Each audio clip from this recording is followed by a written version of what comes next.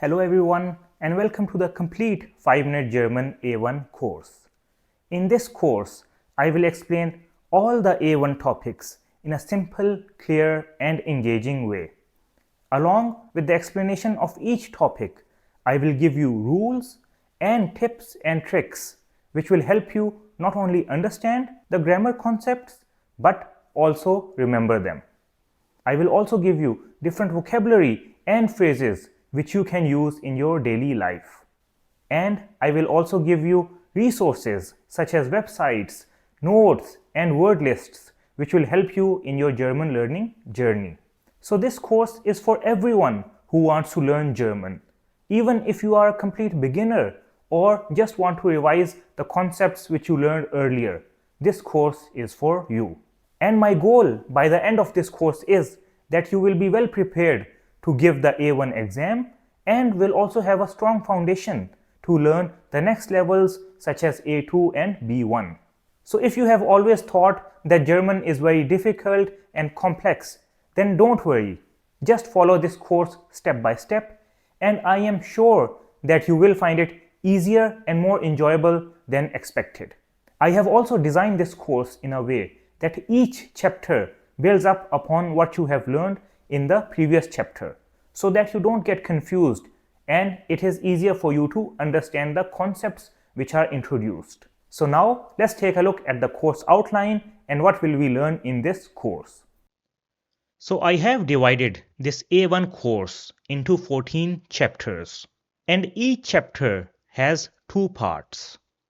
The first part is the grammar part, in which we will learn different grammar concepts, and the second is the practical German part, in which we will learn different vocabulary and phrases which you can use in your daily life. Now let's take a look at the content for each chapter. So chapter number 1 is the basics chapter, in which we will learn the basics of German language. So in the grammar part of chapter number 1, we will learn the German alphabet and the sounds and pronunciations of the different German characters and character combinations. In the practical German part of chapter number 1, we will learn greetings and farewells in German.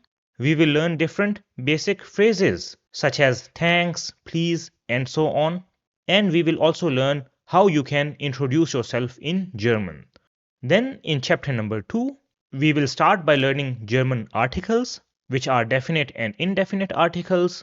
I will also show you how you can use an online dictionary because this will be very important for you if you want to search the meaning of a word or also find the article. And I will also give you different rules on how you can identify the articles there, the, and thus for different nouns. In the practical German section of chapter number 2, we will learn how you can ask about things in German. We will learn some more common phrases such as what you have to say when you don't understand something, and we will learn what the days of the week are called in German. Then in chapter number 3, we will learn the different personal pronouns in German. We will take a look at the singular and plurals and how you can create them, and we will take a look at the numbers in German. Then in the practical German section, we will learn how you can tell your phone number, the months of the year in German, and how you can tell the date. Then in chapter number 4, we will start by learning the basic sentence structure in German, how a sentence is formed and what do you have to keep in mind. Then we will learn the different verbs in present tense, and we will also learn how you can do negation in German. So how can you say no or not? In the practical German section, we will learn how you can tell the time in German, and we will also learn different phrases for ordering something and paying. In chapter number 5, we will learn how to ask questions. So we will learn two types of questions, which are yes-no questions and W-word questions. And we will also learn time prepositions, which are used when you have to tell the time. Then in the practical German section, we will learn different questions which you can use to get to know someone better. And we will also learn the weather and seasons in German. Then in chapter number 6, we will learn the topic of adjectives in German, and we will also take a look at the different adjective endings. And in the practical German section, we will take a look at the different colors in German. In chapter number 7, we will start with the topic of modal verbs in present tense, and we will take a look at separable verbs or trennbare verbs as they are called in German. And in the practical German section, we will take a look at how you can talk about your day or daily routine, which is called Tagesablauf in German. In chapter number 8, we will learn verbs in past tense. So we will take a look at the verbs haben and sein, regular verbs and irregular verbs in past tense. In the practical German section, we will take a look at transportation vocabulary and how you can make an appointment or a plan in German.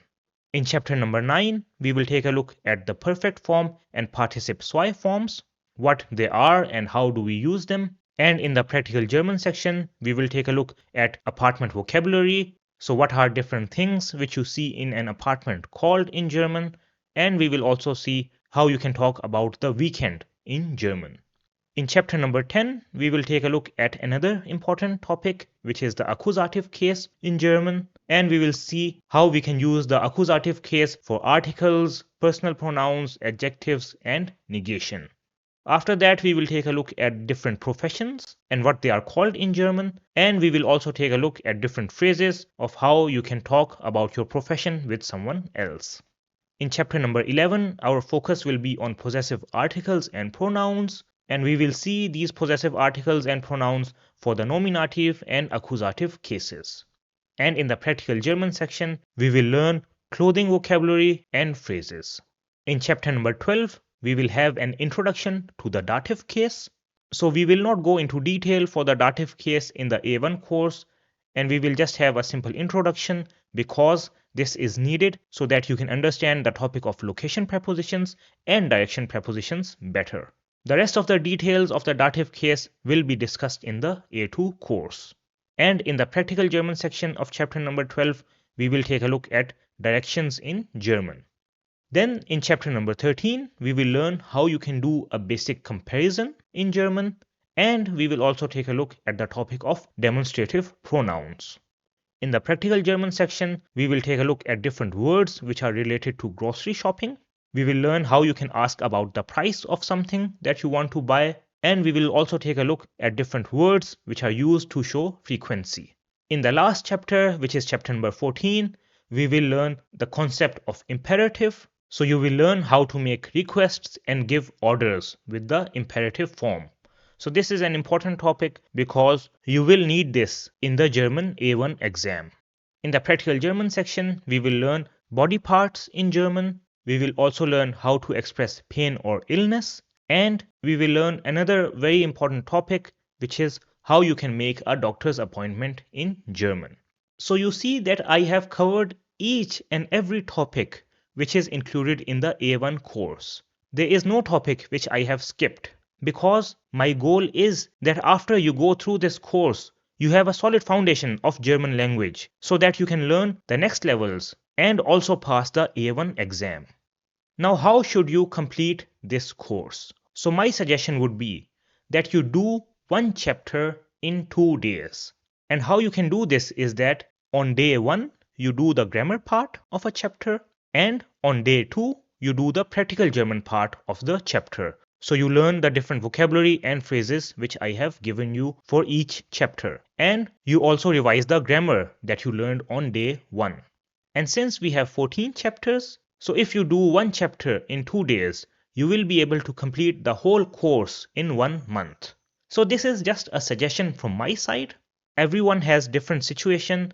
So some of you might be able to do it in less days, and some of you might take more time, and that is completely fine. The main thing is that you do it as you feel comfortable. And to help you navigate the course, I have created timestamps for each chapter, which you will find in the description below. And with these timestamps, it will be easier for you to navigate to a specific chapter and start where you left off the previous day. Now I know that there are a lot of topics that we have to cover, and you might be thinking that how will I do it? But I want to tell you that you can do it. The important thing is that you start. Because if you don't start, then you will stay at the same point where you are right now. But once you start and do not quit, then every day you will make progress towards your goal. And after a month, even if you have not completed the course, you will be closer to your goal than you are today. And I know many people who were not very intelligent or talented, but they learned German only because they did not quit. So if so many other people can do it, you can do it as well. So just believe in yourself and don't quit. And if you stay consistent and complete this course, I can guarantee you that you will pass the A1 exam and you will have no problem in learning the higher levels such as A2 and B1.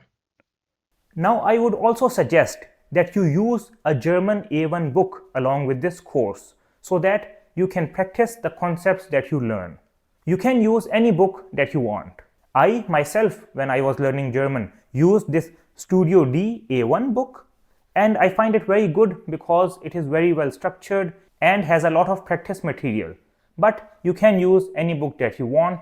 If you have a book already, just use that. You can also find a lot of examples and practice material on the internet, but I still feel that having a book will make it easier for you. So now, let's not waste any time and let's get started. So as mentioned in the course outline, we will start with chapter number 1, which is about the basics of German language. And in this chapter, we will first of all learn the German alphabet. Then we will also take a look at the sounds and pronunciations of these different characters that we have in German. Then in the practical German section, we will learn some basic greetings and farewells in German.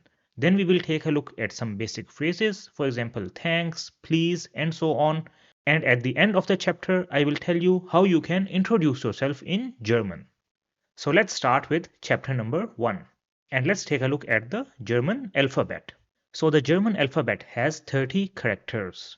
So let's go through them one by one. The first one is A. So the part in the brackets over here is how this word is pronounced in English, so that it is easier for you to understand the pronunciation and also make the comparisons. So this is A, and A is for Apfel. Another example can be Bank, Bank. Then we have B, B for banane, B, B for banane. The next character is C, C for computer, C.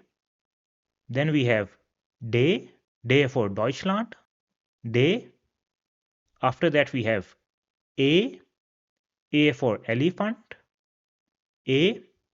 Then we have F, F for fish, F. The next one is G, G for giraffe, G.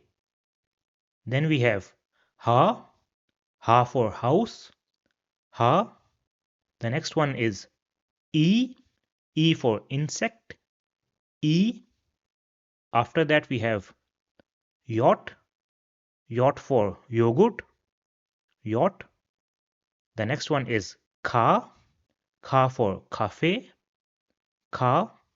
Then L, L for lampe, L. Then we have M, M for mouse, M. N, N for Nagel, N. O, O for orange, O. Then we have P, P for penguin, P. After that we have Q, Q for quadrat, Q. The next one is R, R for rucksack, R. Then we have S, S for Sonne, S. After that we have T, T for Tisch, T. The next one is U, U for Uhr. Another example can be Hunger, U. After that we have V, V for Vogel, V. Then we have W, W for Welt, W. After that we have X, X for xylophone, X. The next character is pronounced as upsilon, upsilon for yacht, upsilon. Then we have set, set for Zug with a small t sound at the start. Set. So all of these characters are also there in English. The next 4 characters are only there in German. So the first one is a umlaut, and an example with a umlaut is Käse. Don't worry, we will take a look at how these are pronounced shortly. Then we have O umlaut for Eol, O umlaut. The next one is U umlaut for Tür, U umlaut. And the last one is S-set. For example, Fuss. And it is sometimes replaced with a double S, so we can also write it as Fuss. So this was the German alphabet, which consists of 30 characters. Let's go through them once more, starting from the top.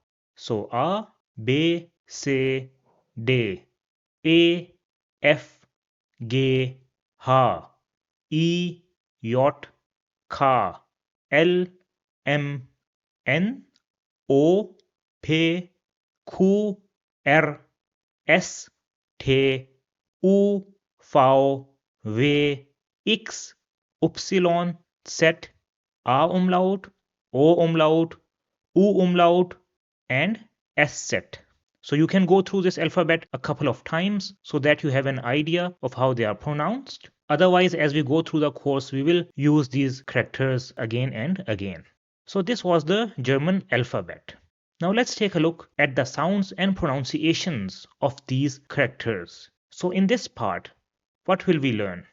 We will learn the long and short sounds of different German characters.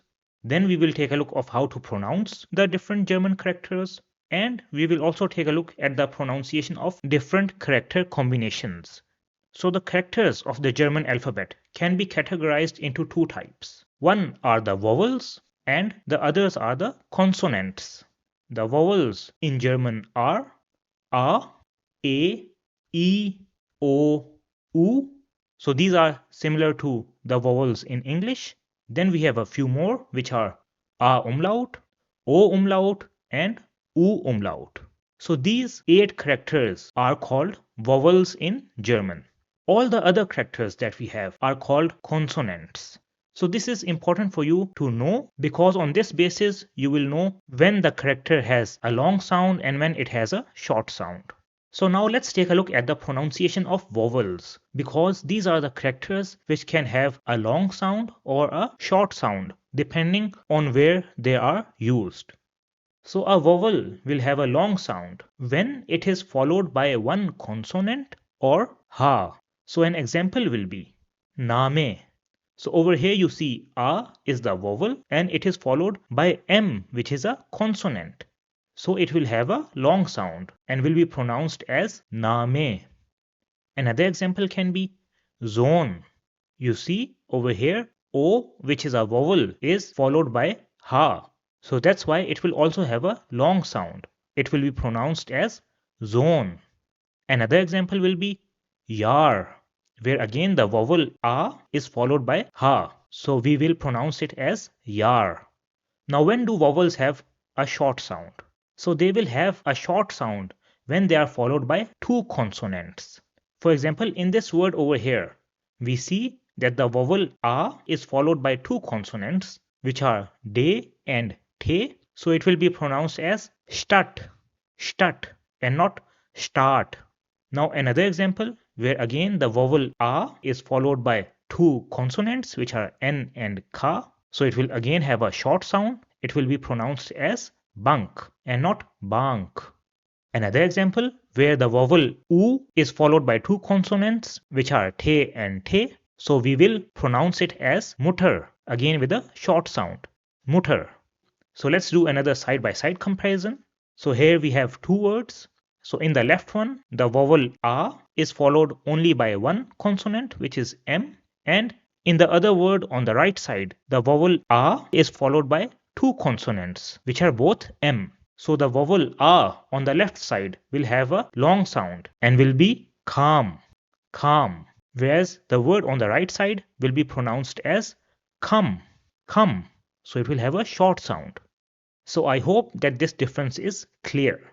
Now the vowels can have a long sound in one more case, and that is when they come at the end of the word. We already saw an example for this in the word name. So you see we put extra emphasis on a at the end.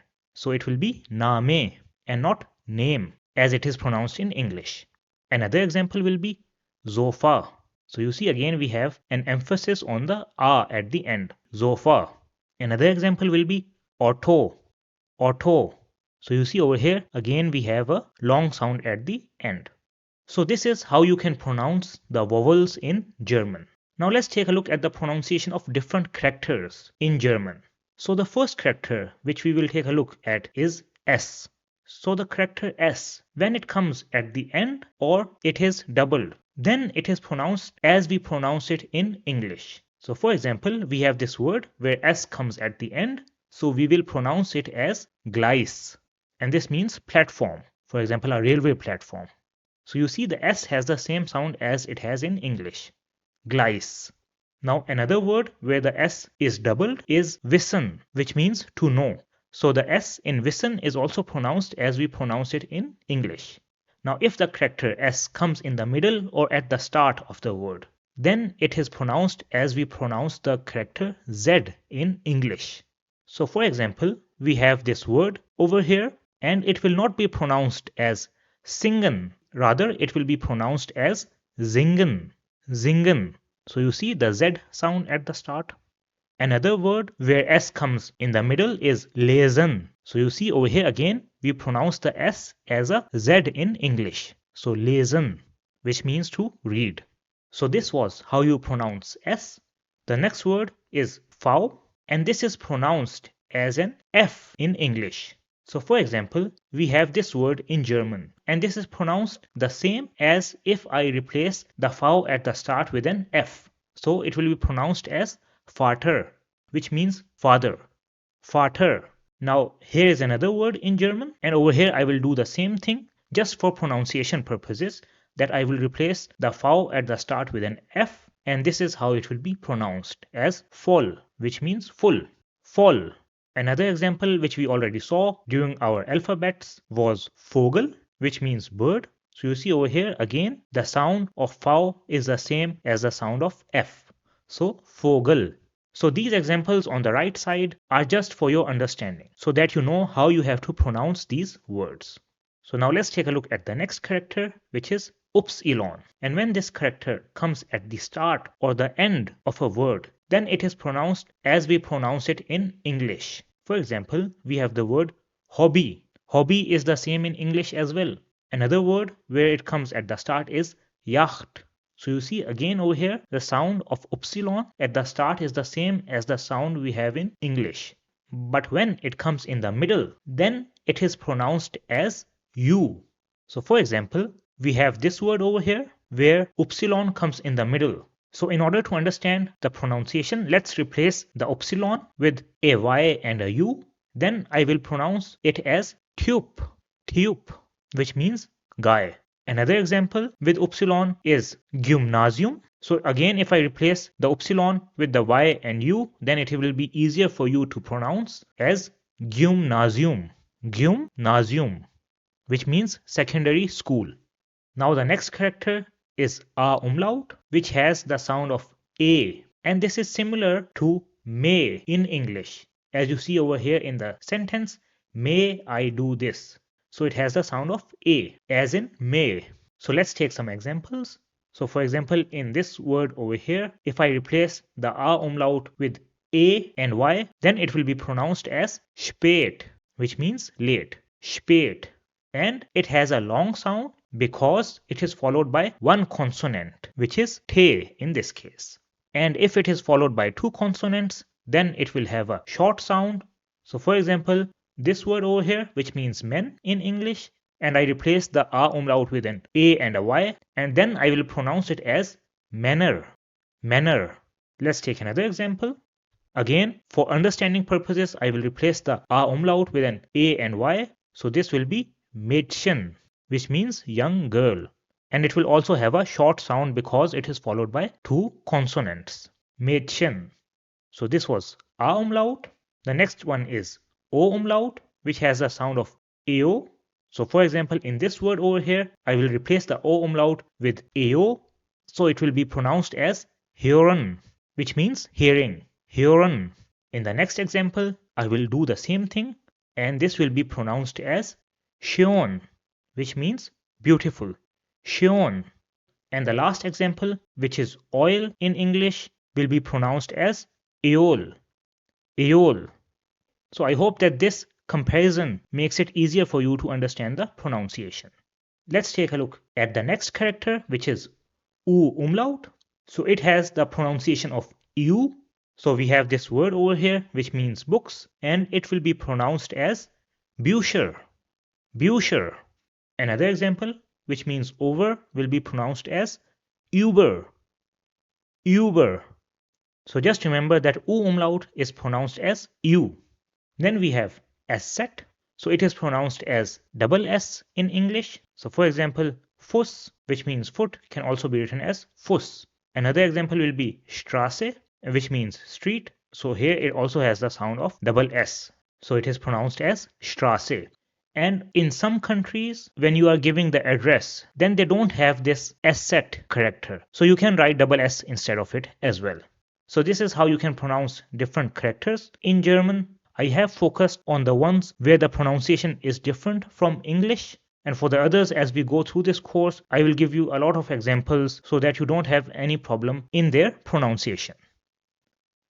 Now let's take a look at the different character combinations in German and how you can pronounce them. So the first character combination is E and A in German. And this is pronounced as E in English. So the word over here where we have the word combination will be pronounced as brief, which means letter. Another example where this word combination is used is viel, which means a lot. So you see over here, it also has the sound of E, so viel. Then we have two more word combinations which have similar pronunciations, and both of them are pronounced as I in English. So for example, this word over here will be pronounced as drei, which means three. Drei. Another example will be Bein, which means leg. Bein. Let's take some examples with the word combination A and E. So an example will be Mai, which means the month May. Mai. Or the word Kaiser, which means emperor. So Kaiser. Now before we go to the next character combination, let's take a look at these two combinations that we have seen. Now since they are quite similar to each other, that's why they cause a lot of confusion and people sometimes forget how to pronounce them. So let me give you a tip on how you can remember the sound. So both of these word combinations have the sound of the second word. For example, the second character in the word combination on the left side is pronounced as I in English. And this is also the sound of this word combination. For example, drei. Whereas in the character combination on the right side, the second word is pronounced as E in English. And this is also the sound of this character combination. So it is brief, which means letter. So this is how you can remember the sound of these character combinations. Now let's go on to the next one, which is A and U in German. And this is pronounced as Oi. So for example, we have this word over here and it will be pronounced as Neu, which means new, Neu. Another example will be Heute, which means today, Heute.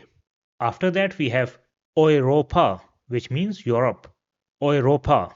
Now moving along, the next character combination is S and T. Now when this comes in the middle or the end of the word, then it is pronounced similar to as it is pronounced in English. For example, we have the word beste, which means best, or erste, which means first, or post, which means post. But if this comes at the start, then it has the sound of sh. So for example, this word over here will be pronounced as Straße, which means street. So Straße. Another example will be Start, which means start. So start. So whenever it comes at the start, it will have the sh sound. Another similar word combination is sp, which is also mostly pronounced as sh. For example, sport, which means sport, sport, or Sprache, which means language, Sprache. It is, however, possible that this combination comes in the middle or the end, and in this case, it will be pronounced as it is pronounced in English. For example, the word Wespe, which means wasp, Wespe. However, this is not very common. So the next combination is A and U, which is pronounced similar to OW in how or OU in house. So we have this word over here, which is pronounced similar to as it is pronounced in English. So as house, or we have the word mouse. So there's only a difference of characters, but the pronunciation is the same as it is in English. So house and mouse. So the next combination is A umlaut and U, and this is pronounced as oi. So for example, the word over here will be pronounced as Häuser, which means houses. Häuser, or Träume, which means dreams. Träume. The next combination is E and G, and if this comes before a vowel, then it is pronounced as it is pronounced in English. For example, ruhige, which means peaceful, ruhige, or heilige, which means holy. There is, however, one exception, and that is signal, which means signal. Over here, it will be pronounced as it is pronounced in English. But in all the other cases, it is pronounced as ish. So for example, this word over here will be pronounced as König, which means king, König. Another example will be lustig, which means funny, lustig. The next combination is A and R. Now when we pronounce this combination, then we leave the sound of the R. So for example, this word over here, which means teacher, will be pronounced as Lehrer. So you see, we don't put the emphasis on R at the end. Or another example will be Bruder, which means brother. So Bruder. However, if we have two R's, then this is pronounced similar to the word error in English. So for example, we have the word Herr, which means Mr., or Herren, which means gentleman. So this is how it will be pronounced. The next combination is Se and Ha. Now if this comes after the characters A, O, U, or A, U, then it will be pronounced as H in English. So for example, this word over here will be pronounced as machen, which means to do, machen. Or we have rauchen, which means to smoke, rauchen. In all the other cases, it will be pronounced as sh. For example, ich, which means I. So it is pronounced as ish. Then we have Milch, which means milk, so Milch. Or echt, which means real, echt. And this combination is never pronounced as it is pronounced in English. The next combination is K and N. Now an example of this combination in English is the word know, which means to know somebody. But in German, it is never pronounced as it is pronounced in English. Rather, in German, the K or K is pronounced separately. So for example, this word over here, which means button, will be pronounced as Knopf, Knopf. Or this word, which means knee, will be pronounced as Knie, Knie. So you see, we have the K sound first and then the N sound. So Knie. After that, we have the combination P and F, and this is pronounced like F in English. So for example, we have the word Pferd, which means horse, or the word Pflege, which means care. So you see, it has a sound similar to F in English. Then we have the combination PH, and it is pronounced the same as it is pronounced in English. For example, Phase, which means phase, or graph, which means graph. Then the combination Q and U is also pronounced the same as it is in English. For example, quiz or quark. So there is no difference. After that, we have the combination SCH, and this is pronounced as sh, and it is mostly used in place of SH or SH in English words. So let me explain this to you with an example. So in English, the word English is written like this. But if we want to write this in German, we will write it with the SCH at the end. So you see, we have replaced the SH at the end of English with SCH. Similarly, the word fish in English will be written with SCH in German, and it will have the same pronunciation. So fish.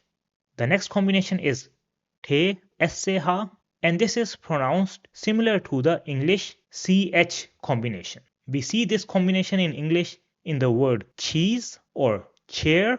So in German, an example will be Deutsch, which means German. So Deutsch. So you see it has the CH voice at the end. Another example will be klatschen, which means to clap. So klatschen. The next combination is T and H. Now in English, this combination is used in different ways. So an example with this will be da or there. This is one sound which we have. Another pronunciation for this will be in the word Thursday or math. So you see how these are different.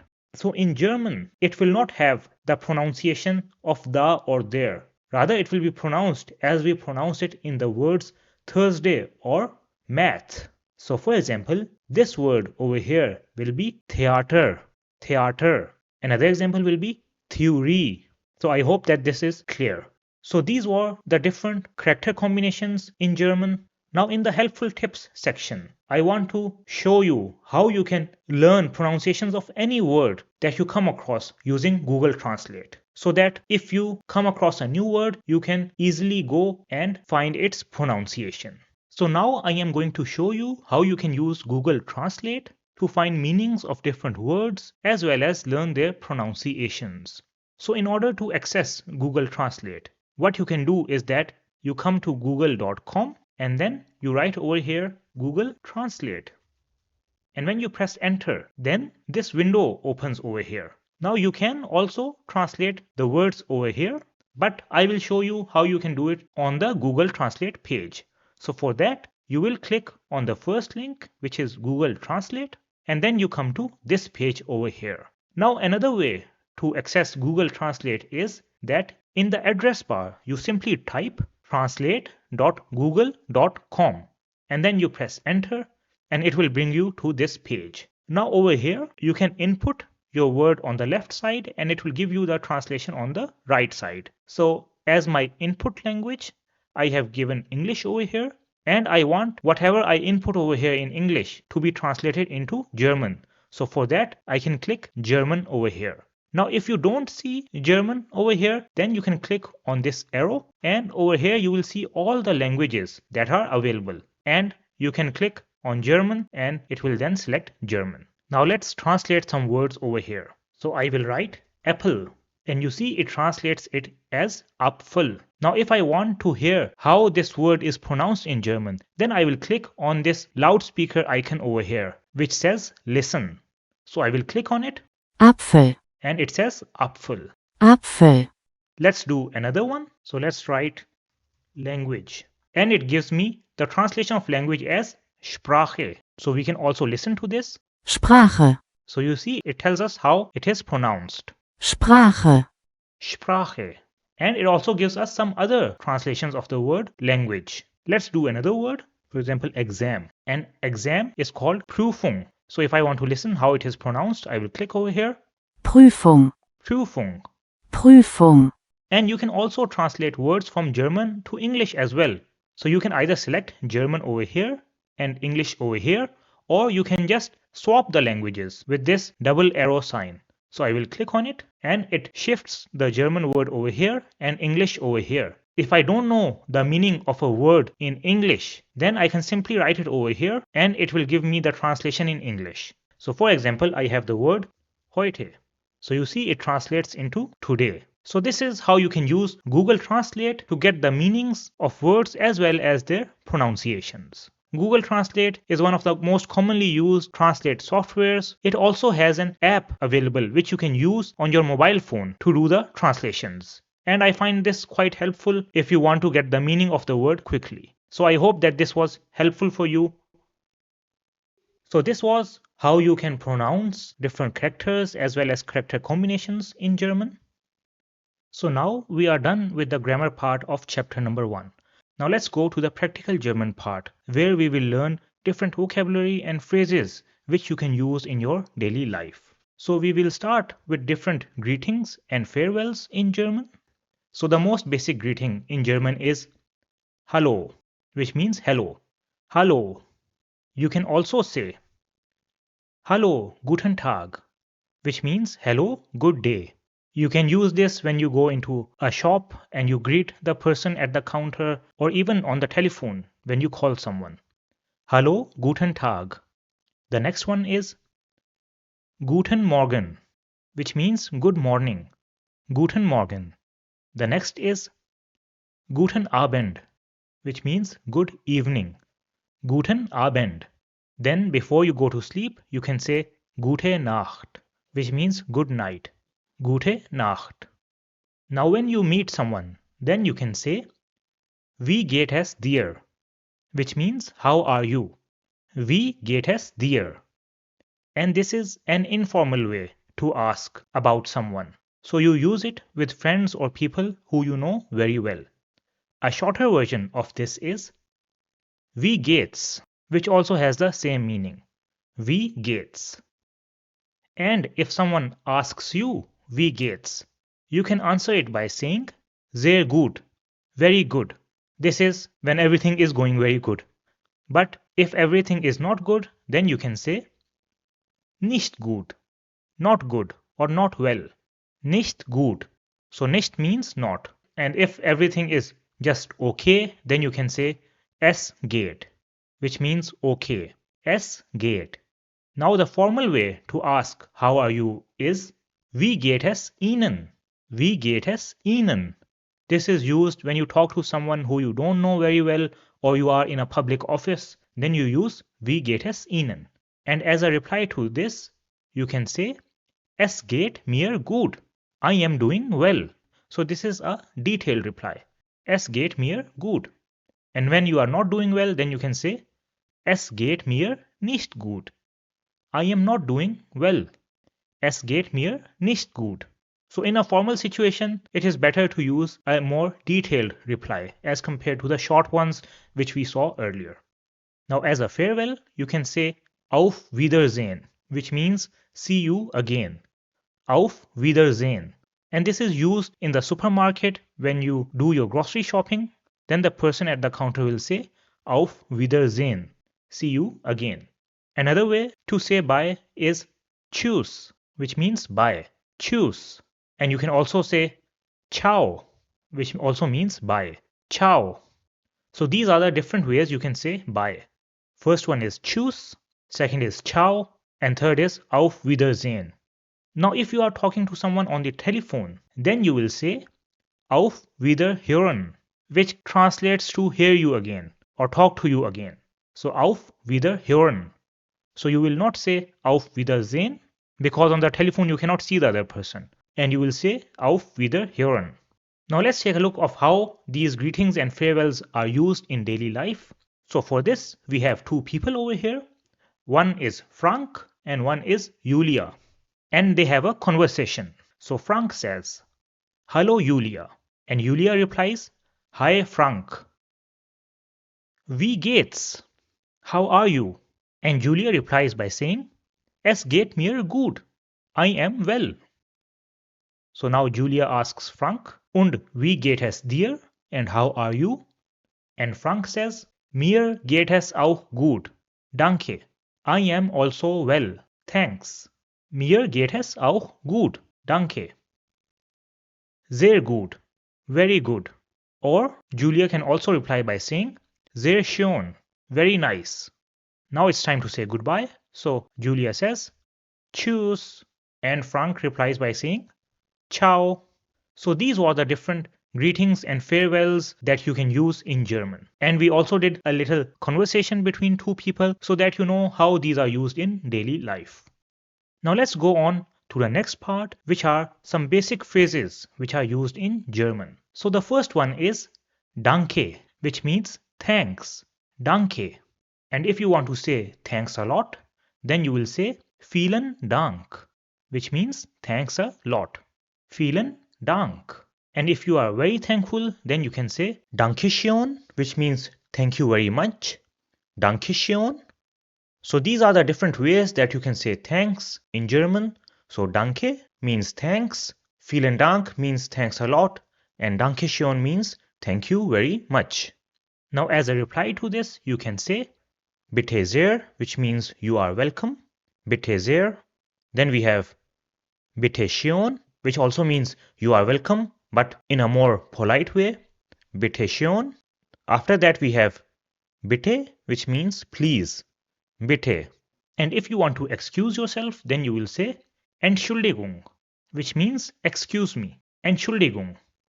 And the formal way to say this is Entschuldigen Sie bitte. Excuse me, please. Entschuldigen Sie bitte.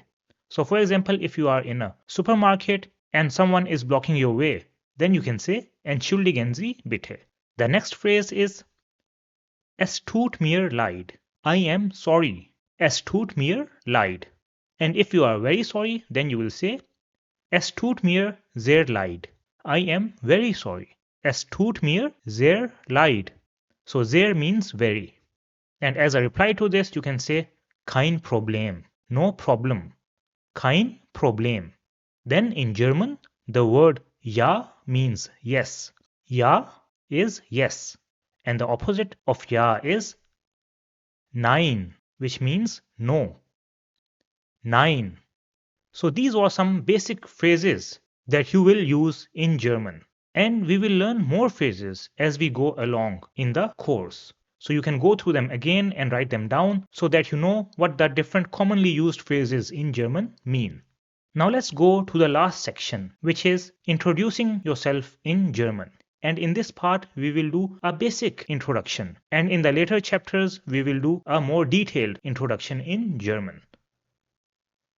So when you introduce yourself in German, then you have to tell your Name, which means your name. You have to tell the Land, which means your country of origin. Where are you from? After that, you tell your Wohnort, which is where do you live, the name of the city where you live, and your Beruf, which is your profession. What do you do? So these are the 4 things which are included in a basic introduction. Now before we go into each of these, let's learn a few words which are important. So the first word is Vorstellung, which means introduction. Vorstellung. After that you have Begrüßung, which means greeting. Begrüßung. And you can greet the other person by saying Hallo, guten Tag, which means hello, good day. So whenever you meet someone, then you start by saying Hallo, guten Tag.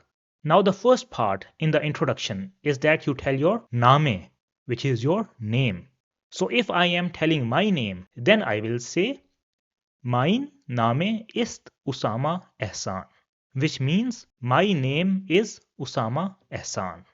And since your name might not be Usama Ehsan, that's why you can simply replace your name over here. Another way to say my name is Usama Ehsan in German is Ich heiße Usama Ehsan. Ich heiße Usama Ehsan. And you can also replace your name over here. So as a beginner, I would suggest that you just choose one of these and use that, as both of them mean the same thing. So the next point is the Land, which is the country from where you are from. So in my case, I will say Ich komme aus Pakistan, which means I am from Pakistan or I come from Pakistan. Ich komme aus Pakistan. And if you are from another country, then you can replace your country name over here. If you don't know how your country is called in German, then you can simply go to Google Translate and write the name of your country and it will give you the name of your country in German. Because it is possible that the name of your country is a little different in German. The next point is Wohnort, which means where do you live. So I will say Ich wohne in Berlin, which means I live in Berlin. Ich wohne in Berlin. And if you live in another city, then you can simply replace Berlin with your city over here. So if I live in Frankfurt, then I will say Ich wohne in Frankfurt. Or if I live in Stuttgart, then I will say Ich wohne in Stuttgart. The next point is to tell about your Beruf, which is your profession. So if you are a student, then you can simply say Ich bin Student. or ich bin Studentin, which means I am a student.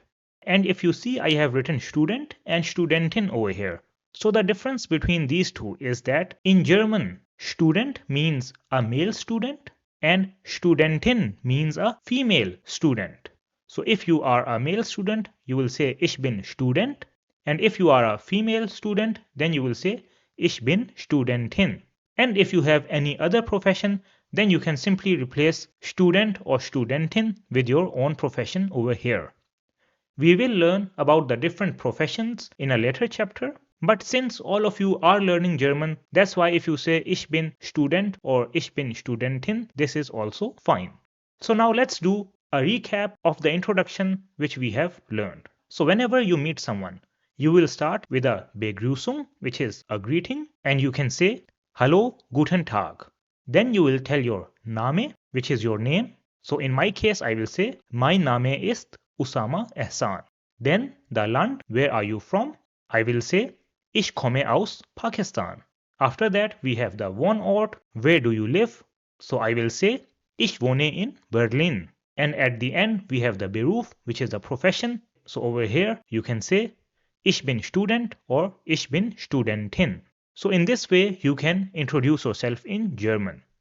Now, as you now know how to introduce yourself in German, so you should go out and try to introduce yourself so that you are able to say these sentences without any hesitation. And introducing yourself is also a part of the German A1 exam. So if you practice it, then it will also be helpful for you in the exam. And with this, we come to the end of chapter 1. We have learned the basics of German language, and now we can build up upon the things that we have learned over here in the next chapters. And I want to appreciate you guys as well, because I know that these are new things which are different from English. So great work in completing chapter number 1. Now let's move on to chapter number 2. And in chapter number 2, in the grammar part, we will start with German articles. What are German articles and how to use them? After that, I will show you how you can use an online dictionary, which will be very helpful for you if you want to get the meaning of any word. And then I will tell you how to identify der, die, and das, which are articles in German language. And in the practical German section, we will learn how you can ask about things in German which you don't know. Then we will learn some more common phrases, and we will also learn the days of the week in German. I know that the topic of articles causes a lot of confusion among students learning German, but I can assure you that I will explain these concepts in a very simple way so that at the end of the chapter you understand them and have no problem with them. So let's start with the topic of German articles. And in this part, we will learn what is an article. Then we will take a look at the different cases of articles and what are the different types of articles that we have, such as bestimmte Artikel, which means definite, and unbestimmte Artikel, which means indefinite. Then we will also take a look at the article for plurals. And at the end, we will take a look at the articles for word combinations in German. So what is an article? So in order to understand an article, let's first of all take a look at what is a noun. So a noun is a word which represents a person, thing, place, etc. For example, the word car is a noun. The word school is also a noun. Or the name of a person, for example, Thomas, is also a noun. Now in German, a noun can either be masculine, for example, Mann, which means man. This is an example of a masculine noun. It can be feminine, for example, Frau, which means woman, is an example of a feminine noun, or it can be neutral. For example, Kind, which means child, is an example of a neutral noun. And an article is something which always comes before a noun. So we will place it before the noun. And it gives information about the noun. For example, what is its gender, the context in which it is used, or the number of the noun. For example, whether it is singular or plural. Now let's take a look at the article types in German. So in German, there are two types of articles. The first is bestimmte Artikel or definite article, and the second is unbestimmte Artikel or indefinite article. So let's take a look at the bestimmte or definite articles first. So the bestimmte articles are der, die, and das. and these can be translated in English as the. Now you might be asking, why do we have three articles over here? So we have three articles because we have three genders in German language, which we saw earlier, and we have one article for each gender. So there is the article for the masculine gender and comes before masculine nouns. For feminine nouns, we have the article the, and for neutral nouns, we have the article das. Now let's take a look at the unbestimmte or indefinite articles. So the unbestimmte article for masculine is ein, for feminine it is eine, and for neutral it is ein. And these can be translated in English as a or an. Now let's take a look at the examples that we saw earlier with articles. So we know that the article will always come before the noun. So when we add the article to a masculine noun, then it will be der or ein Mann, where der or ein is the article and Mann is a masculine noun. For feminine nouns, we will have die or eine Frau, where die or eine is the article and Frau is the noun. In case of neutral, we will have das or ein Kind, where das or ein is the article and Kind is the noun. So you see, from the article, we are able to identify what is the gender of the noun. Now let's take a look at the bestimmte articles, der, die, das in more detail. So the bestimmte article is used when the noun is known or when you talk about a specific thing. Let's understand this with some examples. So we have the sentence, the man from the movie. So in this sentence, we are talking about the specific man from the movie and not about any man. Another example will be the woman from the office. Now this sentence shows that we know the woman. That's why we are saying the woman from the office. Or we have the sentence, the happy child. So here we are only talking about the happy child and not about all the children. That's why we will use the bestimmte article der, die or das. And when we use it with the nouns, then it will be der Mann in the first example because man is a masculine noun. It will be die Frau in the second example and das Kind in the third example. So whenever the noun is known or we are talking about a specific noun, then we will use the bestimmte article before it, which are der, die or das, depending upon the gender of the noun. Now let's take a look at unbestimmte articles, which are ein, eine and ein. So an unbestimmte article is used when the noun is not known or when you are talking about a general thing. Let's understand this with examples as well. So we have the example, I saw a man. Now in this sentence, we are not talking about a specific man and it can be any man who we saw. That's why we will use the unbestimmte article ein over here, which is for masculine nouns. Another example can be a woman came to me. Here the woman is not known. We did not know who she was. So that's why we will use the unbestimmte article eine over here. Or in the example, a child is small, we are talking about a child in general. And that's why we will use the unbestimmte article ein. With the nouns, they will be ein Mann, eine Frau, and ein Kind. And you see that the unbestimmte article for masculine and neutral are the same. So whenever the noun is unknown or we are talking about a general thing, then we will use the unbestimmte articles, which are ein, eine, or ein, depending on the gender of the noun. Now I also told you at the start that an article also tells whether a noun is singular or plural. And all the examples that we have seen until now were with singular nouns. Now let's take a look at the article for plurals. So you remember this table which we saw earlier. Now let's add the article for plural over here as well. So the bestimmte article for plural will be die and there will be no unbestimmte article for plurals. Because even in English, you never say a books or a houses or a cars. You always say the books, the houses, the cars. That's why this is an important point that with plurals, you will always use the bestimmte article and not the unbestimmte article. Now let's take a look at a few examples with the plural bestimmte articles. So some examples with the plural article will be die Männer, which means men, die Frauen, which means women, and die Kinder, which means children.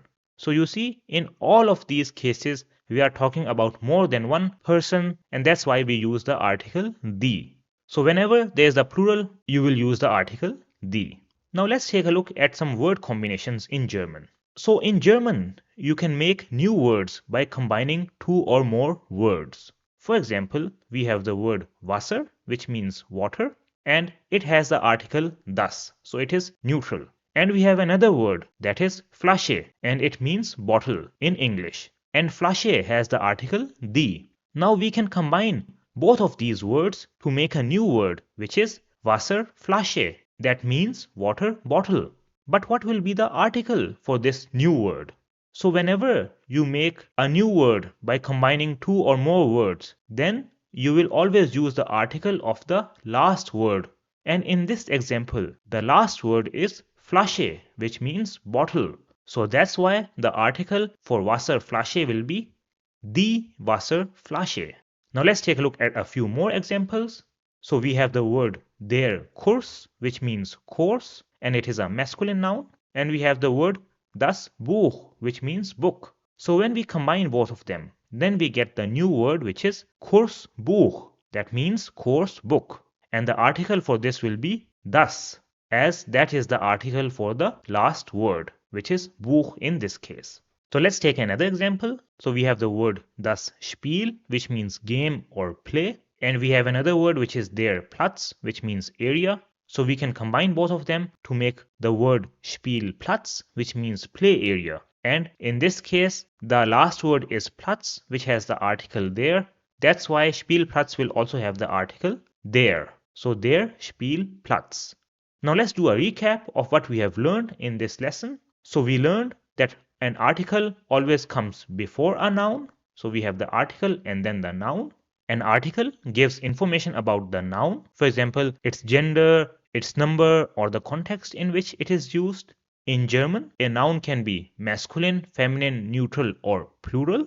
And the articles in German are of two types. We have bestimmte articles, which are definite articles, and unbestimmte articles, which are indefinite articles. The bestimmte articles are der, die, and das. And we have more than one article because each article is for a specific gender. So there is the article for masculine nouns, die is the article for feminine nouns, and das is the article for neutral nouns. The unbestimmte articles are ein, eine, and ein for masculine, feminine, and neutral nouns. Then in case of plural, we have the bestimmte article, which is die, and we don't have any unbestimmte article for plurals. Then in case of word combinations, we will use the article of the last word. So we took the example of das Wasser and die Flasche. So both of these words combine to make the word Wasserflasche, and this new word will have the article die, which is the article for the last word, which was Flasche in this case. So this was the topic of German articles. So I hope that this was helpful for you, and now you have an understanding of what the different articles are in German and how you can use them. Now there are so many words in the German language, and you might have the question, where will I find the article for all of these words? So the answer is that you can find the articles of all the words in an online dictionary. And that is what I am going to show you in this part of how you can use an online dictionary. And we will take a look at the online dictionary called Lingui, which is written as Lingui. And they have a website which is lingui.com as well as a mobile app. So right now I am going to show you how you can use the lingui.com website. I have already made a video on how to use the mobile app. I will link it in the description below. So now let's take a look of how we can use the online dictionary Lingui to find the article of different words as well as their meanings. So in order to use the online dictionary, you will open your browser and you will type lingui.com in the address bar and you will press enter. And then you will come to this page over here, which is the home page for the Lingui dictionary. And you see over here that it is already selected as English to German or German to English dictionary. There are other options as well, for example, English to French, English to Spanish, and so on. But we will focus on English to German and German to English. Now, if you want to search the meaning or the article of any word, then you can come over here in the search bar and write the word. So let's take the word Frau, and I press enter. And you see over here that it has given me some information about the word Frau. So it tells me that Frau is a noun and it is feminine. It also tells me the plural for Frau, which is Frauen. And over here it gives me the meanings in English. So Frau can mean Miss, woman, Mrs., wife, and so on. And it has also given me different sentences with the word Frau. So for example, over here I have a sentence which has the word Frau in it. And the translation is, the woman held her baby in her arms. And it will also give you the pronunciation of this word. So for that you have to click on the speaker icon over here. And when I click on it, Frau, it gives me the pronunciation. So you can also use this to learn about the pronunciations. Now let's take another word. So I will take the word sight. So we see sight is also a noun and it is a feminine noun. And the plural is sighten and it means time or period or era. And it is also written that time is the often used meaning for sight. Let's take another word. For example, auto. Even from the search bar, you can see that auto, it tells NT, which means it is a neuter noun. So I can click on this and over here it also tells me that it is a neuter and it means car, and it also gives me an example sentence with the word auto. So for example, this sentence, mein Auto hat neue Reifen, my car has new tires. And I can also write the word over here in English. For example, I write car and it will give me the translation in German as well. So car means Auto or Fahrzeug or Wagen in German. So these are the different words used to describe a car. And you see that Auto and Fahrzeug both are neutral nouns, but Wagen is a masculine noun. Let's take a word combination. For example, we took the word Wasserflasche. And you see, it tells us that this is also a noun and it is a feminine noun. So it will have the article the, and it means water bottle. So this is how you can use the online dictionary Lingui to find the articles of words as well as their meanings. And I also use this frequently and I find it very helpful. And as mentioned earlier, I have already made a video on how to use the mobile app for Lingui. You can find it in the description below. So this was how you can use an online dictionary to find articles and meanings of words in German. Now I know that it is not easy whenever you see a word that you open a dictionary and find the article of the word. It is very time consuming. So that's why now I will give you some rules on how you can identify whether a noun is masculine, feminine or neutral, which is whether it will have the article there, the or thus. So let's go to the next part, which is how to identify there, the and thus. So in this lesson, first of all, I will give you rules on how you can identify masculine nouns which have the article there. Then we will take a look at how to identify feminine nouns which have the article the. And at the end, we will take a look at how to identify neutral nouns which have the article thus. I know that articles are one of the most confusing part of German language, but I am sure that after learning these rules, your life will become much easier and you will be able to recognize and identify which nouns are masculine, which are feminine, and which are neutral in most of the cases. So that's why don't worry, and let's start by first of all taking a look at which nouns are masculine. So the first category of nouns which are always masculine are die Wochentage, which means days of the week. For example, der Montag, which means Monday, der Dienstag, which means Tuesday, and so on. The days of the week will always be masculine. Don't worry about the vocabulary that we will use over here because we will learn this as we go along in the course. The next category of nouns which are always masculine are the name of months or Monate as they are called in German. For example, der Februar, which means February, der April, which means April, and so on. All of these will also be masculine, so they will have the article there. The next category is die Tageszeiten, which means time of the day. For example, der Morgen, which means morning, or der Mittag, which means noon, they will also be masculine. However, there is an exception over here, and that is die Nacht, which means night. So this will be feminine. After that, the nouns for wetter or weather will also be masculine. For example, der Regen, which means rain, der Schnee, which means snow. There is, however, one exception over here, and that is the word wetter itself is neutral, so it will have the article thus before it. After that, the seasons in German, which are die Jahreszeiten, are also masculine. So for example, we have der Winter, which means winter, their Sommer, which means summer, their Herbst, which is autumn, and their Frühling, which is spring.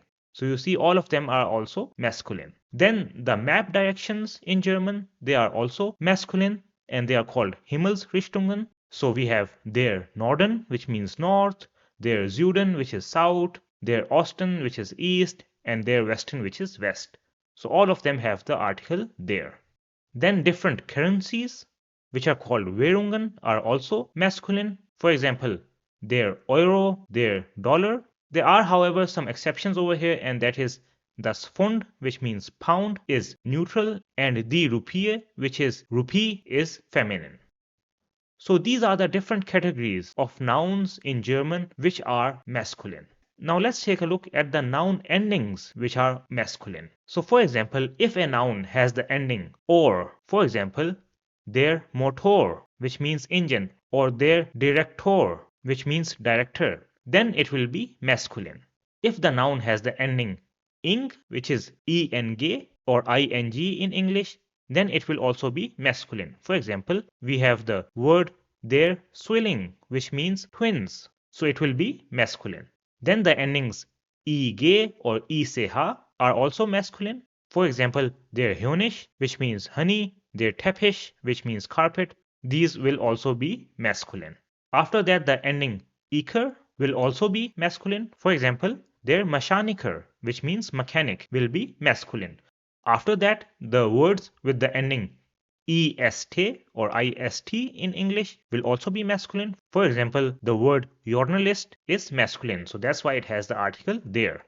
After that, words ending with a umlaut and will also be masculine. An example will be der Millionär, which means millionaire.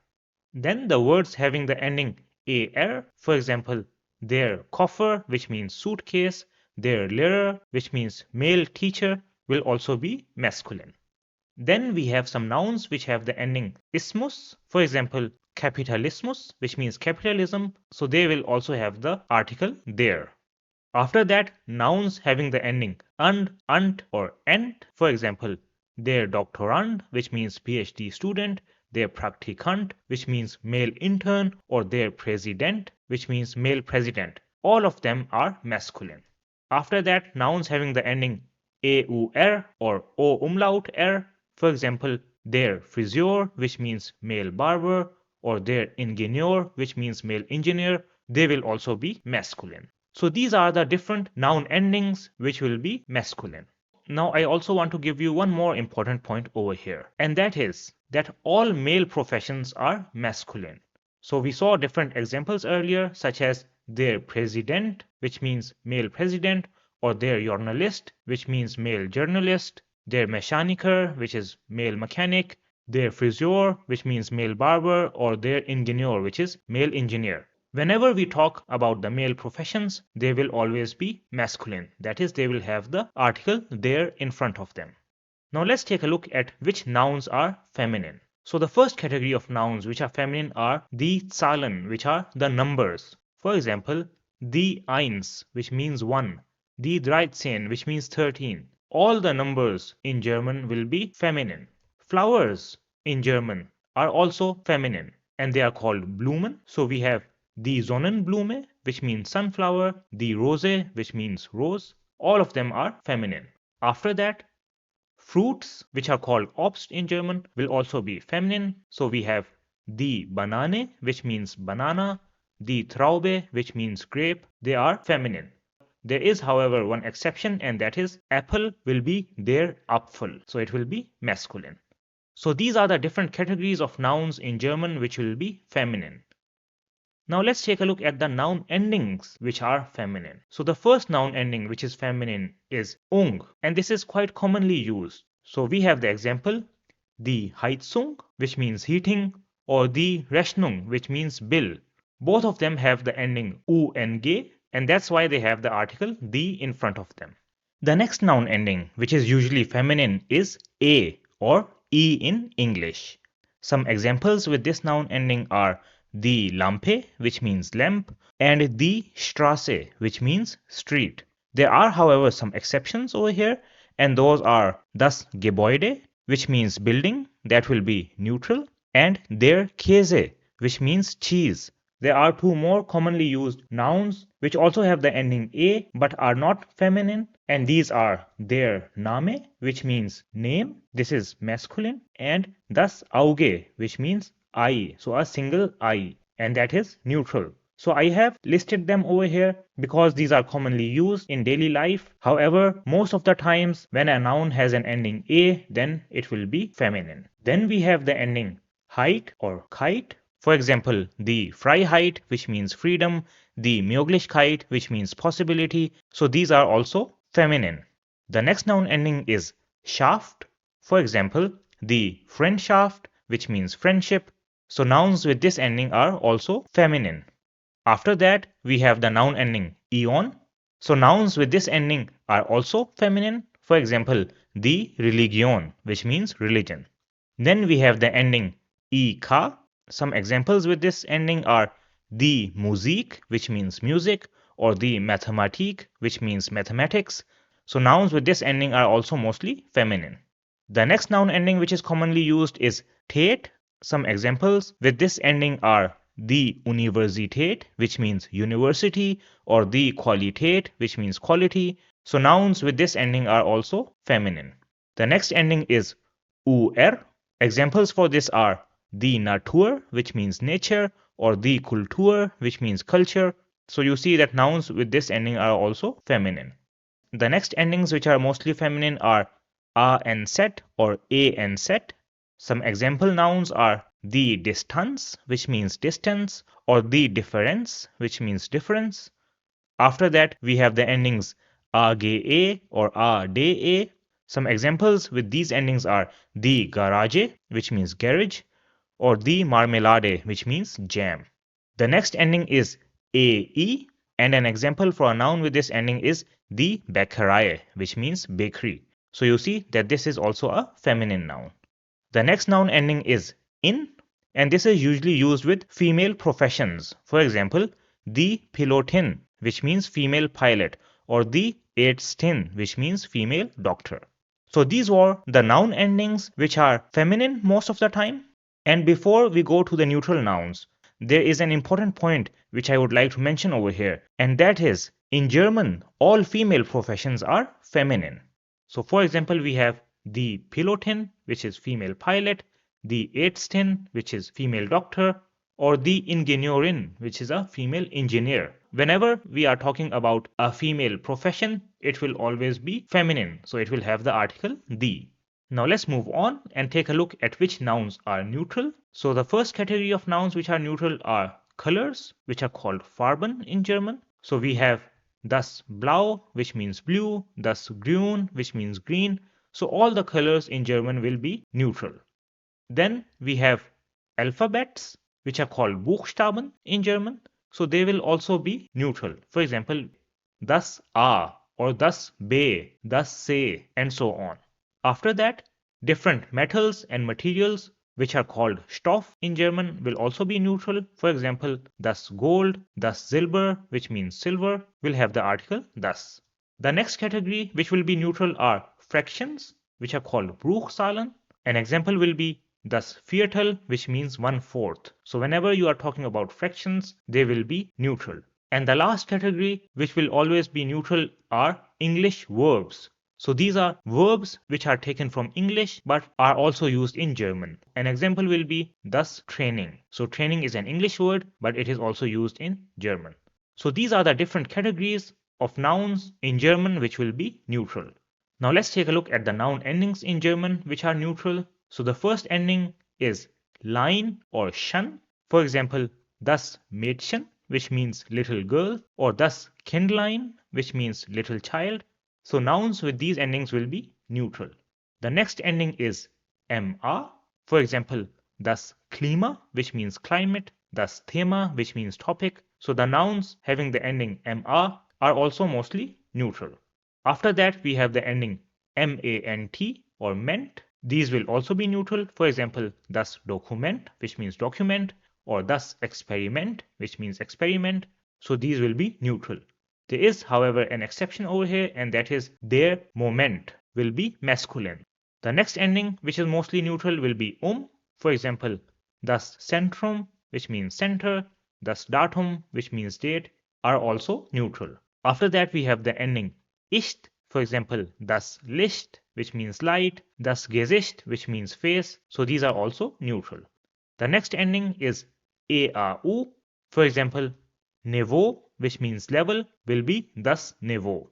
After that, we have the ending ATT, so the noun bet, which means bed, will be thus bet. Then we have the ending tum, which is also neutral. An example will be thus Eigentum, which means property. There is, however, an exception, and that is der Reichtum, which means wealth, will be masculine and not neutral. So these are the different noun endings which will be neutral. Now, before we end the lesson, I just want to give you one important point, and that is, since German is a language, that's why there will always be exceptions. So these rules which I have given you will work 90% of the time, but there will always be some words which don't follow these rules. The same is the case with the concepts of grammar that we will learn. That I will explain a lot of things with logic and give you rules on how you can remember them. But there will be some things which you just have to memorize, and you can do it by using them frequently in your daily life. So that's why try to practice what you learn over here as much as possible so that the words come to you automatically and you don't always have to think about a sentence before speaking. So with this, we have completed the grammar section of chapter number 2. So now we will move on to the practical German section of chapter 2, in which we will learn different vocabulary and phrases. And the first thing that we will learn in this section is how you can ask about things in German. And we will also learn some new vocabulary. So asking about something in German is very easy. You can ask about things in German by saying, Was ist das? Which means, what is that? Was ist das? Now let's see how we can use it.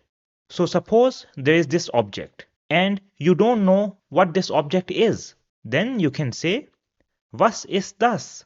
And your friend or colleague who knows about the object will answer by saying, Das ist ein Tisch. That is a table. And we use the article ein over here because Tisch is their Tisch. So earlier in the grammar part of this chapter, we learned that the indefinite article for masculine nouns is ein and the definite article is there. So that's why we say, Das ist ein Tisch.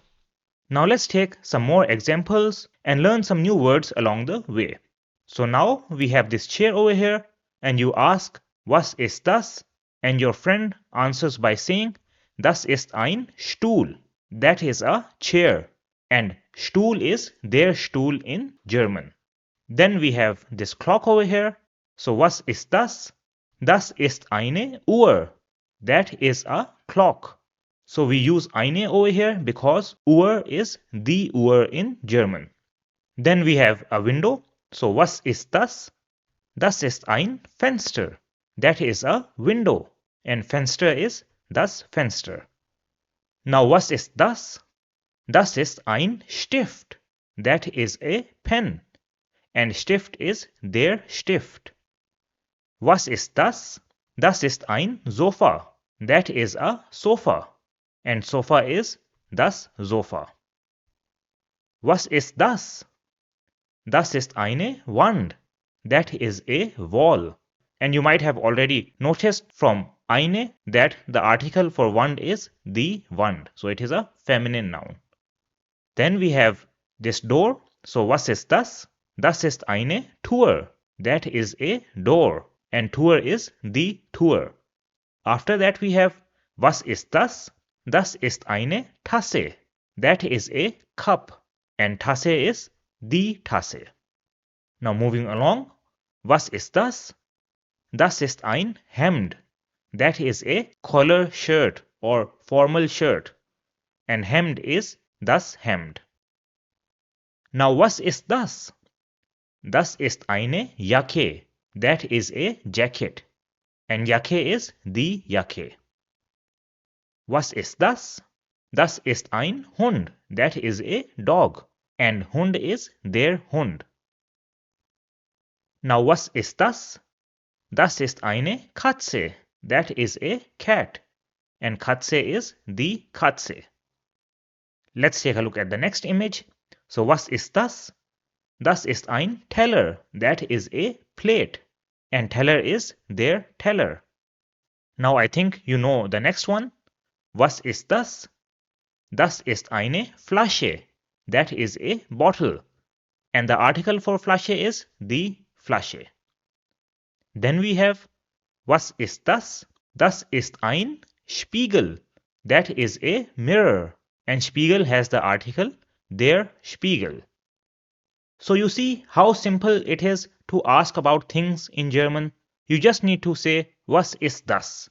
And now as you have learned it, I would suggest that you go and ask this question to learn new words and improve your vocabulary.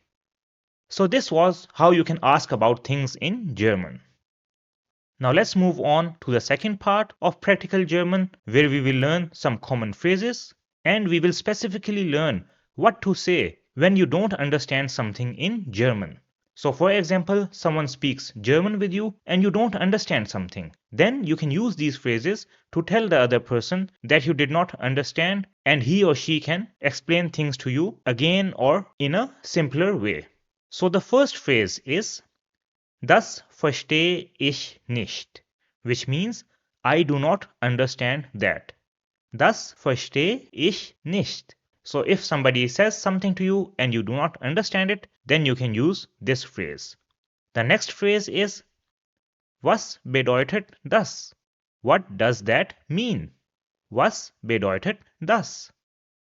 Now if somebody asks you a question and you don't know the answer, then you can say Ich weiß nicht. I don't know. Ich weiß nicht. Another thing that you can say is keine Ahnung. No idea. Keine Ahnung. Now if somebody is talking very quickly and you don't understand, then you can say langsam bitte. Slow please. Langsam bitte. And then the other person will try to explain the thing slowly so that you can understand. Another more polite way to say this is Können Sie bitte langsamer sprechen? Which means can you please speak slower? Können Sie bitte langsamer sprechen? And if you don't speak any German, then you can say Ich spreche kein Deutsch. I don't speak German. Ich spreche kein Deutsch. But at this point, I think all of you can speak a little bit of German. So what you can also say is Ich spreche nicht so gut Deutsch. I don't speak German very well. Ich spreche nicht so gut Deutsch. Now if it is easier for you that the other person explains something to you in English, then you can ask them by saying Sprechen Sie English? Do you speak English? Sprechen Sie English? And if you know some other language, then you can simply replace English with that language. Now suppose you don't know what a book is called in German. Then you can say Wie heißt Buch auf Deutsch? Which means what is book called in German? Wie heißt Buch auf Deutsch? And if you want to ask about anything else for which you know the word in English, then you can simply replace book with that word. So for example, you want to ask what is a car called in German? Then you can say Wie heißt Car auf Deutsch? What is a car called in German? And if somebody tells you a word in German and you don't understand, then you can say Wie heißt das auf Englisch? What does that mean in English? Wie heißt das auf Englisch? Then he or she can tell you what does it mean in English so that you can understand. Now if you want somebody to repeat what they said, then you can say Können Sie das bitte wiederholen? Can you please repeat that? Können Sie das bitte wiederholen? And if somebody said something to you which you did not understand, then you can also say Wie bitte, which means what? Wie bitte. And suppose somebody told you a name or an address and you did not understand it properly, then you can also request them by saying Können Sie das bitte aufschreiben? Can you please write that down? Können Sie das bitte aufschreiben? So you can use this, for example, when you go to a doctor and they say your next appointment is on this date. Then you can ask them, können Sie das bitte aufschreiben, so that they write it down and you know exactly when you have your next appointment. Now, if you want to ask about the spelling of a word, then you can say, können Sie das bitte buchstabieren? Can you please spell that? Können Sie das bitte buchstabieren? And now, suppose you have understood everything, then you can say, Jetzt verstehe ich. Now I understand. Jetzt verstehe ich. So these are common phrases which you can use when you don't understand something, and I would highly recommend that if you want to improve your speaking, then you should use them. And you should not hesitate to speak just because you don't understand something. So if you ask someone to repeat something, then they will repeat it. Or if you ask them to speak slowly, then they will speak slowly. And with that, you will improve your hearing as well as your speaking. And with this, we are done with the common phrases part. And now we will start the last part of chapter 2, which is a very important topic, and that is days of the week in German. So in this, we will learn how the different days of the week are called in German and how you can use them in sentences. So the first day of the week is Montag, which means Monday. Montag. Then we have Dienstag, which means Tuesday.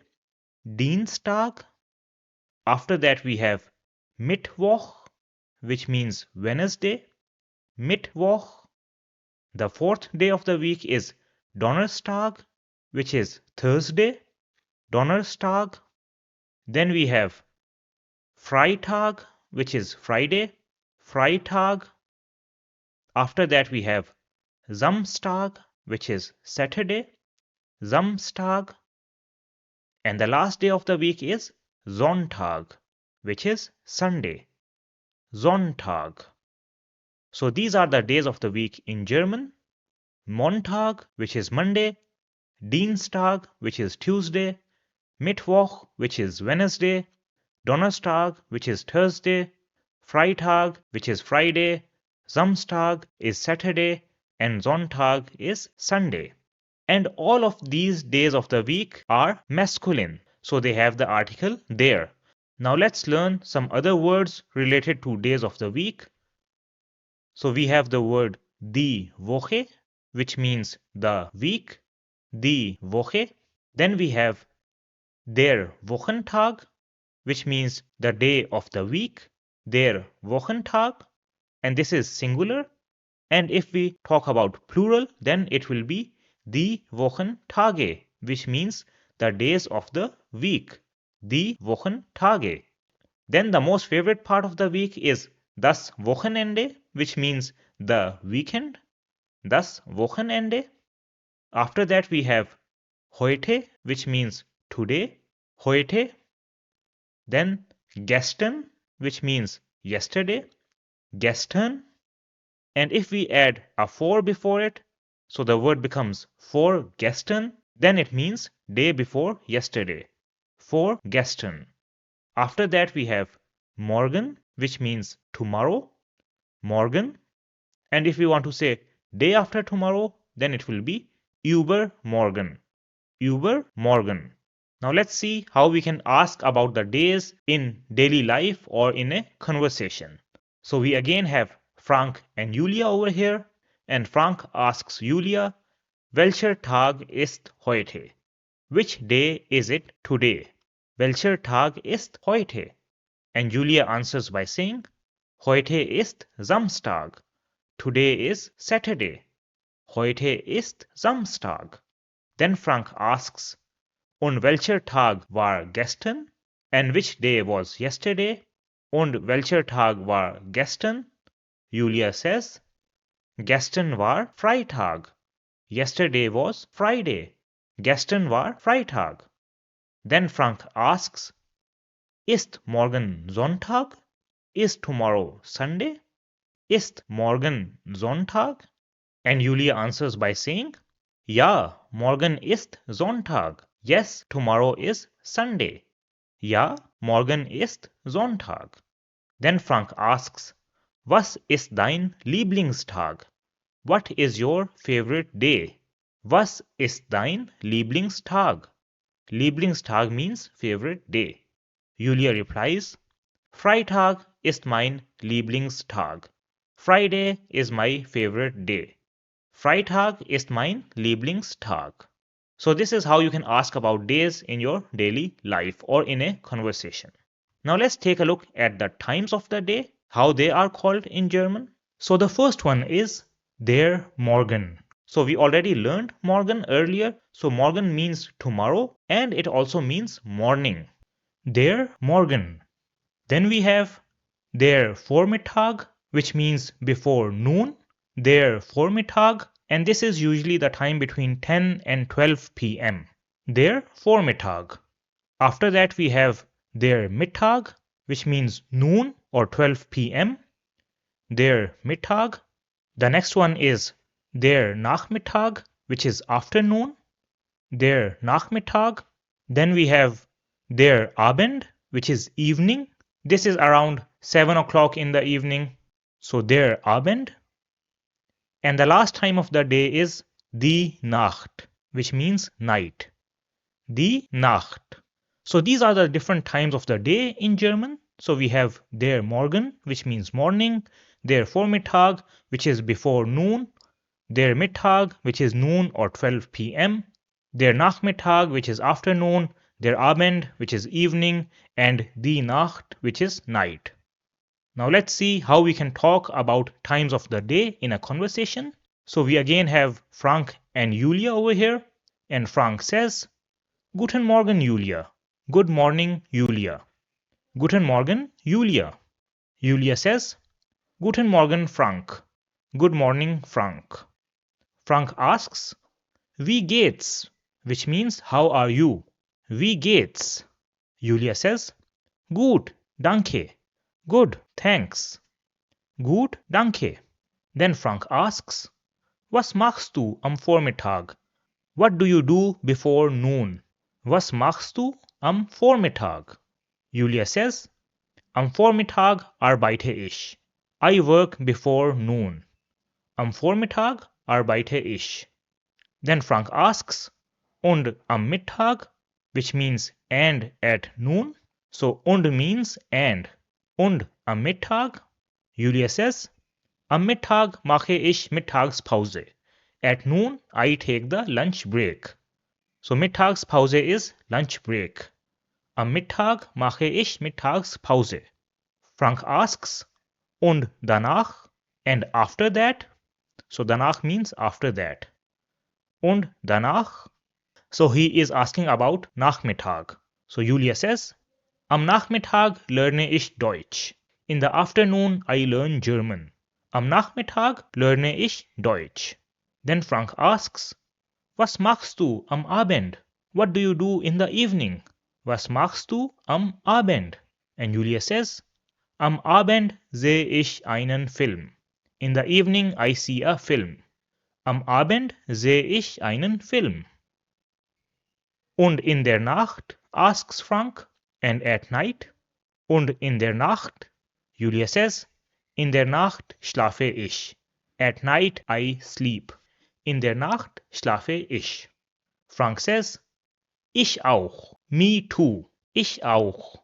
Gute Nacht, Julia. Good night, Julia. And Julia replies by saying, Gute Nacht, Frank. Good night, Frank. And with this, we come to the end of chapter number 2, in which we learn about the articles in German, how to use an online dictionary, and the different rules which you can use to identify the gender of a noun. Other than that, we also learned different phrases. For example, how you can ask about things in German, what to say if you don't understand something, and the days of the week. So this is a great achievement because we have covered a lot of topics in this chapter. And I would suggest that you just practice what we have learned over here in this chapter, because the more you practice, the easier it will become for you to speak in German and remember the vocabulary that we learn. So this was chapter number 2. Now we will start chapter number 3. in which we will learn the concept of personal pronouns in German. After that, we will take a look at the singular and plurals, and then we will take a look at the numbers in German. In the practical German section, we will learn how you can tell your phone number in German. We will learn the months of the year and how you can tell the date in German. Now, if you think that all of these topics are so confusing and how will you learn them, then don't worry, because I will explain each of these topics in a very simple way. And at the end of the lesson, you will understand it and you will say that this was not as difficult as you imagined earlier. So now let's start with the first topic of chapter number 3, which is personal pronouns in German. So we will learn what is a personal pronoun or Personalpronomen as they are called in German. We will take a look at the different cases of personal pronouns in German. After that, I will tell you what are the German personal pronouns in nominative, and in the helpful tips section, I will give you an important tip of how you can understand nominative, because this is something that we will come across as we go along in the course. So let's start by understanding what is a personal pronoun. So a pronoun is a word which is used in the place of a noun. And personal pronouns are used to replace persons or things which have already been mentioned. Let's understand this with an example. So suppose we have this person whose name is Tim. Now let's make some sentences describing Tim's morning routine, but we will do this without personal pronouns. So we can say Tim woke up at 8 a.m. Then Tim had breakfast. After that, Tim drove to work. Now you see that in each of the sentences, we have used the name of Tim again and again. Now let's see how we can write these sentences with personal pronouns. So I can say, Tim woke up at 8 a.m. Then he had breakfast. After that, he drove to work. Now over here, in the second and third sentence, we have used he in the place of Tim. So this he is a personal pronoun. So what are the benefits of using pronouns? So the first benefit of using pronouns, as you have already seen in this example, is that it reduces repetition. In the first sentence, we had a lot of repetition because we had to use Tim again and again. The second benefit is that it increases sentence clarity. So by using personal pronouns, we know that we are talking about Tim, and it makes the sentences more interesting. Now let's take a look at the different cases of personal pronouns. So in German and many other languages, there are three main cases of personal pronouns. We have first person, second person, and third person. So first person is when you are talking about yourself. So suppose we have the example, I am happy. Now over here, we are talking about ourselves, that I am happy. And I over here is the first person pronoun. Second person is when you are talking to someone directly. So we have the example, you are happy. In this example, you is the second person pronoun because it shows the person with whom you are talking to directly. Now let's take a look at third person. So third person is somebody who is being talked about. So we are not talking to that person directly. Rather, we are talking about them to someone else. And that person might or might not be present. So over here, we have these two women who are talking about the child. And we have the sentence, he is happy. So in this example, he is the third person pronoun because it represents the child. And this can also be it or she, depending on what the gender of the person being talked about is. Now in all of these cases, we are only talking about a single person.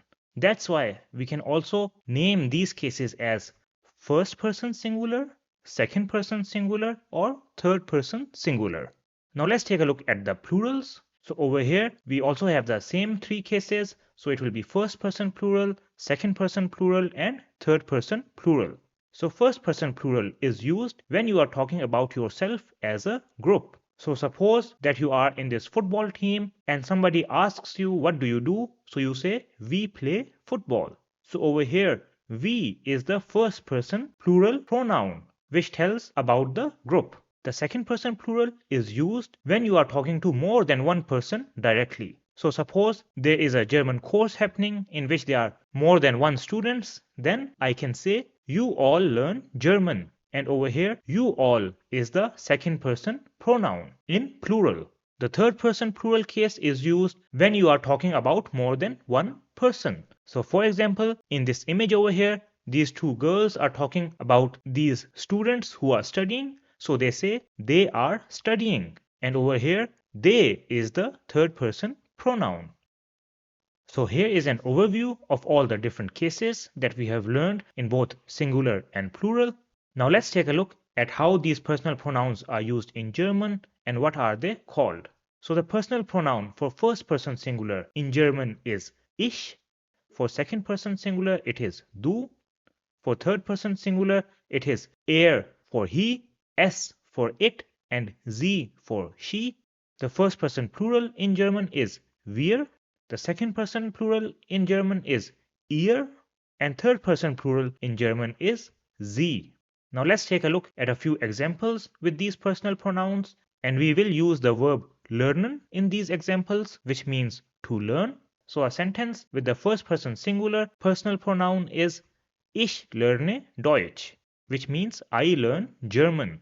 With second person singular, it is du lernst Deutsch, you learn German. For third person singular, it will be er, es, or sie lernt Deutsch.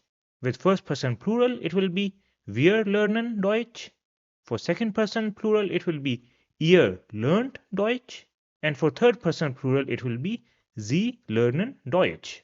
Now there is one more case in German as well, and that is the formal way to address someone. And this is used for the second person, singular or plural. We don't have this in English. In English, we use you or you all. However, in German, the formal way to address someone in singular or plural is sie. And the formal way is usually used when you address maybe your professor or maybe someone from a public office or someone you don't know very well. So an example will be Sie lernen Deutsch. Now in the examples, you might be wondering, why do we have a change in the verb form for each of the personal pronouns? So this is something which is called verb conjugations, and we will learn them in the next chapter. Now you might be asking, what is the difference between third person plural and the formal way? Or how will you identify when the third person plural is used or the formal way is used? Because both of them have the personal pronoun sie. So for that, let me change the examples a little bit. So what I have done now is that I have added und before it. So this is a continuation of a sentence. And now you see the difference between them, that the sie for third person plural is always written with the s small, whereas for the formal way, the s in sie is always capital. But if they come at the start of the sentence, then obviously the s for third person plural will also be capital. Now in all of these examples which we have seen, there is an action which is being done. And that is the action of learning German. And in grammatical terms, this action is also called a verb. And you see that all the different personal pronouns that we have used in these examples, they represent the noun which is doing the action. Because we learned at the start that a pronoun is something which comes in place of a noun. Now the person or thing who is doing the action is called the subject in English. Now in German, the subject is called Nominativ. Now as all of these personal pronouns which we have used over here represent the subject who is doing the action or the nominative case, that's why we can say that these are pronouns or personal pronouns in nominative. And these will be used when we replace the subject in a sentence. So for example, I can say Ich schreibe, which means I write. Now if there is another person who is jumping, then I can say Er springt, he jumps, because he is the one who is doing the action of jumping. So if you want to identify the subject in any sentence, then you should ask the question, who is doing the action? And the person who will be doing the action will be the subject or nominative. Now let's do a recap of what we have learned. So we learned that a pronoun is a word which is used in place of a noun, and a personal pronoun is used to replace persons or things which have already been mentioned. The benefit of using pronouns is that they improve clarity and reduce repetition. Then we learned the different cases and the personal pronouns in German. So for first person singular, the personal pronoun in German is ich. For second person singular, it is du. For third person, it will be er, es, or sie, depending on the gender of the subject. For first person plural, it will be wir. For second person plural, it will be ihr. For third person plural, it will be sie. And the personal pronoun for the formal way is sie. And in any sentence, you can find the subject or nominative by asking the question, who is doing the action, and the person who is doing the action will be the subject or nominative. And since all of these personal pronouns that we have seen over here represent the subject or nominative case, that's why we can say that these are the pronouns or personal pronouns in nominative. And with this, we come to the end of the topic of personal pronouns. I hope that now you have an understanding of what personal pronouns are, and whenever you see them in a sentence, you will be able to identify them. Now let's go to the second topic of chapter number 3, which are singulars and plurals in German and how you can create them. Now if you take a look at the nouns, das Buch, which means book, der Tisch, which means table, and die Frau, which means woman, then you see that all of these nouns refer to a single object, and nouns which refer to a single object are called singular. On the other hand, nouns which refer to more than one thing are called plural. So the plural for das Buch in German is die Bücher, which means books. The plural for der Tisch is die Tische, which means tables, so more than one table.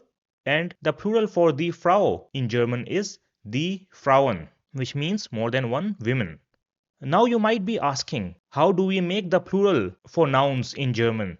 Because there are so many nouns in German, and if you have to remember or memorize the plural for each noun, then it will be very difficult. But you don't have to worry, because in this lesson I will give you tips, and with these tips you won't have to memorize the plurals, rather you will be able to make them easily. Now remember that since German is a language, that's why these tips which I will give you will work in most of the cases. However, there will still be some exceptions, and these you will have to memorize. So let's start by taking a look at how we can make the plurals for nouns ending with a. So some examples of such nouns are die Straße, which means street, das Auge, which means eye, and der Name, which means name. Now all of these nouns have the ending a. So if you want to create the plural for these nouns, then you can create it by adding an n at the end. So this means that die Straße in plural will be die Straßen.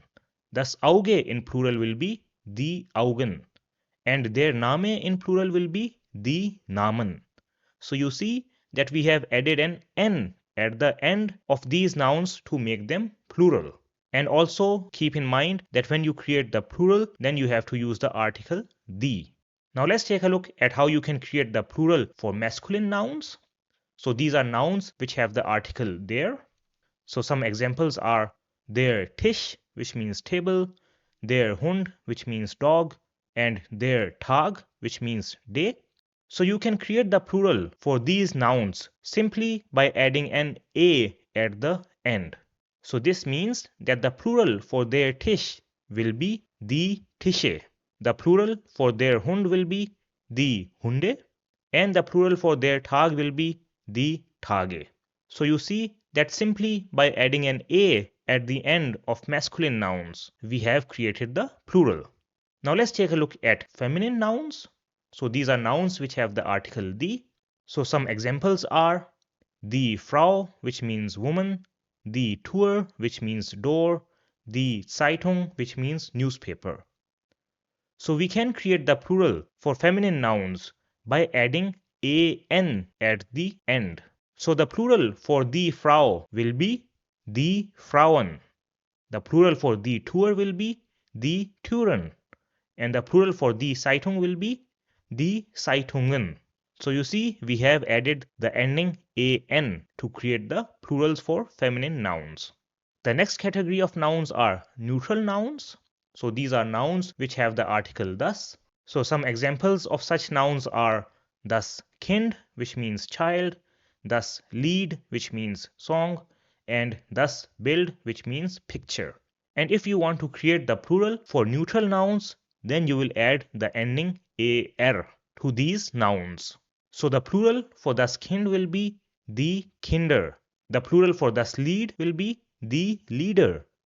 And the plural for das Bild will be die Bilder. So by adding the ending er, you are able to create the plural for neutral nouns.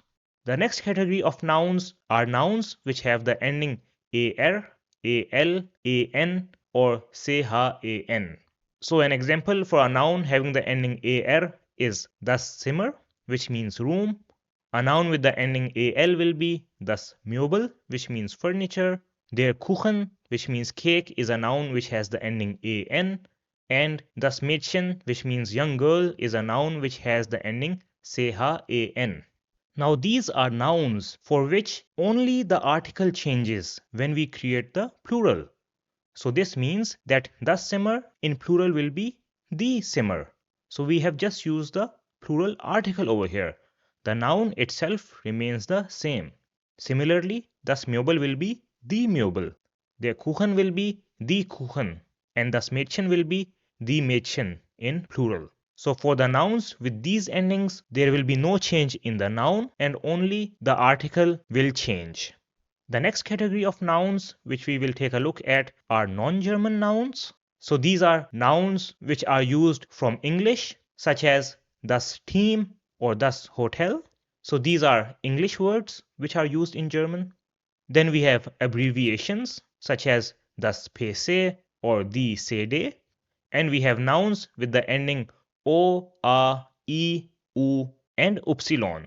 So some examples are der Handy, which means mobile phone, and das Büro, which means office.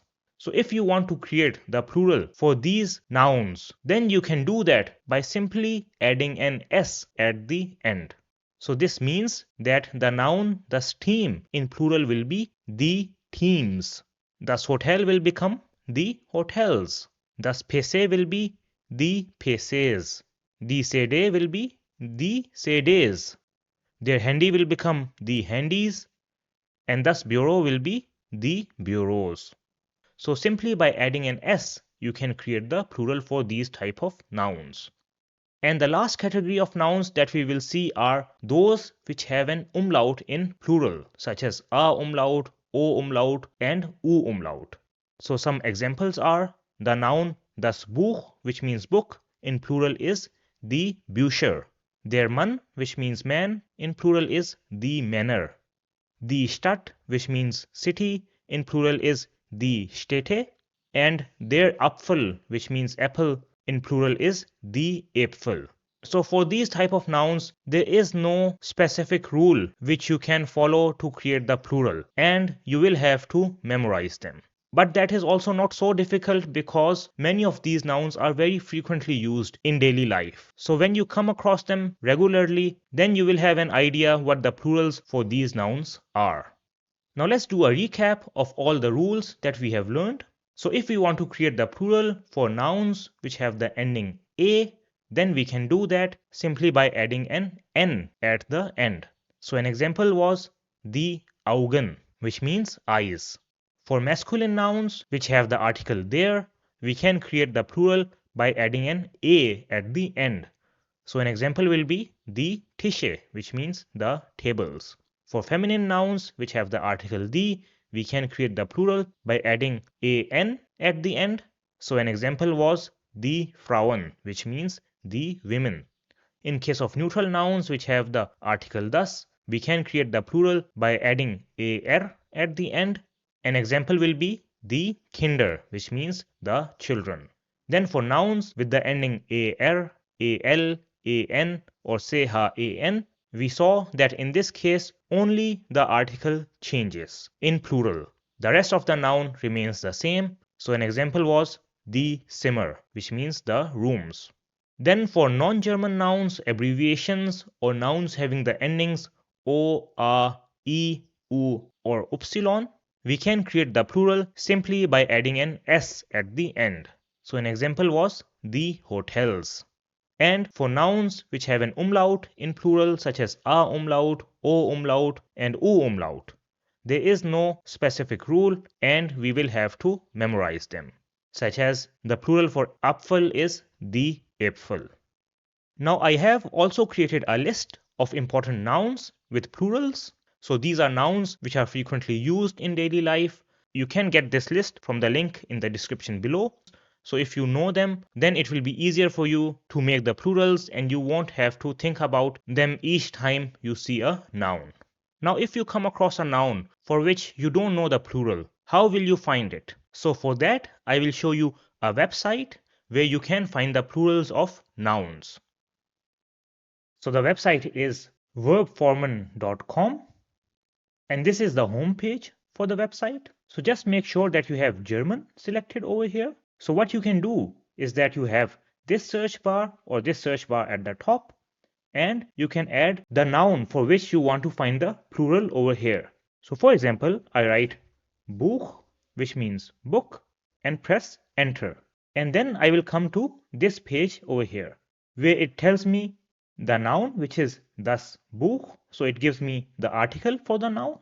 Then I can scroll down and I see this table over here with singular and plural. And then over here I have the different cases. So we will only focus on nominative for right now because this is the case that we have learned.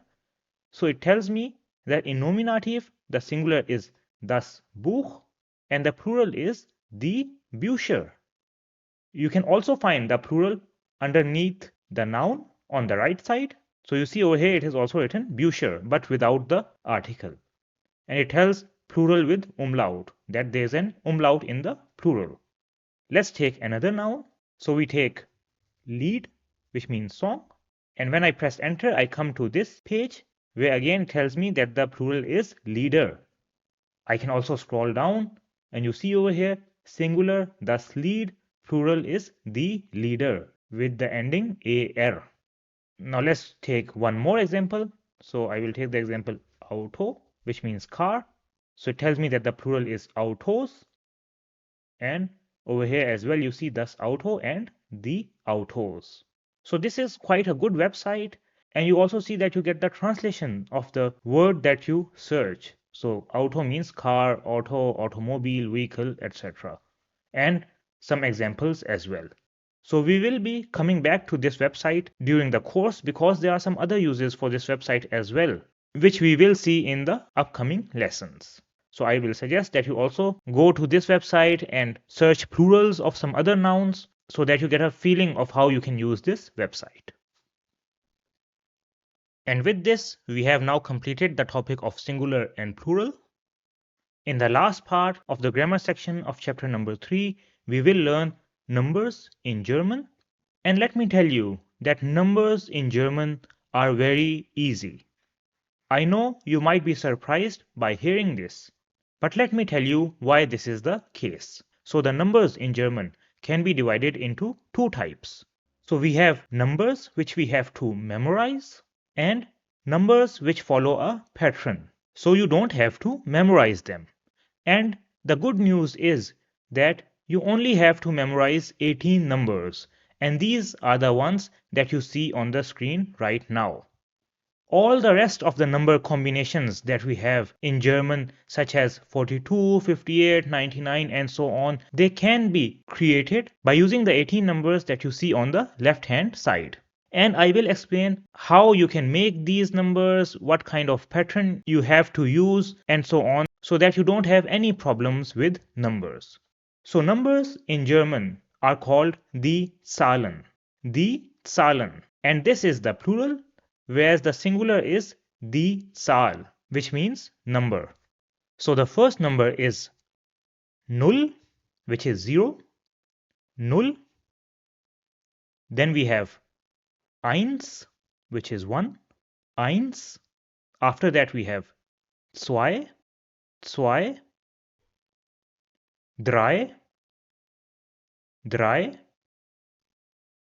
vier, vier, fünf, fünf, sechs, sechs, sieben, sieben, acht, acht, neun, neun, 10, 10, elf, elf, zwölf, zwölf. So these are the numbers from 0 till 12. So 0, 1, 2, 3, 4, 5, 6, 7, 8, 9, 10, 11 and 12. So great job on learning these numbers because the hard part is now done. Now let's take a look at the numbers 13 till 20 and how you can create them. So we have the number 13 over here. So the number 13 in German is a combination of two numbers. One is 10 and the other one is 3. So when we combine them, then it will be 13, which is 13. 13.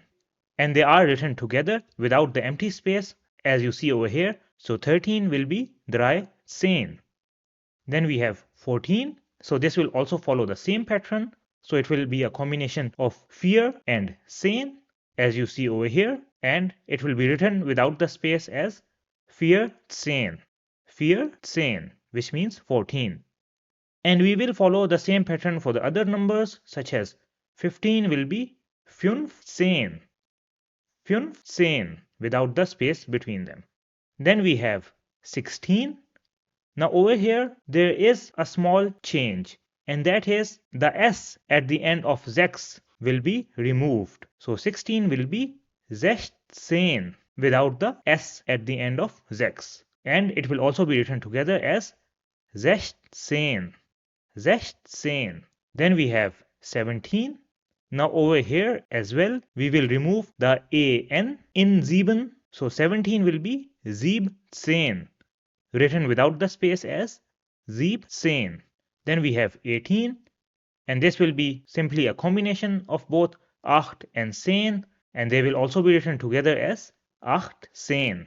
Then we have 19 which will be 19 again written without the space as 19. So the rule for numbers 13 to 19 is that you take the number and you add sen at the end. So these are numbers 13 to 19. Then we have the number 20, which is 20 in German. So 20 is 20. So I hope now you get an idea of how easy it is to create numbers in German. Now let's take a look at the numbers 20 to 99 because these also follow a pattern which we will learn right now. So 20 as we learned is 20. Now in 20 we have the ending sich and we will use this ending to create other numbers between 20 and 99. So suppose I have the number 40, then this will be 40. So we have fear at the start with the ending sich and it will be written without the space as 40. 50 will be 50. Again you see we have the number and then the ending sich. Then we have 60. So in this case we will again remove the S from sechs so that it becomes 60. 60. Then we have 70. Over here we will do the same as we did with 17. So we will remove the ending AN. So 70 will be 70. Then we have 80 which will be 80. Then we have 90 which will be 90. So you see that for the numbers 40, 50, 60, 70, 80, 90, we have followed a pattern and that is that you have the number followed by the ending sich. So 40, 50, 60 and so on. However, there is one number that we have skipped and that is 30. And I skipped this because in this case there is a small difference and instead of set in sich we will have S set. So 30 will be written as 30 with an S set instead of an set. So just keep this difference in mind. And now we can make other numbers with the numbers that you see on the screen and which we have learned. So let's take a look at some other number combinations. So suppose we have the number 42. Now, one important thing for two-digit numbers in German is that these numbers are always read backwards. So in case of 42, the number 2 will come first and 40 or 40 will come after it. And both of them will be combined with an und between them. So 42 in German will be 42. And this will be written together without any empty space. So 42. So you see that 2 comes first and 40 comes afterwards. And this is opposite to as we read this in English. Let's take another example. So we have 43 and this will also follow the same pattern. So we will read the 3 first and then 40 at the end. So this will be 43 and it will be written without the spaces 43. And we will follow the same pattern for all the other numbers. So suppose we have 44, so this will be 44. 44. 45 will be 45. 45. 46 will be 46. 46. 47 will be 47. 48 will be 48 and 49 will be 49. Now there is one number that we skipped and that was 41. Now in this case there will be a small difference and this will not be 41. Rather we will remove the S in eins and this will be read as 41 and it will be written without the spaces as 41. So in case of eins, we will remove the S whenever we use it in combination with other numbers. Let's take a few more examples. So we have 50 over here, which is 50.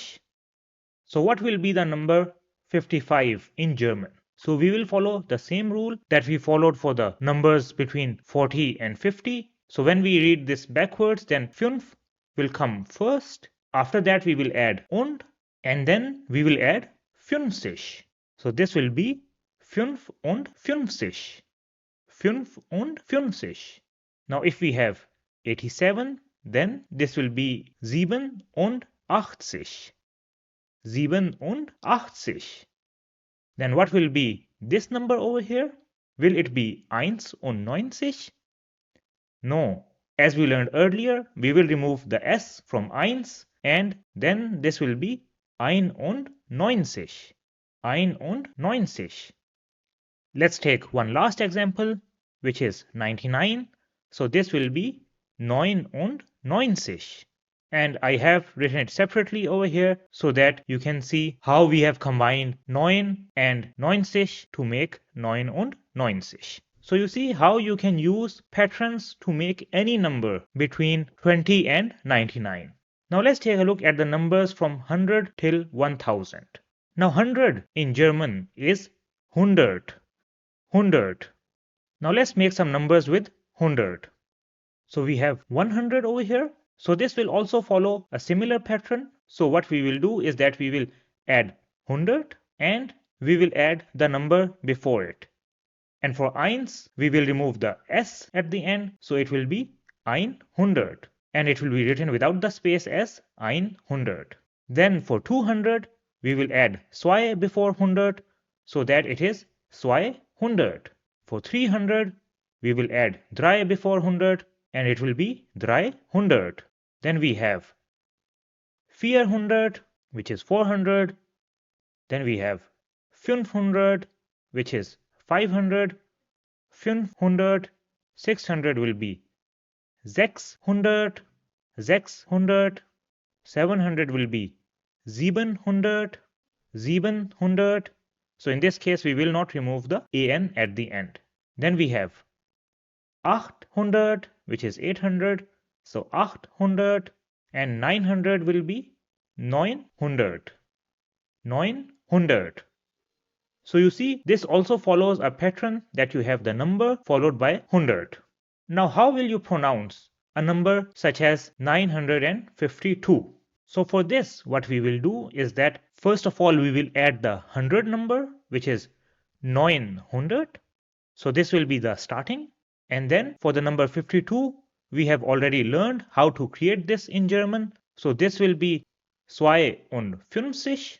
So we will add this after the 100. So this will be read as 952. And it will be written together without the empty spaces as 952. So you see, it is a little difficult to read when it is written without the empty spaces. That's why I write it with the empty spaces so that it is easy for you to see and understand. Now what if we have the number 252? So in this case, 52 will remain as it is, and the only difference will be that because it is 200, that's why we will add the 2 at the start. So this will be 252, and it will be written without the empty space as 252. Now if we have 452, then we will add the 4 at the start, and it will be read as 452. Now if we have the number 418, then we will again start with 400, and for 18 we have already learned that this is a combination of 8 and 10. So this will be 418. So we have 4, then 100, and then 18. And it will be written without the empty spaces as 418. Now what about 411? So 11 is 11 in German. So we will simply add 11 at the end. And this will be 411. And it will be written together as 411. Let's take another example. 408. 8 is 8 in German. So that's why we will just add 8 at the end, and it will be 408. So you see, by following this pattern, you can create any number between 100 and 1000. Now what about the numbers from 1000 onwards? Now we already learned that 100 in German is 100 and 1000 in German is 1000. So this is the spelling of 1000. Now how can we read numbers which have 1000 in them? So let's take an example. So we have this number 1408, and we already learned that 408 in German will be 408. And the only thing that you have to do over here is that you have to add 1000 before it. So this will be 1408. And when it is written without the empty space, it will be 1408. Now if we have the number 8408, then this will be read as 8408. So 8408, and it will be written without the spaces. Then we have some other large numbers such as 1 million. So this will be 1 Million in German. And if it is 2 million, then it will be 2 Million. And 3 million will be 3 Million, and so on. And if the number has 9 zeros, then this is 1 billion, and in German this will be 1 Milliarde. So billion is Milliarde. So these were numbers in German. I know this was a long lesson, but congrats to you, because learning numbers is a huge achievement, and this is a huge step forward in your German learning journey.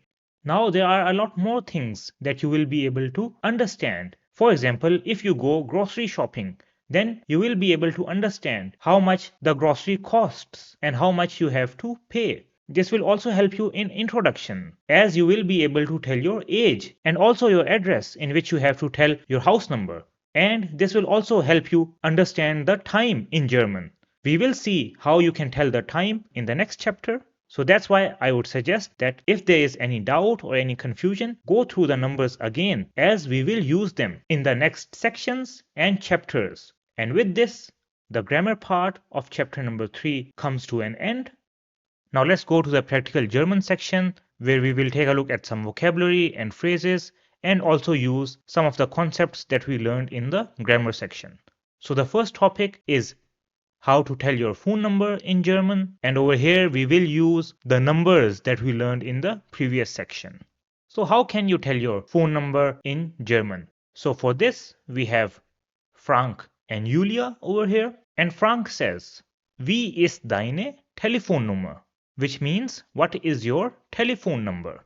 So this is one way to ask for the telephone number. Wie ist deine Telefonnummer? And Julia answers by saying, Meine Telefonnummer ist, which means my telephone number is 0154 7123 2123. 015471232123. So this is one way you can tell your phone number. Another way to ask about the phone number is Wie lautet deine Handynummer? What is your mobile number? So Handynummer is mobile number and telephone number is phone number. So Julia answers by saying Meine Handynummer ist, my mobile number is 0178, which is 0178 261 261 2743 27432. Let's do this again. Meine Handynummer ist 0178 261 2743. Now Frank says, Kannst du mir deine Nummer per WhatsApp schicken? Can you send me your number via WhatsApp? Kannst du mir deine Nummer per WhatsApp schicken? So this is how you can ask someone to send their number on WhatsApp. And Julia says, Ja klar, mache ich. Sure, I will do that. And Frank replies, Super, danke. Great, thanks. So this is how you can tell your phone number in German. Now as practice, I would suggest that you should go and use these phrases to ask the phone number of a friend and also give your phone number. And if you don't have someone with whom you can practice, then I would suggest that you record yourself. So what you can do is that you can ask the question and record your voice and then also answer with what is your phone number. And you can record it as well and then listen to it and see what are the problems and see what can you improve. So this is also a great way to practice your speaking. Now let's go to the second topic, which are months in German. So month in German is called der Monat. Der Monat. And this is when you are talking about a single month. The plural of der Monat in German is die Monate, which means months. Die Monate. Now let's take a look at the different months in German. So the first month is Januar, which means January. Januar. Then we have Februar, which means February. Februar. The next month is März, which means March. März.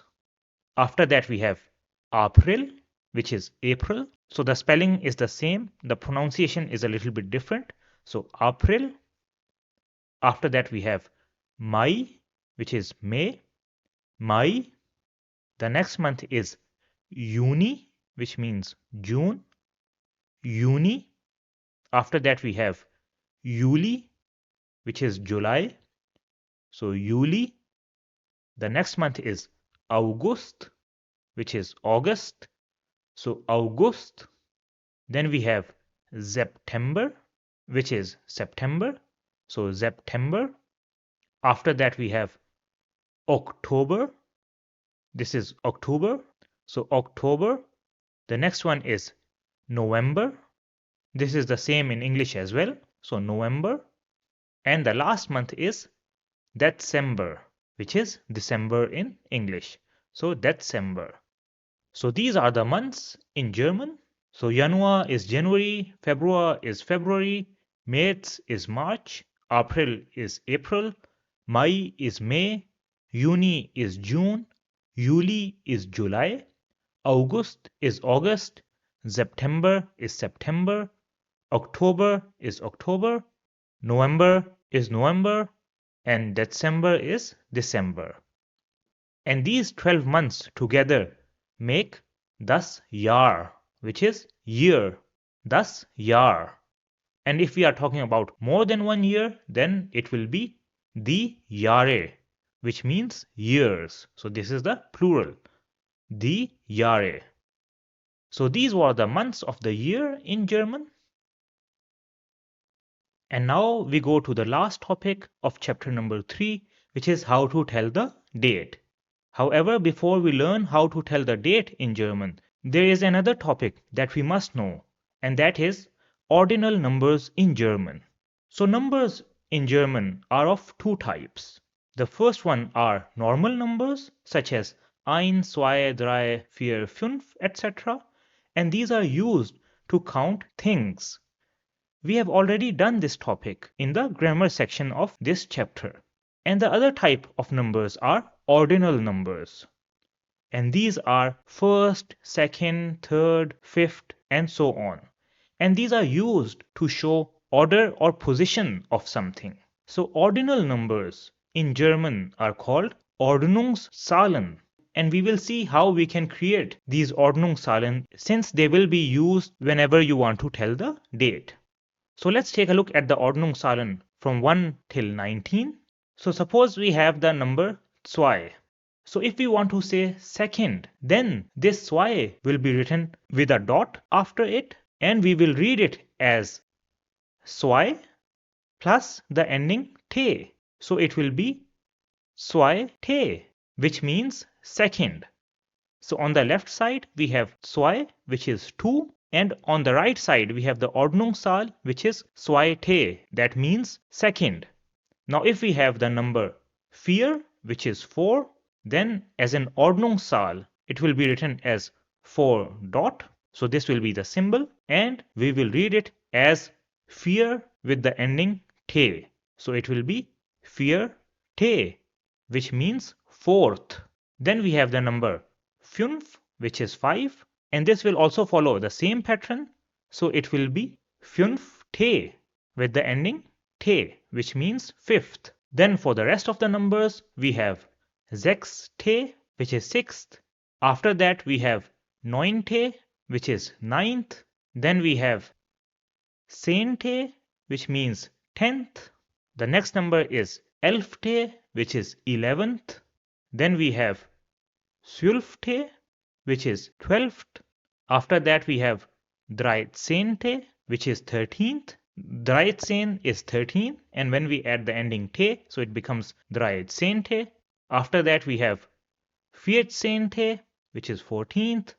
And following the same pattern, we have the rest of the numbers, such as 15 te, which is 15th, 16 te, which is 16th, 17 te, which is 17th, 18 te, which is 18th, and 19 te, which is 19th.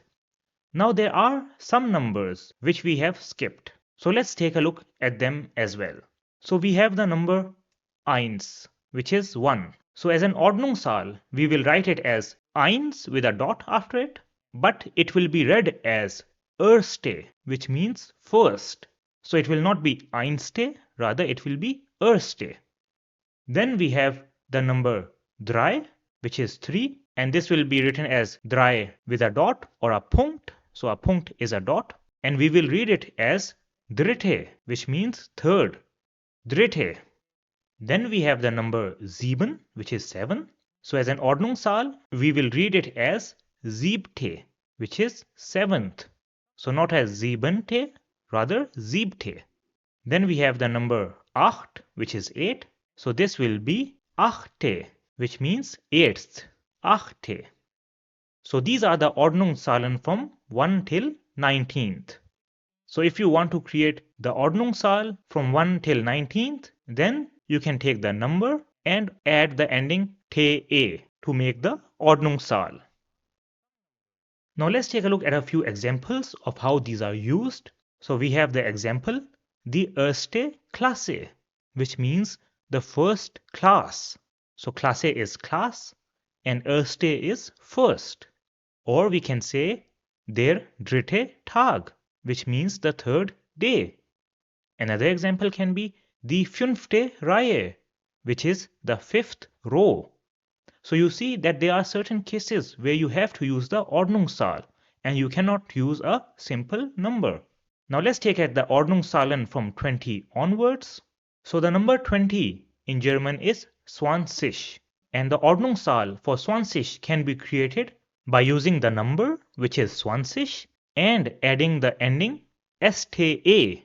So it becomes 20, which means 20th. So 20 will become 20. And if we have the number 40, which is 40, then as an Ordnungszahl, it will be 40 plus the ending STA. So it will be 460, which means 40th. Now if we have another number such as 64, which is 64, then as an Ordnungszahl, it will be 64 plus the ending STA. So we will read it as 64. 64.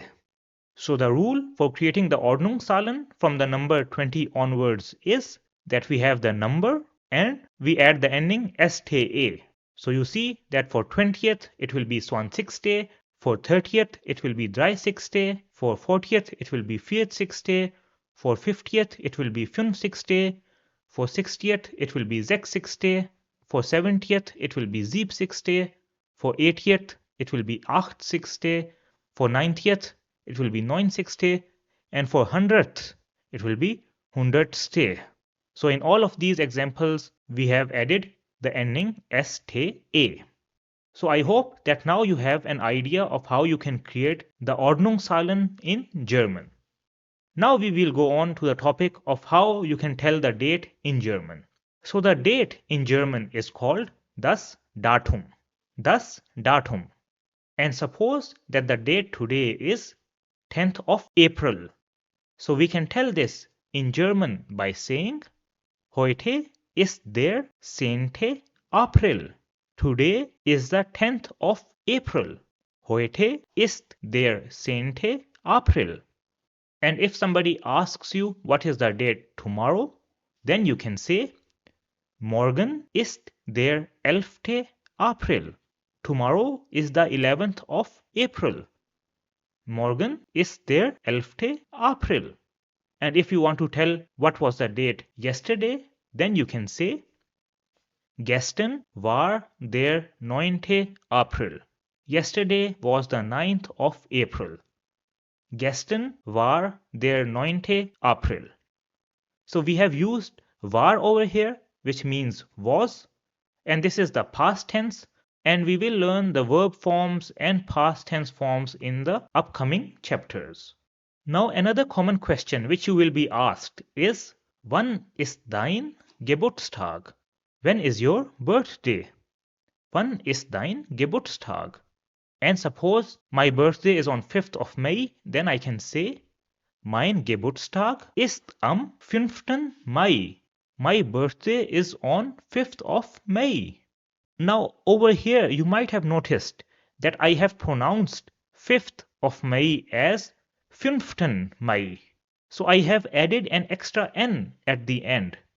Now I have done this because we have before the date, and means on, and this is something that we will learn later in the prepositions. However, what you should remember at this point is that you always add an extra N at the end when you use So whenever you tell your birthday, then you will say mein Geburtstag ist and then you will not say 5. Mai, rather you will say 5. Mai. Now suppose my birthday was on 3rd of May, then I will say mein Geburtstag ist am 3. Mai.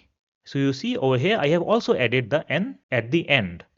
Now I know that this can be a little confusing, but my suggestion would be that at this point don't go into too much detail and just remember that whenever you use before the date, then you have to add an extra N at the end of the Ordnungszahl, and that would be enough for you to make sentences using the date.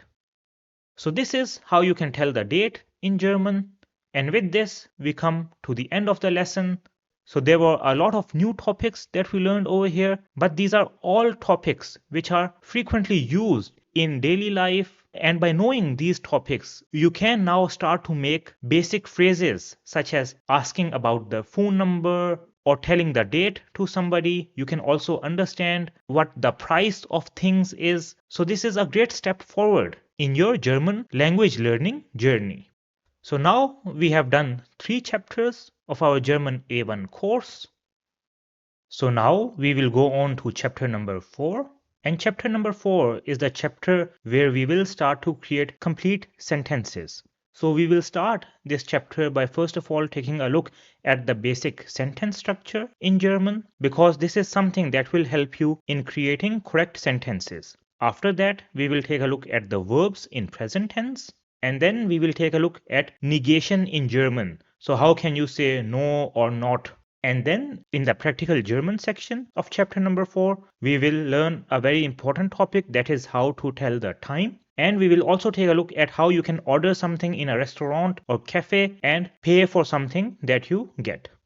So I also want to thank each one of you who is watching this course and investing their time. We have already done a lot together, and we will continue together through the course and learn everything that is needed for you to understand everything that is included in the German A1 course, so that you can pass the A1 exam and also move on to learn A2 and B1.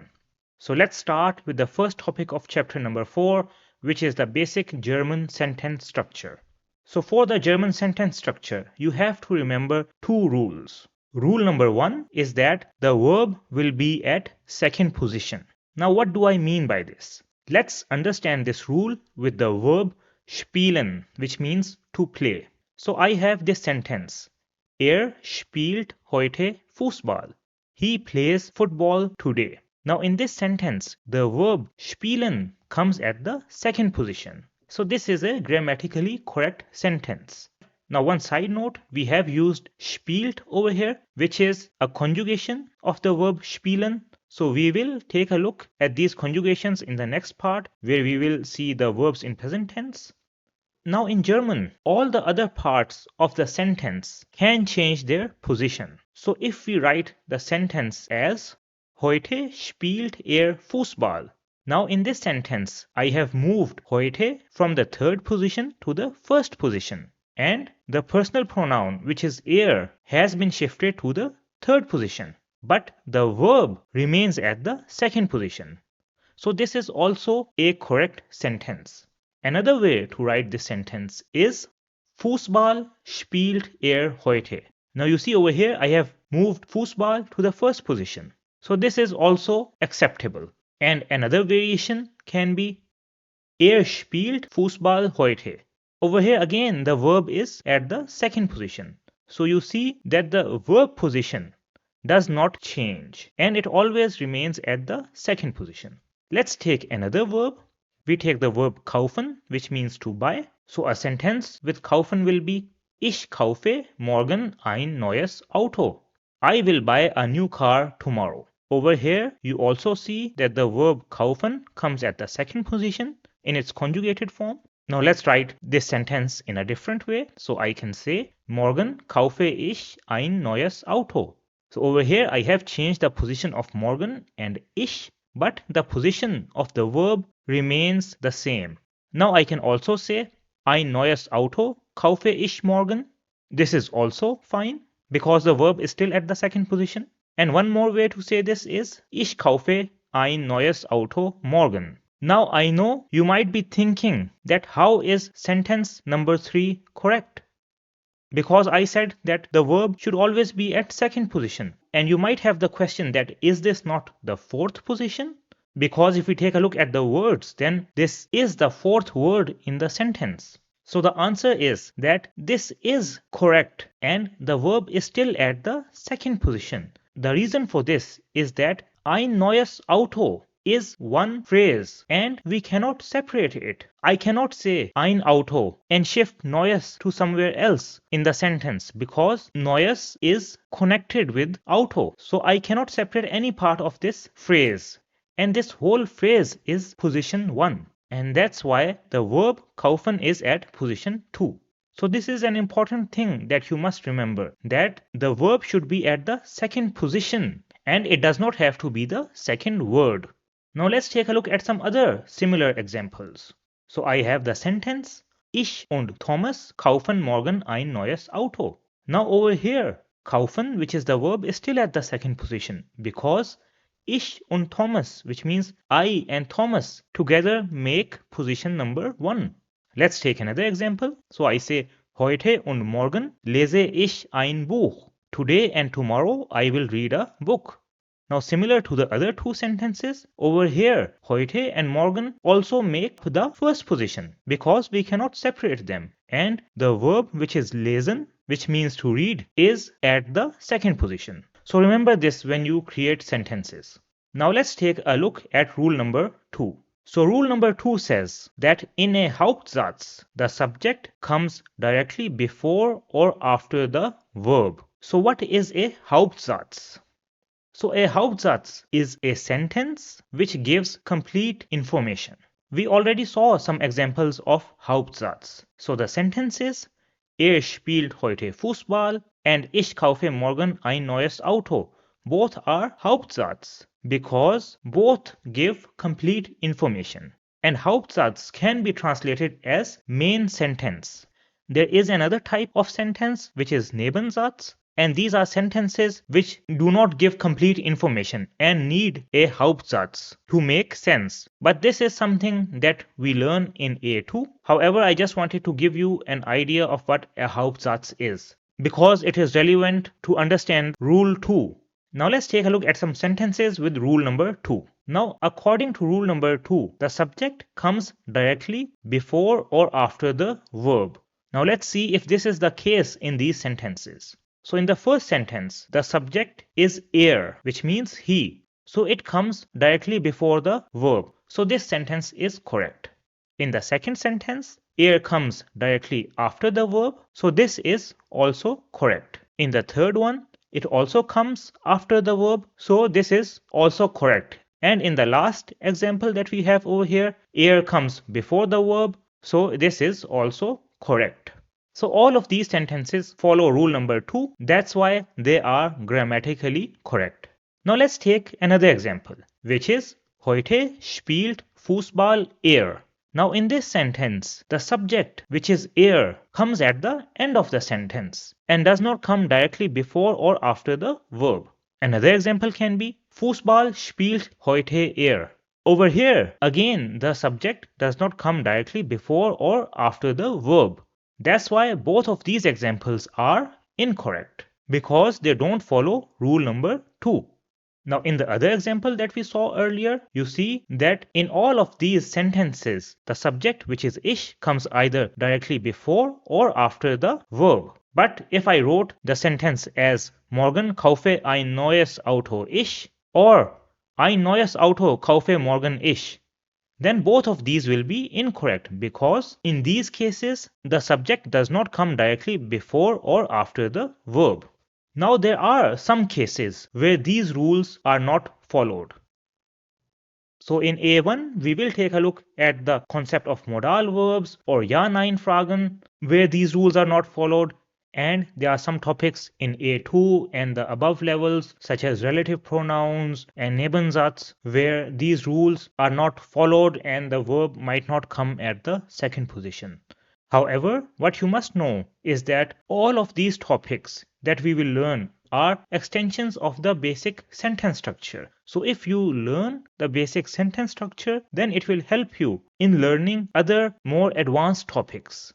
Now before we do a recap, let's also take a look at some important rules for nouns and verbs in German language. So we saw these examples. In these examples, Auto and Fußball both are nouns. So the rule for nouns in German is that they always start with a capital letter. It does not matter where they are in a sentence, you will always write a noun with a capital letter. And you see that in both Auto and Fußball, the first letter is capital. Similarly, if you take a look at the verbs in both of these sentences, then you will notice that both the verbs start with a small letter. So this is also a rule in German language that the verbs will always start with a small letter. And they will only be capital if they start a sentence. So remember these rules for nouns and verbs because using these rules you can identify the verbs and nouns and these will help you to avoid making any mistakes. So now let's do a recap of what we have learned. So we learned rule number 1 for the sentence structure is that the verb will be at second position and rule number 2 is that In a Hauptsatz, the subject comes directly before or after the verb. And now, as you have learned the basic sentence structure, so I would suggest that you start creating sentences and practicing, because the more you practice, the easier it will be for you to create new sentences while writing or speaking. So this was the basic sentence structure in German. Now let's take a look at the second topic, which are verbs in present tense. So in this part, we will start by first of all taking a look at the verbs haben and sein in the present tense. After that, we will take a look at regular verbs in German, and then we will see the irregular verbs in German. So let's start with the verbs haben and sein in German in the present tense. So in this part, we will start by first of all taking a look at what is a conjugation. After that, we will take a look at the verb sein and its conjugation in present tense, or Präsens as it is called in German. And then we will take a look at the verb haben and its conjugation in present tense. So what is a conjugation? So in simple words, conjugation is simply a change of verb form. And this change in verb form happens due to the pronoun being used or the context and situation in which the verb is used. So let's understand this with a few examples. So I have the sentences, I am happy, you are happy, and he is happy. So you see, in the first sentence, we have the verb am. In the second one, we have the verb are. And in the third one, we have the verb is. And all of these sentences are in the present tense. But due to a change in the personal pronoun in each of these sentences, we have used a different verb form. Now let's take a look at the same sentences in the past tense. So in the past tense, the sentences will be I was happy, you were happy, he was happy. So you see that the verb form for all of these sentences is different in the past tense. And all of these different verb forms are in fact the conjugated forms of the verb to be in English. So you see from these examples that how, depending on the pronoun or the context and situation, we use a different verb form. So this is the concept of verb conjugations.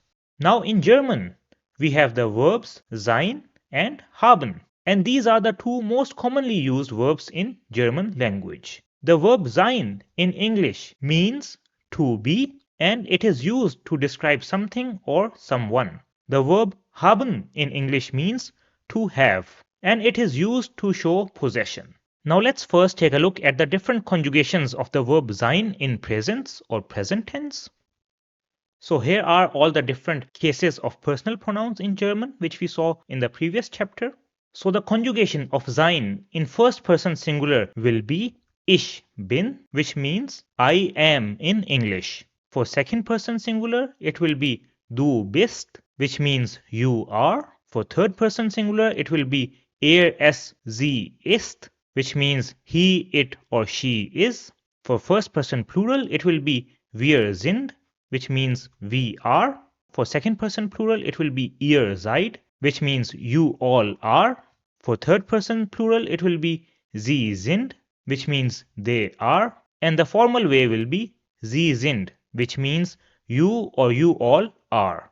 Now let's take a look at some examples with these conjugations. So with the first person singular conjugation, we can make the sentence Ich bin glücklich, which means I am happy. So glücklich means happy.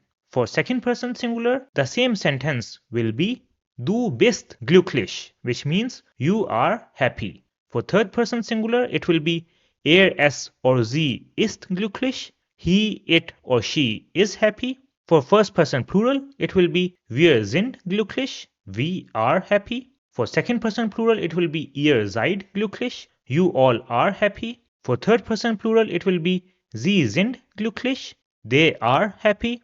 And for the formal way, it will be sie sind glücklich, you or you all are happy. Now looking at all of these conjugations of the verb sein, you might be asking, where is sein? Because we are doing conjugations for the verb sein, but we don't see sein in any of the conjugations over here. So the reason for this is that both sein and haben are the infinitive forms of the verb. So what is the infinitive form? The infinitive form is the most basic form of verb, and this is the form which is found in the dictionary.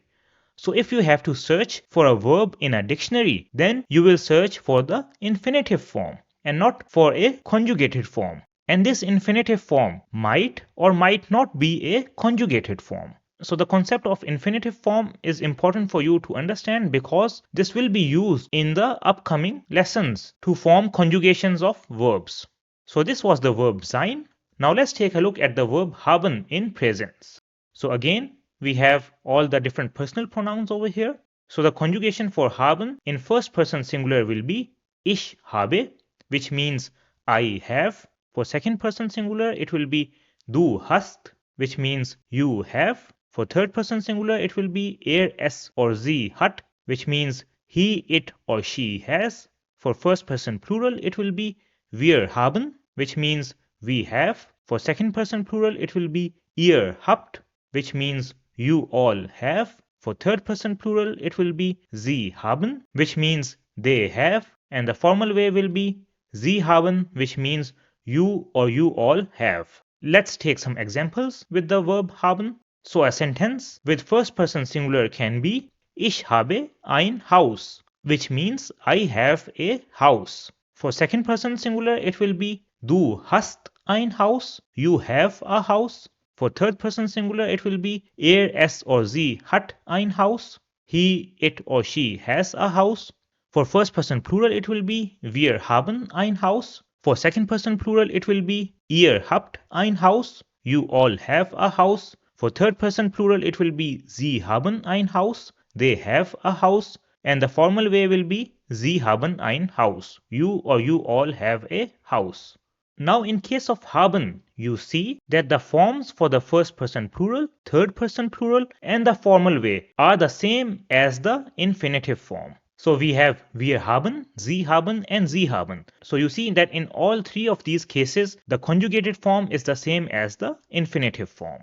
Now let's take a look at the sein and haben conjugations in presence side by side. So we have the pronomen in nominative, then we have the verb sein and then the verb haben. So the conjugation of sein will be ich bin, du bist, es sie ist, wir sind, ihr seid, sie sind and sie sind.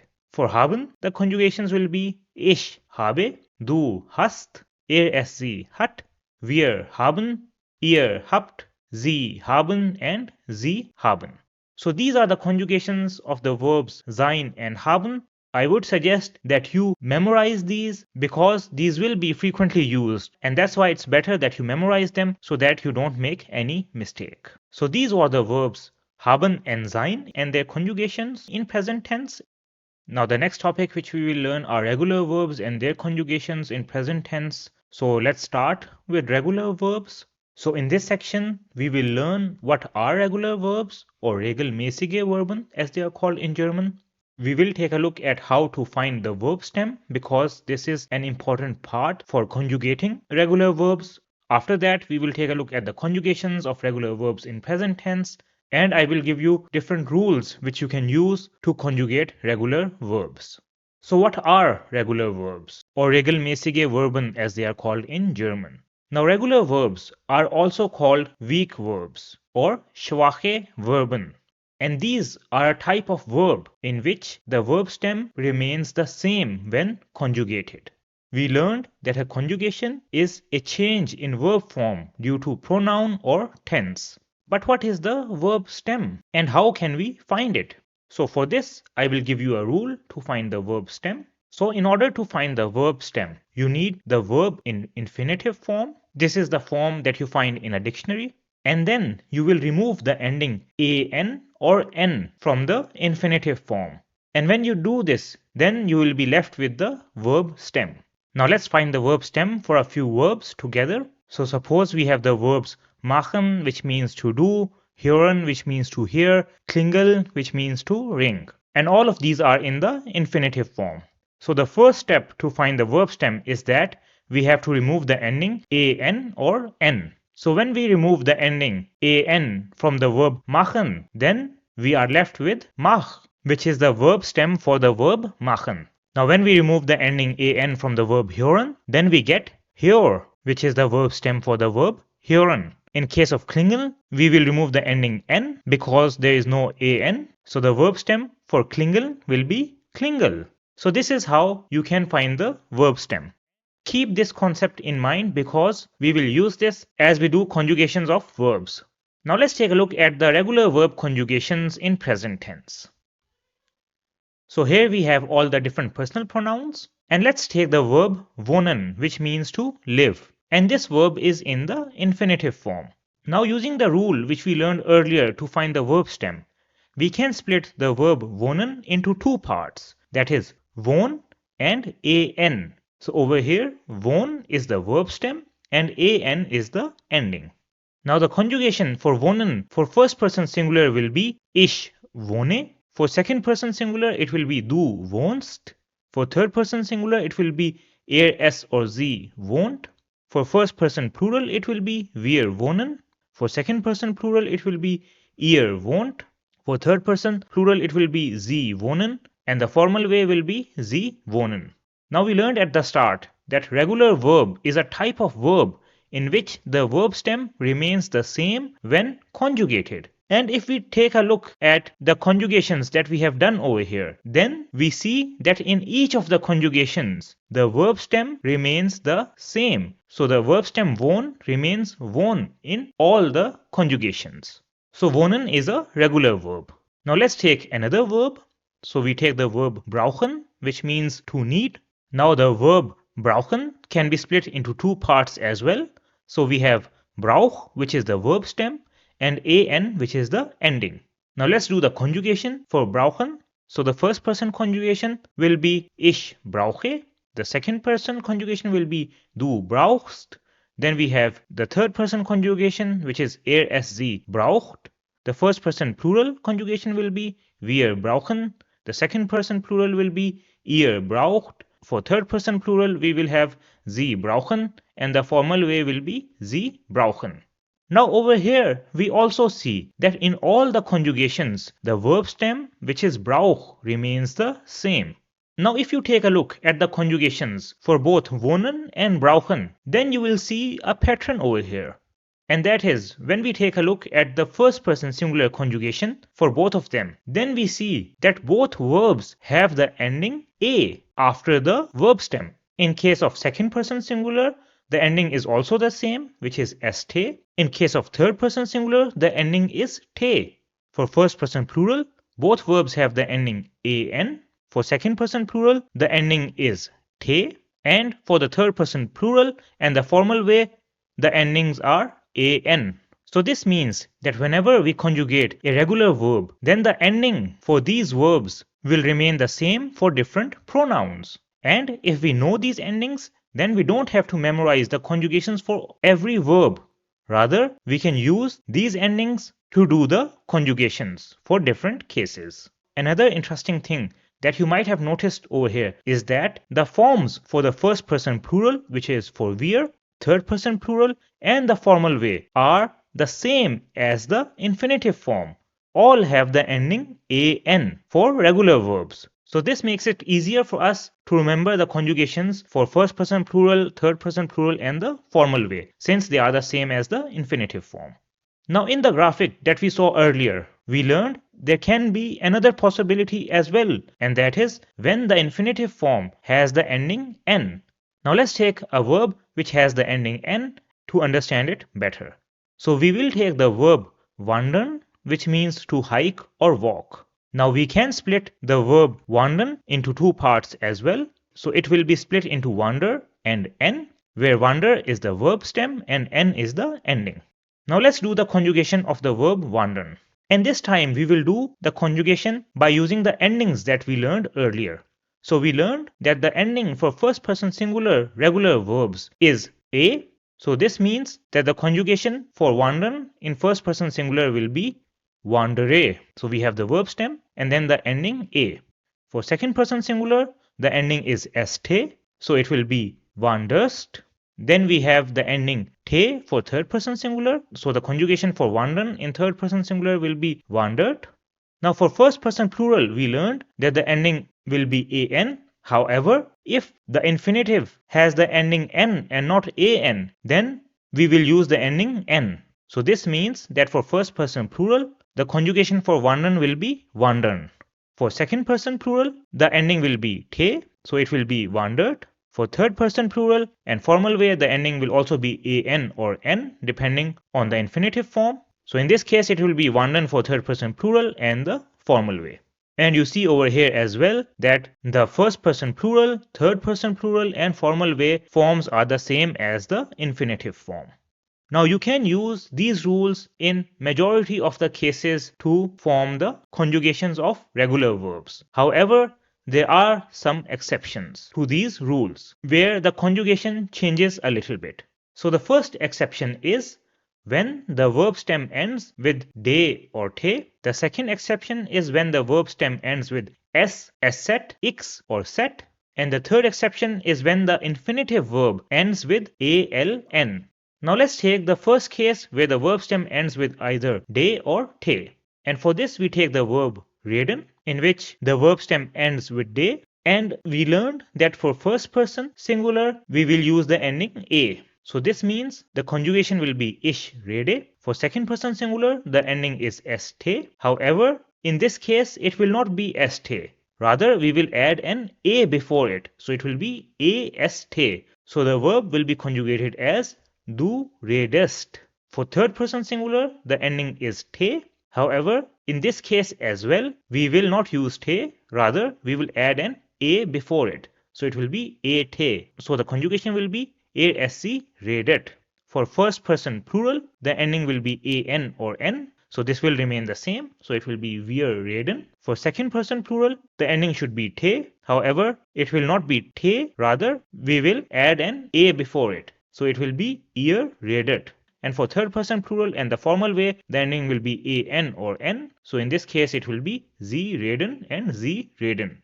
So the rule is when the verb stem ends with de or te, then add an a before the ste and te endings.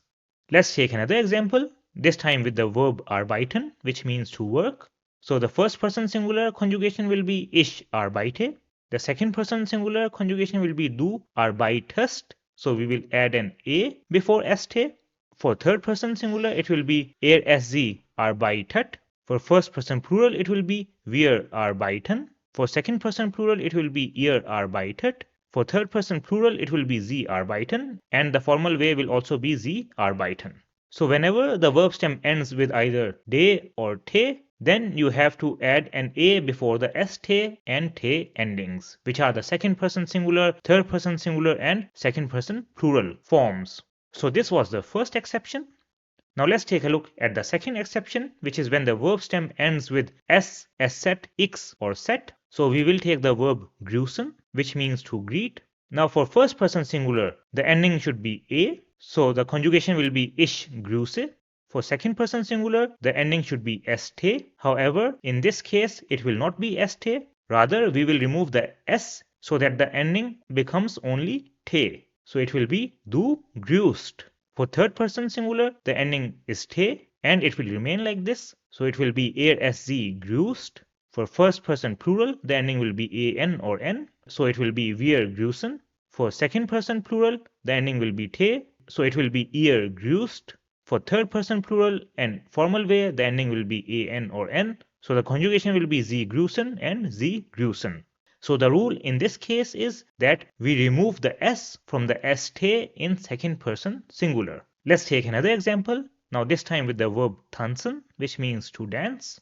So the first person singular conjugation will be ich tanze.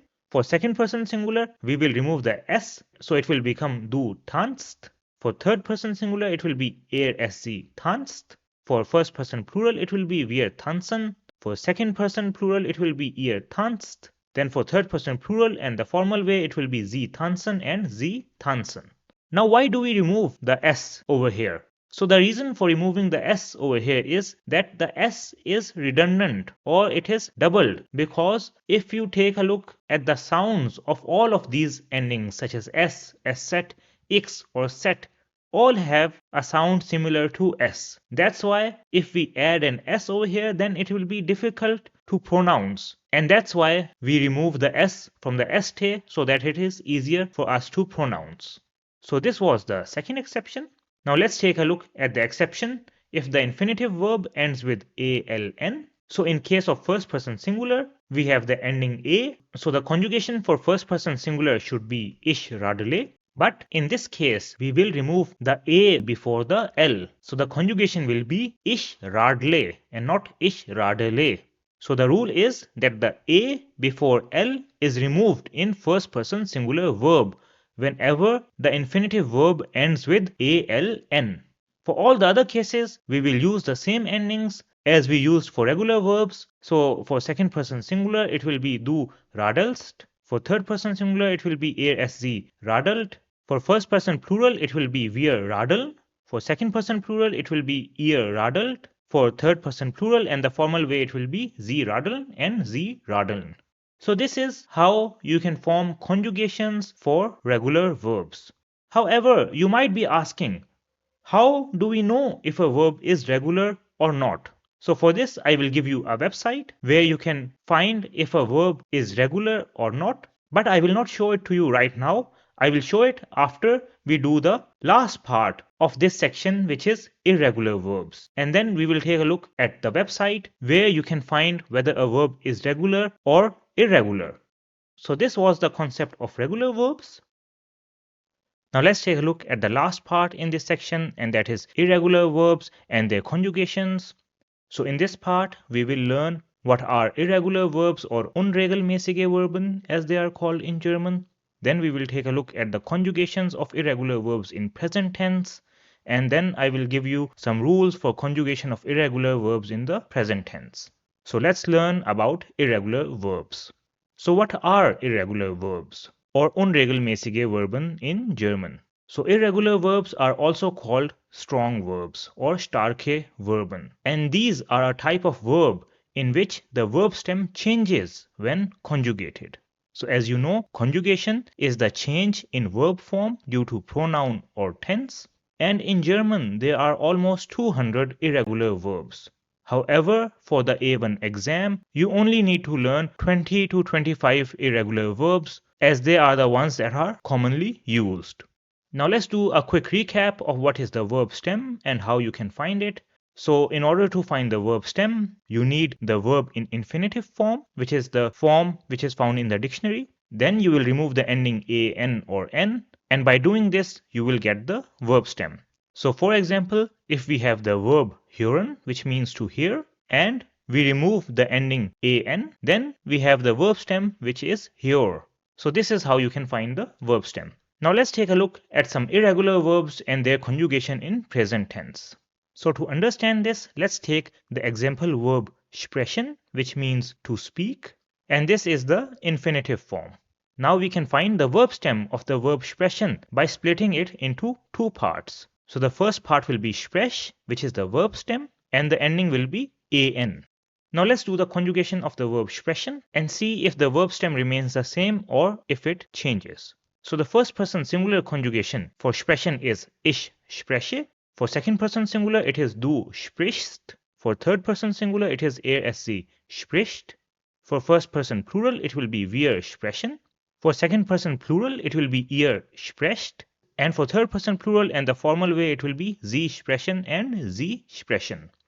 Now at the start, we learned that irregular verbs are a type of verb in which the verb stem changes when conjugated. Now let's separate the verb conjugations into the verb stem and the ending. And when we do this, we see that in case of second person singular and third person singular, the verb stem is different. So it is sprich and not sprech. Now because the verb stem of sprechen changes when it is conjugated, that's why sprechen is an irregular verb. Now I have one tip for you over here, and that is that the endings for all the other cases of irregular verbs remain the same as regular verbs. So we can see it over here as well. So the ending for first person singular is a. For first person plural, it will be an or n. For second person plural, it will be te. And for the third person plural or the formal way, it will be an or n. So these are the same as in the case of regular verbs. Now let's take a look at another example. So we have the verb essen, which means to eat, and we can find the verb stem of essen by splitting it into two parts. So we have s, which is the verb stem, and an, which is the ending. Now let's do the conjugations for the verb essen. So for first person singular, it will be ich esse. For second person singular, it will be du isst. For third person singular, it will be sie isst. For first person plural, it will be wir essen. For second person plural, it will be ihr esst. For third person plural, it will be sie essen, and the formal way will also be sie essen.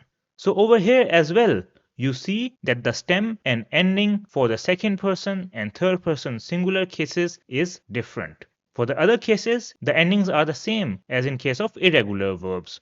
So for first person singular, it is a. For first person plural, it is an or n. For second person plural, it is te. For third person plural and the formal way, it is an or n. So this is how you can conjugate irregular verbs, and you have to keep in mind that the second person singular and third person singular conjugations are the ones in which the stem and ending can be different. Now let's take a look at some rules which will make the conjugations for irregular verbs easier for you. So we have already seen rule number 1, which is in present tense, only the second and third person singular stem changes. So we have already seen the example with the verb sprechen and essen. So in second person singular, it was du sprichst or du isst. And in third person singular, it was sie spricht or sie isst. So we see that the stem changes and the ending has changed for essen. So the ending might or might not change. Now let's take a look at rule number 2. And that is that the changes in verb stem are as follows. So I will give you some rules on how the verb stem changes. So if we have a in the verb stem, then it will be changed to e. So we have already seen this with the example of sprechen. So sprechen over here is the infinitive form, and the second person singular and third person singular forms for sprechen are du sprichst and sie spricht. So we see over here that the German a has changed to e in the verb stem. So this is the first rule, that a will be changed to e in the verb stem. Now in some cases, the a will be changed to ea. So for example, we have the verb lesen, which means to read, and the second person singular and third person singular forms for lesen are du liest and sie liest. So you see the a in the verb stem has changed to ea. The third change in the verb stem is that the a will change to a umlaut. So we have the verb schlafen, which means to sleep. So the second person singular form of schlafen will be du schläfst, and the third person singular form is sie schläft. So you see over here that the a has changed to a umlaut in the conjugated form. So these are the changes in verb stem for irregular verbs, which happen in the second person singular and third person singular forms. So these rules will help you in conjugating the irregular verbs in the present tense. However, there are still some verbs which you will have to memorize. So now you might be asking, how will I know whether a verb is regular or irregular? So you don't have to worry, because I will give you a website to find the verb types as well as their conjugations. And the website is one which we already saw earlier, which is verbformen.com. So earlier we saw how to find the plurals with it. Now we will see how we can find the verb types and their conjugations. So here I have my browser open and I will type the website, which is verbformen.com. I will press enter and I come to this home page. So now in this search bar over here, I will write a verb. So I will take the verb machen, which means to do or make. So you will find information about whether this verb is regular or irregular at the top left side over here. So you see it is written that this is regular. So this means that this is a regular verb. And if you scroll down, then you will also find the conjugations of this verb. So we learned the conjugations for present tense, and you see over here that you have the conjugations, which are ich mache, du machst, macht, which is the third person, so it will be sie macht, wir machen, ihr macht, and sie machen. And you know the formal way is also the same as the third person plural. And you also have conjugations in other tenses as well. So some of them we will learn later in the course. Let's take an example of another verb.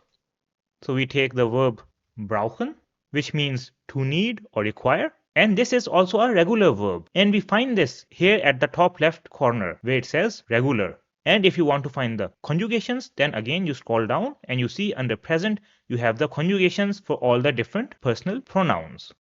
Now let's take a look at an irregular verb. So we saw the verb sprechen.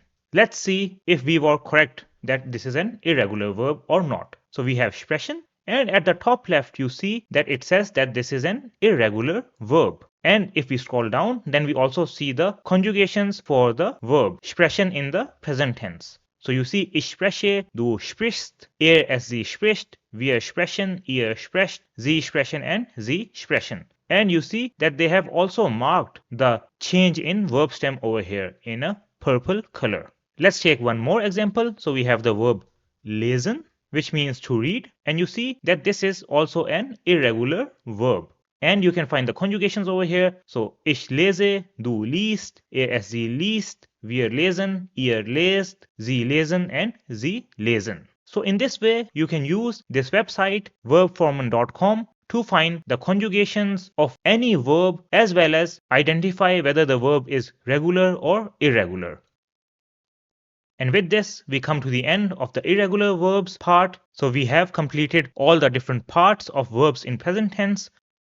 Now let's go to the last grammar topic of chapter number 4, which is negation in German. So in German, there are three main ways to do negation. The first one is nein, which means no. The second one is kein, and the third one is nicht. So nein is used in the same way as no is used in English. So that's why we will not take a look at nein in this chapter. Rather, we will only take a look at kein and nicht. So what do they mean and how can they be used in a sentence? So let's first of all take a look at negation with kein. So kein is used to negate nouns which are indefinite. That is, they have the article ein, eine or ein before them, or they don't have any article. And it comes directly before the noun it negates. So let's understand this with a few examples. So we have the sentence, ich habe Geld. I have money. Now let's see how I can create a negation for this sentence. So the negation for this sentence will be, ich habe kein Geld, which means I have no money. So you see, it came directly before the noun. And in the sentence above, Geld did not have any article before it. That's why we used kein. Now let's take a look at another example. So we have the sentence, hat ein Auto. He has a car. So over here, Auto has the indefinite article which is ein. So we can negate this sentence with kein. So the sentence with negation will be, hat kein Auto. He has no car. Now let's take a look at an example where we have negation in only one part of the sentence. So a sentence will be, ich habe Geld, aber ich habe kein Auto. I have money, but I have no car. So you see that kein is used to negate an indefinite noun or noun which does not have an article, and it comes directly before the noun which it negates. Now let's take a look at another interesting example. So we have the sentence, das ist keine Frau, das ist ein Mann. That is not a woman, that is a man. Now there is one important change over here, and that is that we have not used kein, rather we have used keine with the ending a before Frau, whereas in the earlier examples we only used kein. So why is this?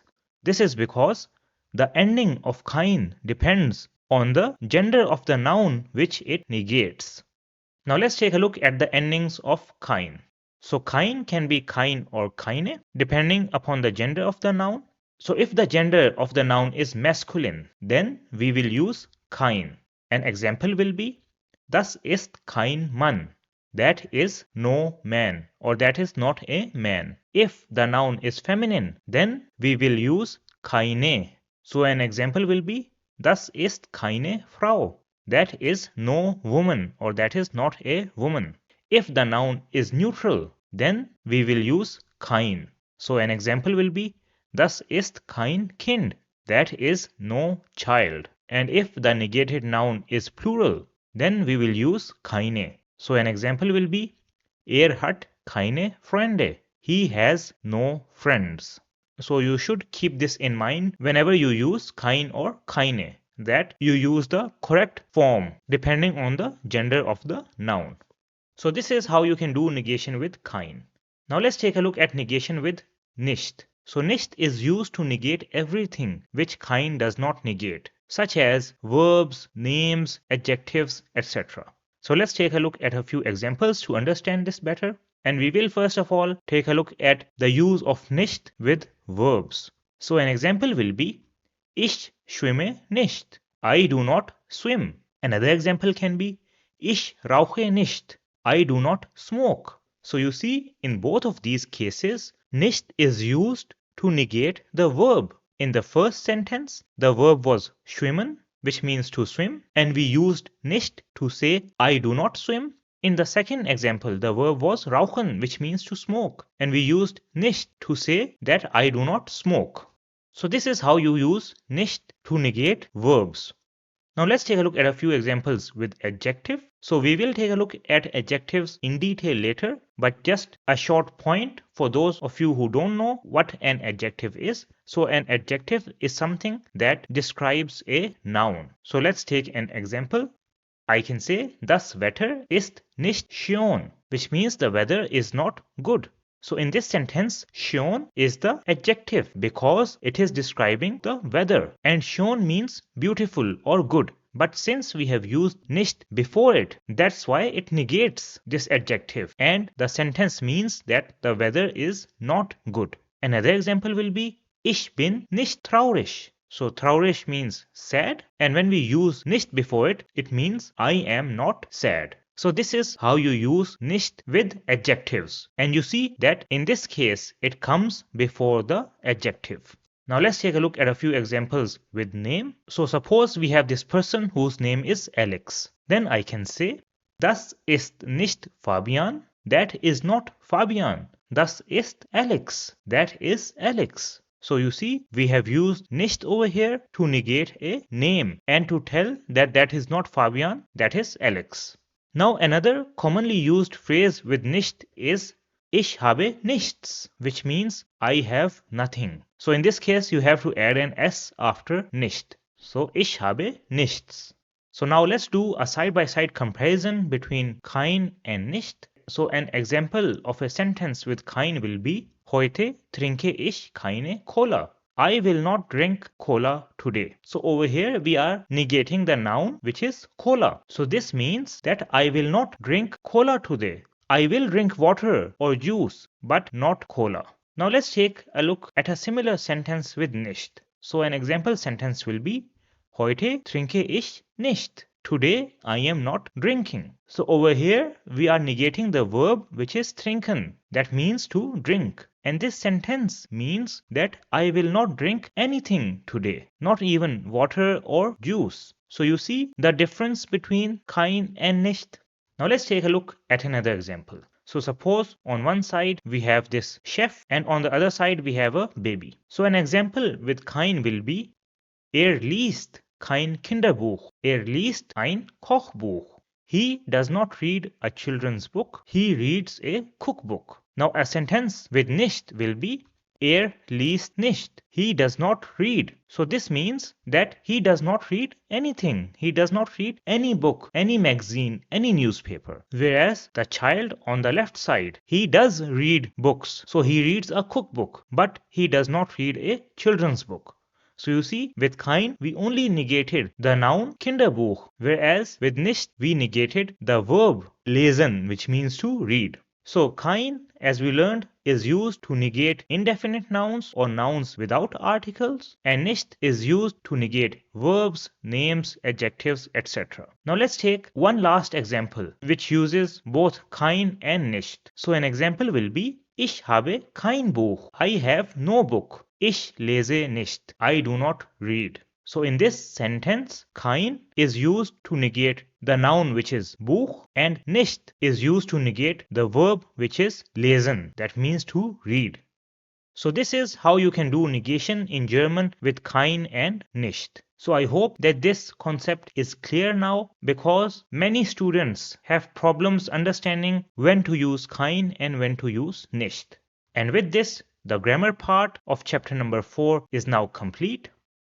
Now let's go to the practical German section, and the first topic in this section is how to tell the time in German. And this is a very important topic because there are questions in the hearing part of the German A1 exam related to the time, in which you have to listen the time and then mark the correct answer on the answer sheet.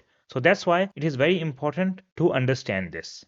So time in German is called die Uhrzeit, which means clock time. Die Uhrzeit. And if you want to ask about the time, then you can do it in two ways. You can say, wie viel Uhr ist es? What time is it? Or you can say, wie spät ist es? Which also means, what time is it? Now before we learn the time, there's an important point that you must know, which is that in Germany we have a 24-hour time, which is from 0 till 24 hours. So we don't have any AM or PM over here. So this means we will not say 7 PM, rather we will say 19 o'clock or 1900 hours. Similarly, we will not say 3 PM, rather we will say 15 o'clock or 1500 hours. So I will be using this 24-hour time in our examples. Now let's take a look at an example of time. So on the left side, I have a normal clock, and on the right side, I have a digital clock, so that it is easier for you to know what time is it. And at the top, I have also written the time of the day. So right now, this is Vormittag, which means before midday or before noon. So if somebody asks you, wie viel Uhr ist es? What time is it? Then you can answer it by saying, Es ist 7 Uhr. It is 7 o'clock, or which means 7 AM. So you will say es ist and then the time. So es ist means it is. Now if the time of the day was Nachmittag, which is afternoon or after midday, and somebody asks you, wie viel Uhr ist es? Then you will say, es ist 19 Uhr. It is 19 o'clock, which means 7 PM. Let's take another example. So this is in the morning. So if somebody asks you, wie spät ist es? Which also means what time is it? Then you will answer it by saying, es ist 4 Uhr. It is 4 o'clock or 4 AM. Now if it was the afternoon or Nachmittag and somebody asked you, wie spät ist es? Then you will say, es ist 16 Uhr. It is 16 o'clock. Now let's take another example. So suppose it is 16:35. Then you will tell the time by saying, es ist 16 Uhr 35. It is 4:35 PM. So you will have the hour first, then you will have Uhr, and after that you will have the minutes. So es ist 16 Uhr 35. Now if it was Vormittag, then you will say, es ist 4 Uhr 35. It is 4:35 AM. Over here again, we have the hour first and then we have the minutes. Let's take another example. So how will we tell this time in German? So there are two ways to tell this. One is the formal way and the other is the informal way. So the formal way is the one which we have learned up till now. So we will say, es ist 4 Uhr 5. It is 4:05 AM. Now if you want to use the informal way, which is used with friends or colleagues, then you can say, es ist 5 nach 4. It is 5 after 4 AM. Es ist 5 nach 4. Now in this sentence, nach means after.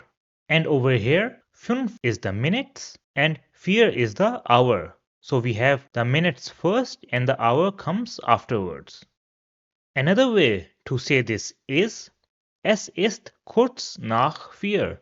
It is shortly after 4 AM. So over here, kurz nach means shortly after. Let's take a look at another example.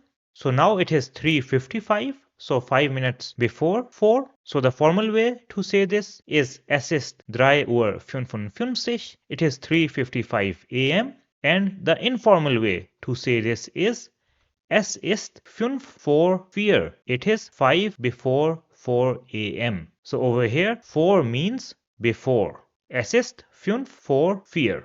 And the other way to say this is Es ist kurz vor 4. It is shortly before 4 a.m. And over here, kurz vor means shortly before. Now let's take another example.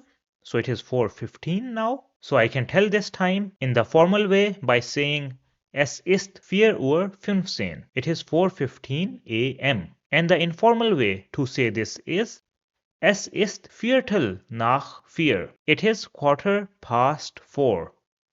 And over here, Viertel means 15 minutes or 1/4 of an hour. And we have used nach because 15 minutes have passed after 4. Now if it was Nachmittag or afternoon, then we will say Es ist 16:15. It is 4:15 p.m., which is the formal way, and the informal way will remain the same. So you will say Es ist Viertel nach 4. It is quarter after or past 4. So in this case, you will use the 12-hour format and 4 remains 4. You will not say Es ist Viertel nach 16. And if somebody tells this to you, then you understand this from the context. Now if instead of 15 minutes passed, there were 15 minutes remaining, then in this case the formal way will be Es ist 16:45. It is 4:45 p.m. And the informal way will be Es ist Viertel vor 5. It is quarter before 5. So 4 means before. And if it was Vormittag, then the formal way will be Es ist 4:45. It is 4:45 a.m. And the informal way will remain the same. So you will say Es ist Viertel vor 5. It is quarter before 5. So now I will give you an overview of when to use for and when to use nach.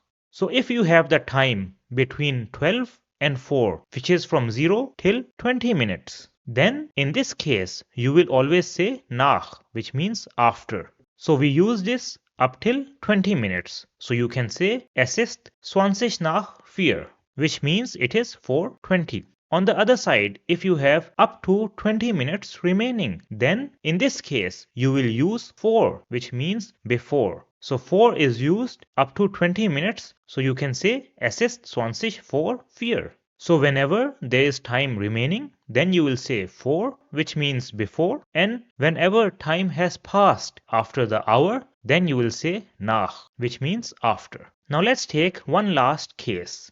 And that is when 30 minutes have passed. So it is 8:30. So the formal way is the easiest one, in which you will say Es ist 8:30. It is 8:30. However, the informal way to say this will be Es ist 8:30. It is halfway to 9.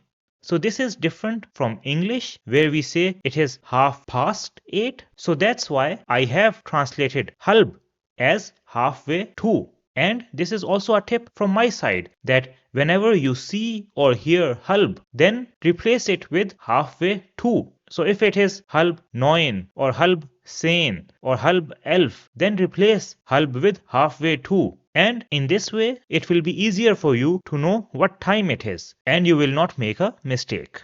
Now let's take a look at another example where the time is 3:30. So the formal way to describe this time will be Es ist 3:30.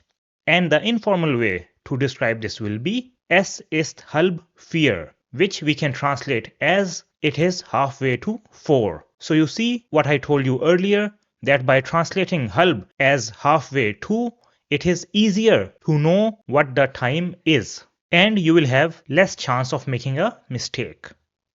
Now let's take a look at another example where it is 8:25. So the formal way will be Es ist 8:25. It is 8:25. And the informal way to say this will be Es ist 5 vor 8:30. It is 5 before halfway to 9. Now this way is a little complicated and it is rarely used. That's why I would suggest that whenever you have this case, then use the formal way, because that is easier, simpler, and has less chance of error. Now if we have 8:35, then we will say Es ist 8:35 in the formal way.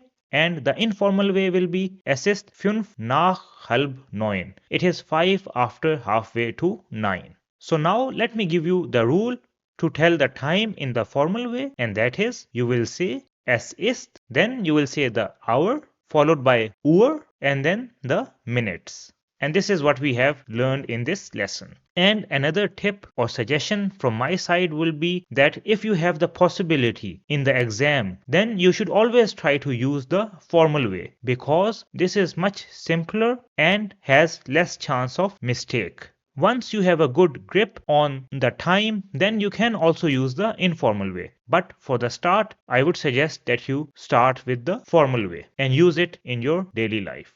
So with this, we come to the end of the lesson. And I hope now, since you can tell the time in German, so you will not be late for any meetings. And you can also sleep more because you know at what time you have to go. So this was how you can tell the time in German. Now let's go to the last part of chapter number 4, and that is ordering and paying, or bestellen und bezahlen. So bestellen means to order and bezahlen means to pay. So this will be a short lesson and we will learn a few phrases which you can use for ordering and paying. So over here we have a Kunde, which means customer, and we have a Bäckerin, which is a female baker. So the Kunde says, "Hallo, ich möchte 2 Kaffee und 2 Wasser, bitte." Hello, I would like to have 2 coffees and 2 water, please. The Bäckerin says, "Natürlich, happily. Möchten Sie noch etwas dazu?" Would you like something else with that? So in the first sentence, you can replace Kaffee and Wasser with something else that you want to order. So you can use this sentence to order other things as well. Then the Kunde answers to the Bäckerin by saying, "Nein, das ist alles." No, that will be all. So the Bäckerin says, "Alles klar, all good. Das macht 8 Euro. That will be 8 euros. So she is telling that the total will be 8 euros. Then she asks, "Zahlen Sie bar oder Karte?" Do you want to pay with cash or card? So Karte is card and bar is cash. Then the Kunde answers by saying, "Mit Karte bitte." With card, please. And then the payment is done. So the Bäckerin says, "Vielen Dank. Thanks a lot. Einen schönen Tag noch." Have a great day. So einen schönen Tag noch means have a great day. And then the Kunde says, "Danke gleichfalls." Thank you and same to you. So gleichfalls means same to you. So this was how you can order and pay in German. And with this, we have completed chapter number 4. So great job. I know that we learned a lot of new concepts, but after learning these concepts, now you are able to make complete sentences because you now know about personal pronouns. You now know about articles. You know about the basic sentence structure and the verb conjugations. So these are all the things that you need to create complete sentences. So I would suggest that take some time, try to write sentences using the concepts that you have learned. When you read a text, then try to understand how the sentences are formed so that you understand the different parts of the sentence better. So this was chapter number 4 of the German A1 course. Now let's start with chapter number 5. So in chapter number 5, we will learn how to ask questions. So there will be 2 types of questions that we will take a look at. We will see yes-no questions and W-word questions. After that, we will take a look at time prepositions. In the practical German section, we will take a look at questions for introduction. So if you meet someone, then which questions you can ask them to get to know them better. And we will also take a look at the weather and seasons in German. So get ready to ask questions. So we start with the first topic, which are yes-no questions in German. So what will we learn? So we will learn what are Ja-Nein-Fragen or yes-no questions, how to make Ja-Nein-Fragen. We will also take a look at how to answer Ja-Nein-Fragen, and at the end we will see what is the difference between Ja-Nein-Fragen and Aussagesätze or simple statements, which we have learned until now. So let's start the lesson. So what are Ja-Nein-Fragen or yes-no questions as they are called in English. So Ja-Nein-Fragen are questions which you have to answer with a yes or no. And this is a more direct way of asking a question. We use this type of question when we want confirmation for an assumption or information that we already have. So suppose there's this woman over here who has a white coat and a stethoscope, and just by looking at her, you assume that she might be a doctor. So in order to confirm your assumption, you will use Ja-Nein-Fragen or yes-no questions. Now let's see how you can create these Ja-Nein-Fragen and what is the sentence structure. So if you want to create a Ja-Nein-Frage, then at position number 1, you will have the conjugated verb. So you will start the sentence with the conjugated verb. At position number 2, you will have the subject, and then you will have the rest of the sentence. So let's understand this with an example.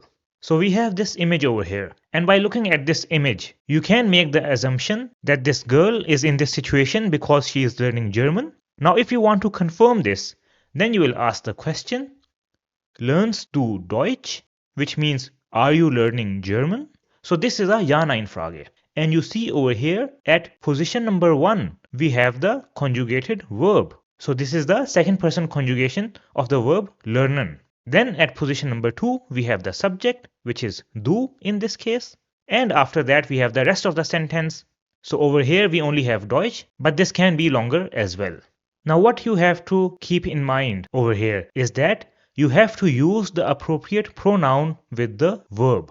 So over here we have the different conjugations of the verb lernen, and we have used lernst over here because the subject is du. Now if we use the personal pronoun sie, which is the formal way, then the conjugated verb will also change. So the question will become Lernen Sie Deutsch? So this is the formal way to ask someone if they are learning German. So just keep in mind that you have to use the appropriate pronoun with the verb conjugation. Now this is how you can create a Ja-Nein-Frage. Now how will you answer a Ja-Nein-Frage? So there are two possible answers that you can give for this question. One is a positive answer and the other is a negative answer. So if you are learning German, then the positive answer will simply be Ja, which means yes. Now if you want to give some more information, then you can say Ja, ich lerne Deutsch. Yes, I am learning German. Similarly, the negative answer to this question will be Nein, or if you want to give some more information, then you can say Nein, ich lerne kein Deutsch. No, I am not learning German. Or if you are learning English, then you can say Nein, ich lerne English. But the important part over here, as you see in all the answers, is that you have to use Ja or Nein in the answer. So that's why these are called Ja-Nein-Fragen. Let's take another question. So we have the question, Wohnt Thomas in Berlin? Does Thomas live in Berlin? So the simple answer to this will be Ja or Nein.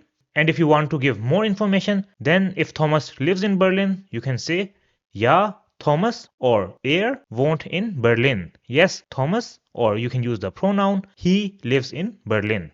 And if he doesn't live in Berlin, then you can say Nein, Thomas wohnt nicht in Berlin. No, Thomas does not live in Berlin. Or you can also say Nein, Thomas wohnt in Frankfurt. No, Thomas lives in Frankfurt. So this is how you can answer these Ja-Nein-Fragen. And you see over here in the question, I have again used the conjugated verb, which is wohnt, at position number 1. Then we have the subject, which is Thomas. And after that, we have some more information or the rest of the sentence. So now we have learned the yes-no questions or Ja-Nein-Fragen. Now let's take a look at the relationship between yes-no questions and statements, which are also called Aussagesatz. And these are sentences which we learned in the previous chapters. So first of all, let's take a statement. So an example of a statement will be Thomas wohnt in Berlin. Thomas lives in Berlin. And an example of a yes-no question will be Wohnt Thomas in Berlin? Does Thomas live in Berlin? Now you see that in the statement, wohnt, which is the conjugated verb, comes at the second position, and the subject, which is Thomas, comes directly before or after the verb. This is also something that we saw in chapter number 4, where we learned the basic sentence structure. Now in a yes-no question, the conjugated verb comes at the first position and the subject comes at the second position. Now if we compare this Ja-Nein-Frage and the statement, then we see that the difference between these two is that the position of the conjugated verb and the subject has been exchanged. So using this rule, we can create a statement from a Ja-Nein-Frage or a Ja-Nein-Frage from a statement simply by shifting the position of the verb and the subject. However, there is one special case which you must keep in mind, and that is if you have the statement Ich heiße Adam, which means my name is Adam, then if we change the position of the verb and the subject, the Ja-Nein-Frage will be heiße ich Adam. But this is not correct because normally you don't ask a question yourself. Rather, you ask the other person a question. So that's why when we have the first person pronoun, which is ich, in the statement, then the Ja-Nein-Frage for this should be heißt du Adam, which means is your name Adam, or heißen Sie Adam, which is the formal way. So if somebody asks you any of these questions and your name really is Adam, then you will answer it by saying Ja, ich heiße Adam. Yes, my name is Adam. So this is how you can create Ja-Nein-Fragen and answer them. And since you have now learned how to create questions, I would suggest that you practice it, and you can practice it by going to different people and asking them different Ja-Nein-Fragen. Because the more you practice, the easier it will be to remember the sentence structure, and with time it will come to you naturally and you will not have to think about it. And with this, we have completed the lesson on yes-no questions or Ja-Nein-Fragen. Now let's take a look at the second type of questions, which are W-word questions. So in this lesson, we will learn what are W-Fragen or W-word questions as they are called in English. Then we will take a look at the different types of W-Fragen. After that, I will tell you how to make W-Fragen, and we will take a look at different examples of sentences with W-Fragen. So what are W-Fragen or W questions? So these are questions which start with a W, and these are more open questions which require a detailed answer. So you cannot just simply give a yes or no answer, rather you have to give a detailed answer.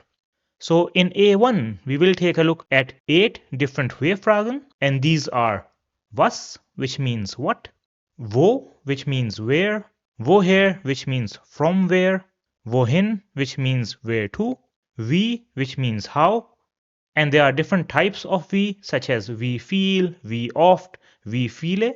We will take a look at examples for these as well. Then we have wer, which means who, wann, which means when, and welch, which means which. And this has different types such as welcher, welche, or welches, depending on the gender of the noun which comes after it. But before we take a look at sentences with these W-Fragen, let's first understand how to make W-Fragen, or what is the sentence structure. So as we learned in the previous slide that W-Fragen are those which start with a W word. So this means that at position 1 we will have the W word, then at position 2 we will have the conjugated verb, at position number 3 we will have the subject, and after that we can add any extra information if it is needed. So this will be the sentence structure for W-Fragen. Now let's make different questions with the W-Fragen. So the first W-Frage is was, which means what. And we have already learned a question with this W-Frage in the previous chapter, and that is was ist das, which means what is that or what is this.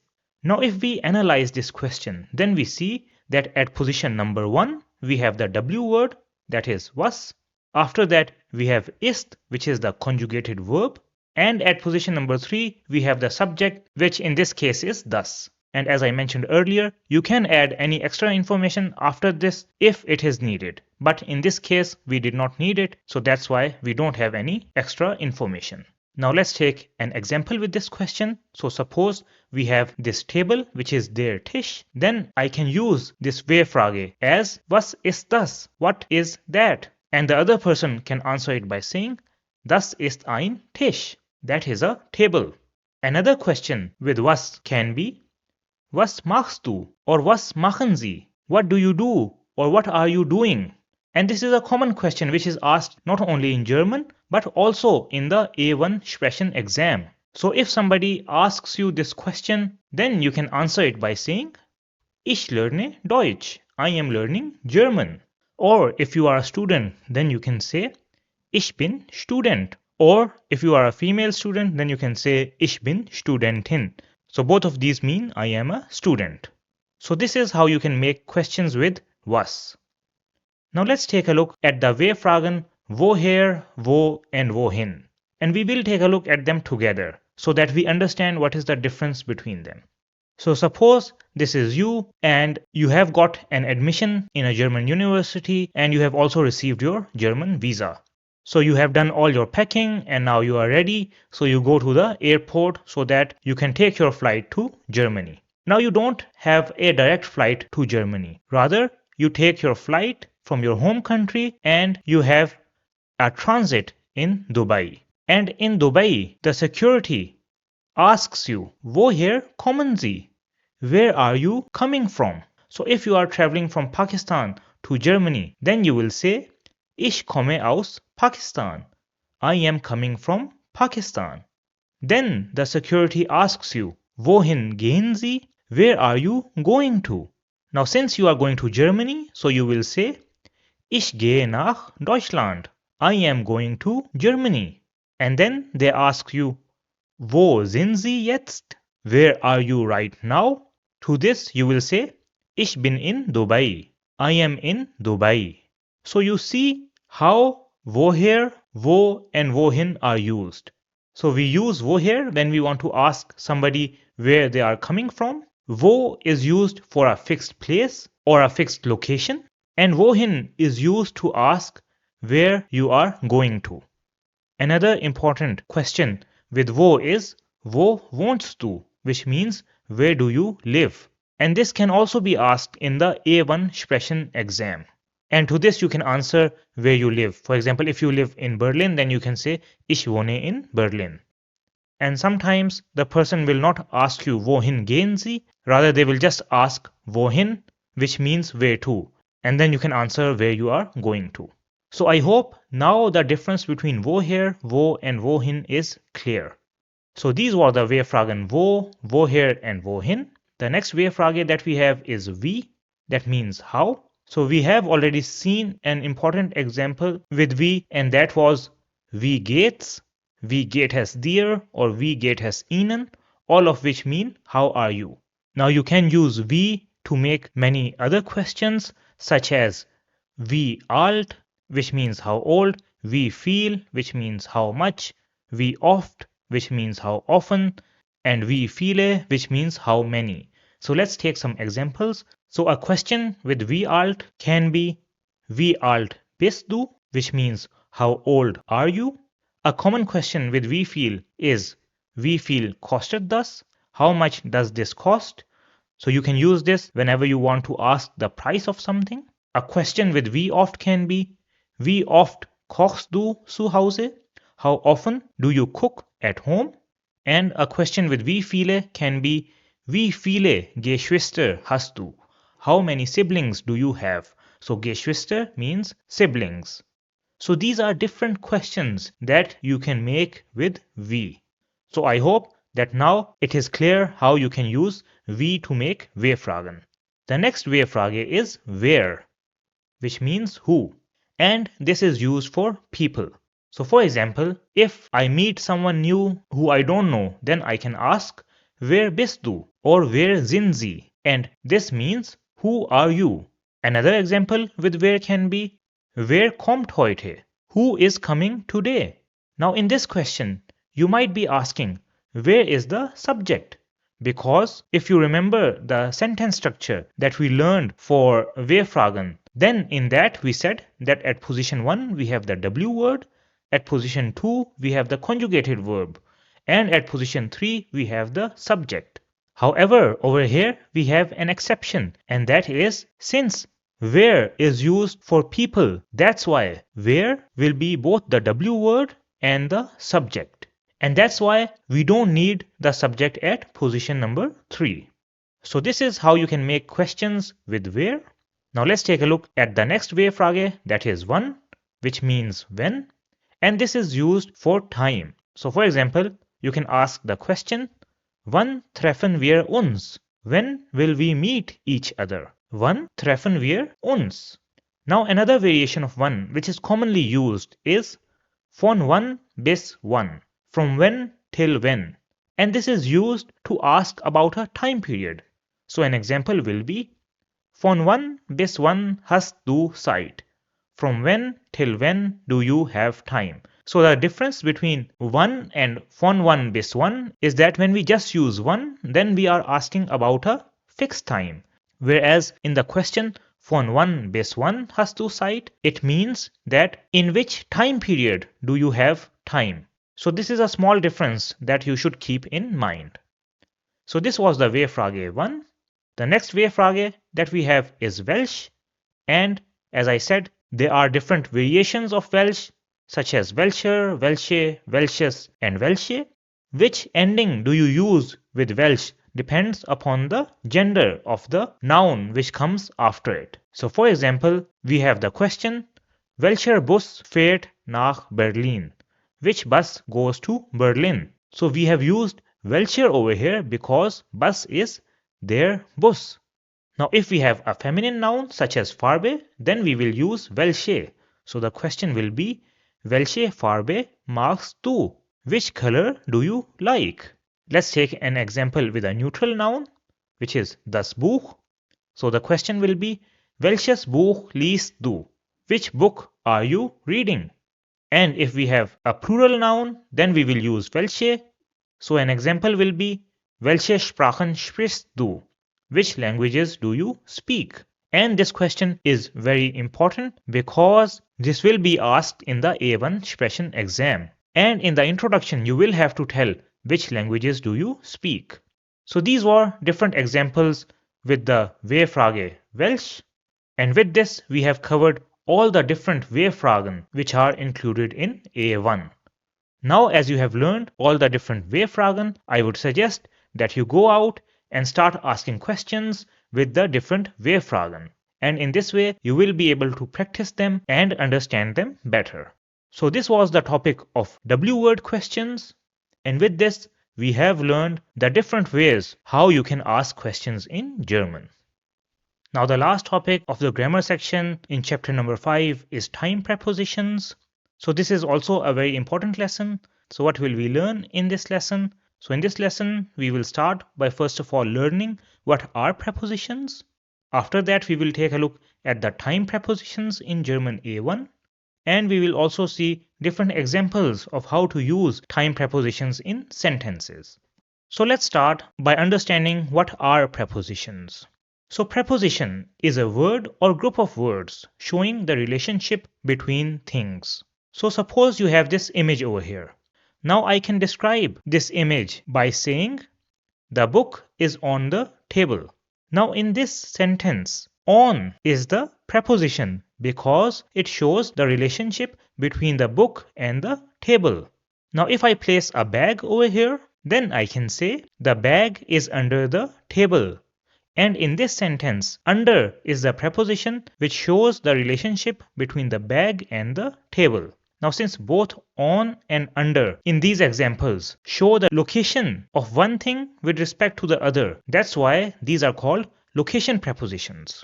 Now there are other types of prepositions as well. In the sentence, I go to school at 8 a.m.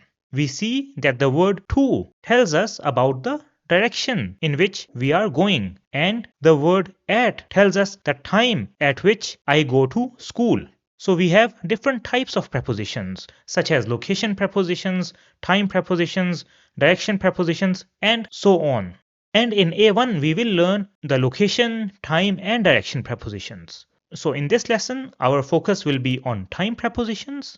So time prepositions are prepositions which show the relationship with time. And these answer the question of when or wann as it is called in German. So in A1 we have a total of 7 time prepositions. These are which means at, and it is used with time. We have gegen, which means around, and this is also used with time. After that, we have which means on, and this is used with a day or date. Then we have in, which means in, and this is used with a future point in time. After that, we have im, which also means in. However, the difference is that this is used with a month or season. After that, we have von bis, which means from and till, and this can be used with time, day, or date. And the last preposition is ab, which means from this time onwards, and this can also be used with time, day, or date. Now, the topic of time prepositions is very important because this will be used in the Sprechen exam, as you will have to make questions or give answers in which you use these prepositions. That's why if you understand them properly, then you will have less chance of a mistake and you will be able to get good marks. So now let's start with the prepositions. So we start with the first preposition, which is that means at.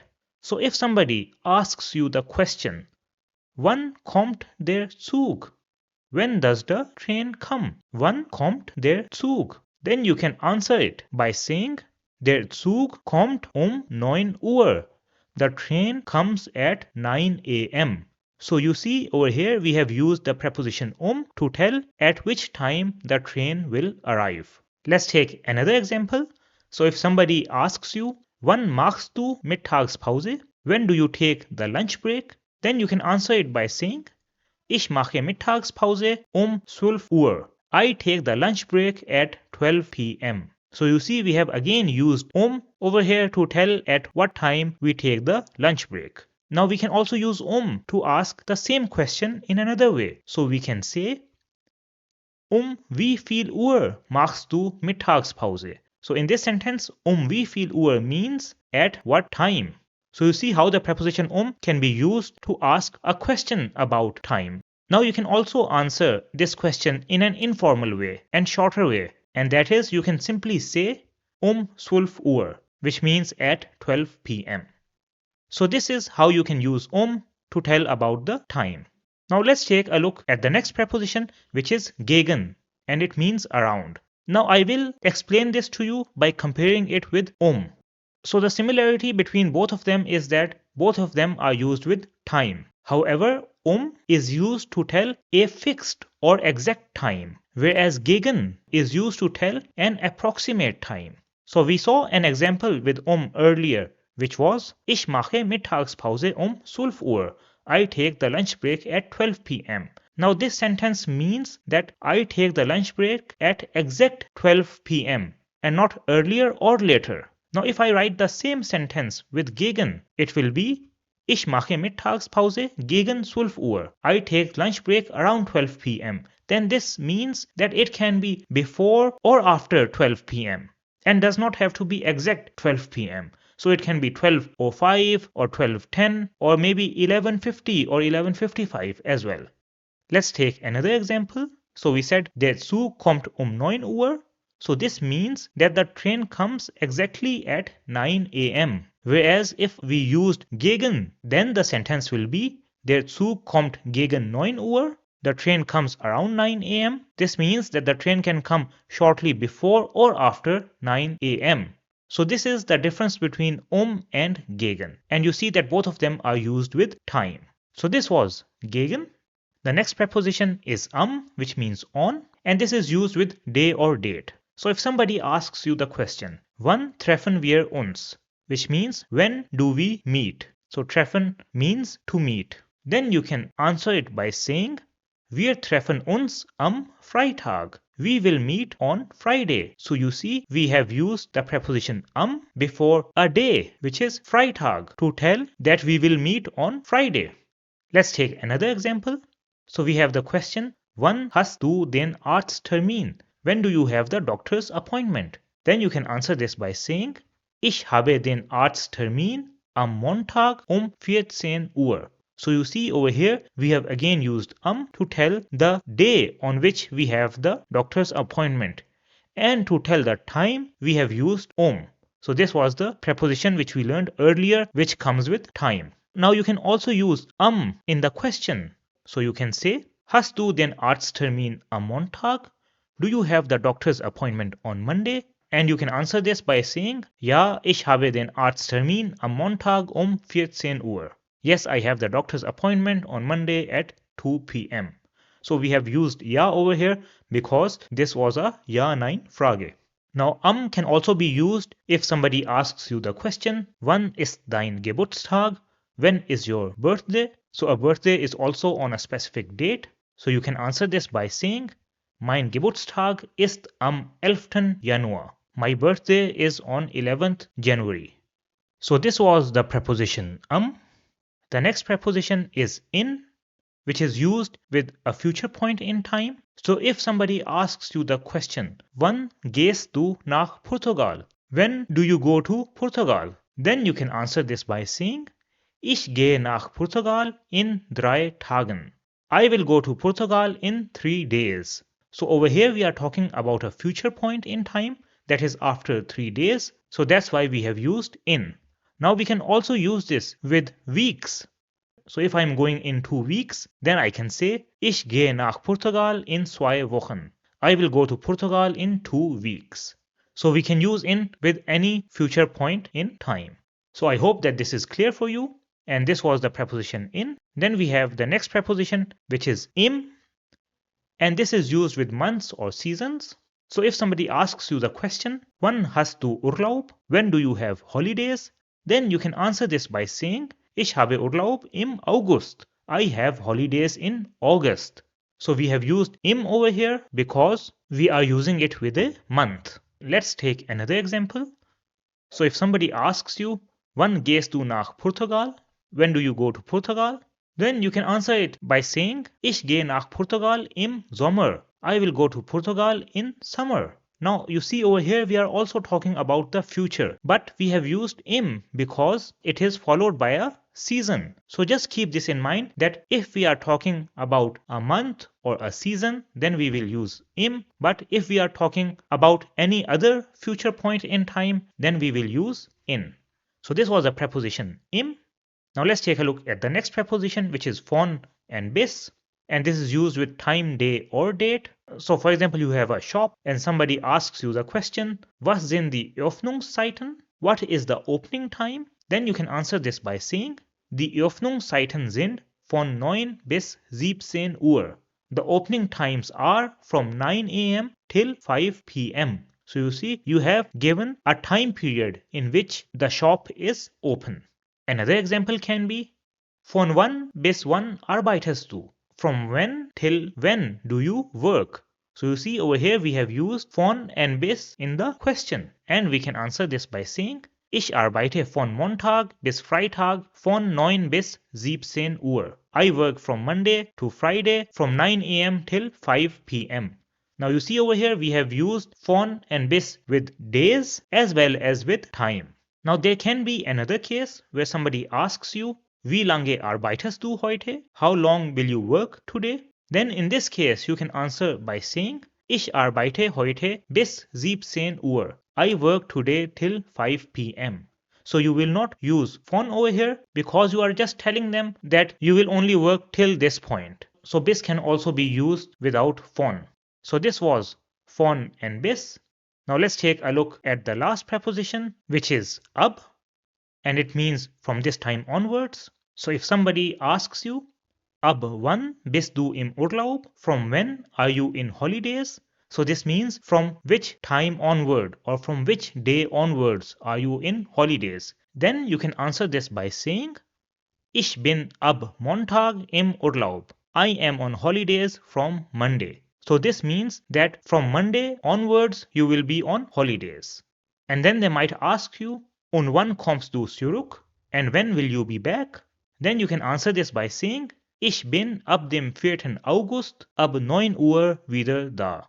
I will be back on 4th of August from 9 a.m. or 9 a.m. onwards. So you see over here we have used ab with a date and a time. So this is how you can use ab.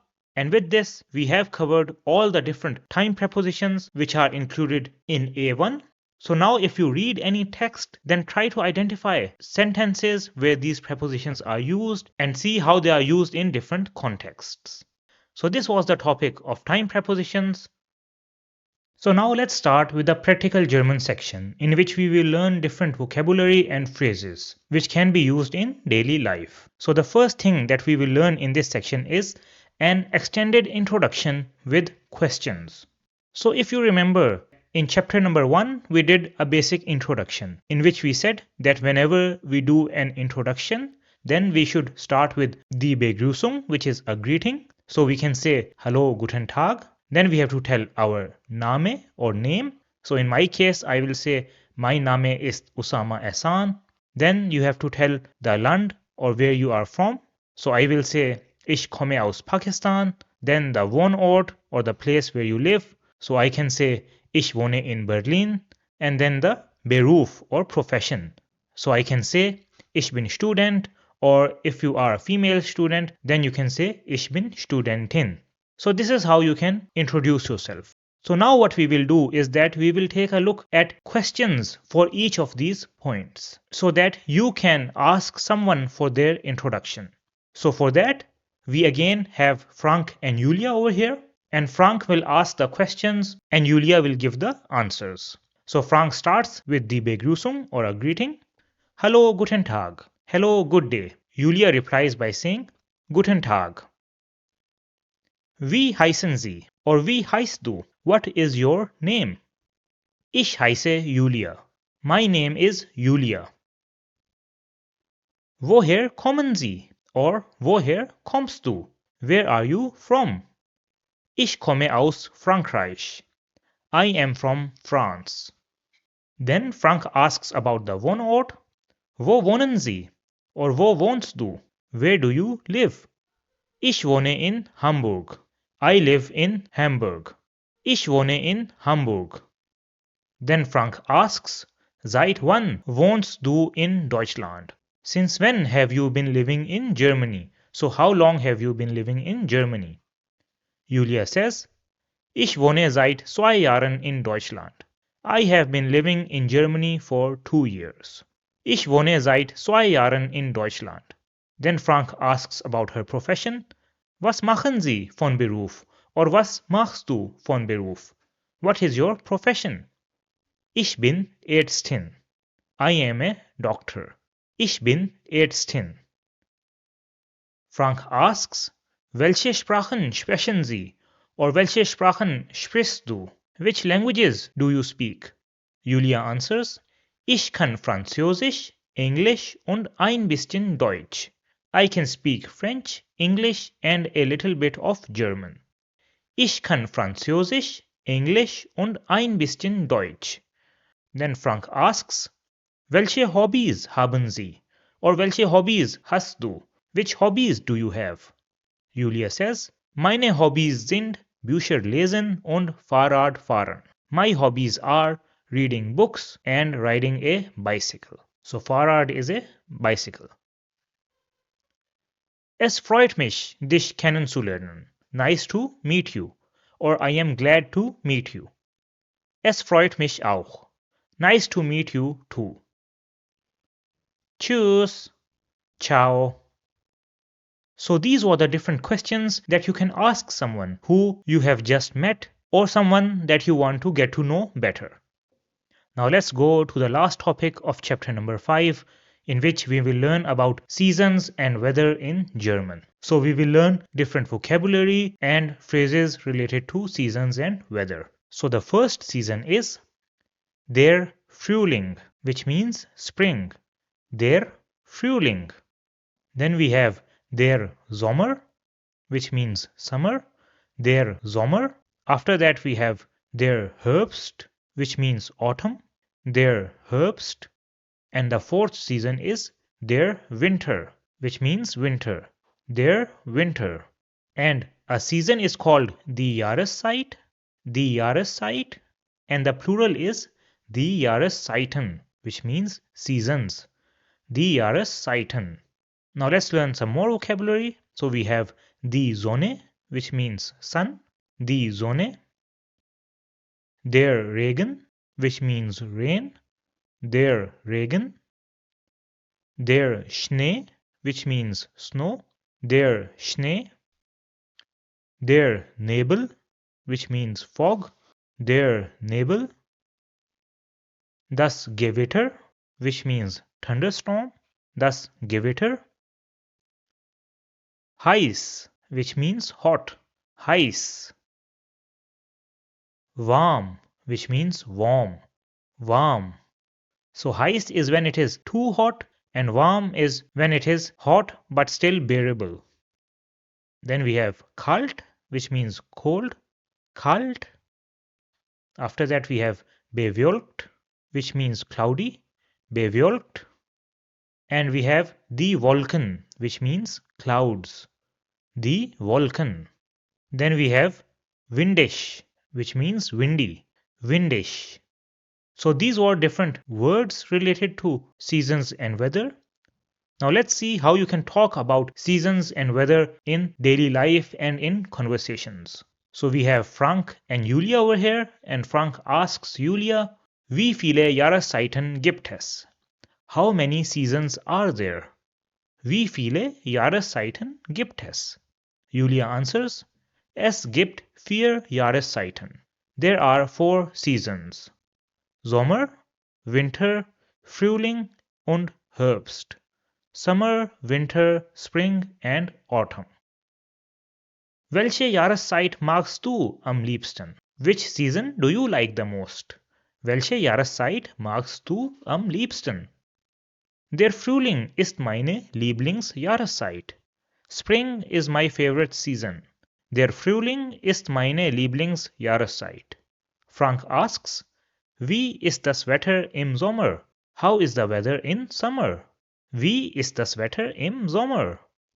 Im Sommer ist es heiß und sonnig. In summer it is hot and sunny. Frank asks, und im Winter? And in winter? Julia replies, im Winter schneit es oft. In winter it snows often. Im Winter schneit es oft. Then Frank asks about autumn. He says, ist das Wetter schön im Herbst?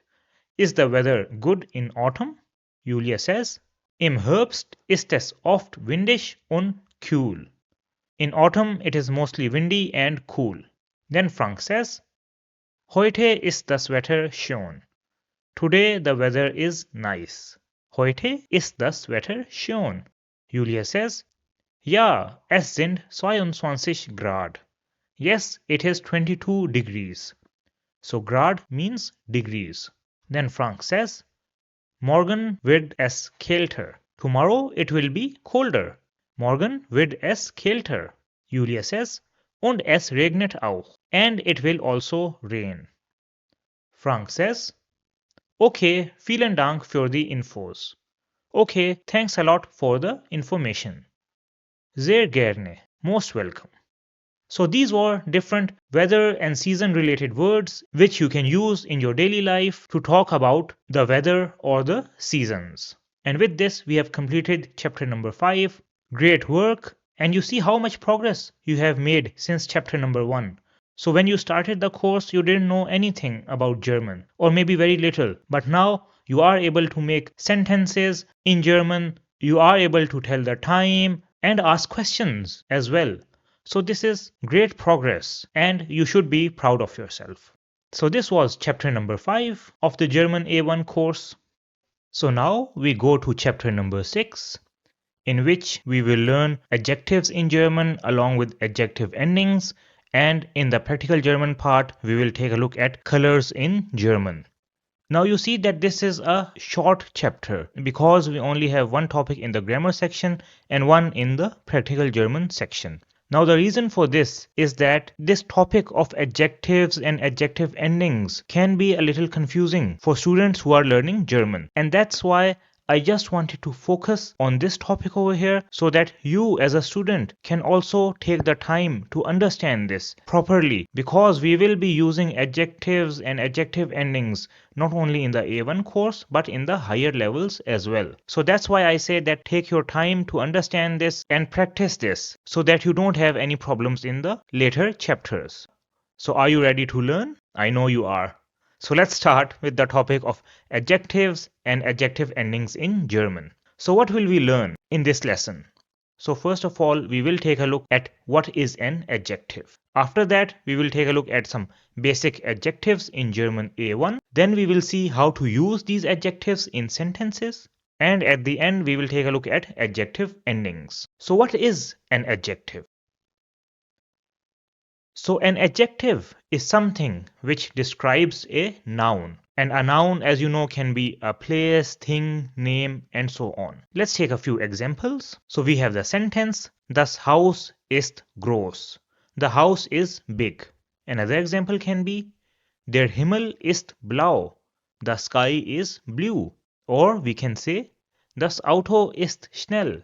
The car is fast. Now in the first example, we have used the word groß, which means big, to describe the house, which is the noun over here. So in this case, groß is the adjective which has been used. In the second example, the word blau, which means blue, is used to describe the sky or der Himmel. So over here, blau is the adjective. And in the third example, the word schnell is used to describe the car. So over here, this is the adjective.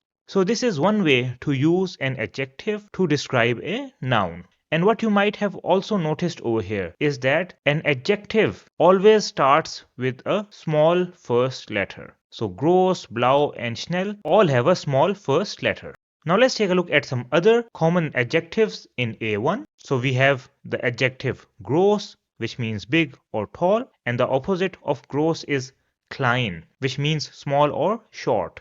Then we have kalt, which means cold, and the opposite is heiß, which means hot.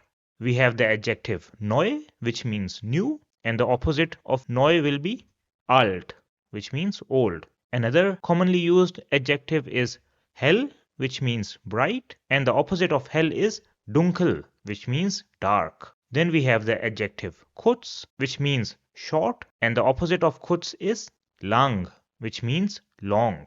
Let's take a few examples. So I can say, Das Wasser ist kalt. The water is cold. Or, Der Kaffee ist heiß. The coffee is hot. Or I can say, Der Mann ist alt. The man is old. So over here you see again how we have used adjectives to describe nouns. And if you have any other adjective, you can use it in a similar way to describe the noun. I have prepared a list of important adjectives for A1, which you can find from the link in the description below, and you can go through them and take a look at the different adjectives that are used in A1. Now let's take a look at how we can use adjectives in sentences. Now there are different ways to use an adjective. So one of the ways of how we can use an adjective, which we saw earlier, was the example, Der Mann ist alt. Or we can say, Die Frau ist schön. The woman is beautiful. Another example can be Das Auto ist rot, which means the car is red. Or Die Kinder sind klein. The children are small. Now in all of these examples over here, we have used the adjective after the verb sein. Now there are some other verbs such as werden and bleiben, after which we can also use the adjective, similar to as we have used it after sein. Now let's take another example. So I can say the old man, or the beautiful woman, or the red car, or the small children. Now the difference over here is that we have used the adjective with definite articles. And when you use adjectives with articles, then comes the concept of adjective endings. So let's take a look at the adjective endings with definite articles. So suppose we have a masculine noun which has the article there, and we will use the adjective alt, which means old. Then an example of this adjective with there will be der alte Mann, the old man. And you see over here the adjective alt has the ending a or e in English. Now let's consider the feminine article die with the adjective schön, which means beautiful. So I can say die schöne Frau, which means the beautiful woman. Now over here we also have the ending a. Now if I have the neutral article and I have the adjective klein, then I can say das kleine Kind, the small child. In this case, we also use the ending a. Now, if we have a plural noun and the adjective is again klein, then when I use this adjective in a sentence, I will say die kleinen Kinder, the small children. So over here, the ending will not be a, rather it will be an. So whenever you use the adjective with a definite article, then you have to use these endings. And you see that the ending is the same for masculine, feminine and neutral, and only for plural it is different. So this is how you can use adjectives with definite articles and their respective adjective endings. Now we can also use adjectives with indefinite articles. Now examples of such sentences in English are an old man, a beautiful woman, a red car. And as you know, in plural we don't use indefinite articles. That's why we don't have any example over here. Now let's see what the adjective endings will be when we use them with indefinite articles. So the indefinite article in masculine is ein. Now if I want to make a sentence which has the indefinite article ein and the adjective alt, then I can say ein alter Mann, an old man. And you see over here that the adjective alt has the ending er or er in English. Now if I have the feminine article eine and the adjective schön, then I can make the sentence eine schöne Frau, a beautiful woman. And in this case, schön has the ending a. So this is the same as the definite article die. Then we have the neutral case and the adjective klein. So a sentence with the neutral article ein and the adjective klein will be ein kleines Kind, a small child. And you see over here we have the ending as or es in English. And as mentioned earlier, in plural there is no indefinite article, that's why we don't have any ending for plural. So you see that in this case the endings are different for adjectives when used with the masculine, feminine or neutral indefinite articles. Now another important point over here is that we will use the same endings with kein or keine because kein is also treated as an indefinite article. So if I want to make a sentence with kein and the adjective alt for the masculine case, then I will say kein alter Mann, no old man. So you see the ending remains the same, which is er. In case of feminine, it will also be the same. So I can say keine schöne Frau, no beautiful woman. So the ending remains a. And for neutral, it will also be the same. So I will say kein kleines Kind, no small child. So the ending for the adjective remains as. So this is how you can use adjectives with indefinite articles and kein and their respective adjective endings. Now there's one more case of how you can use adjectives, and that is without any article. So you can say old man or beautiful woman or red car or small children. Now let's take a look at the adjective endings when there is no article. So again, for a masculine noun which has the adjective alt, I will say alter Mann, old man. So it has the ending er, which is similar to the endings with indefinite articles. Now for the feminine noun with the adjective schön, the example will be schöne Frau, beautiful woman. And over here the ending is a. In case of neutral with the adjective klein, I can say kleines Kind, small child. Over here the ending is also as, which is similar to the indefinite article ending. Now over here we will have an ending for plural. So let's consider the adjective klein. An example will be kleine Kinder, small children. So over here the ending will be a. So you see that when we have no article, then the endings for masculine, feminine and neutral are the same as the endings that we saw for indefinite articles. The only difference is that in case of indefinite articles, we do not have any plural case, but over here we can use the adjectives with plurals and they will have the ending a. So here is a side-by-side comparison of all the different ways we can use the adjectives and their adjective endings marked in red. So take a moment and go through these examples so that you can understand what are the different endings for different cases. Now you might be asking the question, why do adjectives have different endings? Why do we have to make German so complicated? So let me tell you what is the reason for this. So over here we have the different cases. So we have the case where we use adjectives after the verb, then with the definite articles, with indefinite articles and kind, and without article.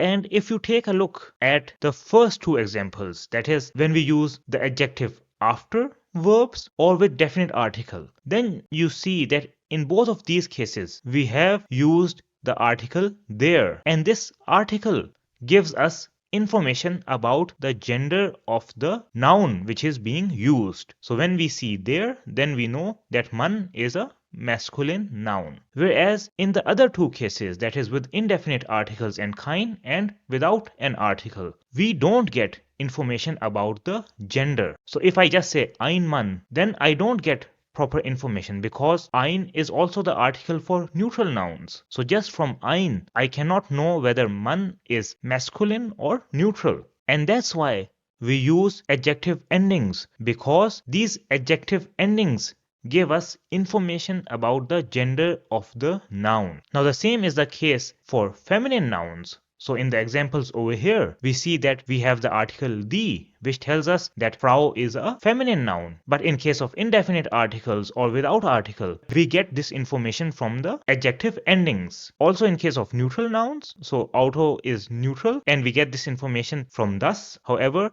in these cases with indefinite articles or without an article, we don't get this information from the articles. Rather, we only get it from the adjectives. And the same is the case for plural as well.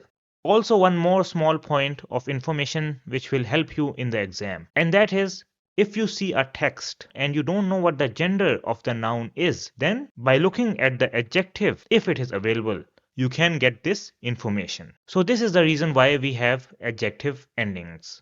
I know it makes German complicated and difficult, but because of the different genders in German language, we have to show this information somehow, and this is one way to do it. And now let's take a look at one last topic related to adjectives, and that is adjectives with sehr and zu. So what are these two words? So sehr means very in English, and zu means two in English, two with a double O. And both of them are used to make the adjective stronger. However, the difference is that sehr is used in a positive sense. For example, I can say, das Auto ist sehr schön.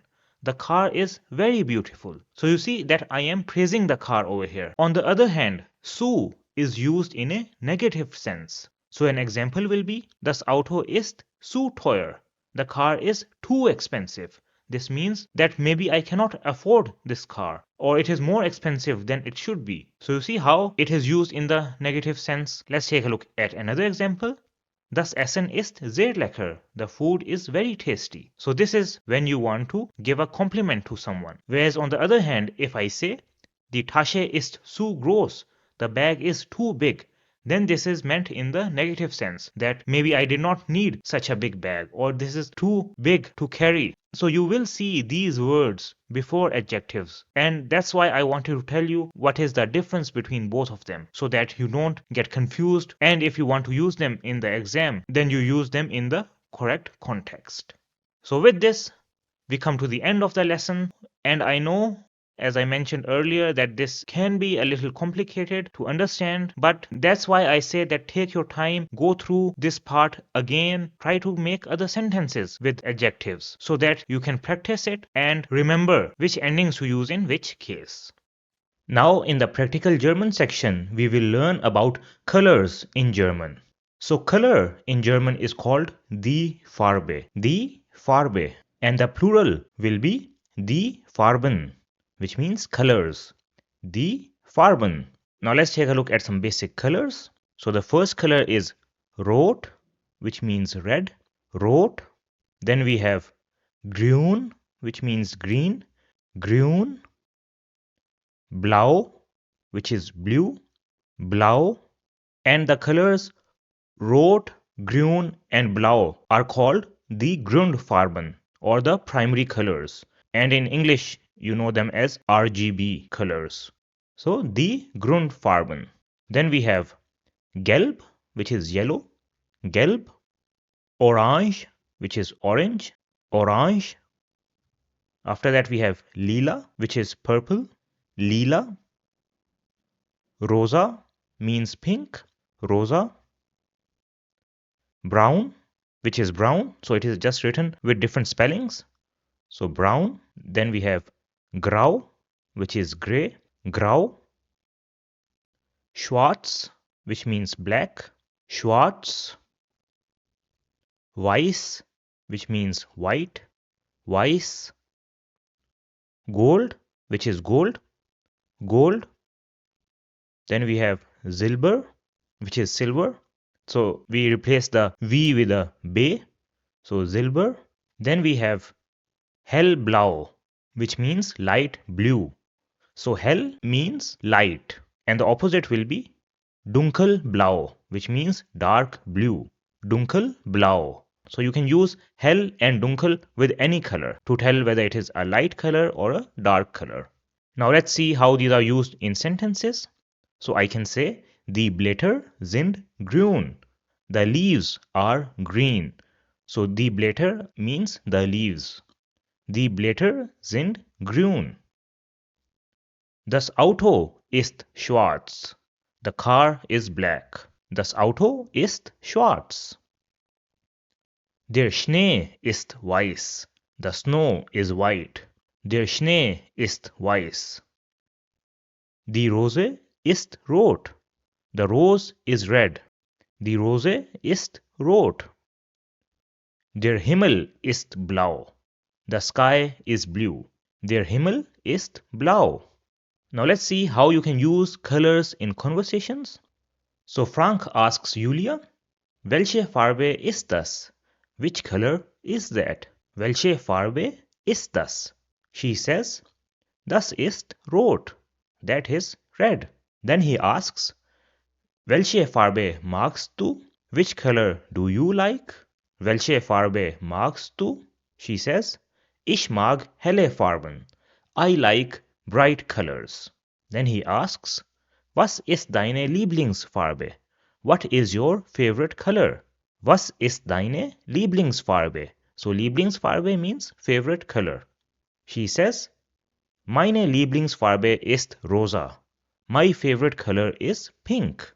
Frank says, ich mag die Farbe grün. I like the color green. Then he says, mein T-Shirt ist blau. My T-Shirt is blue. Mein T-Shirt ist blau. Julia says, ich trage heute einen orangen Pullover. I am wearing an orange sweater today. Ich trage heute einen orangen Pullover. Then Frank says, ich habe eine braune Hose. I have brown pants. Ich habe eine braune Hose. Julia says, du hast braune Schuhe auch. You also have brown shoes. Du hast braune Schuhe auch. Frank says, ich mag braune Schuhe. I like brown shoes. Ich mag braune Schuhe. Now one more important point over here is that colors are adjectives. So that's why you have to use the correct adjective endings, which we learned in the grammar part of this chapter. So here is a recap of all the different colors that we saw. So we have rot, which is red, gelb, which is yellow, blau, which is blue, grün, which is green, orange, which is orange, lila is purple, rosa is pink, brown means brown, grau is gray, schwarz is black, weiß is white, gold is gold, silber means silver, and then we have hellblau, which means light blue, and dunkelblau, which means dark blue. So we said that we can use hell and dunkel with the color to tell whether it is light or dark. And with this, we come to the end of chapter number 6. I know that there were some new concepts over here, especially the adjective endings, but we have done it. So well done on this awesome job. And by learning the concept of adjective endings, now if you read a text where they have these endings, you won't be confused because you will be able to identify why a specific ending has been used using the rules and concepts which I have given you in this chapter. So great job and well done once again. And with this, we have now completed 6 chapters of our A1 course. So now let's move on to chapter number 7. And in chapter number 7, our main focus will be on learning some new types of verbs, which are modal verbs in the present tense and separable verbs, which are also called trennbare verbs in German. And in the practical German section, we will take a look at how you can talk about your daily schedule, which is called Tagesablauf in German. So we will learn the topic of modal verbs in two parts. First of all, I will introduce you to modal verbs and what are the different types of modal verbs. And then in the second part, we will learn how we can make questions with modal verbs. So are you ready to learn these new types of verbs? I know you are. So then let's start with an introduction to modal verbs. So what will we learn in this lesson? So we will start by taking a look and understanding what are modal verbs. After that, we will see the different types of modal verbs in German. Then I will give you the conjugation of modal verbs in presence or the present tense.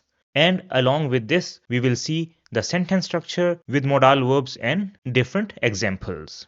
And at the end, I will give you some helpful tips to remember the modal verb conjugations. So what are modal verbs? So modal verbs are a type of verb which show the attitude or mood towards an action. Let's understand this with an example. So suppose I have the sentence, I learn German.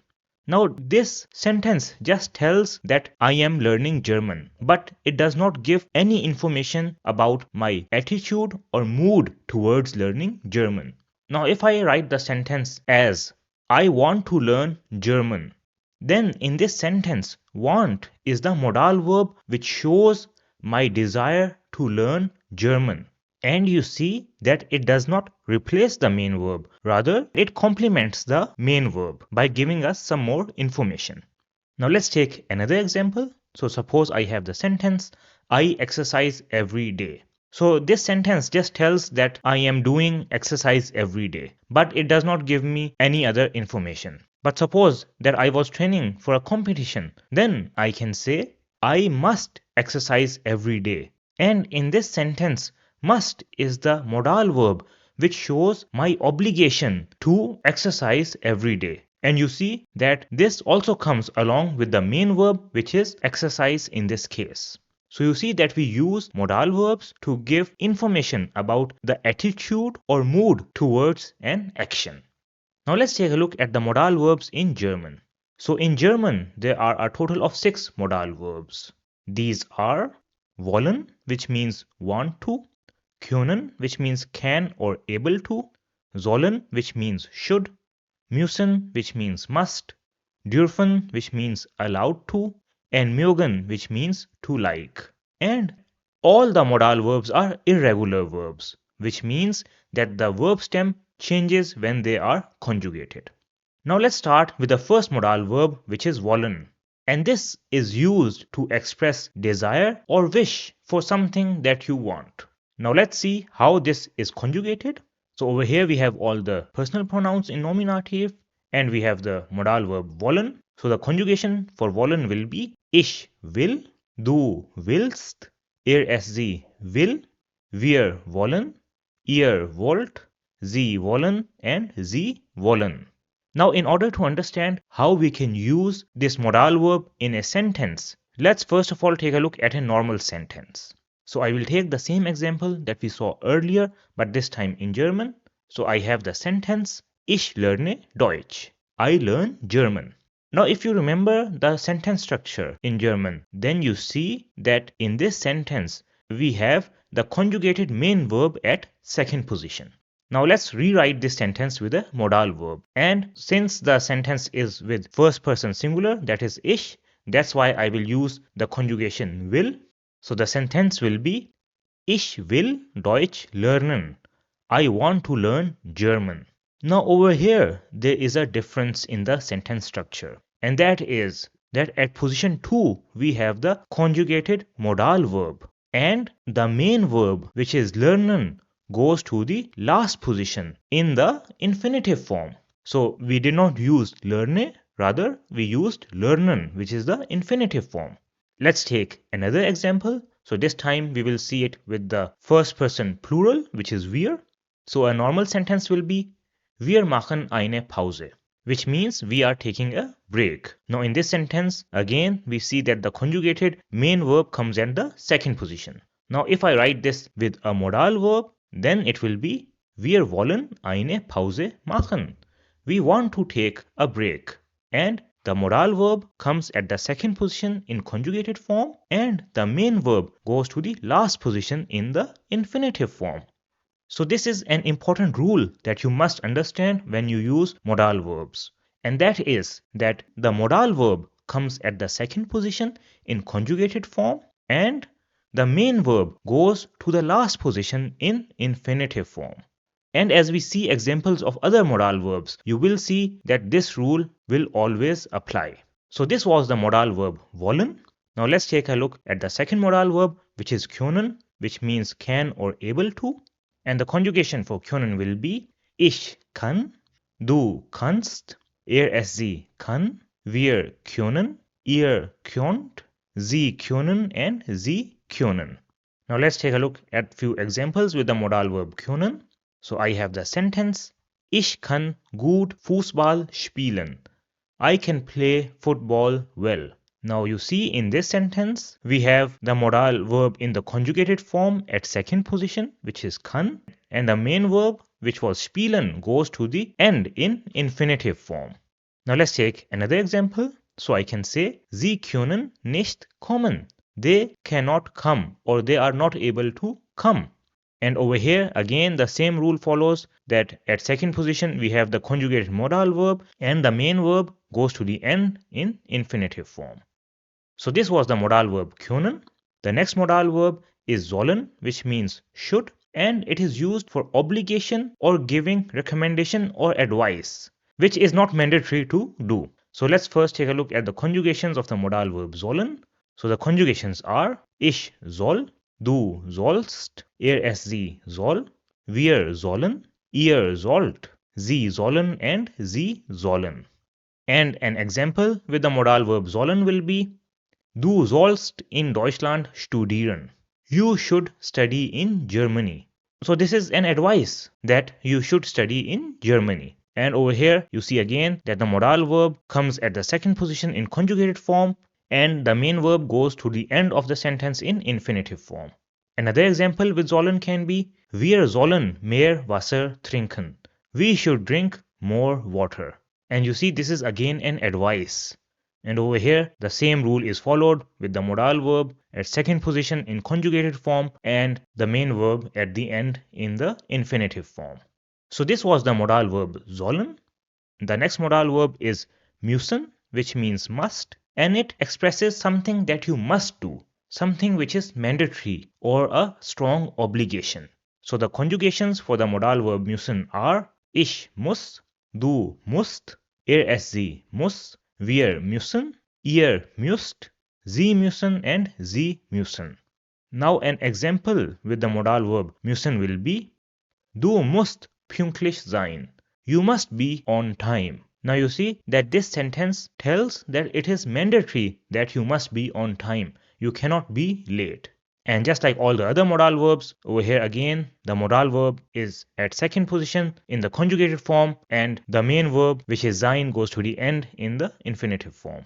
Another example can be, ich muss die Hausaufgaben machen. I must do the homework. Ich muss die Hausaufgaben machen. So maybe you have to submit the homework tomorrow. So that's why it is mandatory that I do the homework. So this was the modal verb müssen. The next modal verb that we have is dürfen, which means allowed to, and it is used to express permission to do or not do something. So let's first take a look at the conjugations. So the conjugations for dürfen are ich darf, du darfst, sie darf, wir dürfen, ihr dürft, sie dürfen, and sie dürfen. Now let's use this in sentences. Now suppose you are old enough and you have got your driver's license. Then you can say, ich darf Auto fahren. I am allowed to drive a car. Ich darf Auto fahren. So this means that now I have the permission to drive a car. So that's why I have used the modal verb dürfen. Another example can be, ihr dürft hier nicht rauchen. You all are not allowed to smoke here. Ihr dürft hier nicht rauchen. So you see how we have used the modal verb dürfen to show whether you are allowed or not allowed to do something. So this was the modal verb dürfen. And the last modal verb that we have is mögen, which means to like, and it is used to show your liking for something, which can be things or people.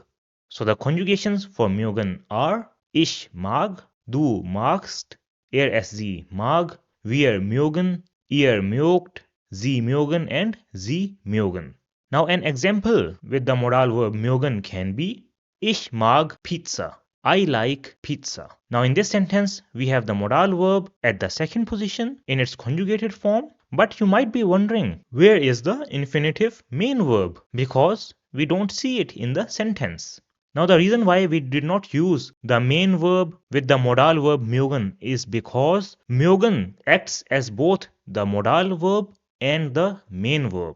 So in case of mögen, you will not use the main verb. Now another important point over here is that the modal verb mögen is only used to show your liking for things or people. Now what does this mean? This means that I cannot use the modal verb mögen to show my liking for a verb or an action. So in the sentence ich mag schwimmen, which means I like to swim, mag is used to tell our liking for swimming. So this sentence will be wrong. So for verbs, there are other ways to tell our liking or disliking, but we will not take a look at them right now. Right now, what is important for you to understand is that when we use the modal verb mögen, then we don't need to use the main verb, and it is only used to show our liking for things or people. So I hope that this is clear. And this was the modal verb mögen, and now we have covered all the 6 modal verbs. And as promised at the start, now I will give you some helpful tips on how you can remember the modal verb conjugations. So here is an overview of all the modal verbs and their conjugations which we have learned.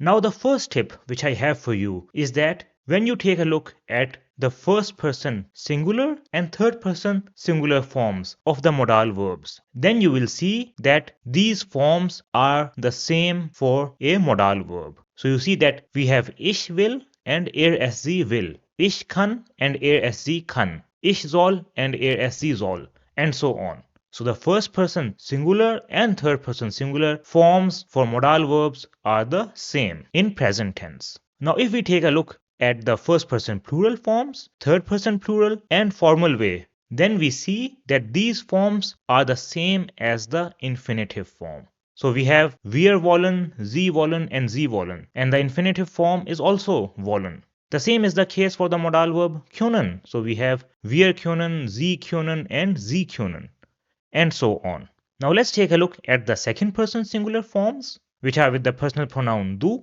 Now the tip to remember these conjugations is that the second person singular conjugations are made using the first person singular conjugation and adding the ending st. So if you take a look at the conjugations for du, then you will see that the first part is the same as the first person singular conjugation. And then we have added the ending st. Only in the case of muss we have the ending t. But this is because we already have an S in muss. That's why we don't have to add another S in the ending. Now the last personal pronoun is ihr, and in this case you will have to memorize the stem, which is the first part of the conjugation. But if you take a look at the ending, then you will see that all the modal verb conjugations with ihr have the ending te. So it is ihr wollt, ihr sollt, ihr müsst, and so on. So if you just memorize the first part, then you will have no problem making the conjugation with ihr. So these were different tips that you can use to remember the conjugations for modal verbs in present or present tense. Now I would suggest that you take a screenshot of this part which you can use for future reference. And I would suggest that you try to practice these modal verbs by writing and speaking, because the more you do this, the easier it will be for you to remember the sentence structure and the conjugations. So this was an intro to modal verbs and how you can use them in sentences. Now let's take a look at the second part of modal verbs, and that is how we can make questions with modal verbs. So in this lesson, we will take a look at how to create W-Fragen with modal verbs, how to create Ja-Nein-Fragen with modal verbs, and at the end I will give you a tip for how you can remember what is the correct sentence structure with modal verbs. So let's first of all take a look at V-Fragen with modal verbs. So an example of a V-Frage without modal verb will be Was machst du heute? What are you doing today? Now in this question we see that at position number 1 we have the W word which is was. At position 2 we have the conjugated main verb machst in this case. Then at position 3 we have the subject, and after that we have any extra information if needed. And this is the structure of V-Fragen which we learned in the earlier chapters. Now let's create a V-Frage with the modal verb wollen. So a question with the modal verb wollen will be Was willst du heute machen? What do you want to do today? Now in this question we see that at position 1 we have the W word. At position 3 we have the subject, that is do. After that we have extra information if needed. However, at position number 2 we don't have the conjugated main verb, rather we have the conjugated modal verb. And at the end we have the main verb in infinitive form. So if we do a comparison of a V-Frage without modal verb and V-Frage with modal verb, then we see that the difference comes at position number 2, where the conjugated modal verb replaces the conjugated main verb, and the conjugated main verb goes to the end of the sentence or the question in infinitive form. All the other things remain the same.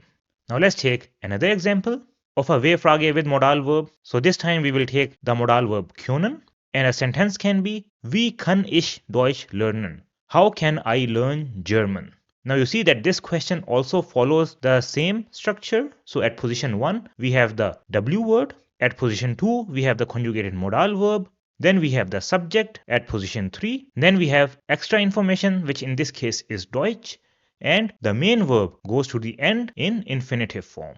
Let's take another example with the modal verb dürfen. So a question can be Wo dürfen wir das Auto parken? Where are we allowed to park the car? Over here again we have the W word which is wo at position 1. Then we have the conjugated modal verb at position 2, followed by the subject at position 3, and the main verb at the end in infinitive form.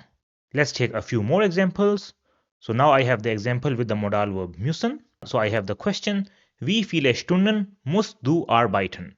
How many hours do you have to work? Now over here at position 1 we have the W word which is Wie viele Stunden. Now I know that this is more than one word, but the thing is that we cannot separate this. That is why this will be position 1. After that at position 2 we have the conjugated modal verb which is musst, then we have the subject du, and the main verb in infinitive goes to the end of the question.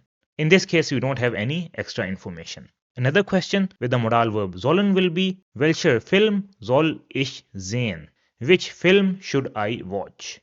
Now over here welcher Film together is the W word or V-Frage at position 1, then soll is the conjugated modal verb at position 2, ich is the subject, and sehen is the main verb in infinitive form. So this is the sentence structure for V-Fragen with modal verbs.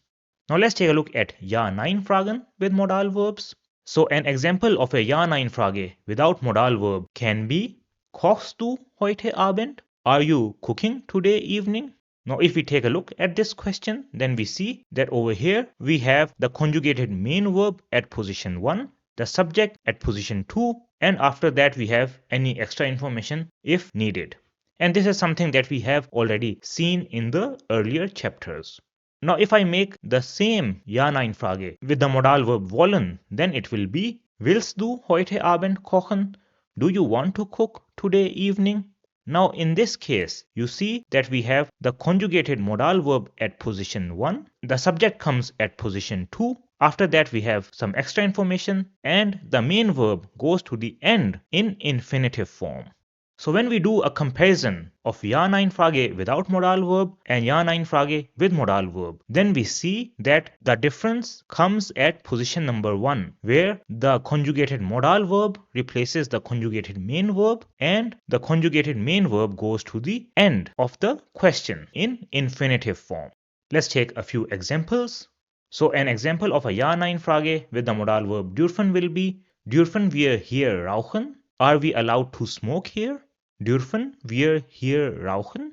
So you see, at position number 1, we have the conjugated modal verb. At position 2, we have the subject. Then we have some extra information, and the main verb goes to the end in infinitive form. Another example with the modal verb müssen can be Muss die Prüfung bestehen? Does he have to pass the exam? Muss die Prüfung bestehen? Now over here, again, we have the conjugated modal verb at position 1, subject at position 2, then some extra information and the main verb at the end of the sentence in infinitive form. So this is how you can make Ja-Nein Fragen with modal verbs. Now let me give you an important tip on how you can remember the correct sentence structure with modal verbs. So if you remember, then in the first part where we had an intro to modal verbs, we learned the rule that the modal verb comes at second position in conjugated form and the main verb goes to the last position in infinitive form. But as you have seen that the modal verb does not always come at the second position. In case of Ja-Nein Fragen with modal verb, the modal verb comes at position number 1 in conjugated form. So a better way to remember the correct sentence structure will be that the modal verb comes at the position of the main verb in conjugated form. Now when you remember the rule in this way, then it does not matter whether it is a Ja-Nein Frage or a W-Frage or any other sentence. If main verb comes at first position, you can simply place the modal verb at first position. If it comes at second position, then you can place the modal verb at second position. So this is a better way to remember at which position the modal verb will be placed, and you will have less chance of making a mistake. So this was how you can use modal verbs with questions, and by learning the topic of modal verbs, you have leveled up your German language because now you are able to make more advanced and complex sentences and express yourself better in German. So with this, we have completed the topic of modal verbs in present tense. So now we will take a look at the second type of verbs, which are separable verbs or trennbare verbs as they are called in German. And I will split the topic of separable verbs into 3 parts. In the first part, we will have an introduction to separable verbs. In the second part, we will take a look at how to make questions with separable verbs such as W-Fragen and Ja-Nein Fragen. And in the third part, we will take a look at separable verbs used with modal verbs. So let's start with the first part, which is an introduction to separable verbs. So in this part, we will start by first of all understanding what are trennbare verbs or separable verbs. Then we will take a look at how to use them in a sentence. And then I will tell you how you can identify trennbare verbs. And in the helpful tips section, I will show you how you can find whether a verb is trennbar or non-trennbar using the website verbformen.com. So what are trennbare verbs? So the word trennbar in German can be translated to separable in English. That's why trennbare verbs are also called separable verbs. Now a trennbar verb has 2 parts. One is the prefix and the second is the base verb. Now when a trennbar verb is used in a sentence, then the prefix and base verb are separated. And that's why these verbs are called trennbare verbs or separable verbs. Now let's take a look at how it is used in a sentence. So when we use a trennbare verb in a sentence, then the base verb will come at position 2. Then we will have the rest of the sentence or other information, and the prefix will come at the last position. So this will be the sentence structure. Now let's take an example of a trennbare verb, which is aufstehen, which means to get up. Now in this verb, auf is the prefix and stehen is the base verb. So a common example with aufstehen is Ich stehe 7 Uhr auf. I get up at 7 a.m. Now in this sentence, you see that we have the base verb at position 2 and it is in the conjugated form, whereas the prefix goes to the end of the sentence and this does not change. So it will remain as it is. Let's take an example in the first person plural. So we have the sentence Wir stehen 7 Uhr auf. So you see over here at position 2, we have the conjugated base verb and the prefix goes to the end of the sentence without being changed. So you see that only the base verb will be conjugated. So as you know that in this verb stehen is the base verb. So here are the different conjugations for stehen. Now let's take one more example with ihr, which is the second person plural. So a sentence will be ihr steht 7 Uhr auf. Again, over here at position 2, we have the conjugated base verb and the prefix goes to the end without being changed.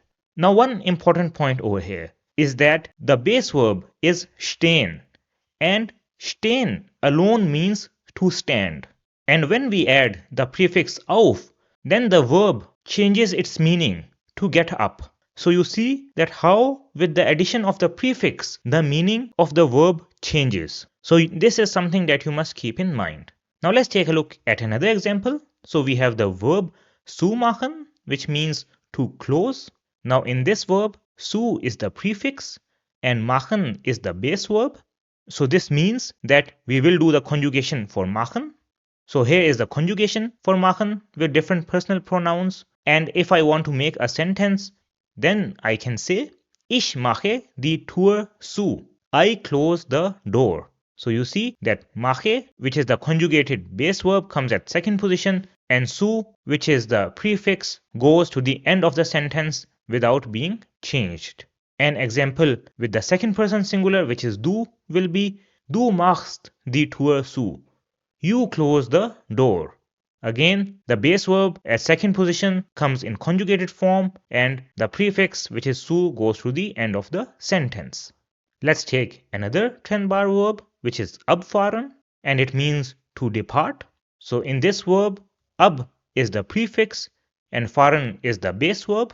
Since fahren is the base verb, that's why it will be conjugated. So here are the conjugations of fahren with different personal pronouns. And an example with abfahren can be der Zug fährt pünktlich 9 Uhr ab. The train departs exactly at 9 a.m.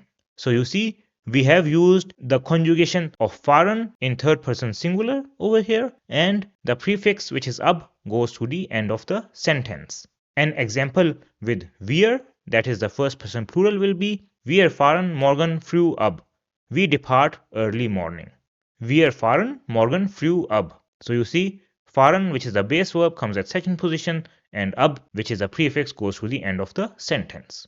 Now we have taken examples of different trennbar verbs, but you might be asking, is there a way to identify whether a verb is trennbar or not trennbar? Then I have some good news, and that is, yes, there is a way to identify whether a verb is trennbar or not trennbar, and that is that you can identify trennbar verbs from the prefix. So the tip over here is that if the prefix itself has a meaning in German, then the verb is trennbar. Now what do I mean by this? So suppose we have the verb anrufen, which means to call. Now in this verb, an is the prefix and an means on in German. So it has a meaning. That's why anrufen will be a trennbar verb. Now in the verb zumachen, the prefix was zu, and this means to or towards in German. In the verb mitkommen, which means to come along, mit is the prefix and it means with. Another verb is einkaufen, which means to buy. Over here, ein is the prefix, and you know that ein means one, or it is an indefinite article for masculine and neutral and can be translated to an in English. Now, since in all of these verbs the prefix has a meaning, that's why these will be trennbar or separable. Now, on the other hand, if the prefix has no meaning in German language, then the verb will be non-trennbar. So for example, we have the verb besuchen, which means to visit. Now in this verb, be is the prefix and suchen, which means to search, would be the base verb. But the prefix be has no meaning in German language. In the verb empfangen, which means to receive, emp is the prefix, but it also has no meaning. In the verb verfahren, which means to act, ver is the prefix and it also has no meaning. In the verb erteilen, which means to issue, er is the prefix, which also has no meaning. That's why all of these verbs are not trennbar, and therefore they will not be separated and will be used as normal verbs. So whenever you want to identify whether a verb is trennbar or not trennbar, remember the tip, that is, if the prefix itself has a meaning in German, then the verb is trennbar, and if the prefix itself has no meaning in German, then the verb is not trennbar. Now, because this is a language, that's why there are still some exceptions to these rules. So the exceptions are the prefixes durch, which means through, full, which means full, über, which means over, wieder, which means again, which means at or around, hinter, which means behind, and unter, which means under. Now all of these prefixes have a meaning in German, but these prefixes can come with both trennbar and non-trennbar verbs. So let's take an example with the prefix durch, which means through. Now with durch, we have a verb durchlesen, which means to read through, and another verb which is durchleben, which means to experience. Now durchlesen is a trennbar verb, whereas durchleben is not a trennbar verb. So you see how durch comes with both trennbar and non-trennbar verbs. So just keep these prefixes in mind, that they can come with both trennbar and non-trennbar verbs. Now if you still come across any verb which you don't know whether it is trennbar or not trennbar, what do you do then? So in this case, you can search on the website, which is verbformen.com, to find out whether the verb is trennbar or non-trennbar. And I will show it to you right now. So what you will do is that you will go to the website verbformen.com, and this is the home page. And over here at the top in the search bar, I will write the verb aufstehen and press enter. Now on this page, it gives me some information about aufstehen. And you see over here at the top left, it tells me that it is a separable verb. And the other way to identify is that it has the point between auf and stehen. So you see auf is the prefix and stehen is the verb. And when you come down over here, then it also gives you the conjugations, and you see the conjugations are for the base verb. Let's take another example. So we have zumachen. So you see, even when I search, it gives me a dot between the prefix and the base verb. So from this, I can also identify whether this is a trennbar verb or non-trennbar verb. Now let me press enter, and you see over here again at the top left, it tells me that this is a separable verb, and also the conjugations over here. Now let's take an example of a non-trennbar verb. So I write besuchen and press enter, and you see over here at the top left, it tells me that it is inseparable. So from this, I know that this verb is non-trennbar. If I write empfangen, then over here again, you see that it tells me that this is an inseparable verb. So in this way, you can find out whether a verb is separable or inseparable using the website verbformen.com. So this was an intro to separable verbs and how you can use them in sentences. Now let's take a look at the second part of separable verbs, which is how can you make questions with separable verbs. And in this lesson, we will learn how to make W-Fragen with trennbare verbs and Ja-Nein-Fragen with trennbare verbs. So let's see how we can make W-Fragen with trennbare verbs. So let's first take a look at an example of W-Fragen with normal verb. So an example will be, Was machst du heute? What are you doing today? Now you know the sentence structure, that over here at position number 1, we have the W word, at position 2, we have the conjugated main verb, and at position 3, we have the subject, and after that, we can add extra information if needed. Now let's take a look how we can make the W-Fragen with trennbare verb. And for this, we will use the Trennbare verb aufstehen, which we already saw earlier, and it means to get up. So a W-Frage with the Trennbare verb aufstehen will be: Wann stehst du morgen auf? When do you wake up in the morning?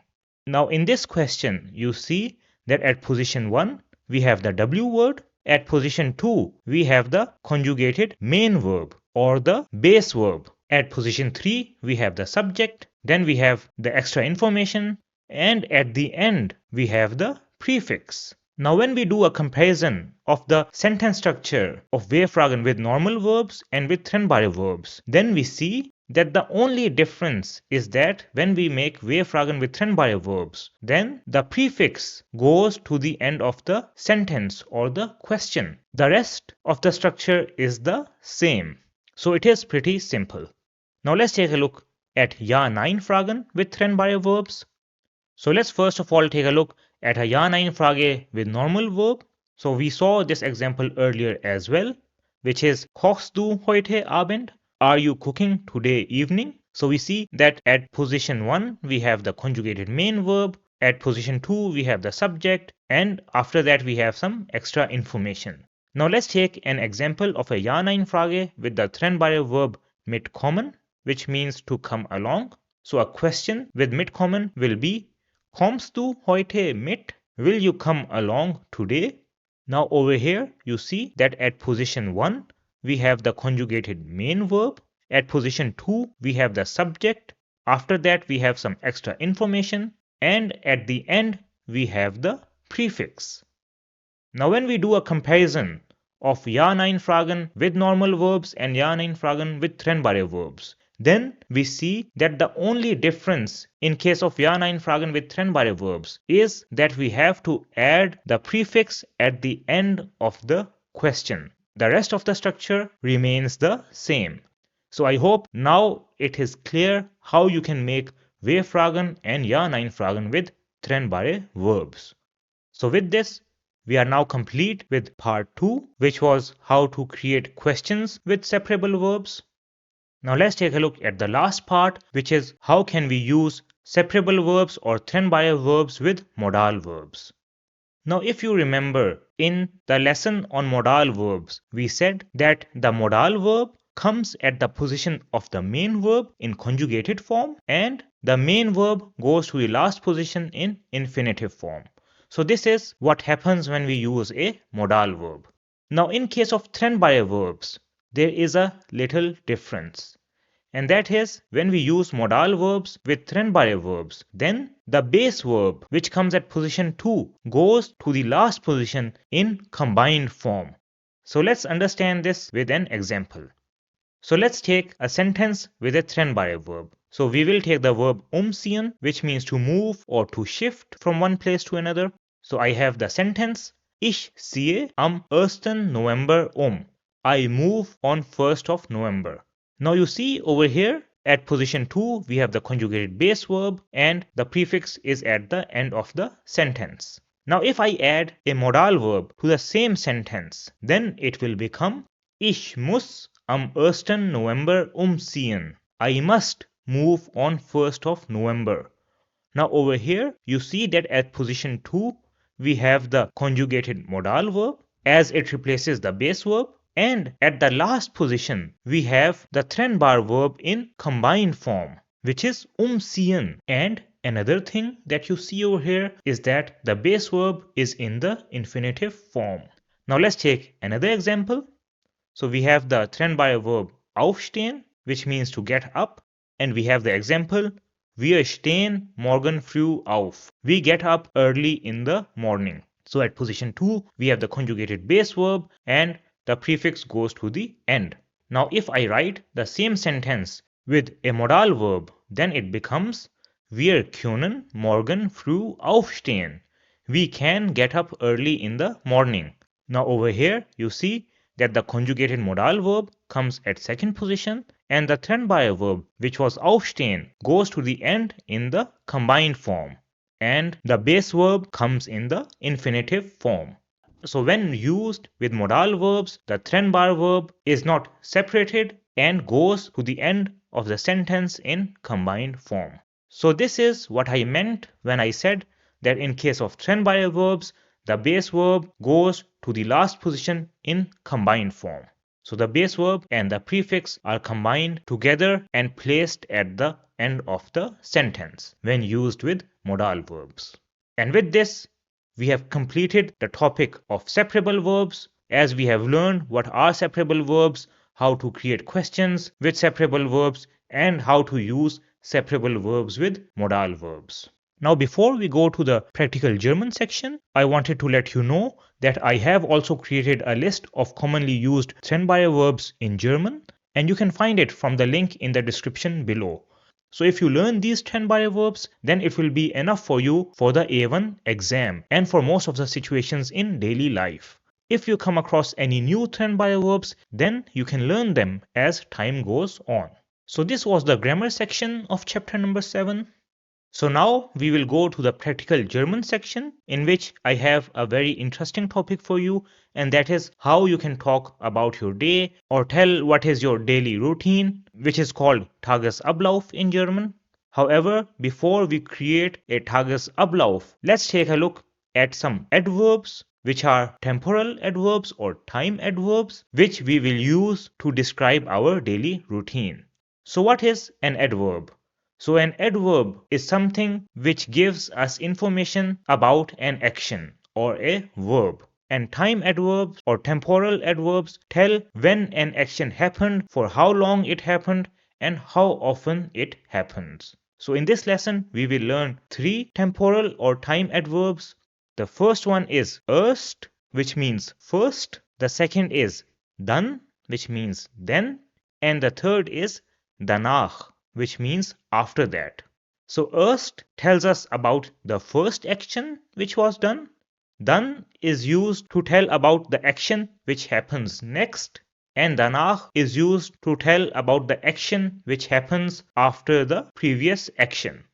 So these 3 adverbs are used in sequence. So first of all, we will use erst, then we will use dann, and after that we will use danach.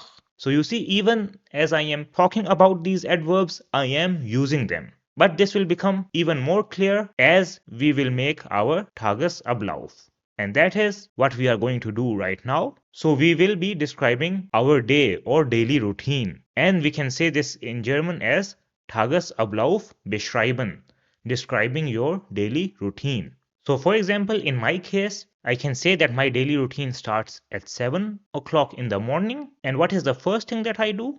So I can say, erst stehe ich 7 Uhr auf. First, I wake up at 7 a.m.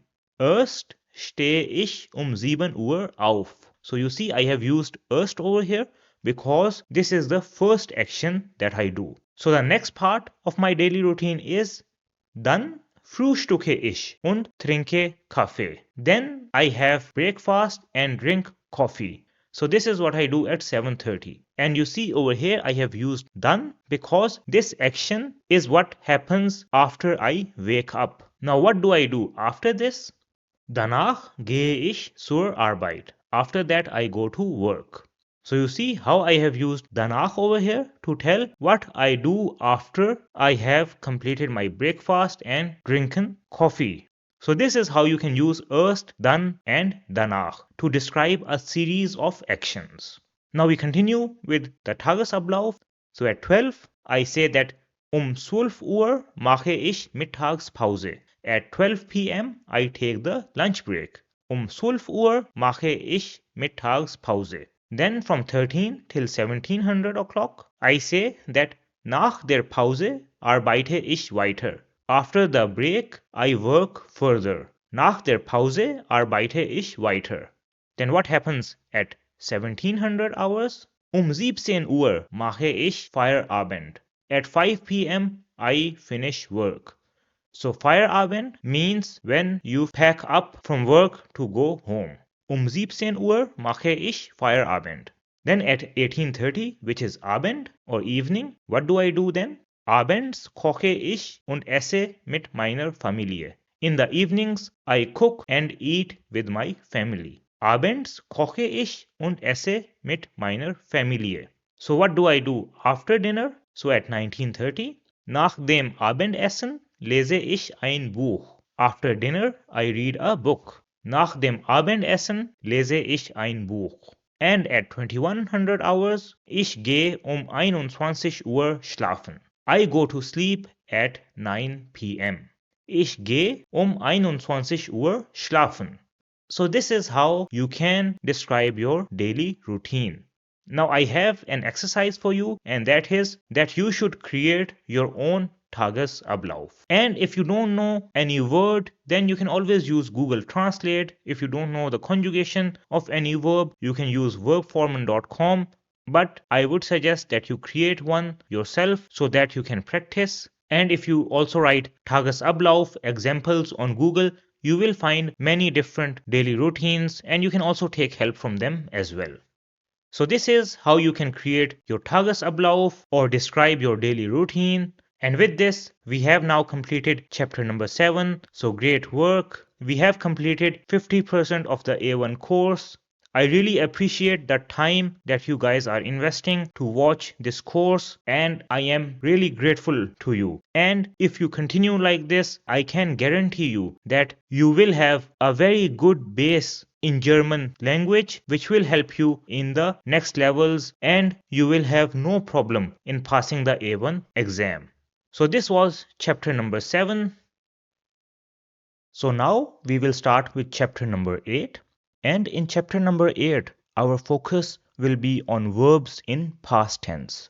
So we will take a look at the verbs haben and sein in past tense. Then we will take a look at the regular verbs and their conjugations in the past tense. And then we will take a look at irregular verbs and their conjugations in past tense.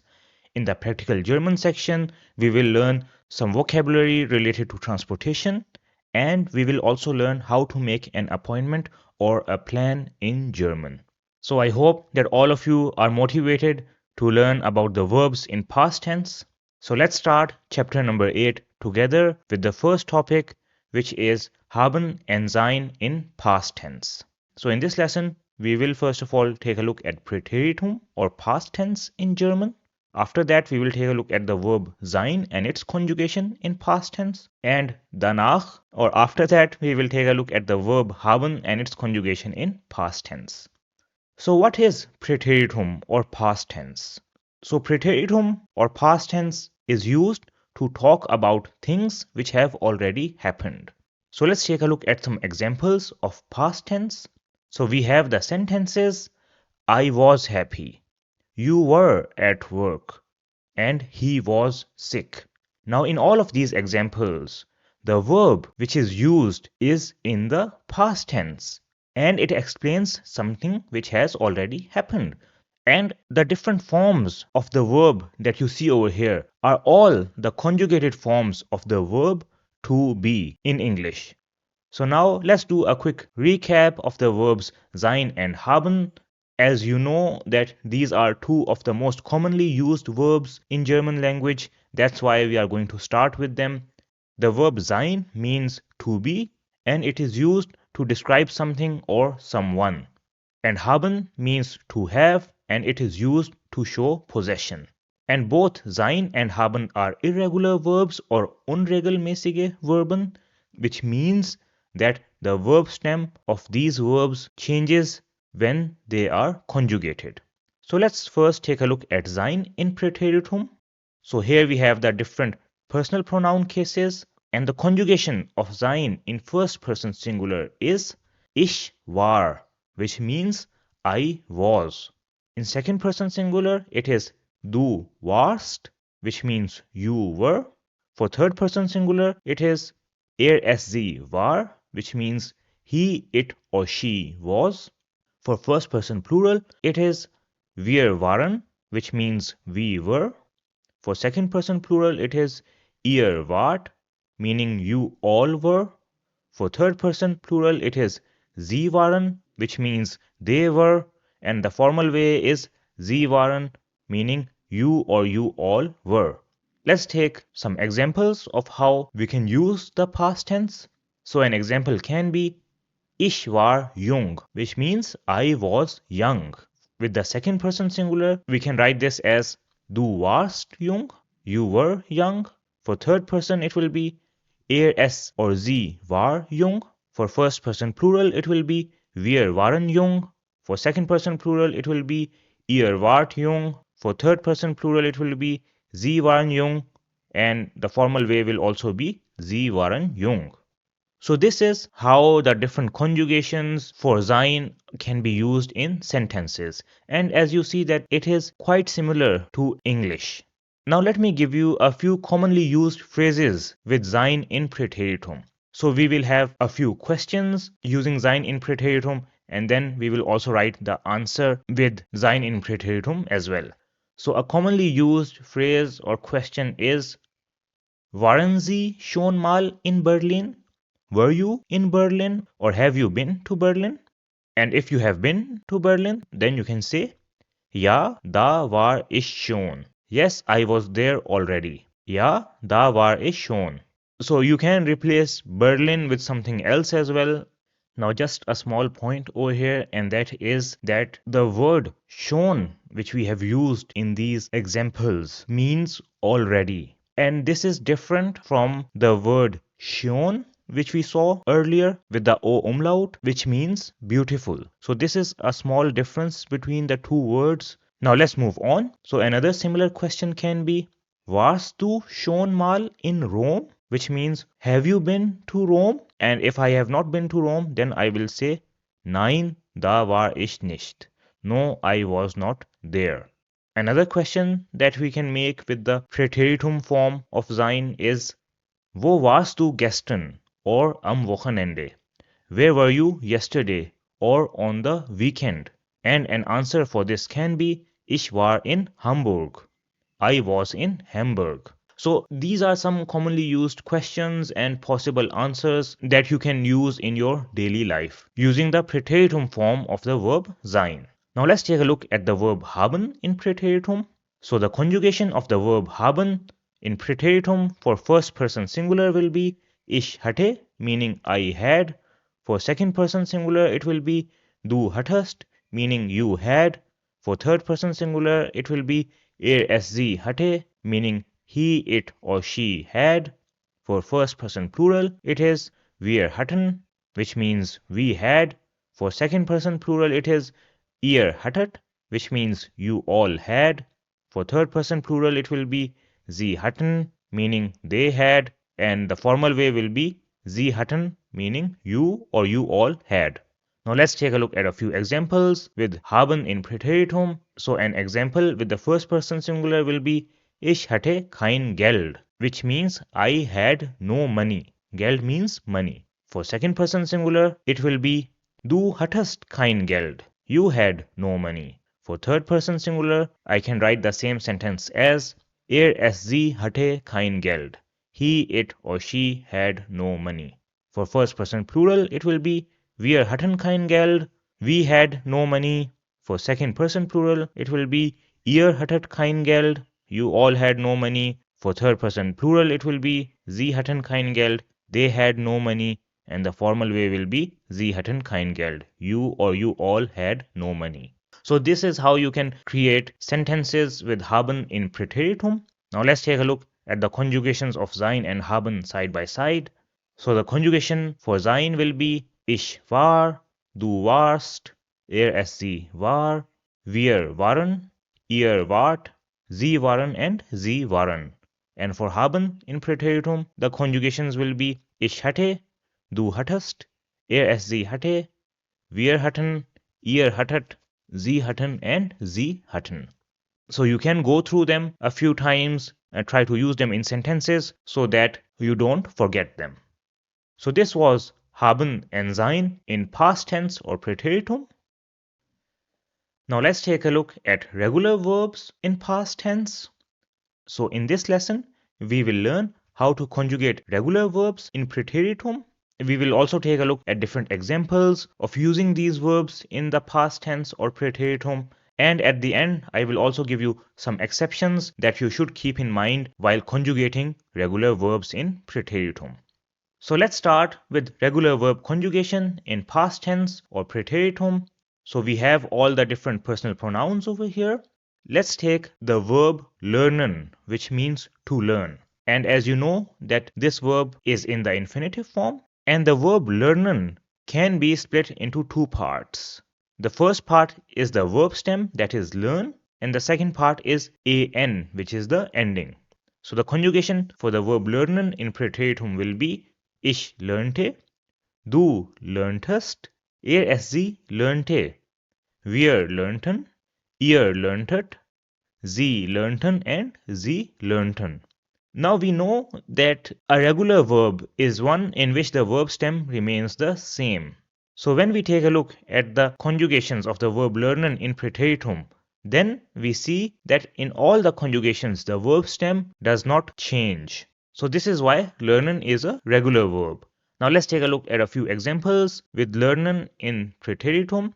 So I can say, ich lernte Deutsch. I learned German. Ich lernte Deutsch. Another example with the second person plural can be, ihr lerntet kochen. You all learned cooking. Ihr lerntet kochen. So you see that the verbs in Präteritum are also used in a similar way as verbs in presence. Let's take another verb. We take the verb reisen, which means to travel. And we can find the verb stem for reisen by splitting it into two parts. So reis will be the verb stem and an will be the ending over here. So the conjugation for reisen in past tense will be ich reiste, du reistest, sie reiste, wir reisten, ihr reistet, sie reisten, and sie reisten. And if we take a look at the conjugations for reisen, then we see that in this case the verb stem also remains the same. And if we want to use it in a sentence, then we can say, reiste nach Berlin. He traveled to Berlin. Now if we take a look at the conjugations for the verbs lernen and reisen, then we see that for first person singular, they have the ending te. For second person singular, they have the ending tast. For third person singular, the ending is ta. For first person plural, they have the ending tan. For second person plural, the ending is tat. For third person plural and the formal way, the ending is tan. So these are endings which you can use with all the regular verbs in Präteritum. So if you just know the endings, then it is easier for you to make the conjugations. Let's take a look at another verb. So we have the verb aufmachen, which means to open, and this is a separable verb. So in this verb, auf is the prefix and machen is the base verb. And from the base verb, I can find the verb stem, which is mach, and an is the ending. And you know that only the base verb will be conjugated. Now let's do the conjugations of the base verb machen using the endings that we have learned. So the ending for first person singular is te. So the conjugation in first person singular will be ich machte. So I have written the complete verb over here just for your understanding. Then for second person singular, it will be du machtest with the ending tast. For third person singular, the ending is the same as first person singular, so it will be s or sie machte. For first person plural, the ending is tan, so it will be wir machten. For second person plural, the ending is tat, so it will be ihr machtet. And for third person plural or the formal way, the endings are tan, so it will be sie machten and sie machten. Let's take a look at a few examples with the verb aufmachen. So I can say, ich machte das Fenster auf. I opened the window. Ich machte das Fenster auf. Another example can be, du machtest die Tür auf. You opened the door. Du machtest die Tür auf. So this is how you can conjugate regular verbs in Präteritum and use them in sentences. Now let's take a look at a few exceptions which do not follow the endings that we have learned. And in case of Präteritum, we don't have many exceptions. The only exception is when the verb stem ends with either de or te. So let's see what happens in this case.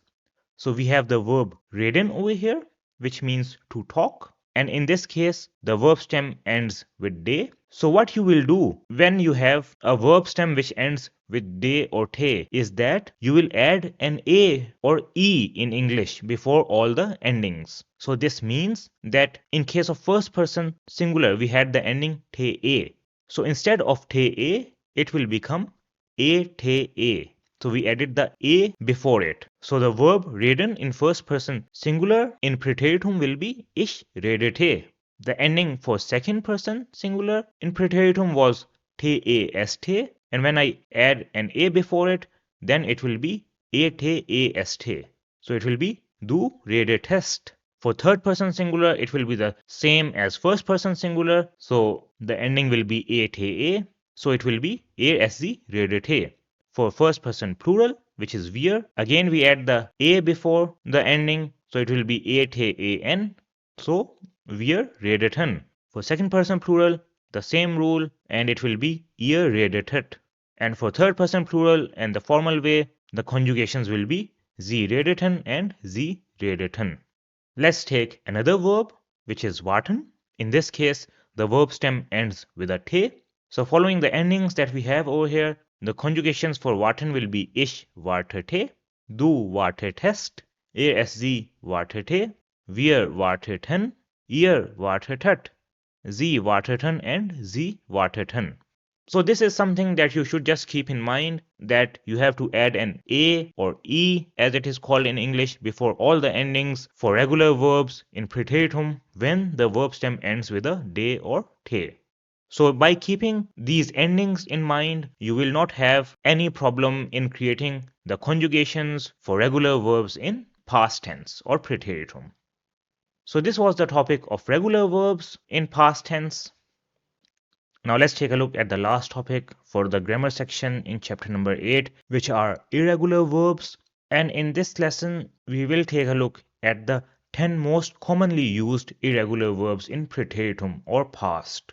The reason for this is that the irregular verbs in preteritum don't follow a specific rule or pattern. That's why you have to memorize them. However, there are not many irregular verbs which are used commonly in preteritum.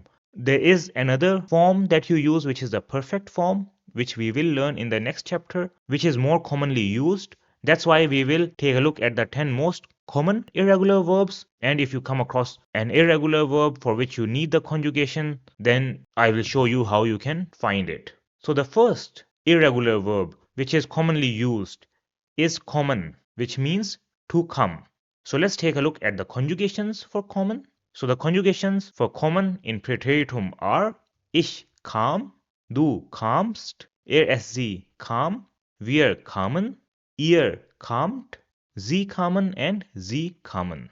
Now out of these conjugations, the first person singular, third person singular and first person plural conjugations are the one which are the most used in daily life. So let's take a look at a few daily life examples.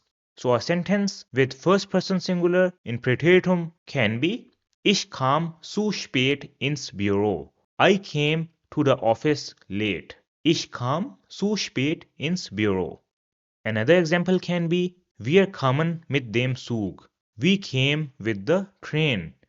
Wir kamen mit dem Zug. So this was the verb kommen. The next irregular verb is denken, which means to think.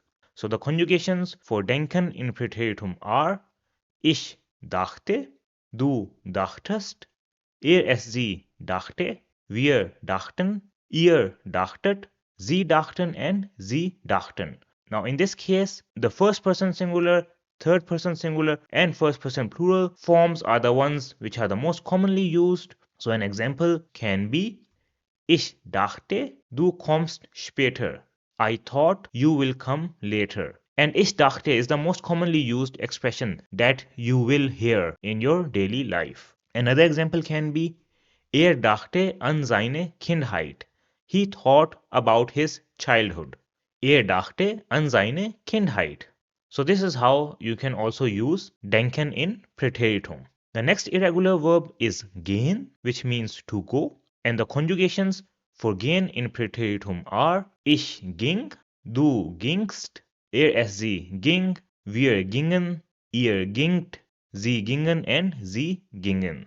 Now over here, the most commonly used verb form is the third person singular, which is ging, and we have seen a very commonly used phrase with gehen in present tense, and that is es geht mir gut. I am well. So over here, geht is the third person singular present form of gehen. Now similarly, in past tense, we can use ging as es ging mir gestern nicht so gut. I was not feeling well yesterday. So you see, if we want to say I was not well, then we use the past tense, which is ging. And to say I am well, we use the present tense of gehen, which is geht. Another commonly used phrase with ging is es ging die Arbeit. It was about work. And es ging means it was about. So you can replace work with any other thing. So you can say es ging Fußball. It was about football, and so on. Another example can be es ging schneller als gedacht. It went faster than expected or thought. So you see that es ging will be the most commonly used expression with gehen in the past tense that you will come across. So if you know this, then you will have no problem in most of the cases. The next irregular verb is wissen, which means to know or have knowledge, and the conjugations of wissen in Präteritum are ich wusste, du wusstest, es sie wusste, wir wussten, ihr wusstet, sie wussten, and sie wussten. Now in this case, all the forms are commonly used, but they are not so difficult. That's why it should not be a problem to memorize them. So let's take a look at a few daily life examples. So an example can be ich wusste das nicht. I did not know that. Ich wusste das nicht. So you use it if somebody asks you something and you did not know about it, then you simply say ich wusste das nicht.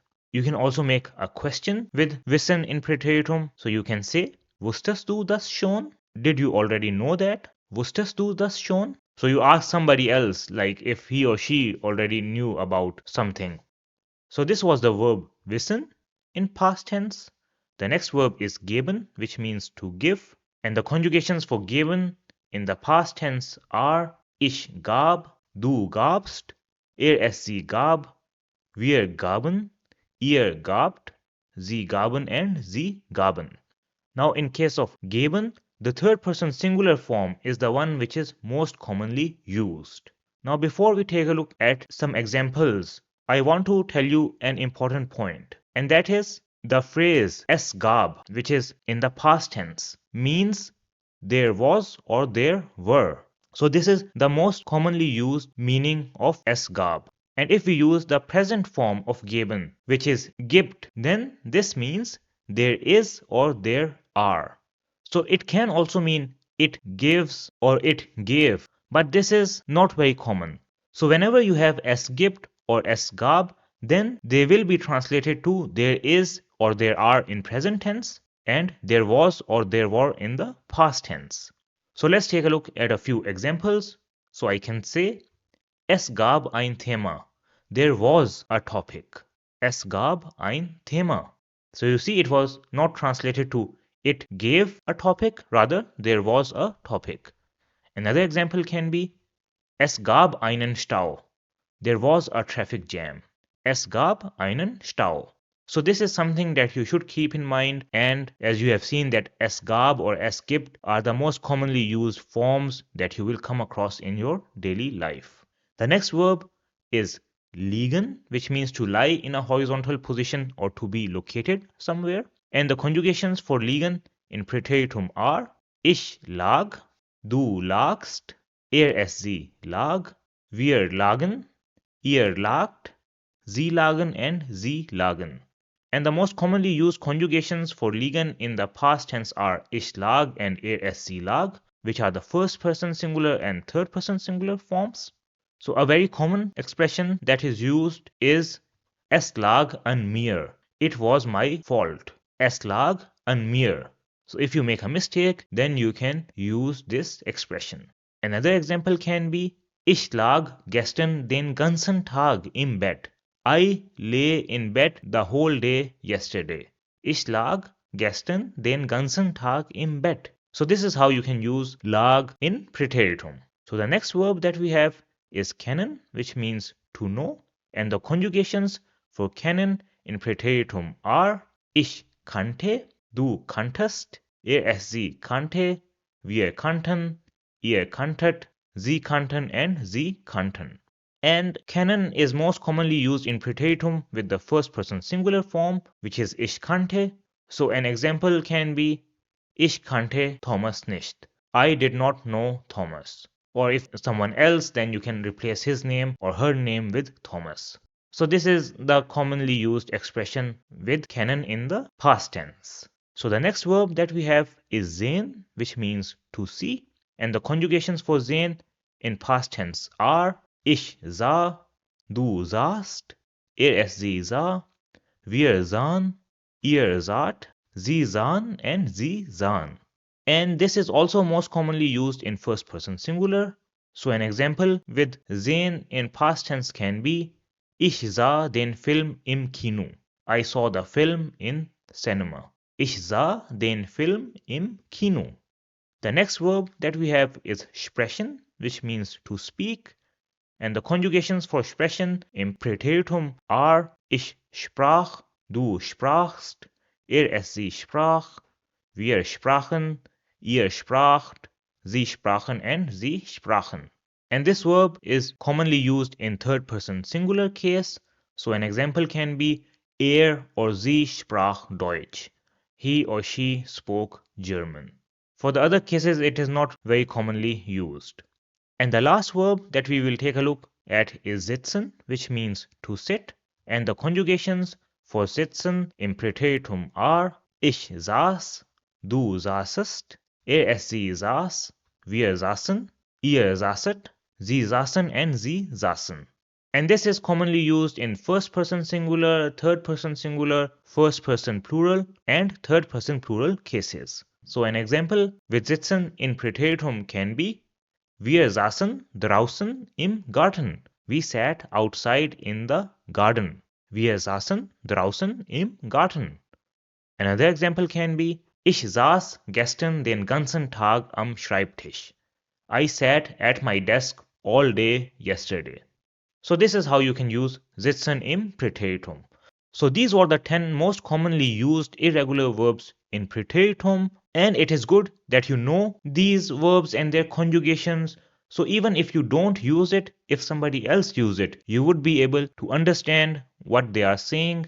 Now if there are any other verbs for which you want to find the conjugation, then you can find it using the website verbformen.com. We will now take a look at how you can find the conjugations for past tense.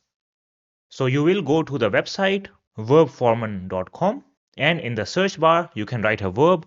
Let's take the verb lernen, and you see that this is a regular verb. And if you want to find the conjugations for lernen in past tense, then you can scroll down and you will see this table over here. So over here they have not written past, rather they have written imperfect for the past tense. So under imperfect you will find the verb conjugations, which we also learned. So we have ich lernte, du lerntest, lernte, wir lernten, ihr lerntet, and sie lernten. Let's take another verb. So we take the verb arbeiten, which means to work. And you see this is also a regular verb, but this is one of those exceptions because in this case the verb stem ends with a te. So let's take a look at the conjugations in past. So you see over here under imperfect you have the conjugations, and you see that they have also added the a or e with all the endings. So it is ich arbeitete, du arbeitetest, arbeitete, and so on. Now let's take a look at an example of an irregular verb. So we take the verb gehen. So you see that gehen is an irregular verb, and we scroll down and we see the conjugations for gehen in past tense under imperfect. So ich ging, du gingst, sie ging, wir gingen, and so on. Now one more important information for you guys is that this website also gives you a lot of examples with the verbs that you search, and you can find these on the right side under the examples heading. So you see over here they have written a lot of examples, ich gehe jetzt, ich gehe nach Hause, and so on. And if you click on this examples button at the bottom, then you will see that you can also find examples with imperfect or past tense, present tense, and so on. So this is also quite helpful. So this was the topic of irregular verbs in past tense, and with this we have completed the grammar section of chapter number 8, in which we learned the verbs in past tense. Now let's go to the practical German section, in which we will first learn some vocabulary related to transportation or transport Vokabeln. So means of transport in German are called der Verkehrsmittel. Der Verkehrsmittel. Then we have der Verkehr, which means traffic. Der Verkehr. The next word is der Stau, which means traffic jam. Der Stau. Then we have die Straße, which means street. Die Straße. Another famous thing of Germany is the Autobahn, which means the highway. The Autobahn. And this is the highway where in some sections there is no speed limit. So you can drive as fast as you want. After that we have das Auto, which means car. Das Auto. Das Taxi, which is taxi. Das Taxi. Der Bus, which means bus. Der Bus. And a bus stops at die Bushaltestelle, which is bus stop. Die Bushaltestelle. Then we have der Zug, which is train. Der Zug. And a train stops at der Bahnhof, which is train station. Der Bahnhof. Then we have the U-Bahn, which is the subway. The U-Bahn, and this runs underground. The next is the S-Bahn, which is the tram, and this runs on the street. So there might be a separate path for the S-Bahn. Then we have das Fahrrad, which means bicycle. Das Fahrrad. And if we have a motorcycle, then it is called das Motorrad. Das Motorrad. Then we have das Flugzeug, which is airplane. Das Flugzeug. And you find a Flugzeug at der Flughafen, which is airport. Der Flughafen. Then we have the verb fahren, which means to drive or travel. Fahren. Another similar verb is abfahren. So this is a separable verb, which means to depart. Abfahren. And if we are arriving, then we will say ankommen, which means to arrive. Ankommen. Then we have die Verspätung, which means delay. Die Verspätung. Now I will give you some phrases which you can use whenever you are traveling with any of these means of transport. So if you are traveling with a bus, then you can say Ich fahre mit dem Bus. I travel with the bus. Ich fahre mit dem Bus. Now if you are traveling with a train, then you can say Ich fahre mit dem Zug. I travel with the train. Ich fahre mit dem Zug. If you are traveling with a bicycle, then you will say Ich fahre mit dem Fahrrad. I travel with the cycle. Ich fahre mit dem Fahrrad. So you see that in all of these cases we have used mit dem. But one thing that you must remember is that if you are traveling on foot, then you will say Ich gehe zu Fuß. I go on foot. So you will use zu and not mit with Fuß. So just keep this in mind. So these were some commonly used words related to transport in German. Now let's take a look at how you can make an appointment or plan in German. So we have Frank and Julia over here, and Frank says, Hallo Julia, wann treffen wir uns? Hello Julia, when do we meet? And Julia says, Hi Frank, wir können uns am Montag 18 Uhr treffen. We can meet on Monday at 6 p.m. So treffen means to meet. Frank says, Leider, das geht bei mir nicht. Unfortunately, that is not possible for me. So leider means unfortunately. Then Julia says, Okay, wie wäre es am Mittwoch 19 Uhr? Okay, how is it on Wednesday at 7 p.m.? Frank says, Ja, das passt gut für mich. Yes, that suits me. Ja, das passt gut für mich. Then Julia says, Sehr gut. So Frank asks, Wie kommst du? Mit dem Zug? How will you come? With the train? Julia says, Nein, ich fahre mit dem Bus. No, I will travel with the bus. Und du? And you? Frank says, Ich komme zu Fuß. I will come on foot. Ich komme zu Fuß. So you see we have used zu over here. Julia says, Alles klar, dann bis Mittwoch. Understood, then till Wednesday. So alles klar means I understand or understood. Then Frank says, Bis dann, tschüss, till then, bye. And Julia says, Ciao, bye. Now suppose that there was a delay. So how can you apologize if you are delayed? So suppose that Julia had the delay. Then she can say, Entschuldigung Frank, ich komme zu spät. Sorry Frank, I have come late. So in this context, Entschuldigung can be translated to sorry. Then she gives a reason. Mein Zug hatte Verspätung. My train was delayed. Mein Zug hatte Verspätung. Frank says, Das ist kein Problem. That is no problem. Das ist kein Problem. Now suppose that Frank was delayed, then another way to apologize for a delay is by saying Entschuldigung Julia für die Verspätung. Sorry Julia for the delay. Entschuldigung Julia für die Verspätung. Ich war im Stau. I was in a traffic jam. Ich war im Stau. And Julia replies by saying Alles gut, Frank. All good, Frank. So this is how you can make an appointment or a plan, and if you are delayed, then you can use these phrases to apologize for the delay. And with this, we come to the end of chapter number 8. Great work, you guys did it. You have now learned how to create sentences in the past tense. You have increased your vocabulary by learning new words, and now you can also make a plan with your friends in German. So this is great progress and great work. So now we have completed 8 chapters of our German A1 course.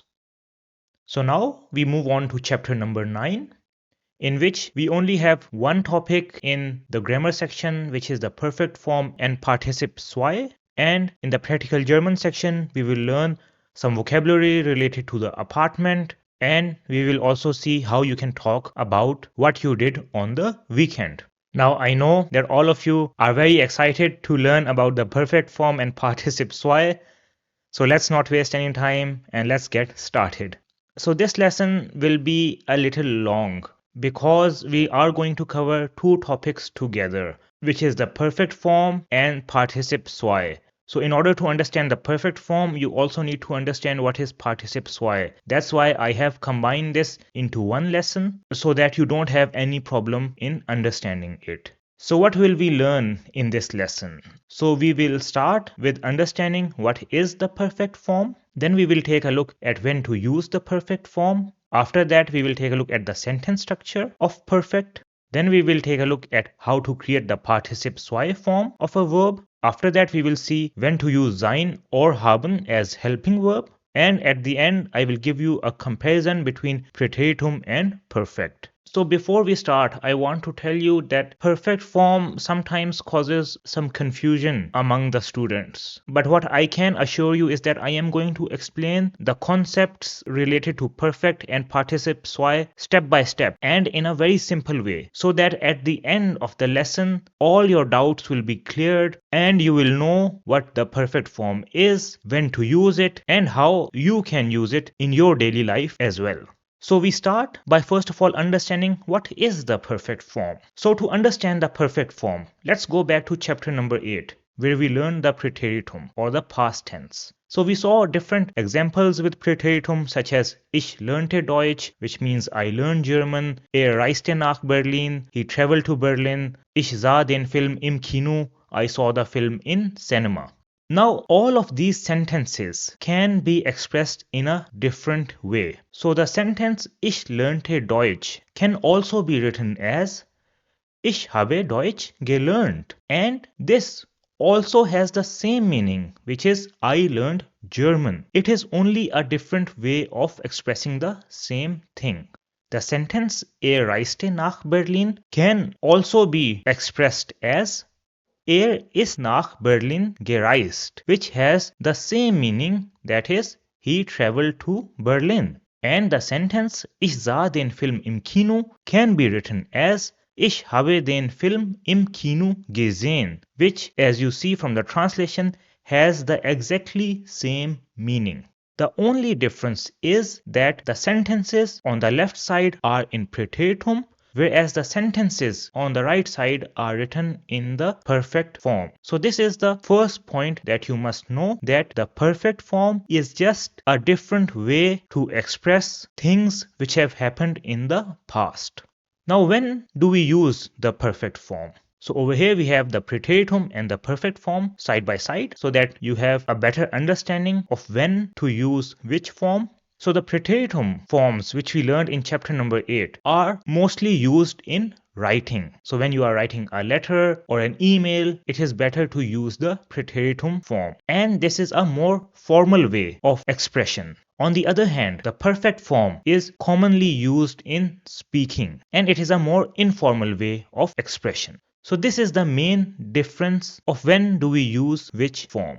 Now let's take a look at the sentence structure for perfect. Now we saw two examples earlier. One was Ich habe Deutsch gelernt. The second was ist nach Berlin gereist. So let's analyze these two examples and see how the sentence structure looks like. So in a sentence which is written in the perfect form, at position number 1, we will have the personal pronoun or time such as heute, morgen, and so on. Then at position number 2, we will have the conjugated form of the verb haben or sein in presence, which is the present tense. And this is also called the helping verb. So we have already learned the conjugations for haben and sein in presence. However, I will display them over here so that you remember what they are. So you see, here are the conjugated forms of haben and sein in presence. And in the examples below, we have used the first person singular form of haben, which is ich habe, and the third person singular form of sein, which is ist.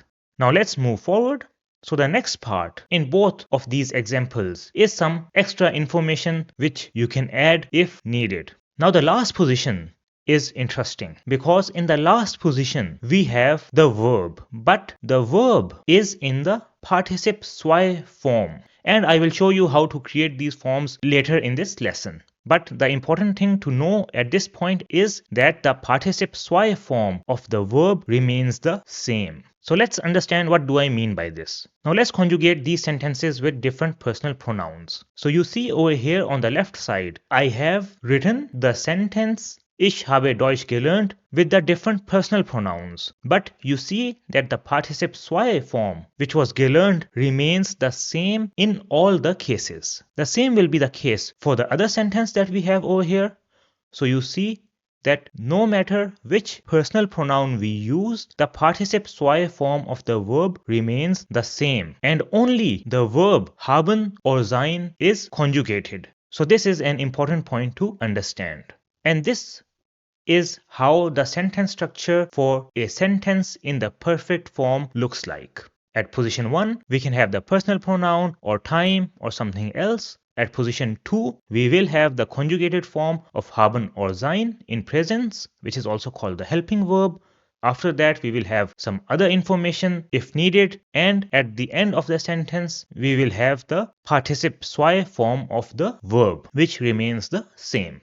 Now let's see how we can create the participe zwei form of a verb. So we will start by taking a look at how to create the participe zwei form for regelmäßige Verben or regular verbs. These are the ones in which the verb stem remains the same. So as an example, we will take the verb lernen, which means to learn, and here are the different conjugations for lernen. Now the verb stem for the verb lernen is learn. And if you remember, then in chapter number 4, we learned the rule to find the verb stem. That is, you will take the verb in infinitive form. This is the form which is found in the dictionary. Then you will remove the ending an or n, and as a result, you will be left with the verb stem. So suppose we have these two verbs, machen and klingen over here. and we want to find the verb stem, then we will remove the ending an. So in case of machen, if I remove an, then I am left with mach, which will be the verb stem. And in case of klingel, I don't have an, rather I only have n, so I will remove it, and as a result, I will get the verb stem, which is klingel.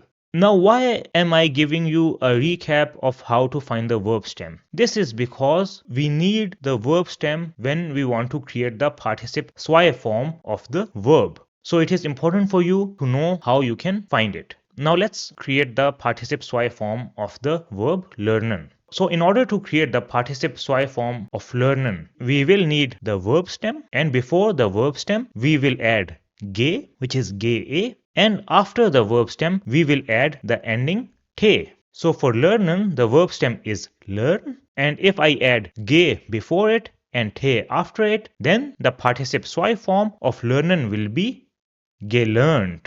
So you see we have ge at the start, then the verb stem which is learn, and then te as the ending. Now when used in a sentence, this will be Ich habe Deutsch gelernt. I learned German. Now let's take another regular verb which is wohnen, and here are the different conjugations for wohnen. Now if I want to find the participle zwei form of the verb wohnen, then I will take the verb stem and add ge before it and te after it. So if you take a look at the verb wohnen, then you will find that the verb stem for wohnen is wohn, and by adding ge before it and te after it, I get the participle zwei form which is gewohnt. And I can use it in a sentence as Ich habe in Berlin gewohnt, which means I lived in Berlin.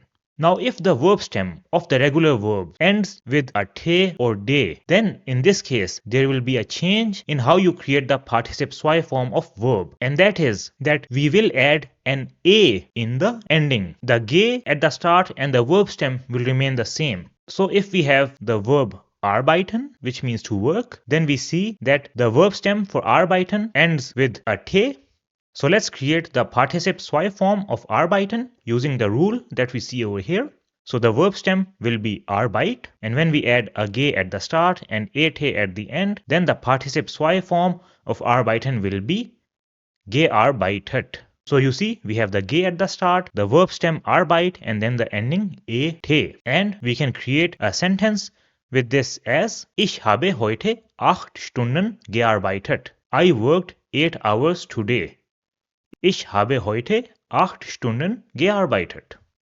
Now there is one last case for regelmäßige Verben which you should also know, and that is when the verb ends with ieren, which is E-A-R-A-N. An example of this type of verb is reparieren, which has this ending. And here are the conjugations of reparieren. So if I want to create the participle zwei form of this type of regular verb, then the verb stem will remain as it is and the ending will be te. The change that will happen is that the ge at the start will be removed. So let's create the participle zwei form of reparieren. So we remove the ge at the start, the verb stem is reparier, and te is the ending. So the participle zwei form will be repariert. So you see we don't have any ge at the start. And this can be used in a sentence as Ich habe das Fenster repariert. I repaired the window. Another commonly used verb which follows the same pattern is telefonieren, which means to telephone. And if we use the same rule, then the participle zwei form of telefonieren will be telefoniert. So let's take a look at the rules that we have learned for creating the participle zwei form for regelmäßige Verben. So the main rule to create the participle zwei form for regular verbs is that we will add a ge before the verb stem and a te after the verb stem. So an example will be gelernt, which is the participle zwei form of the verb lernen. Now if the verb stem of the regular verb ends with a te or de, then in this case the ending will change from te to a te, and all the rest will remain the same. So an example that we saw was gearbeitet, which is the participle zwei form of the verb arbeiten. And the third case is that if the verb ends with the ending ieren, then in this case we will remove the ge before the verb stem and the rest will remain the same. So an example was repariert, which is the participle zwei form of the verb reparieren, which means to repair. So this is how you can create the participle zwei form for regular or regelmäßige Verben.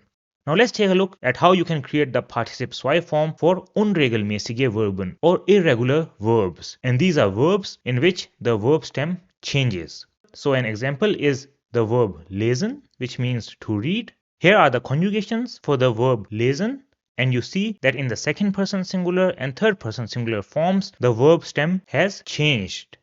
Now unfortunately for unregelmäßige Verben, there is no fixed rule, and you will have to memorize the participe zwei forms of these verbs. So for example, the participe zwei form of the verb lesen is gelesen. So you see over here we have only added ge before it. So a sentence with gelesen can be Ich habe das Buch gelesen. I read the book. Ich habe das Buch gelesen. Let's take another verb. So the verb is essen, which means to eat. And the participe zwei form of essen is gegessen. And we can use it in a sentence as Ich habe den Apfel gegessen. I ate the apple. Some other examples of irregular verbs in participe zwei are the verb beginnen becomes begonnen in participe zwei. The verb schreiben, which means to write, becomes geschrieben. The verb genießen, which means to enjoy, becomes genossen. And the verb verlassen, which means to leave, remains verlassen. So you see that there is no fixed rule which you can use to create the participe zwei form for irregular verbs. But you don't have to worry, because I have created a list of the 30 most commonly used participe zwei verbs with examples. You can find it from the link in the description below. And if you know them, then it will be enough for majority of the cases. Now let's also take a look at how to create the participe zwei form for trennbare verbs, which are separable verbs, which we did in chapter number 7. So suppose we have a trennbare verb which is zu machen, which means to close. Now in this verb, zu is the prefix and machen is the base verb. Now if we make a normal sentence in the past tense with zu machen, then you know that in this case the verb will be separated. So an example can be Ich machte die Tür zu. I closed the door. Now if we want to create the same sentence in perfect, then what you have to do is that you have to convert the base verb to participe zwei. So the participe zwei form of machen will be gemacht. So since machen is a regular verb, that's why we followed the rule that we learned earlier, that is we add a ge at the start, then we have the verb stem and then a te. And the second point is that the combined verb goes to the end. So the combined form of the verb in perfect will be zu gemacht. And when I use this in a sentence, then the sentence will be written as Ich habe die Tür zu gemacht. I closed the door. So you see that we have placed the trennbare verb at the end of the sentence in combined form, and the base verb has been converted to participe zwei form. Let's take another verb. So we have the verb anrufen, which means to call. So in the verb anrufen, an is the prefix and rufen is the base verb. So I can write a normal sentence in past tense with the verb anrufen as Ich rief Thomas an, which means I called Thomas. And rief is the first person conjugation for the verb rufen in past tense. Now if I want to create a sentence in the perfect form, then the prefix will remain as it is and rufen will be converted into participe zwei form, which will be gerufen, and the combined verb will go to the end of the sentence. So I will say Ich habe Thomas angerufen. I called Thomas. So this is how you can use trennbare verbs in the perfect form. Now you might have one question, and that is, when do we use sein and when do we use haben as the helping verb? So if you remember from the sentence structure that we saw earlier, we said that at position 2 we will have a helping verb which is the conjugated form of haben or sein in presence. And in this example, we have used the conjugated form of haben, which is habe, whereas in this second example, we have used the conjugated form of sein in presence. So how do we know when to use the conjugated form of haben and when to use the conjugated form of sein? So let's first see when to use sein as the helping verb. So we use sein as the helping verb with verbs showing movement from one place to another.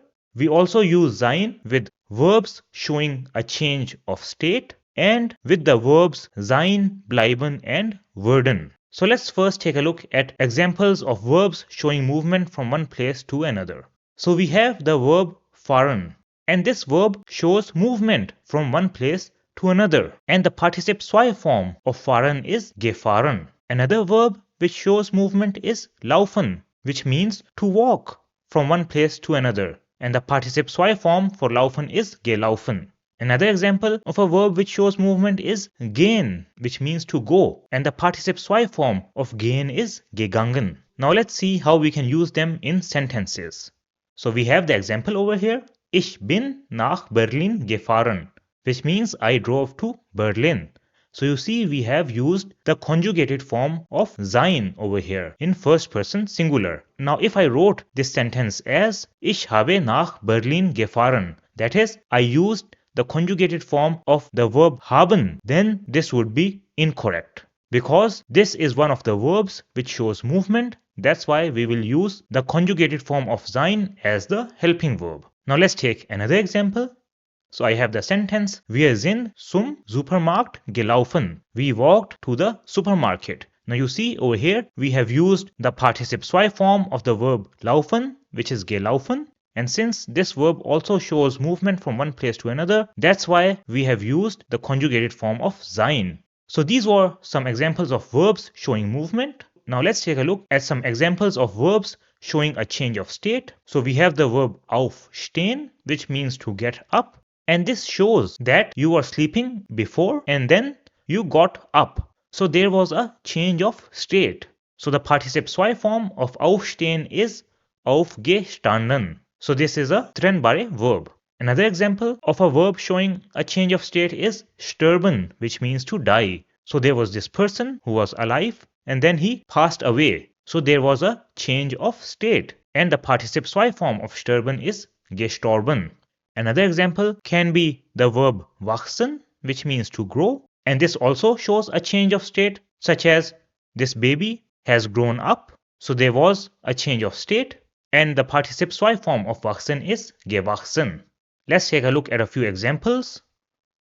So we have the sentence, Du bist 7 Uhr aufgestanden. You got up at 7 a.m. So you see, I have used the conjugated form of sein for the second person singular. Another example can be, Mein Opa ist letzte Woche gestorben. My grandfather died last week.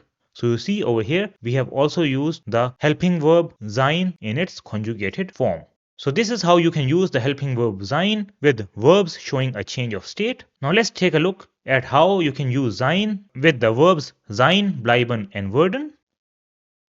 So here we have the three verbs. So let's take a look at the participe zwei forms of these verbs. So the participe zwei form of sein is gewesen. An example can be Ich bin müde gewesen, which means I was tired. The participe zwei form of bleiben is geblieben. So an example sentence can be Ich bin gestern zu Hause geblieben. I stayed at home yesterday. Ich bin gestern zu Hause geblieben. The third verb over here is werden, which means to become, and this is in fact an A2 verb, and we will take a look at it in detail in the A2 course. However, I have just mentioned it over here for completeness. The participe zwei form of werden is geworden, and an example sentence with geworden will be ist alt geworden. He has gotten old. Now, one important point over here is that in case of sein, it is better to use the Präteritum form, even in speaking. So instead of saying Ich bin müde gewesen, it is simpler to say Ich war müde, which means I was tired. And this is also more commonly used. And the conjugations for sein in past tense are also not difficult, so that's why I would also suggest that it is better to use sein in Präteritum whenever you have to talk about the past. So we saw that sein is used as a helping verb with verbs showing movement from one place to another, with verbs showing a change of state, and with the verbs sein, bleiben and werden. Now when do we use haben as the helping verb? So the answer to this is that with all the other verbs which don't fall in one of the categories on the left hand side, we will use haben as the helping verb. For example, with the verbs lernen, essen, schreiben, lesen, and so on, we will use haben. So if you just know when to use sein as the helping verb, then for all the other types of verbs, you will know that you have to use haben. Now I know that this was a lot of information, and you might be thinking, why do we have to learn this complicated concept of perfect? Why don't we only use Präteritum? Maybe it was simpler that way. So let me give you a reason why you should use the perfect and why it is simpler to use than Präteritum. So there are some disadvantages of using Präteritum. The first disadvantage is that you must learn conjugations for each personal pronoun. So if you have a verb, then you will have 5 to 6 different conjugations for each of the personal pronoun. And the conjugations can become quite complicated for irregular verbs. So as an example, we have the verb essen, which means to eat. Its conjugations in Präteritum are ich aß, du aßest, es sie aß, wir aßen, ihr aßt, and sie aßen, sie aßen. And there are many other such verbs. So if you start to memorize the conjugations, then it will be very difficult for you to remember all of them. Now in case of perfect, there are some disadvantages as well. The first is that you have to learn a new form, which is the participe zwei form. And a sentence written in the perfect has a different sentence structure, which you have to get adjusted to. However, there is one very big advantage, and that is that you only need to learn one conjugation, which is the participe zwei form. So if we have the same verb that is essen, then the participe zwei form of essen is gegessen, and this will remain the same. So if I want to create a sentence in the past with essen, then it is much simpler to create. So I can say ich habe gegessen, du hast gegessen, es sie hat gegessen, and so on. So in this case, you see that only the verbs haben or sein are conjugated, and the participe zwei form remains the same. So this is one of the advantages that you have. For me, personally, it was also quite difficult at the start to get accustomed to the perfect form. But now, in speaking, I always use the perfect form because it is easier and I don't have to memorize the conjugations for every personal pronoun. So before we end the lesson, let's do a recap of what we have learned because there was a lot of information in this lesson. So we learned that the perfect form is mostly used in speaking, and when we write a sentence in the perfect form, then at position number 1 we have the personal pronoun or time or something else. At position 2 we will have the conjugated form of haben or sein in presence, which is also called the helping verb. After that we can add other information if needed, and at the end of the sentence, which is the last position, we will place the participe zwei form of verb, which remains the same. An example of a sentence in the perfect form is ich habe Deutsch gelernt, which means I learned German. We also saw some different rules of how to create the participe zwei form. So for regular verbs or regelmäßige Verben, the rule for creating participe zwei is that we add ge before the verb stem and the ending te after the verb stem. So for example, the participe zwei form of the verb lernen will be gelernt.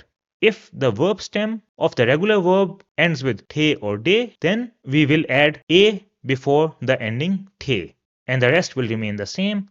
So the verb arbeiten in participe zwei will be gearbeitet. And if the verb ends with ieren, then we will remove the ge at the start and the rest will remain the same. So the verb reparieren will become repariert.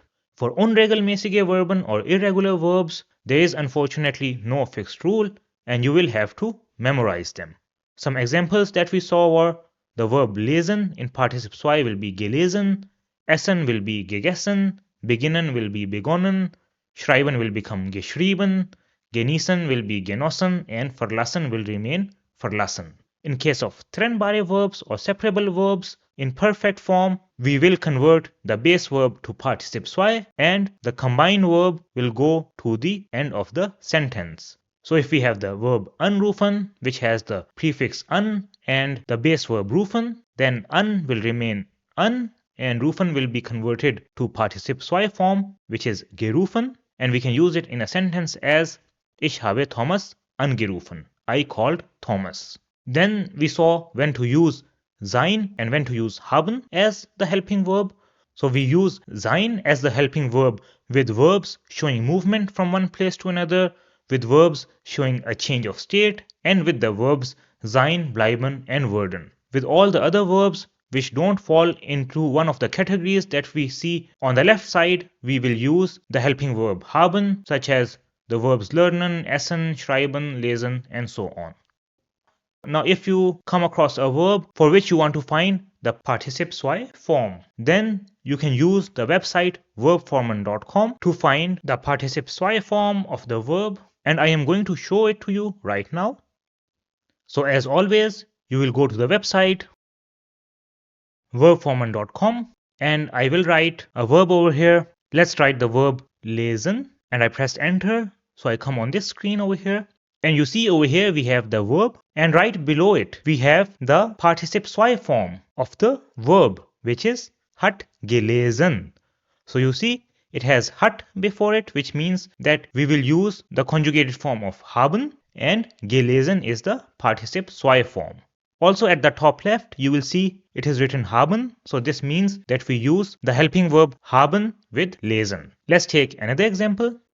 So I take the verb sterben, which means to die, and you see over here it gives me the participe zwei form of sterben, which is gestorben, and it has used ist before it. So this means that we will use sein as the helping verb, and this is also written over here at the top left. Let's take one more verb. So I take bleiben, which means to stay or remain, and you see over here the participe zwei form is geblieben, what we also learned, and we will also use the helping verb sein with it. This information is also available over here at the top left. So this is how you can find the participe zwei forms of verbs which you don't know. So at last we have completed the topic of perfect form and participe zwei form. I know that this is a lot of information to take in. That's why I would suggest that you take your time, take some rest, and come back to it later with a fresh mind and go through it again, as this will help you to retain the information and understand the concept that was presented in this lesson better.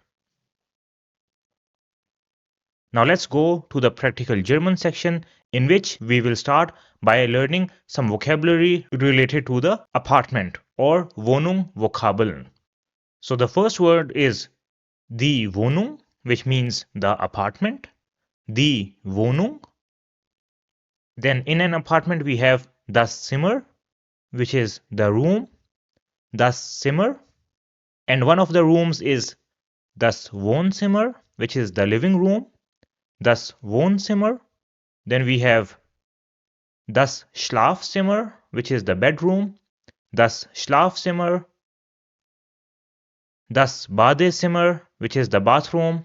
Das Badezimmer. Die Toilette, which is the toilet. Die Toilette. Die Küche, which is the kitchen. Die Küche. Das Esszimmer, which is the dining room. Das Esszimmer. And a related word is der Esstisch, which is the dining table. Der Esstisch. Then in some apartments there is das Arbeitszimmer, which is the office or working room for home office. Das Arbeitszimmer. Then we have das Kinderzimmer, which is the children's room. Das Kinderzimmer. Then we have der Flur or der Gang, which is the hallway. Der Flur or der Gang. Then we have der Keller, which is the basement. Der Keller. And in many buildings, this is used to store things which you don't use. Then we have der Balkon, which is the balcony. Der Balkon. After that, we have die Terrasse, which is the terrace. Die Terrasse. Then we have Möbel, which means furniture. Möbel. And the different type of Möbel that we have includes das Bett, which is the bed. Das Bett. Then we have der Tisch, which is the table. Der Tisch. Der Stuhl, which is a chair. Der Stuhl. Das Sofa, which means sofa. thus Sofa. Der Sessel, which means armchair, der Sessel. Das Regal, which means shelf, das Regal. Der Spiegel, which is mirror, der Spiegel. Der Teppich, which is carpet, der Teppich. Die Lampe, which means lamp, die Lampe. Then we have Haushaltsgeräte, which means household appliances. Haushaltsgeräte. Now let's take a look at the different Haushaltsgeräte. So we have der Kühlschrank, which is the fridge, der Kühlschrank. Der Herd, which is the stove, der Herd. And this can be separate or together with the baking oven. So we have the baking oven at the bottom and der Herd at the top. Then we have der Backofen, which is the baking oven, der Backofen. Die Mikrowelle, which is microwave, die Mikrowelle. Die Spülmaschine, which is dishwasher, die Spülmaschine. Die Waschmaschine, which is the washing machine, die Waschmaschine. Der Trockner, which is the dryer, and it is used to dry the clothes that are washed in the wash machine. So der Trockner. Then we have der Staubsauger, which is vacuum cleaner, der Staubsauger. Das Bügeleisen, which is iron, das Bügeleisen. Die Klimaanlage means air conditioning, die Klimaanlage. Then some other items which you find in die Wohnung are die Tür, which means door, die Tür. Das Fenster, which means window, das Fenster. Der Schlüssel, which is key, der Schlüssel. Die Wand, which means wall, die Wand. Die Decke, which means ceiling. This is the top part over here. So die Decke. Then we have der Boden, which means the floor, der Boden. Then to keep the apartment warm, we have die Heizung, which is the heating, die Heizung. And a building which has different apartments is called das Wohngebäude, which means an apartment building, das Wohngebäude. Then we have das Hochhaus, which means a high-rise building, das Hochhaus. After that we have das Einfamilienhaus, which means a single family house where only one family lives, das Einfamilienhaus. After that we have das Mehrfamilienhaus, which means multi-family house. So this is a building in which there are more than one apartments and more than one family lives in this house. Then the person who rents out the apartment is called der Vermieter if it is a male, and die Vermieterin if it is a female, which means landlord or landlady. And the person who rents the apartment is called der Mieter if it is a male, and die Mieterin if it is a female. Then in apartment buildings which have multiple floors, you will find der Aufzug or der Fahrstuhl, which means elevator or lift, der Aufzug or der Fahrstuhl. Then we have die Treppe, which means stairs, die Treppe. After that we have die Eingangstür, which means the entrance door, die Eingangstür. Die Klingel, which means the doorbell, die Klingel. Der Briefkasten, which means letterbox. This is where you receive your letters. Der Briefkasten. Der Parkplatz, which means parking space. So der Parkplatz.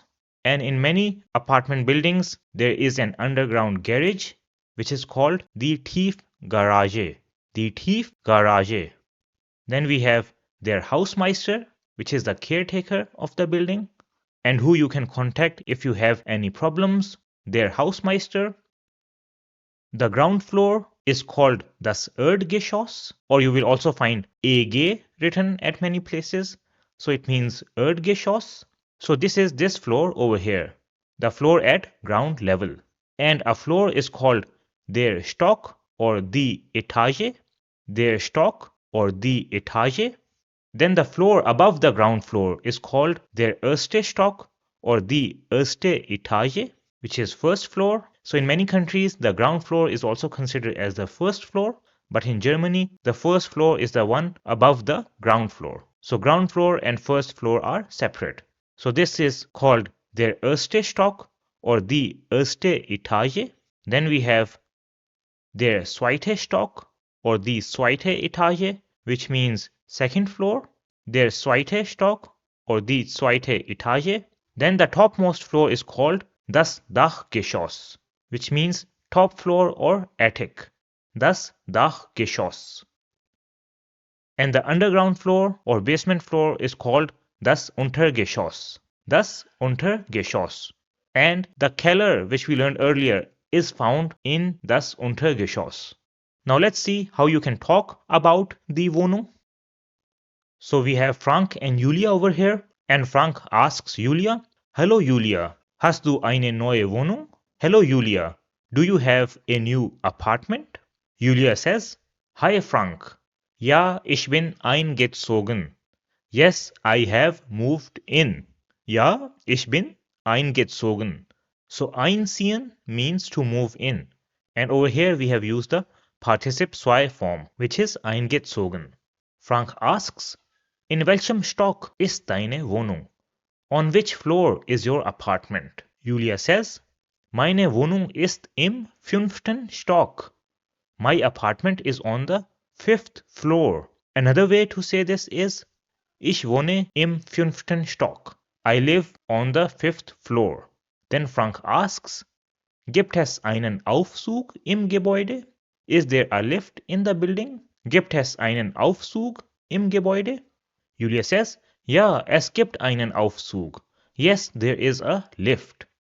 Frank asks, "Wie viele Zimmer hat die Wohnung?" How many rooms are there in the apartment? Julia says, "Die Wohnung hat 3 Zimmer." The apartment has 3 rooms. Now what are these rooms? Ein Wohnzimmer, a living room, ein Schlafzimmer, a bedroom, und ein Arbeitszimmer, and an office or working room. Frank asks, "Gibt es eine Küche?" Is there a kitchen? And Julia says, "Ja, die Küche ist groß." Yes, the kitchen is big. Then Frank asks, "Hast du einen Balkon?" Do you have a balcony? Julia says, "Ja, ich habe einen kleinen Balkon." Yes, I have a small balcony. Ja, ich habe einen kleinen Balkon. Then Frank asks, "Sind die Nachbarn nett?" So Nachbarn are neighbors. So are the neighbors nice? Julia says, "Ja, die Nachbarn sind freundlich." Yes, the neighbors are friendly. Ja, die Nachbarn sind freundlich. Frank says, "Das klingt gut." That sounds good. Ich komme mal vorbei. I will come by sometime. So ich komme mal vorbei means I will come by sometime. Julia says, "Ja, gerne." Yes, happily. Then Frank says, "Bis dann, tschüss, till then, bye." And Julia also says, "Ciao, bye." So these were different words related to an apartment and things that you find in an apartment. Now let's go to the last part of chapter number 9, which is talking about the weekend. And this is important because in Germany, if you are in the university or in your office and you come to office after the weekend on Monday, then people like to talk and discuss about what they did on the weekend. So we will learn how we can talk about the weekend in German. So we again have Frank and Julia, and Frank asks Julia, "Was hast du am Wochenende gemacht?" What did you do on the weekend? Was hast du am Wochenende gemacht? Or was haben Sie, if you want to use the formal way. Then Julia says, "Am Wochenende habe ich meine Freunde besucht." On the weekend, I visited my friends. Am Wochenende habe ich meine Freunde besucht. Interessant, says Frank. Then he asks, "An welchen Tagen arbeitest du?" On which days do you work?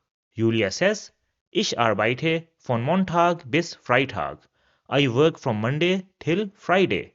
Ich arbeite von Montag bis Freitag. Then Frank asks, "Wann hast du frei?" when do you have time off?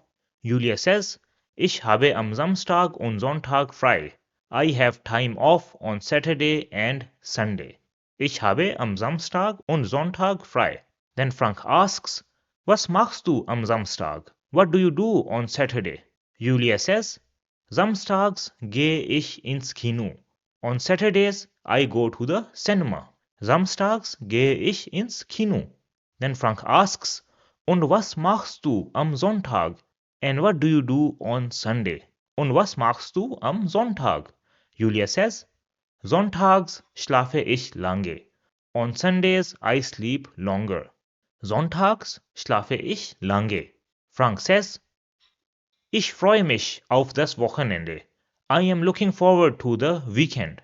Ich freue mich auf das Wochenende. Julia says, Ich freue mich auch. Me too. So this was an example of a conversation about the weekend. And with this, we have completed chapter number 9.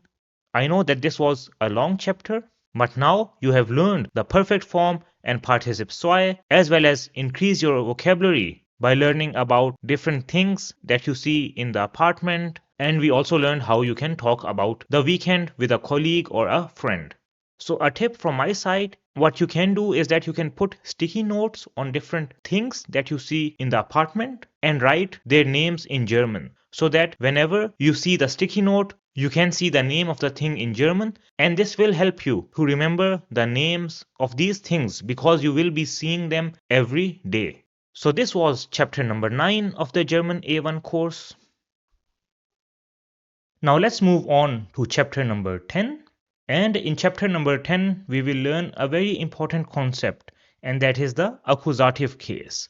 So we will take a look at the articles in accusative, personal pronouns in accusative, adjectives and adjective endings in accusative, as well as how you can do negation in accusative.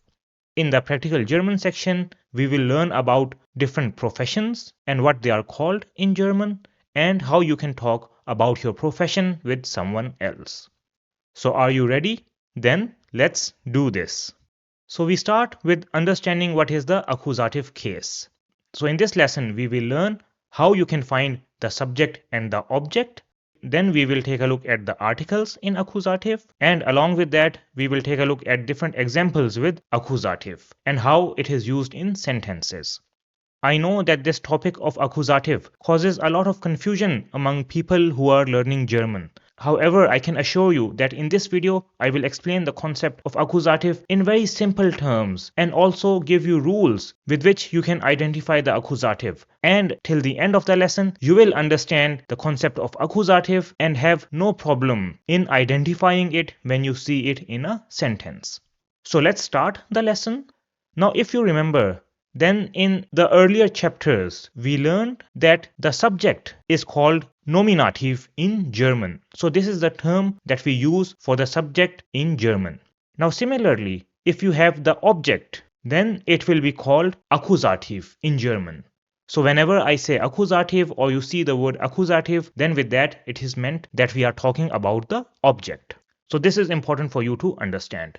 Now let's see how we can find the subject and object in a sentence. So suppose we have the sentence, Peter buys a table. In this sentence, buys is the verb because this is the action which is being done. Now who is the subject in this sentence? So let me give you a rule for finding the subject. So if you want to find the subject, then you should ask the question, who, and then add the verb after it. And by asking this question, you will get the subject. So in the above example, the verb is buys. So I will say who buys, and the answer to this is Peter. So Peter is the subject. So this is very simple. Now let's see how we can find the object or the accusative case in a sentence. So for this, you will have to ask the question, what does? So this is how you will start the question. After that, you will add the subject and then you will add the verb. And this will give you the object or the accusative. Now let's apply this to the sentence above. So we already know the subject, which is Peter, and the verb is buys. So the question becomes, what does Peter buy? And the answer is a table. So table is the object or the accusative case. Now you can also find the object in another way, and that is you can ask the question what is being and then add the verb in past tense. So the past tense of buy is bought. So if I ask the question what is being bought, then the answer is a table. So you can use either one of the two ways to find the object or accusative case. In some sentences, it is easier to use the above question, and in some it is easier to use the question below. Let's take another example. So I have the sentence, I read a book. Now in this sentence, read is the verb because it is the action which is being done. Now if I want to find the subject, then I will ask the question who and then add the verb which is reads, and the answer to this is I. So I am the subject. Now if we want to find the object or accusative case, then I will use the question what do or what does and then add the subject which is I, and after that I will add the verb which is read. So the question becomes what do I read, and the answer is a book. So book is the object over here. Let's use the other question that we learned, and that is what is being and then the verb in past tense which is read, and the answer to this again is a book. So book is the object in this sentence. Now let's take one last example, and in this you have to help me fill in the blanks. So let's first find the subject. So I will ask the question who and then add the verb. So what is the verb in this sentence? The verb is sees. So I will add sees over here. So the question becomes who sees, and what will be the answer? The answer is the dog. So the dog is the subject.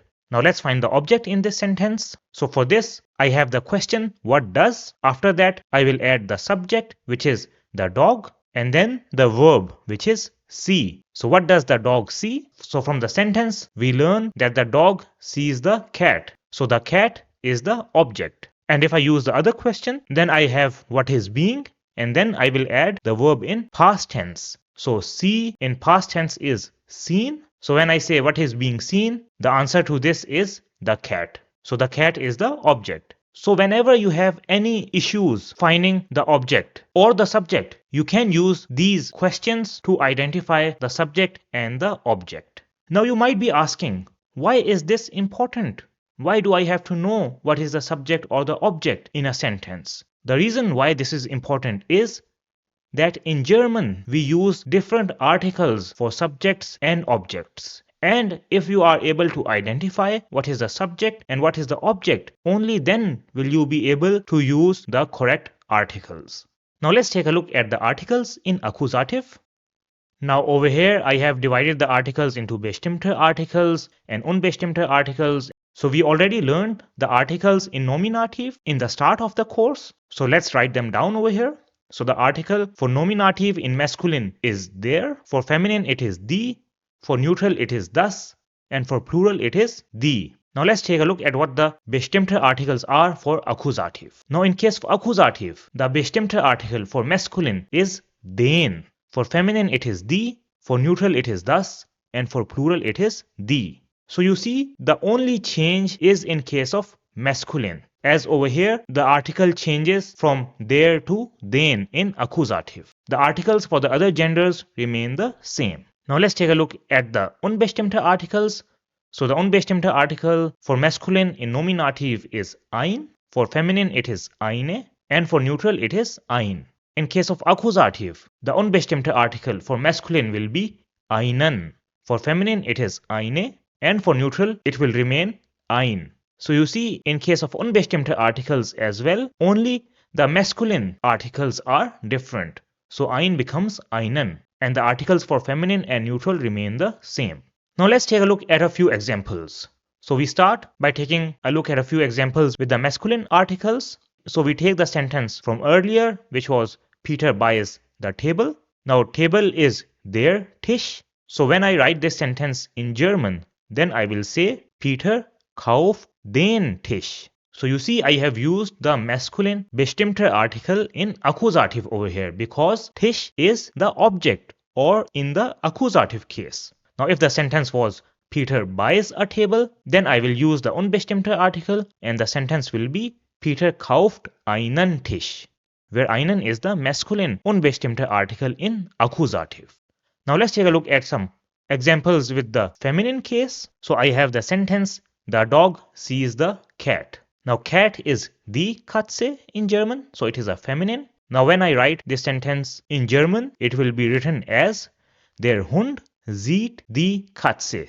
The dog sees the cat. Now since the article for feminine in Akkusativ is the same, which is die, that's why we have used die over here. Now in case of unbestimmte article, such as in the example, the dog sees a cat, this will be written as der Hund sieht eine Katze, which means the dog sees a cat. So in case of feminine, it is quite simple because there is no change. Now let's take a look at a few examples with the neutral case. So I have the sentence, I read the book, and book is das Buch, and in German this will be written as ich lese das Buch. I read the book. And we have used das because the neutral bestimmte article in Akkusativ remains the same as it is in nominative. And in case of unbestimmte article, I have the sentence, I read a book. So this will be ich lese ein Buch. So you see over here we have used ein, which is the unbestimmte article in Akkusativ for neutral case. Let's take a look at an example with the plural case. So we have a sentence,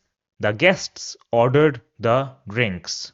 So in this sentence, the drinks are the object and drinks are die Getränke. And when this is written in German, it will be die Gäste bestellten die Getränke. The guests ordered the drinks. So you see in case of plural, the article remains the same in both nominative and accusative cases. And the verb bestellten, which we have used over here, is the past tense of bestellen, which means to order. Now let's take another example.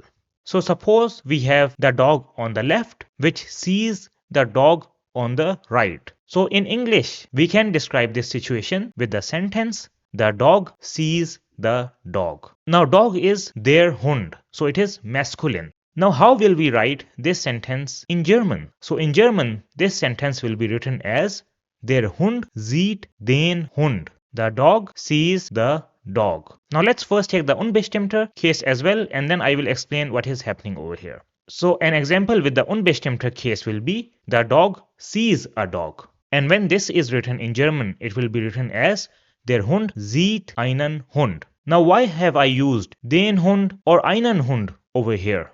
So the reason is that this is the dog which is being seen. So this is the object, or in the accusative case. That's why I have to use the accusative article over here. Whereas I have used der Hund at the start because this is the dog which is performing the action. So this is the subject or the nominative case. So this is why if you just use the questions which I gave you earlier for identifying the subject and object, then you will have no problem in identifying which noun is in the nominative case and which is in the accusative case. And then you will be able to use the correct articles in the sentences. Now one more important point over here, and that is we always use nominative after the verb sein. So what do I mean by this?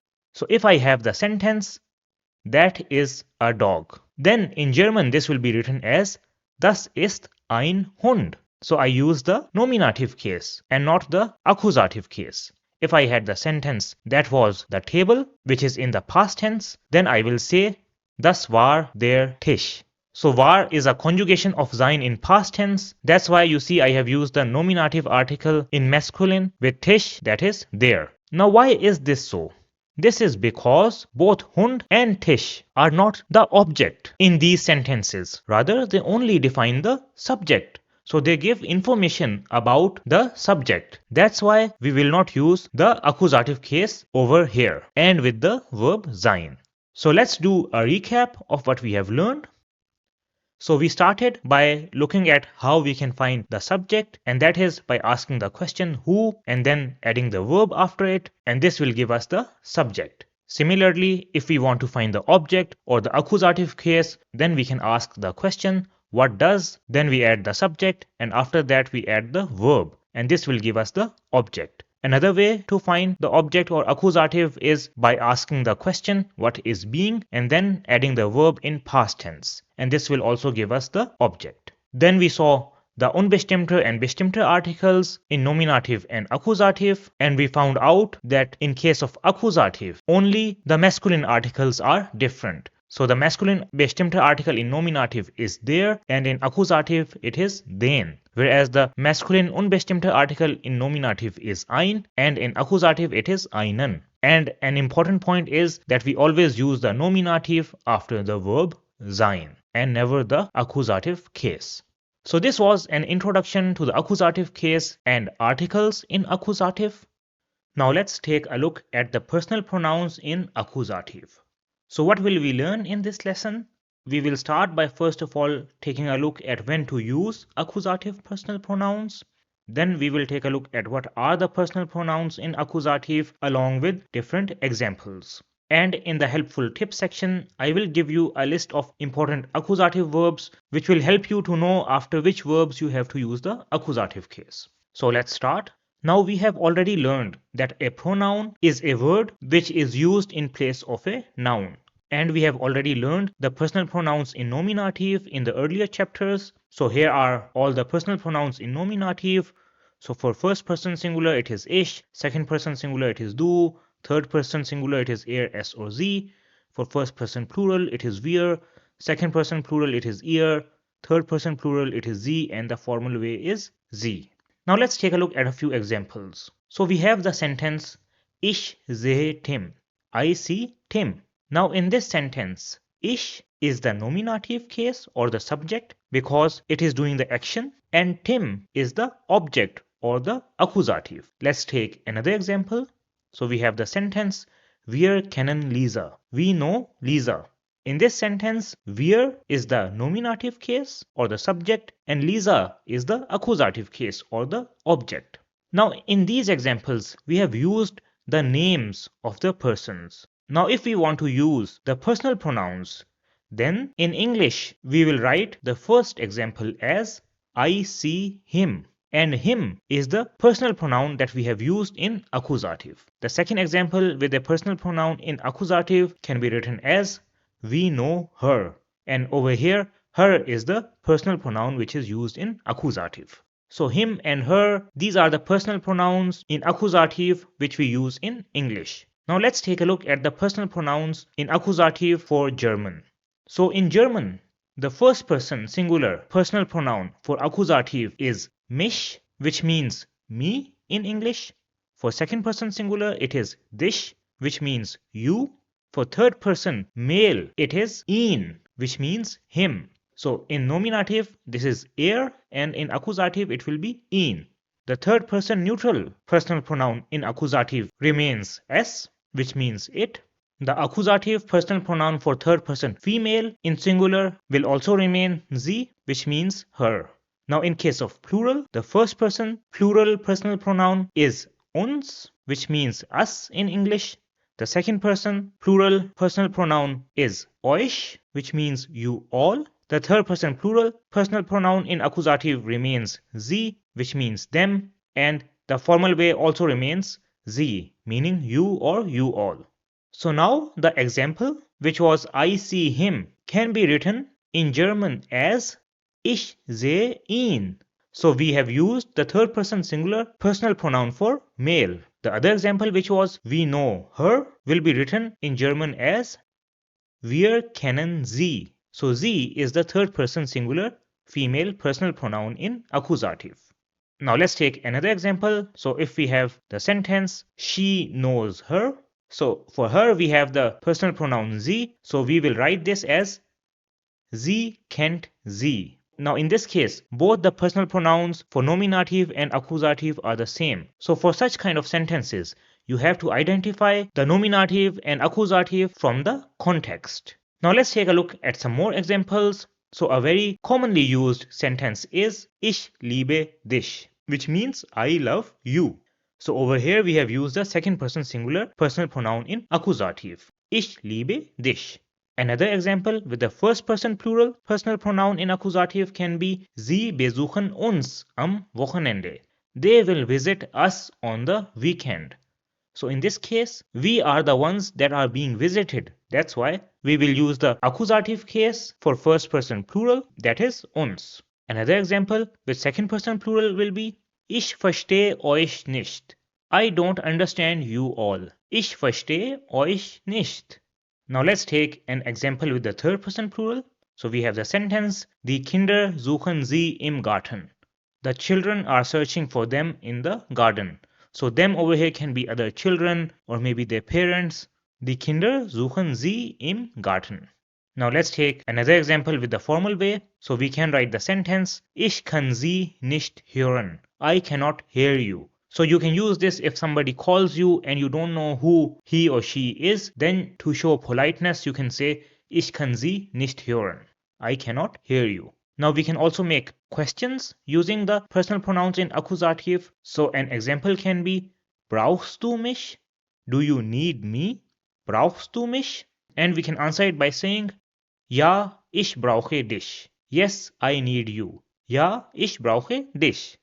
Now sometimes it can be a little time consuming to always identify the subject and the object in a sentence. That's why I have prepared a list of verbs after which you always have to use the accusative case. And you can find it from the link in the description below. So this list will contain all the important and commonly used verbs. So if you know them, then it will be easier and faster for you to use the correct case with the verbs. So these were the personal pronouns in accusative. Now let's go to the next part, which is adjectives and adjective endings in accusative.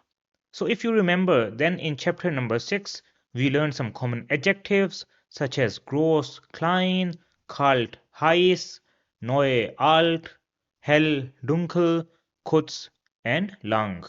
And we also made different sentences such as Das Wasser ist kalt, the water is cold, der Kaffee ist heiß, the coffee is hot, and der Mann ist alt, the man is old. So you see all of these adjectives are used to describe a noun. And we also learned the different ways to use adjectives in nominative. So you see that there are different ways to use adjectives in nominative such as after the verbs sein, werden, and bleiben, with definite articles der, die, das, with indefinite articles and kein, and without an article. And the difference between all these cases are the adjective endings, because these are the things that change. And that is something that you can see in these examples over here as well. Now let's take a look at the adjective endings for accusative case. Now if we take a look at the examples when we used an accusative after a verb, such as der Mann ist alt, die Frau ist schon, das Auto ist rot, and die Kinder sind klein. In all these cases, we use the adjective as it is and they have no ending. That's why I am going to remove this case over here and just focus on the cases where we use adjectives with definite articles, with indefinite articles and kein, and when there is no article. So an example of using an adjective with the definite article can be I see the old man. In this example, man is the object or in accusative case and old is the adjective that has been used with it. Another example can be I see the beautiful woman. Over here, woman is in the accusative case and beautiful is the adjective. Another example can be I see the red car.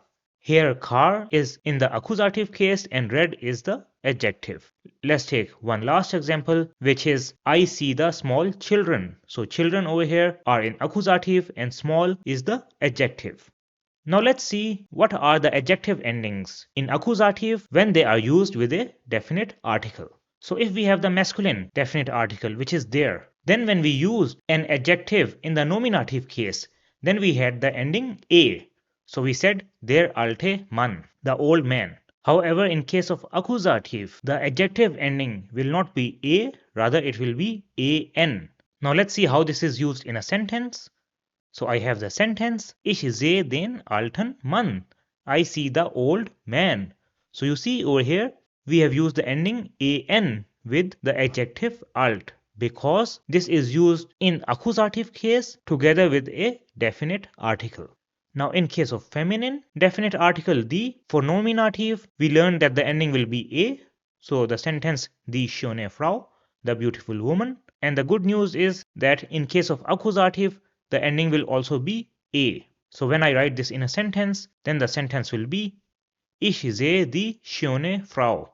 I see the beautiful woman. So the ending remains the same. Let's take a look at the neutral article das. So in case of nominative, it has the ending a, such as das kleine Kind, the small child, and in case of accusative, the ending will also remain a. So I will say Ich sehe das rote Auto. I see the red car. Now for the plural definite article die, in case of nominative, the ending is an, so die kleinen Kinder, which means the small children. And in case of accusative, the ending will remain an, so I can say Ich sehe die kleinen Kinder. I see the small children. So these are the adjective endings in accusative for definite articles. Now let's take a look at the adjective endings with indefinite articles and kein. So for the masculine indefinite article, we learned that in nominative we have the ending er. So we will say ein alter Mann, so an old man. However, in case of accusative, we will have the ending an. So it will change. So a sentence in accusative will be Ich sehe einen alten Mann. I see an old man. So over here we have used einen, which is the indefinite article in accusative, and the ending an with the adjective alt has also been used.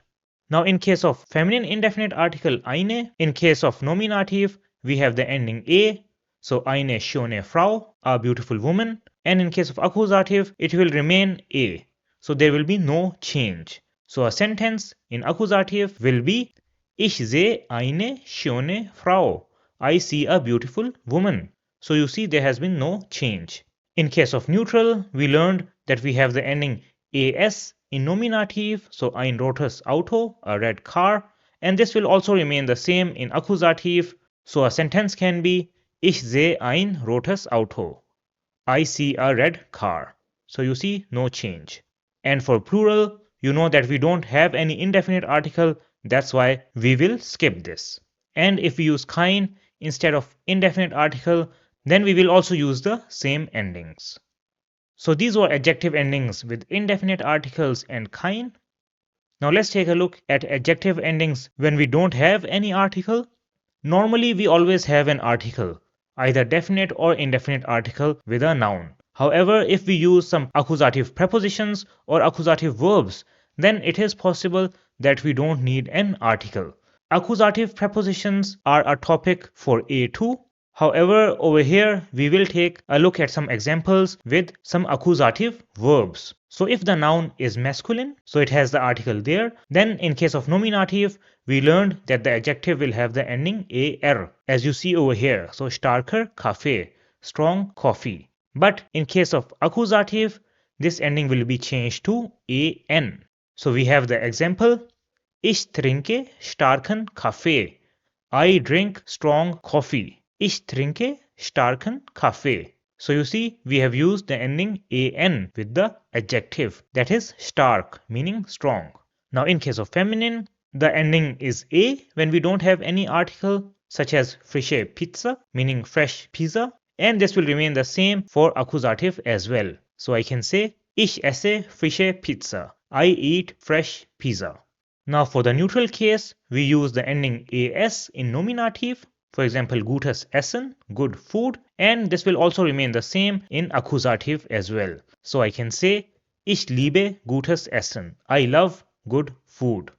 In case of plural, we have the ending a when we don't have an article in nominative, and this will remain a in accusative as well. So I can say Ich sehe kleine Kinder. I see small children. So these are the different ways you can use adjectives in accusative and their respective endings. Now before we end this lesson, let's do a comparison between the adjective endings in nominative and accusative. So if we have a masculine noun, then in nominative with definite articles, the ending is a. So an example is der alte Mann, whereas in accusative the ending is an.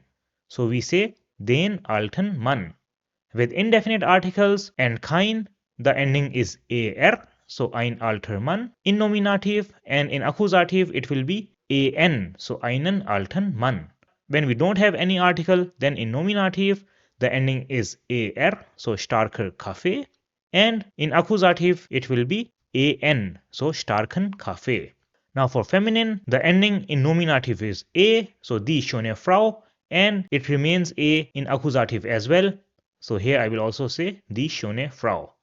With indefinite articles, it is also a, so eine schöne Frau in nominative, and in accusative it will also remain the same as eine schöne Frau. And the ending remains a when we don't have any article, such as frische Pizza in nominative and frische Pizza in accusative. So in both cases we have the ending a. So the adjective endings for feminine in nominative and accusative are the same. Now for neutral, the ending with definite articles in nominative is a, and in accusative it is also a. So it will be das rote Auto in nominative as well as in accusative. With indefinite articles, the ending is as, so ein rotes Auto in nominative, and the ending remains the same in accusative as well, so ein rotes Auto. And the same is the case when we don't have any article, so it will be gutes Essen in nominative and gutes Essen in accusative. So no change in the endings in nominative and accusative for neutral case as well. Now for plural, the ending with definite articles in nominative is an, so die kleinen Kinder, and for accusative it is also the same, so die kleinen Kinder. We don't have any indefinite article for plural, that's why we skip this. And when we don't have any article, then the ending is a for nominative and a for accusative as well. So when you take a look at this table over here, then you see that only the endings for masculine are different in nominative and accusative. For all the other cases, the endings in nominative and accusative remain the same. So this is an important point. So you just have to memorize the endings for masculine, and for all the other cases you can use the same endings. And I have also prepared a list of important adjectives for A1, which you can find from the link in the description below. So go and take a look at them so that you can also use them in your daily life as well as in the German A1 exam. So these were adjectives and adjective endings in accusative case. Now let's take a look at the last topic of the grammar section of chapter number 10, and that is how you can do negation with kein in accusative. So let's just quickly do a recap of when do we do negation with kein. So kein is used to negate nouns which are indefinite or don't have an article, and it comes directly before the noun it negates. For example, we have the sentence Das ist keine Frau. Das ist ein Mann. That is not a woman, that is a man. So you see we have kein directly before the noun which is Frau. And you see that kein also has an ending which in this case is a, and the ending of kein depends on the gender of the noun which it negates. Then we also took a look at the endings of kein. So if the gender of the negated noun is masculine, then in nominative case we will use kein, so it will have no ending. If the negated noun is feminine, then we will use the ending a, so it will become keine. If it is neutral, then there will again be no ending and we will use kein. And in case of plural, it will also be keine.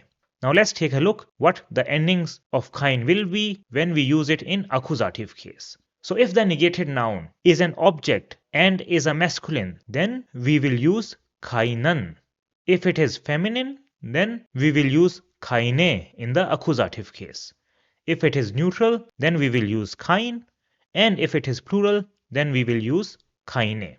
So you see, only the masculine case is different. In all the other cases, the ending remains the same as it was in nominative. Now let's take a look at a few examples in accusative with kein. So I have the sentence, Der Mann hat keinen Hund. The man has no dog. Der Mann hat keinen Hund.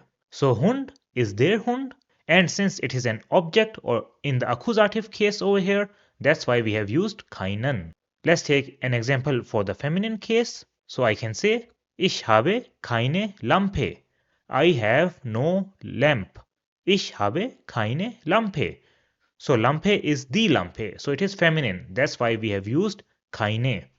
Let's take an example for the neutral case. So we have the sentence, Sie hat kein Auto. She has no car.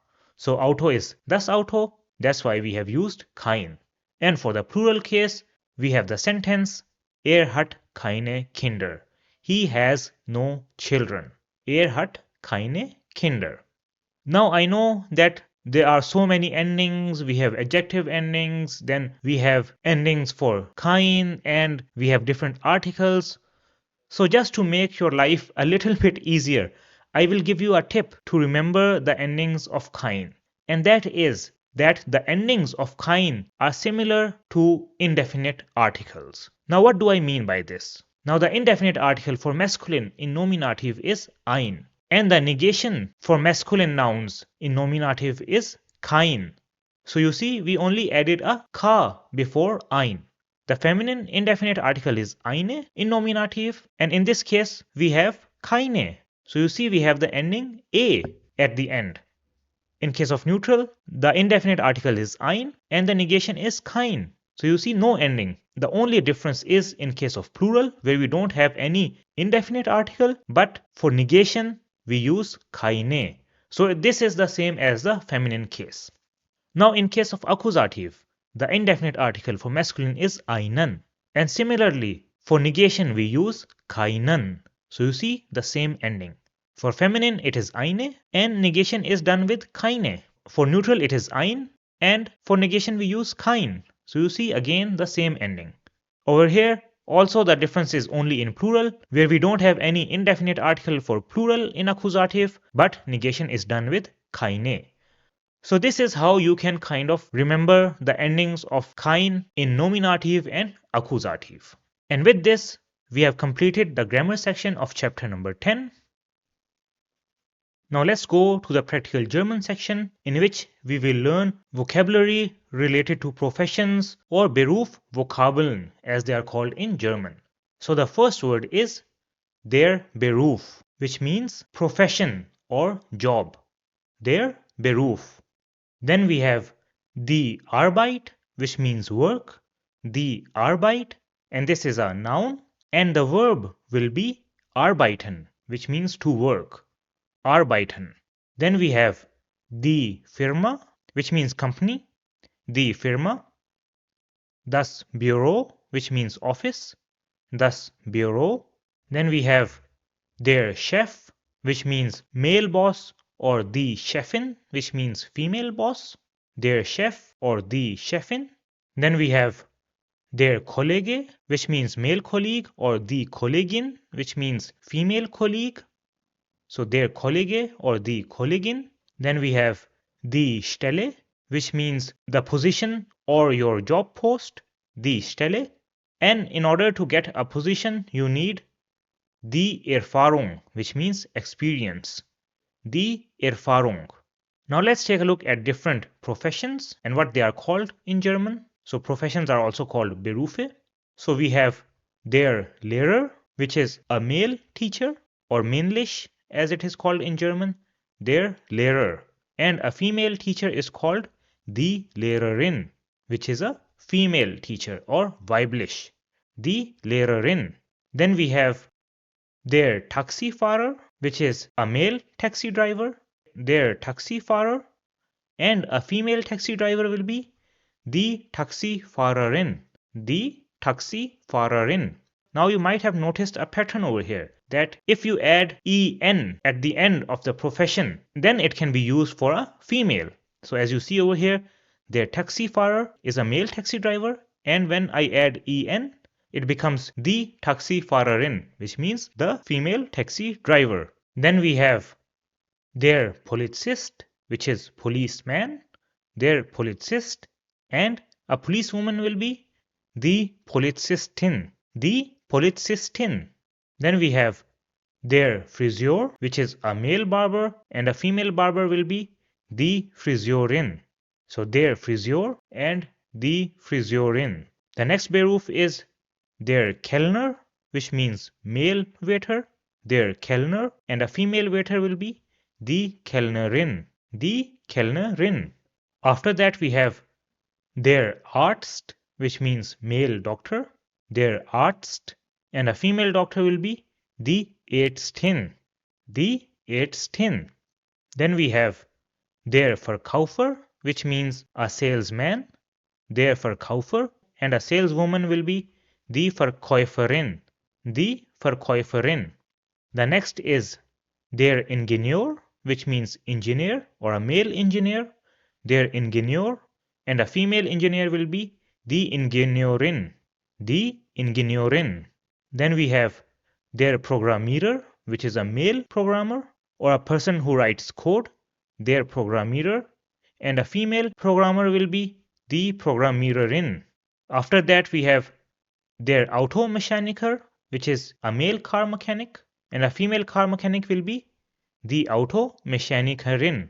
After that we have der Bäcker, which is a male baker, der Bäcker, and a female baker will be die Bäckerin, die Bäckerin.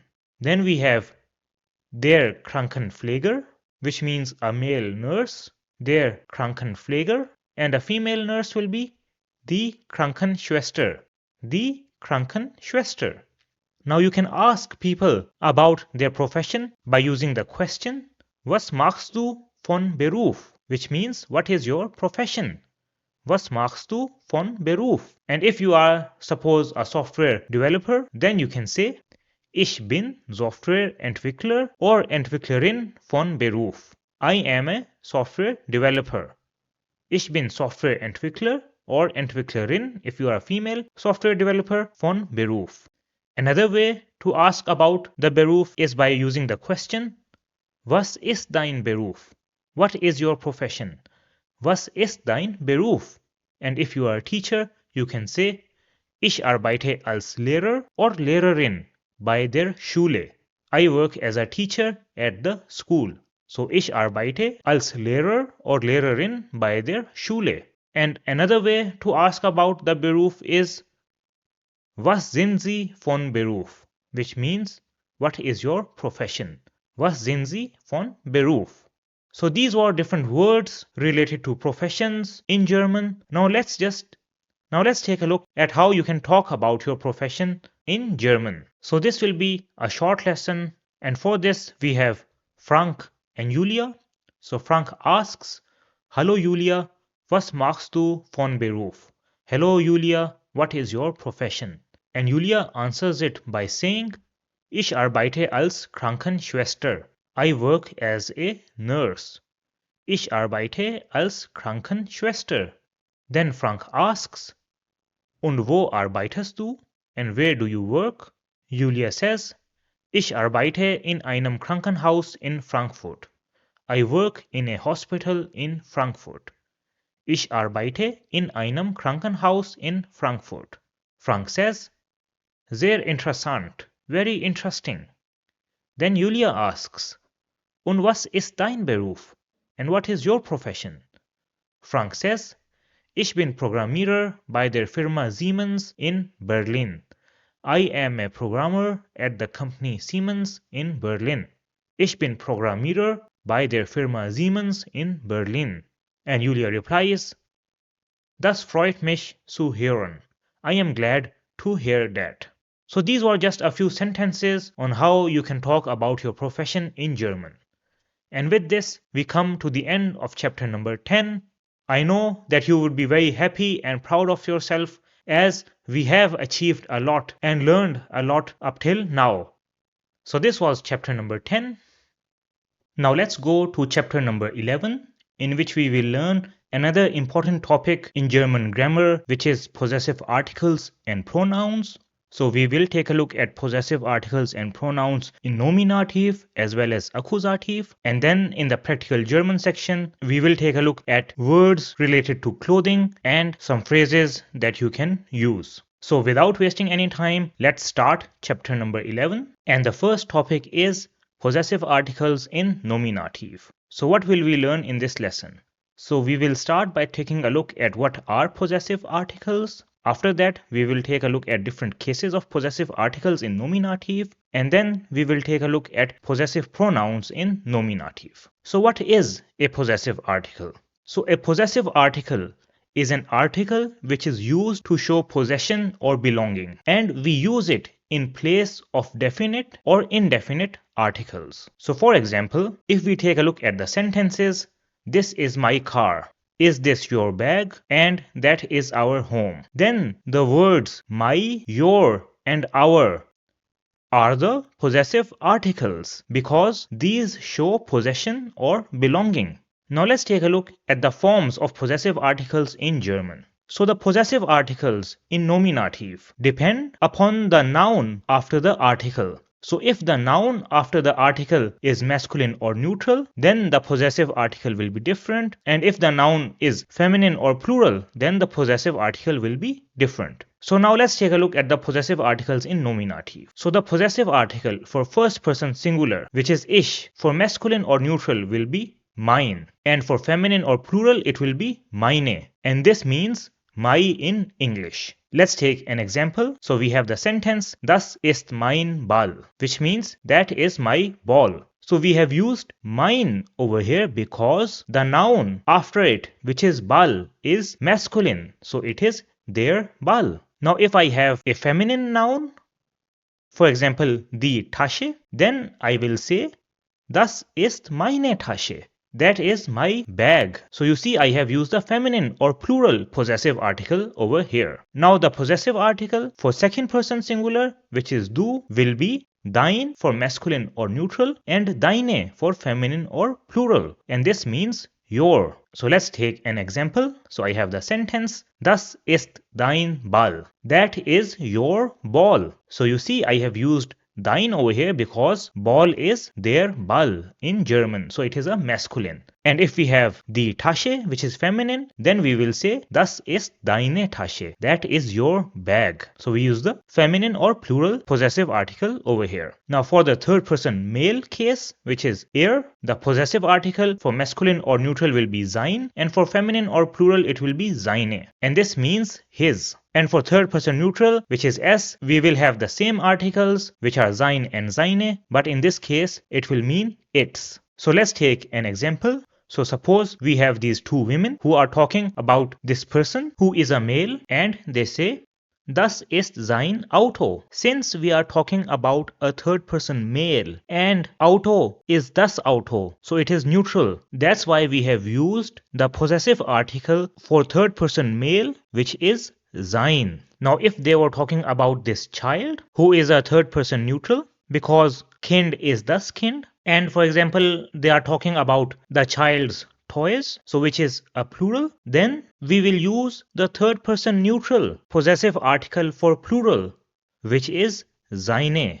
So a sentence can be, das sind seine Spielzeuge, which can be translated as those are its toys. So you see that in this case, we have used the third person neutral possessive article for plural. Now if they were talking about a female, then we will use the third person female case, which is sie, and the possessive articles for third person female are ihr when the noun after it is masculine or neutral, and ihre when the noun after it is feminine or plural. And this means her. So we have the sentence, das ist ihr Auto. That is her car. So we have used ihr over here because we are showing that this car belongs to this female, and car is das Auto. That's why we have used ihr. On the other hand, if we had a feminine or plural noun such as Spielzeuge, then we would say das sind ihre Spielzeuge, which means those are her toys. So these are the different cases of possessive articles in nominative for the singular personal pronouns. Now let's take a look at the plural cases. So the first person plural case is wir, and the possessive article, if the noun is masculine or neutral, will be unser, and if it is feminine or plural, then it will be unsere, which means our. So an example can be, das ist unser Haus. That is our house. And house is das Haus. That's why we have used unser. And if the noun is feminine, such as die Lampe, then I can say, das ist unsere Lampe. That is our lamp. Now for the second person plural case, which is ihr, the possessive articles will be euer for masculine or neutral and eure for feminine or plural. And this means your in English. So an example can be, das ist euer Haus. That is your house. And for a feminine noun, it can be, das ist eure Lampe. That is your lamp.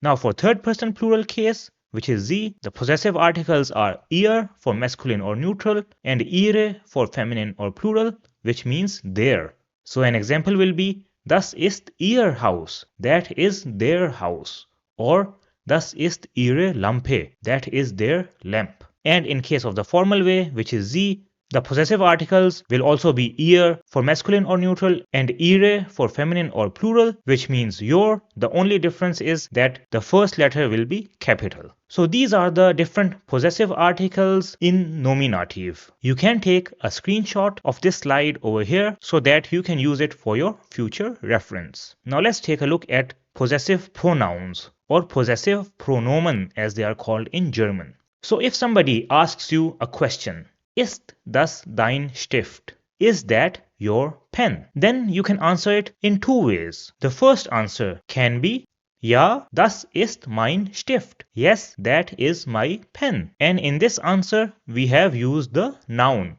The second way to answer this is Ja, das ist meiner. Yes, that is mine. Now in this answer, we have not used any noun. And meiner, which has been used in this answer, is the possessive pronoun. So this possessive pronoun over here has replaced the noun, which is Stift.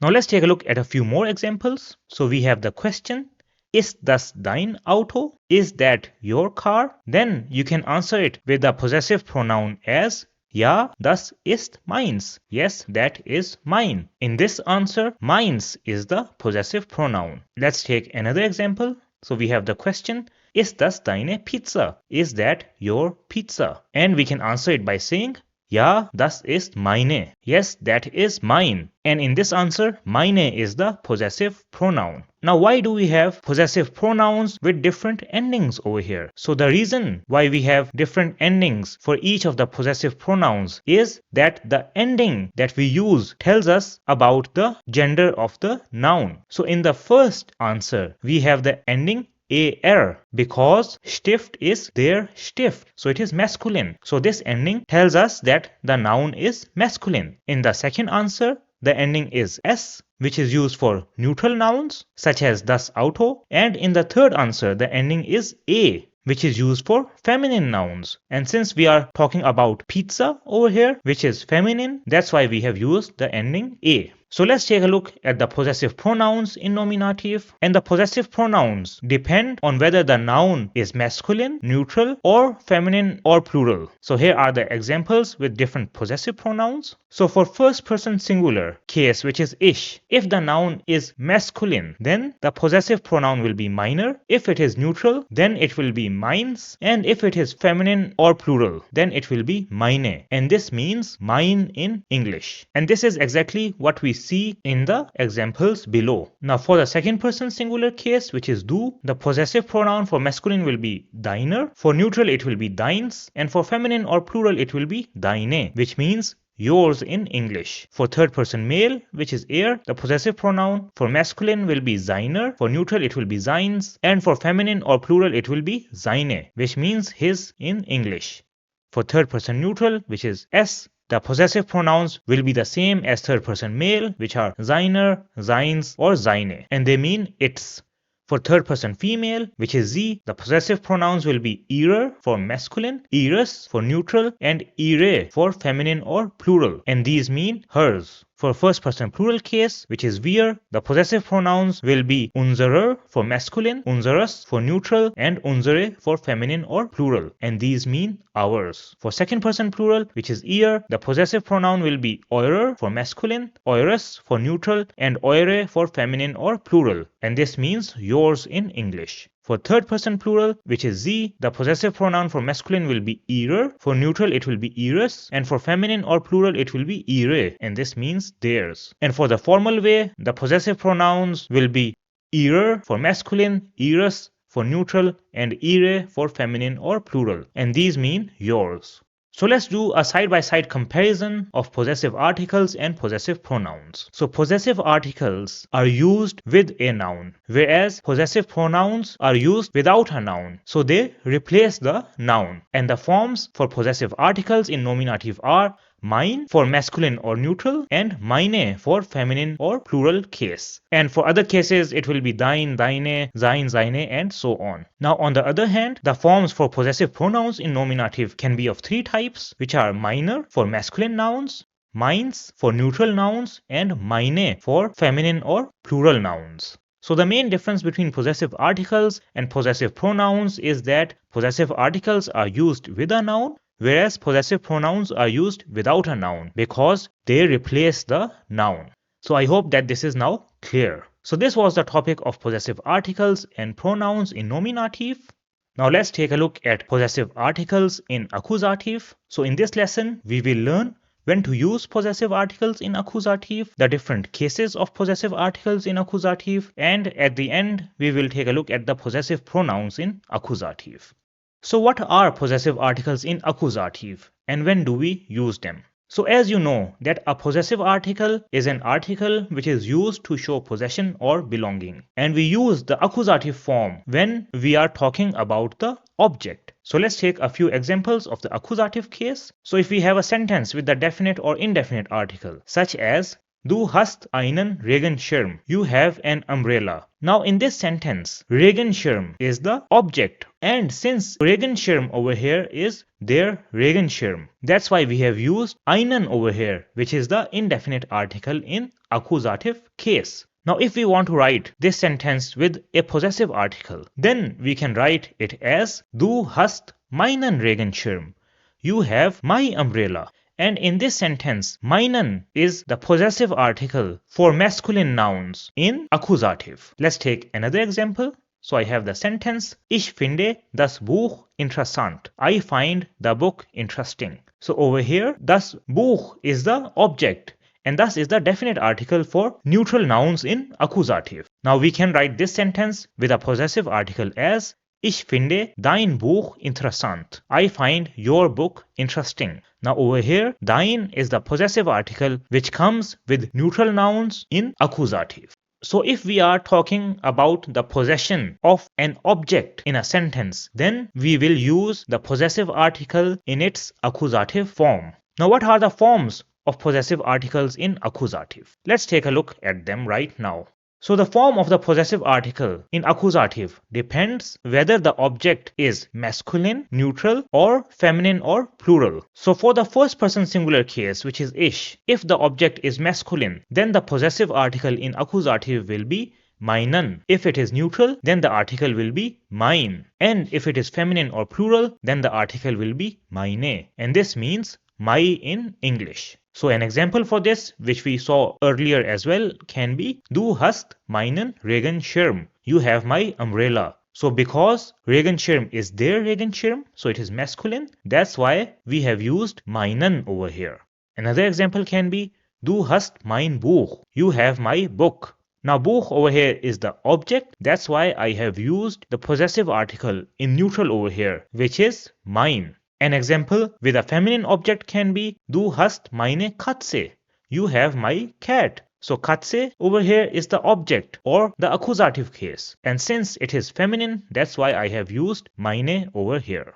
Now let's take a look at the second person singular case, which is du. So if the object is masculine, then the article will be deinen. If it is neutral, then it will be dein. And if it is feminine or plural, then it will be deine. And this means your in English. For third person male, which is er, the articles will be seinen for masculine, sein for neutral, and seine for feminine or plural. And this means his. So an example for this can be Ich kaufe sein Auto. I buy his car. So over here, since I am buying the car from a third person male and Auto is the object, which is das Auto, that's why I have used sein over here. Now for third person neutral case, the articles are the same. So they are seinen for masculine, sein for neutral, and seine for feminine or plural. For third person female case, which is sie, the articles will be ihren for masculine, ihr for neutral, and ihre for feminine or plural. And this means her in English. Now let me show you the difference between the third person male and third person female case. So in the example that you see over here, I bought the car from a male. That's why I used sein over here.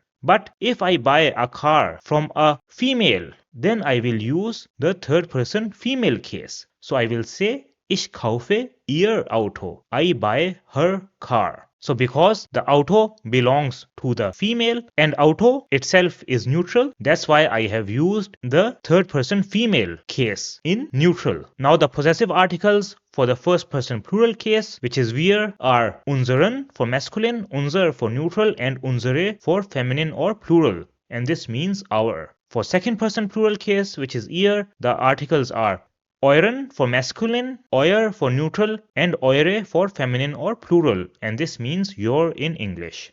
For the third person plural case, which is sie, the articles are ihren for masculine, ihr for neutral, and ihre for feminine, and these mean their. And for the formal case, the articles are ihren for masculine, ihr for neutral, and ihre for feminine or plural, and all of these are written with the first letter capital, and these mean your. Now if you take a look at the possessive articles in accusative, then you observe that only the masculine form changes in accusative. The neutral and feminine or plural forms are the same as they were in nominative. So you just have to remember the endings of the masculine form in accusative. Now let's take a look at a few examples in which we use these possessive articles. So an example can be wir trinken unseren Kaffee. We are drinking our coffee. So over here we have used unseren as the possessive article because Kaffee is masculine, so it is their Kaffee. And unseren is the first person plural form when the object is masculine. Another example can be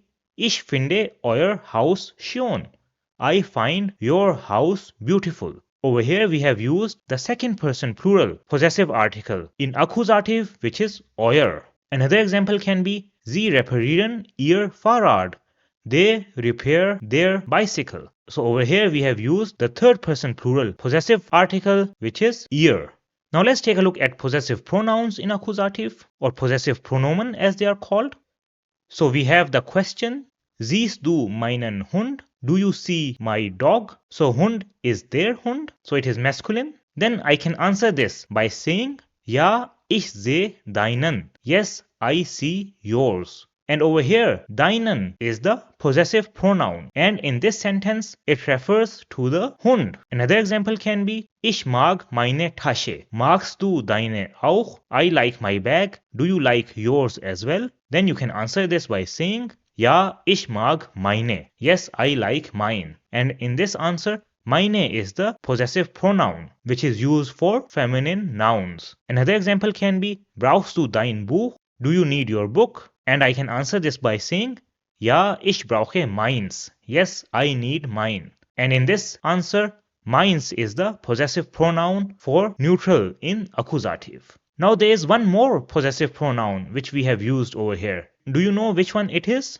It is deine, which I have used in the question. So you see, deine refers to the Tasche, which has already been mentioned. And all the different endings of these possessive pronouns tell us about the noun which they are referring to. So now let's take a look at the possessive pronouns in accusative, and similar to the possessive articles, the form of the possessive pronoun depends on whether the object is masculine, neutral, or feminine or plural. So for the first person singular case, if the object is masculine, then the possessive pronoun is meinen, for neutral it will be meins, and for feminine or plural it will be meine. And these mean mine in English. For second person singular, which is du, the pronouns will be deinen for masculine, deins for neutral, and deine for feminine or plural. And these mean yours in English. For third person male, the possessive pronouns are seinen for masculine, seins for neutral, and seine for feminine or plural. And these mean his. For third person neutral, the possessive pronouns are the same as third person male.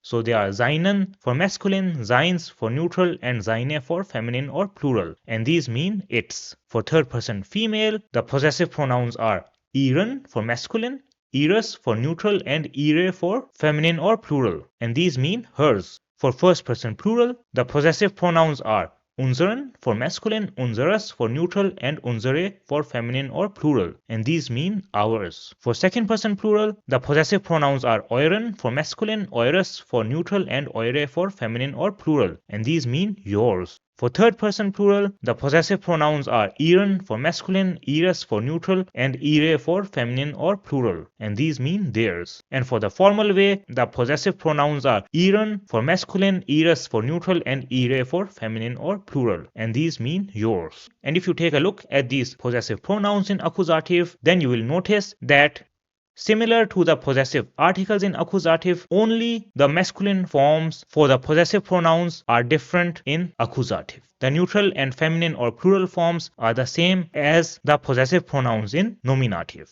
So you only need to remember the endings for the masculine possessive pronouns in accusative. And with this, we have completed the grammar section of chapter number 11.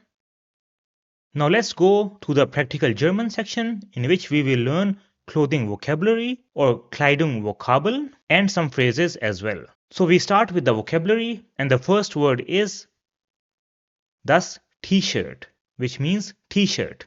Das T-shirt. Then we have das Hemd, which means shirt or formal shirt. Das Hemd. Then we have die Bluse, which means blouse. Die Bluse. The next is der Pullover, which means sweater. Der Pullover. After that we have die Jacke, which means jacket. Die Jacke. The next is die Hose, which means pants. Die Hose. These can be formal pants or any other type of pants. The next is die Jeans, which means jeans. Die Jeans. Then we have die Shorts, which means shorts. Die Shorts. There is another name for this, and that is die kurze Hosen, which can be literally translated to the short pants. Die kurze Hosen. The next is das Kleid, which means dress, a female dress. Das Kleid. Then we have der Mantel, which means coat. Der Mantel.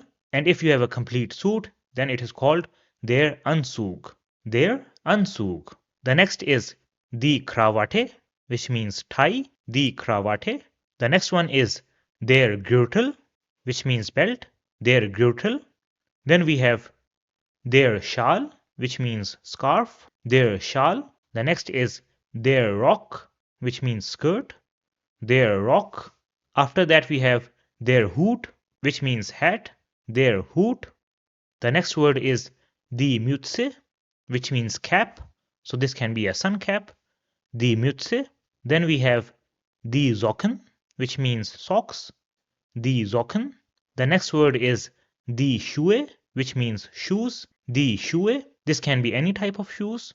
The next is die Handschuhe, which means gloves. So die Handschuhe. So you see that it is Hand und Schuhe, so it can be translated to hand shoes as well. Then we have die Sandalen, which means sandals. Die Sandalen. The next word is die Stiefel, which means boots, and these are formal boots. Die Stiefel. So these were some words related to clothing in German. Now let's take a look at how we can talk about Kleidung or clothes. So we have Frank and Julia over here, and Frank asks, tragen Sie gern Pullover or trägst du gern Pullover? Which means, do you like to wear a sweater? And Julia answers, ja, ich trage gern Pullover. Yes, I like to wear a sweater. Ja, ich trage gern Pullover. Then Julia asks, wie gefällt Ihnen or wie gefällt dir das T-shirt? Do you like the T-shirt? And Frank answers, das gefällt mir gut. I like it. Das gefällt mir gut. And Julia says, das sieht auch gut aus. It looks good as well. Das sieht auch gut aus. Then Julia asks, tragen Sie or trägst du gern Mantel? Do you like to wear a coat? And Frank says, nein, ich trage lieber T-shirts. No, I prefer to wear T-shirts. Nein, ich trage lieber T-shirts. Then Frank asks, was ziehen Sie or ziehst du gern an? What do you like to wear? So anziehen over here is a trennbare verb. So you see an goes to the end and ziehen comes at the second position. So was ziehen Sie or was ziehst du gern an? And Julia answers, Ich ziehe gern bequeme Kleidung an. I like to wear comfortable clothes. So bequem means comfortable. Ich ziehe gern bequeme Kleidung an. Zum Beispiel eine Jeans und eine Bluse. For example, a jeans and a blouse. So zum Beispiel means for example. So these were some words related to clothing and some phrases that you can use to talk about clothing in German. And with this, we have completed chapter number 11 of our A1 course as well. And since you now have learned possessive articles and pronouns, you can start to make sentences showing belonging or possession using these articles and pronouns so that you don't have any problem using them. So this was chapter number 11. Now let's go to chapter number 12, in which we will learn some new concepts. So in the grammar part of chapter number 12, we will start with an intro to the dative case. So this will just be an intro because this is used in the location prepositions and direction prepositions. More details of the dative case will be covered in the A2 course. After this, we will take a look at the location prepositions and direction prepositions in A1. And in the practical German section, we will learn how to tell about directions in German. So I know that you might be thinking that we already learned the nominative and accusative cases and adjective endings. So what is this new case that is dative and why do we have to learn it? And I know that these different cases cause a lot of confusion among students. But you don't have to worry because I will explain these topics in very simple terms so that you are able to understand them and have no problem when you use them in sentences. So let's start by taking a look at the dative case. So in this lesson, we will learn what is the dative case in German, when to use the dative, how you can find the dative object in a sentence, and what are the different articles in dative. And in the helpful tips section, I will give you different verbs which require the dative case and how you can identify them. So what is the dative case? So the dative case is one of the 4 cases that we have in German language. These are nominative, accusative, dative, and genitive. So the genitive case is an A2 concept and we will learn it in the A2 course. Now why do we have these different cases? So these different cases are used to identify the context in which a noun is used in a sentence. So when a noun is nominative, then we know that it is the subject. And when it is accusative, then we have learned that it refers to the object. Now let's see when and in which context we use the dative. So we use the dative case with indirect objects. I will tell you what are indirect objects shortly. We use it after some specific verbs and after specific prepositions. So in this lesson, we will only focus on point 1 and 2, and the prepositions will be done in the next part of this chapter and some will be done in A2. Now let's take a look at what are indirect objects. So suppose we have this example in which it is written, Peter buys a table. Now in this sentence, we know that buys is the verb that is being used, Peter is the subject, and table is the object. Now let's add another person, which is Thomas. Now suppose that Peter does not buy this table for himself, rather he buys it for Thomas. Then we can say that Peter buys Thomas a table. Now in this sentence, Peter, as we know, is the subject and table is the object. But what is Thomas? So when we take a look at the sentence, then Thomas is the one who benefits from the action because he is the one who receives the table. And any object which benefits from an action being done is the indirect object. So Thomas will be the indirect object in this sentence. Let's take another example.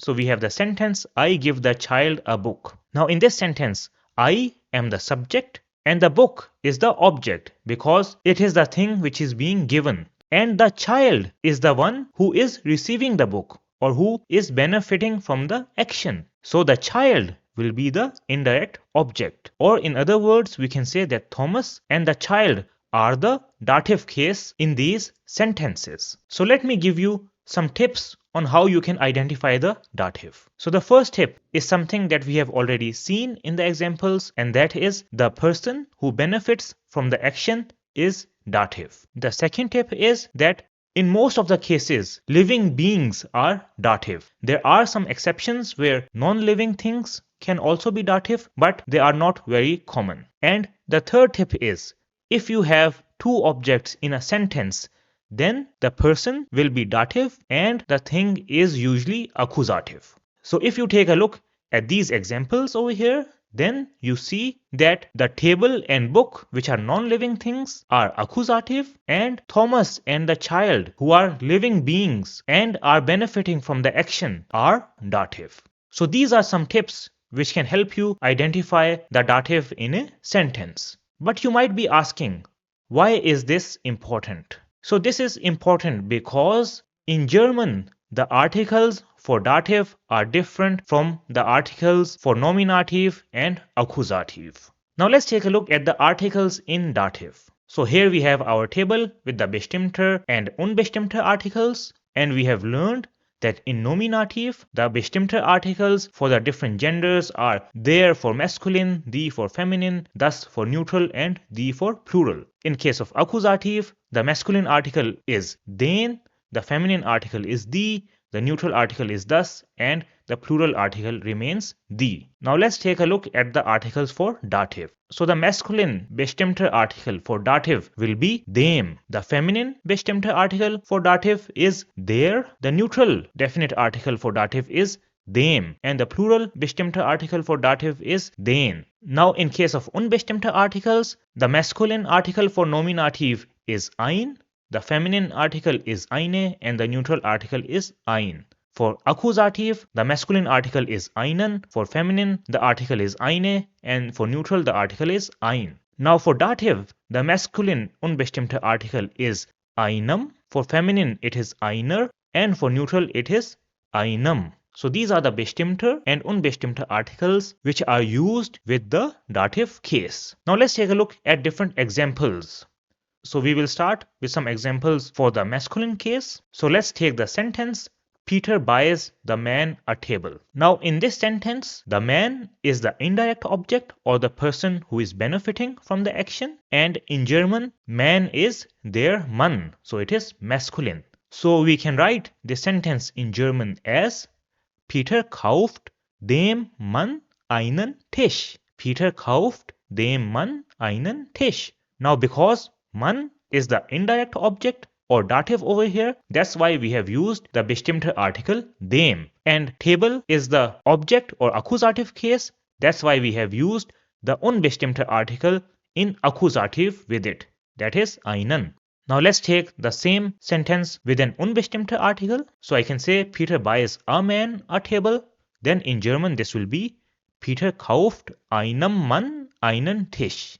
Peter kauft einem Mann einen Tisch. So you see we have used einem, which is the unbestimmte article for masculine in dative. Now let's take a look at a few examples with feminine case in dative. So I have the sentence, Peter brings the woman a cat. So in this sentence, the woman is the dative case. And woman in German is die Frau. So it is feminine. So I can write this sentence as Peter bringt der Frau eine Katze. Peter brings the woman a cat. So you see I have used the feminine bestimmte article in dative with Frau over here. Now the same sentence with unbestimmte article will be Peter brings a woman a cat.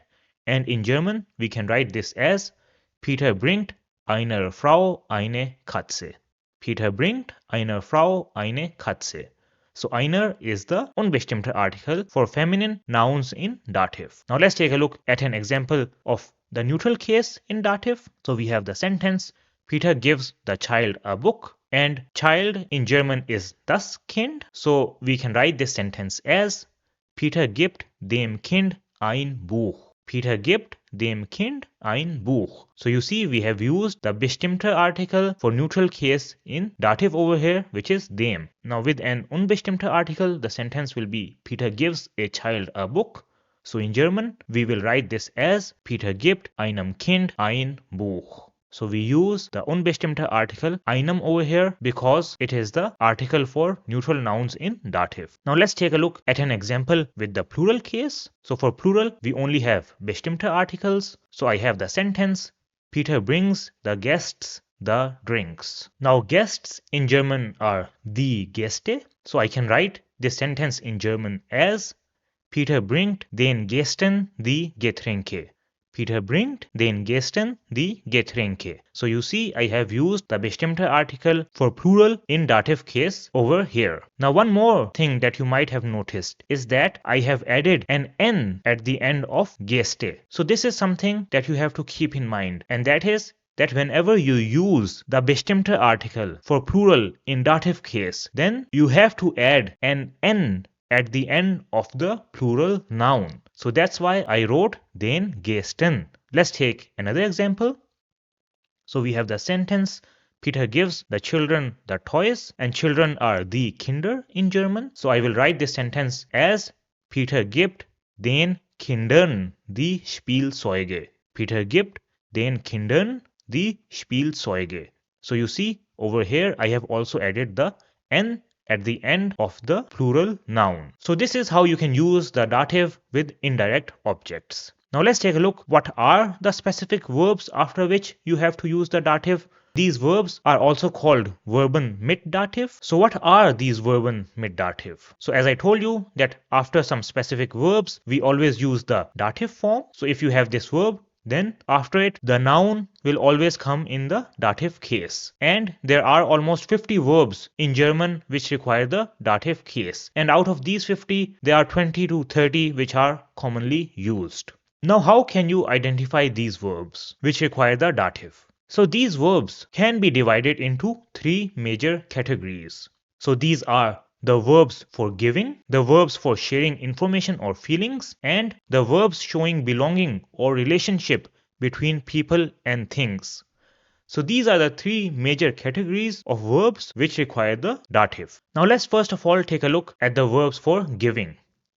So some of the commonly used verbs for giving are geben, which means to give, schenken, which means to gift, bringen, which means to bring, helfen, which means to help, and schicken, which means to send. Now let's take an example with these verbs to understand them better. So I have the sentence, Ich helfe dem Mann. I help the man. Now you see that in this sentence I have used the verb helfen, and after that I have used the bestimmte article for masculine in dative. So whenever you have helfen, you will use the dative case after it.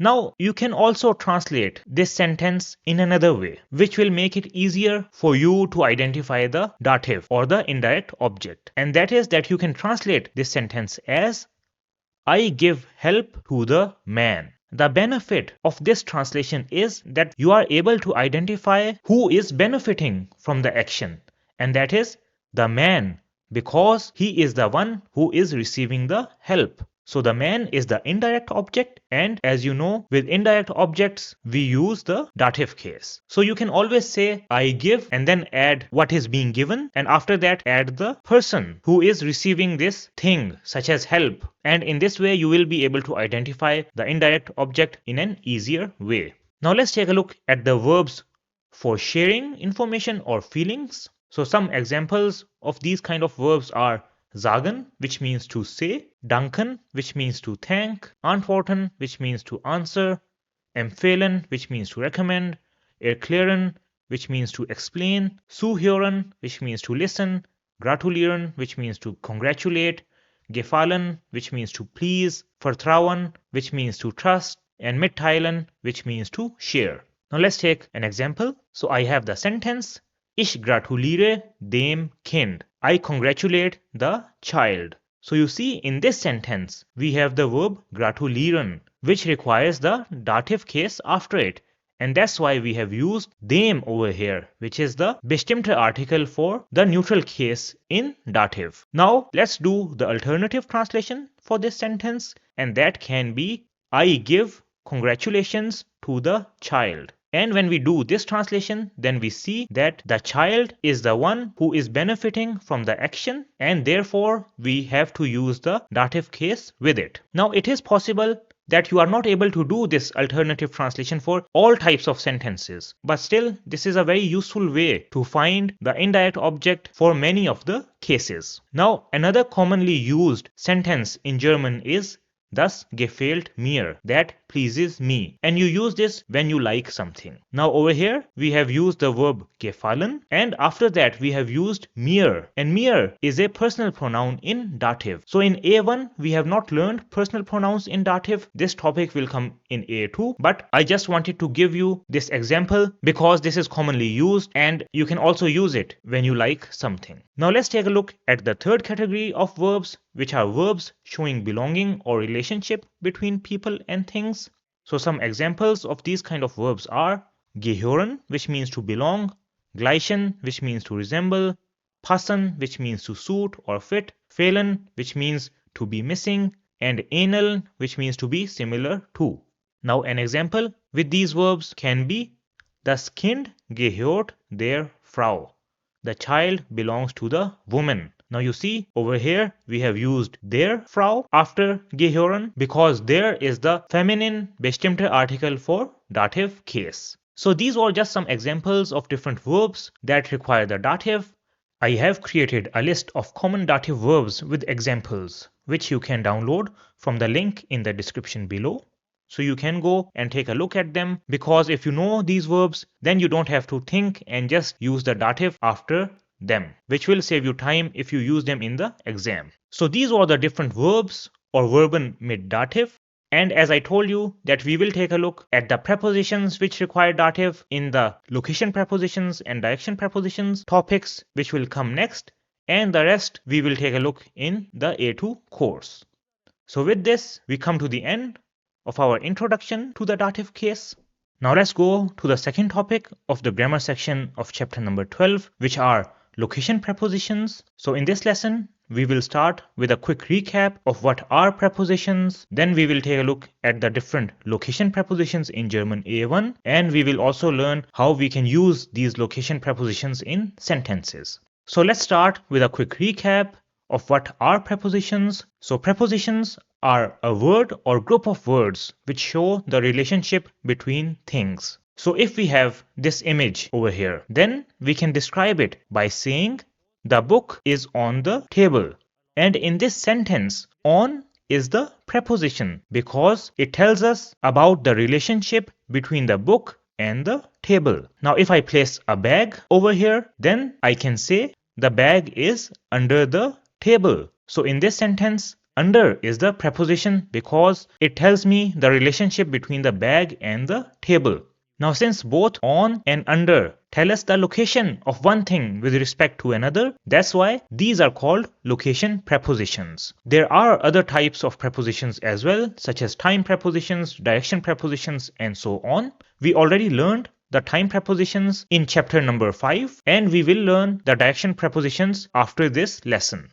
There are some other types of prepositions as well, but we will learn them in the A2 and B1 courses. So in this lesson, we will take a look at the prepositions of location or lokale Präpositionen as they are called in German. So what are lokale Präpositionen? So lokale Präpositionen show the relationship with location and they answer the question of wo or where. So in A1, we have 10 lokale Präpositionen, and these are in, which means in or inside, auf, which means on, an, which means on or at, neben, which means beside or next to, vor, which means in front of, hinter, which means behind, unter, which means under, über, which means above, zwischen, which means between, and bei, which means close to or at.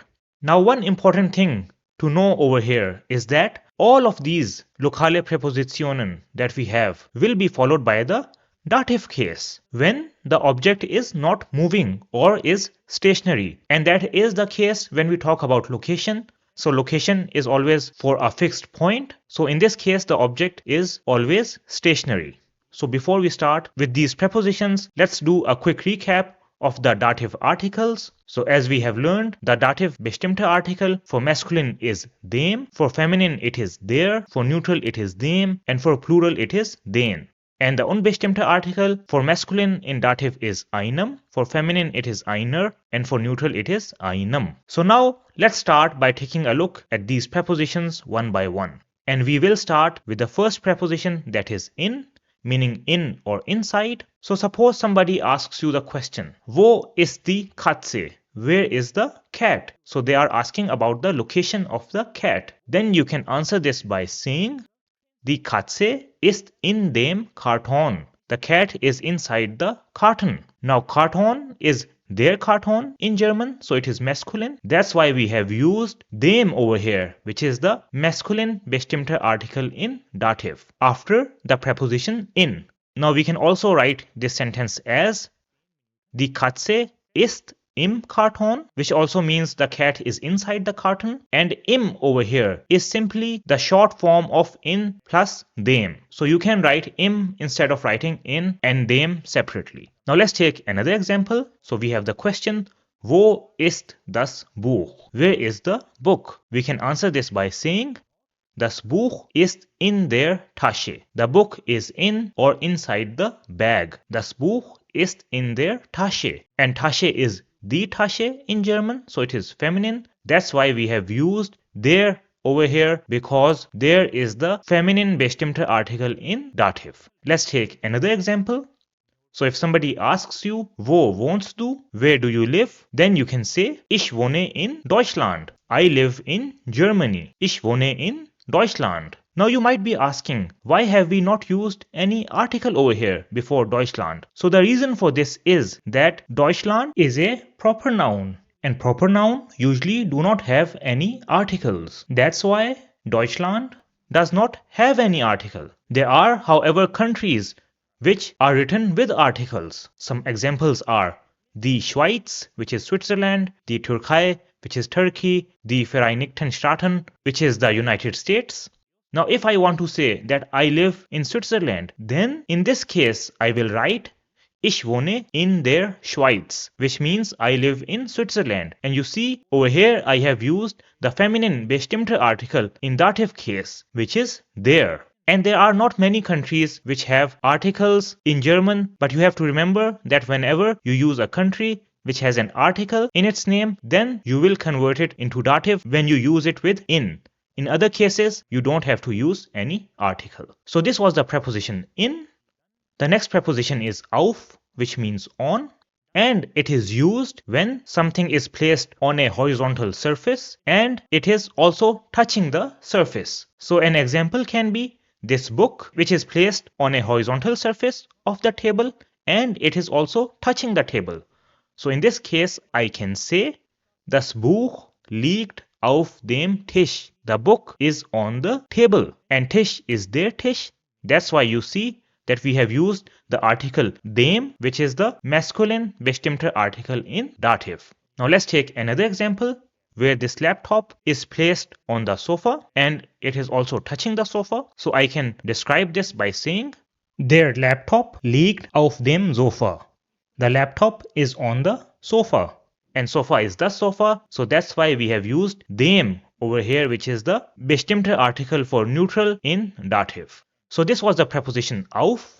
The next locale preposition is an, which means on or at, and the difference between an and auf is that an is used for vertical surfaces. So for example, we have this mirror which is hanging on a wall. So the wall is a vertical surface. So in this case, we will say, Der Spiegel hängt an der Wand. The mirror is hanging on the wall. Der Spiegel hängt an der Wand. And Wand is die Wand in German. That's why we have used the feminine bestimmter article in dative, which is der. Another example can be this image or picture which is placed on the fridge. So the fridge is also a vertical surface. So I will describe it by saying, Das Bild hängt an dem Kühlschrank. The picture is on the fridge or hanging on the fridge. And because Kühlschrank is der Kühlschrank, that's why we have used dem over here after the preposition an.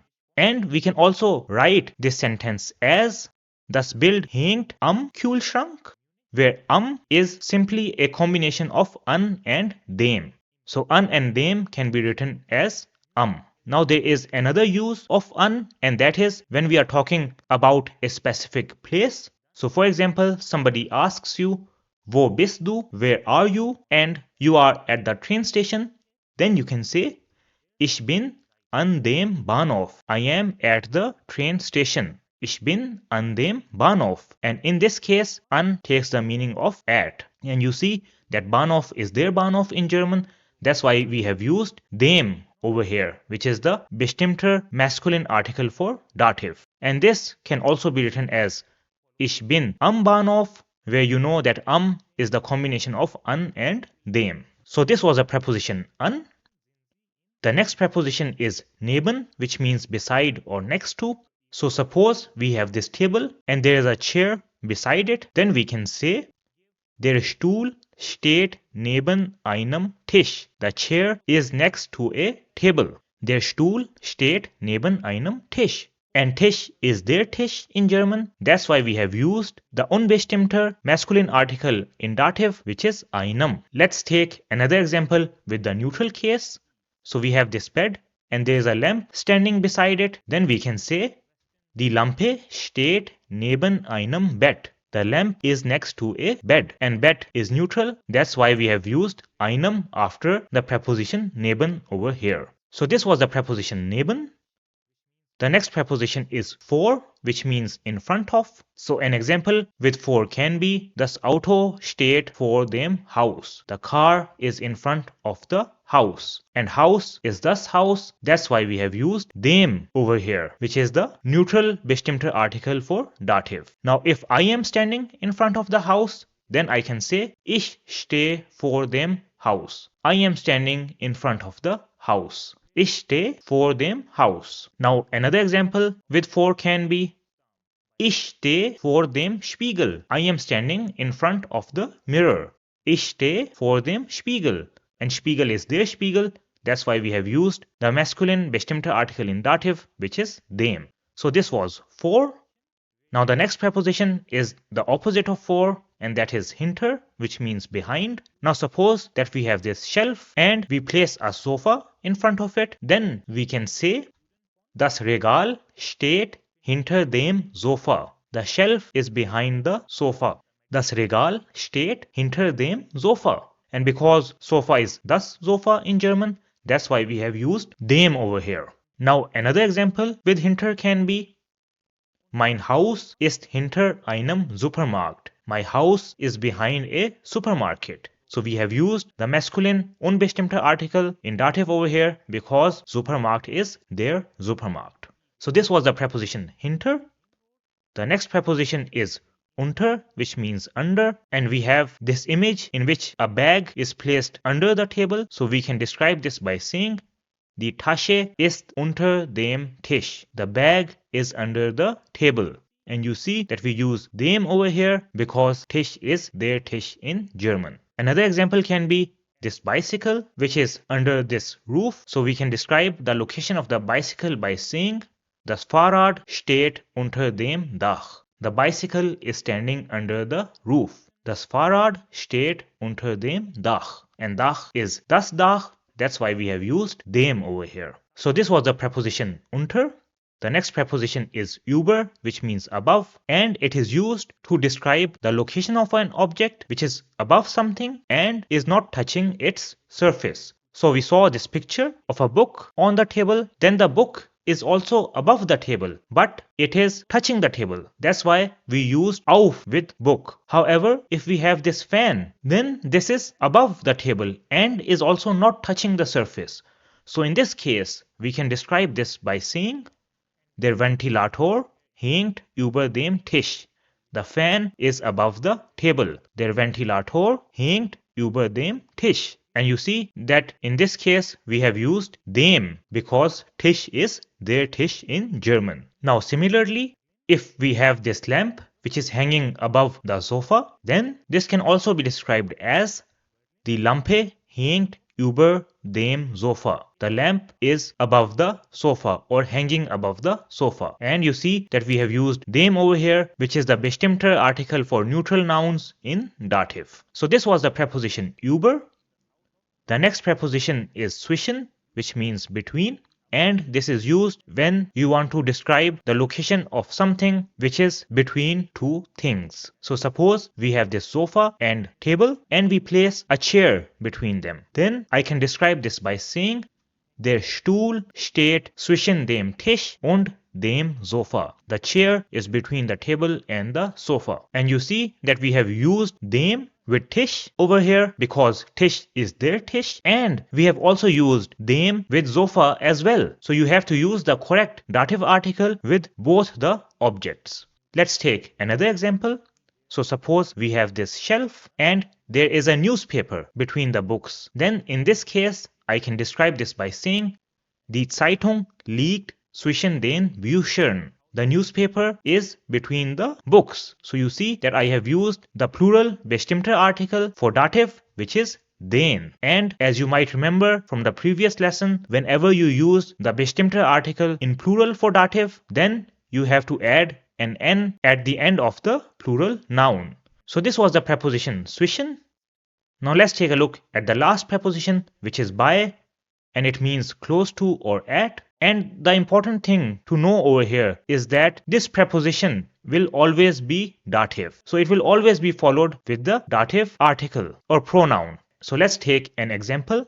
So suppose that we have this sofa and I place this bag beside it. Then I can describe this by saying, Die Tasche steht bei dem Sofa. The bag is close to the sofa. And you see that we have used dem over here because sofa is thus sofa. I can also rewrite this sentence as Die Tasche steht beim Sofa, where beim is the short form of bei and dem. So this is how you can also use it. Now we also use bei with people, company and activities. So suppose that I work at Siemens, which is a company, then I can say Ich arbeite bei Siemens. I work at Siemens. And because Siemens is a proper noun, so it is a name, that's why we don't use any article with it. Now an example of using bei with an activity can be Ich bin bei der Arbeit, which means I am at work. Ich bin bei der Arbeit. So you see that Arbeit is die Arbeit in German, and that's why we have used the feminine bestimmter article in dative over here. Another example with people can be Ich übernachte bei meiner Schwester. I will stay at my sister's or sister's home. Ich übernachte bei meiner Schwester. Now in this case we have used meiner, which is a dative possessive pronoun. So possessive pronouns in dative are a topic for the A2 course, but I just wanted to give you an example so that you know it is not only the definite and indefinite articles that we will use in dative, rather also the personal pronouns and possessive articles as well. So these were all the different lokale Präpositionen in A1 and how we can use them. So I would suggest that you take some time and go through this part again so that you know how you can use them in sentences, because these are frequently used in writing and you might have to use them in the written part of the German A1 exam. So this was the topic of location prepositions. Now let's take a look at the last topic of the grammar section of chapter number 12, which are direction prepositions. So in this chapter, we will take a look at all the different direction prepositions in German A1, and we will learn how to use these direction prepositions in sentences. So what are the prepositions of direction, or Richtungspräpositionen as they are called in German? So Richtungspräpositionen are prepositions which show the relationship with direction, and they answer the question of wohin or where to. So in A1 we have 6 Richtungspräpositionen, and these are nach, which means to or towards, zu, which means to or at, an, vorbei, which means pass by, in, which means in or inside, durch, which means through, and über, which means across. Now these 6 prepositions can be divided into 3 categories. So the prepositions zu and an, vorbei, are always followed by the dative case or the dative article. When the prepositions in, durch and über are used to tell about the direction, then they will be followed by the accusative case. And in case of nach, we don't use any article. So don't worry, I will explain what I mean by this shortly.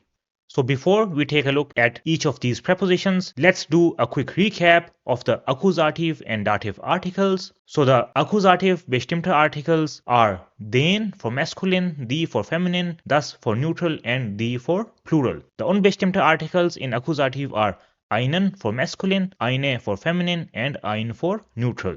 So in case of Dativ, the bestimmter article for masculine is dem, for feminine it is der, for neutral it is dem, and for plural it is den. And the unbestimmter article for masculine in Dativ is einem, for feminine it is einer, and for neutral it is einem. So now let's start by taking a look at these prepositions one by one. And we will start with the first preposition, that is nach, which means to or towards. And this is used for cities, countries, or direction. So for example, if somebody asks you, wohin gehst du? Where are you going? Then you can answer this by saying, ich gehe nach Frankfurt. I am going to Frankfurt. Ich gehe nach Frankfurt. So you see, since I am going to a city, that's why I have used nach. Now let's take another example. So suppose somebody asks me, wohin fliegt ihr? Where are you all flying to? Wohin fliegt ihr? Then I can answer this by saying, wir fliegen nach Italien. We are flying to Italy. Wir fliegen nach Italien. Now one important point over here is that we use the preposition nach only for countries which don't have an article in their name. So some examples of such countries are Deutschland, Indian, Frankreich, and so on.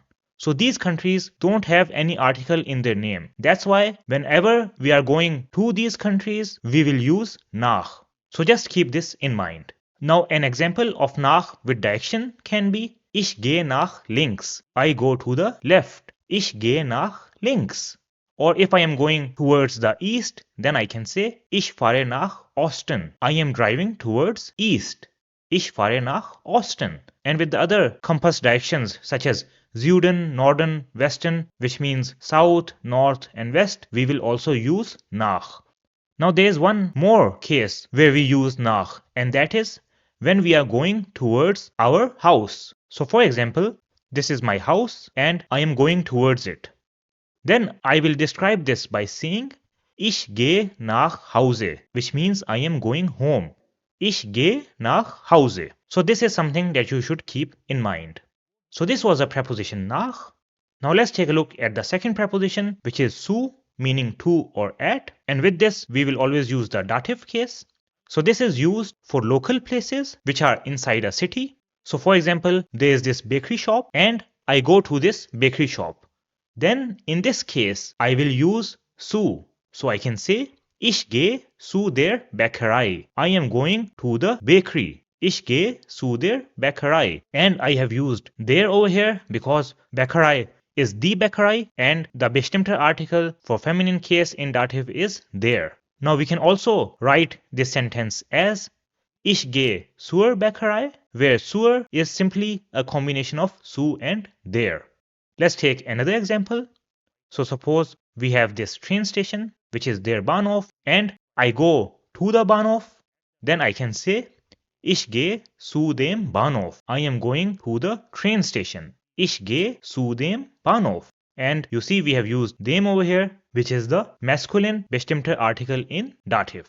And this sentence can also be written as ich gehe zum Bahnhof, where zum is simply the combination of zu and dem. Now we also use zu for famous places which are inside the city, such as if I am going to see the Eiffel Tower, then I can say ich gehe zu dem Eiffelturm. I am going to the Eiffel Tower. Ich gehe zu dem Eiffelturm. We also use the preposition zu when we are going to a person. So for example, if I am going to the doctor, then I will say ich gehe zum Arzt. I am going to the doctor. Ich gehe zum Arzt. And you know that zum is simply the combination of zu and dem. And Arzt is a male doctor, so that's why we have used dem, which is the masculine bestimmter article for dative. Now let's take another example. So suppose that somebody asks you the question, kommst du zu mir? Are you coming to my place? Now over here we have used mir, which is the personal pronoun in dative for first person singular. So we will learn these in the A2 course. This is not part of the A1 course, but you see that it is not only the definite and indefinite articles, rather the personal pronouns, possessive articles, and so on, which will also be in dative when used after the preposition zu. And you can answer this by saying, Nein, ich gehe zu den Großeltern. No, I am going to the grandparents. So you see, in this case, we have also used zu. And because Großeltern are the Großeltern, so it is a plural. That's why we have used den, which is the plural bestimmter article for dative. Now one more situation in which we use zu is when we want to say at home. Then this is zu Hause in German. So if I want to say that I am at home, then I will say Ich bin zu Hause, which means I am at home. Ich bin zu Hause. So this was the preposition zu. The next preposition is an vorbei, which means to pass by, and this is used when you pass by something. So suppose there is this university and I pass by this university. Then I can describe this by saying Ich laufe an der Universität vorbei. I walk past the university. And you see that after an we write the thing which you are passing by, which in this case is the university. And since university is the Universität, that's why we have used the feminine bestimmter article in dative, which is there. So you can remember this rule that if you want to use an and vorbei, then you will have an followed by the thing which you are passing, and vorbei will come at the end. Now let's take a look at another example. So suppose we have this museum and these students walk by the museum. Then we can say Wir laufen an einem Museum vorbei. We walk past a museum. So you see we have used an followed by the thing which we pass by, which in this case is einem Museum. So we have used einem, which is the unbestimmter article for neutral in dative, and then we have vorbei at the end. Now if we wanted to say the museum, then we would write this sentence as Wir laufen an dem Museum vorbei. We walk past the museum. And this can also be written as Wir laufen am Museum vorbei, which also has the same meaning. The only difference is that which is used over here, is a combination of an and dem. So this is how you can also write it. So this was the preposition an vorbei.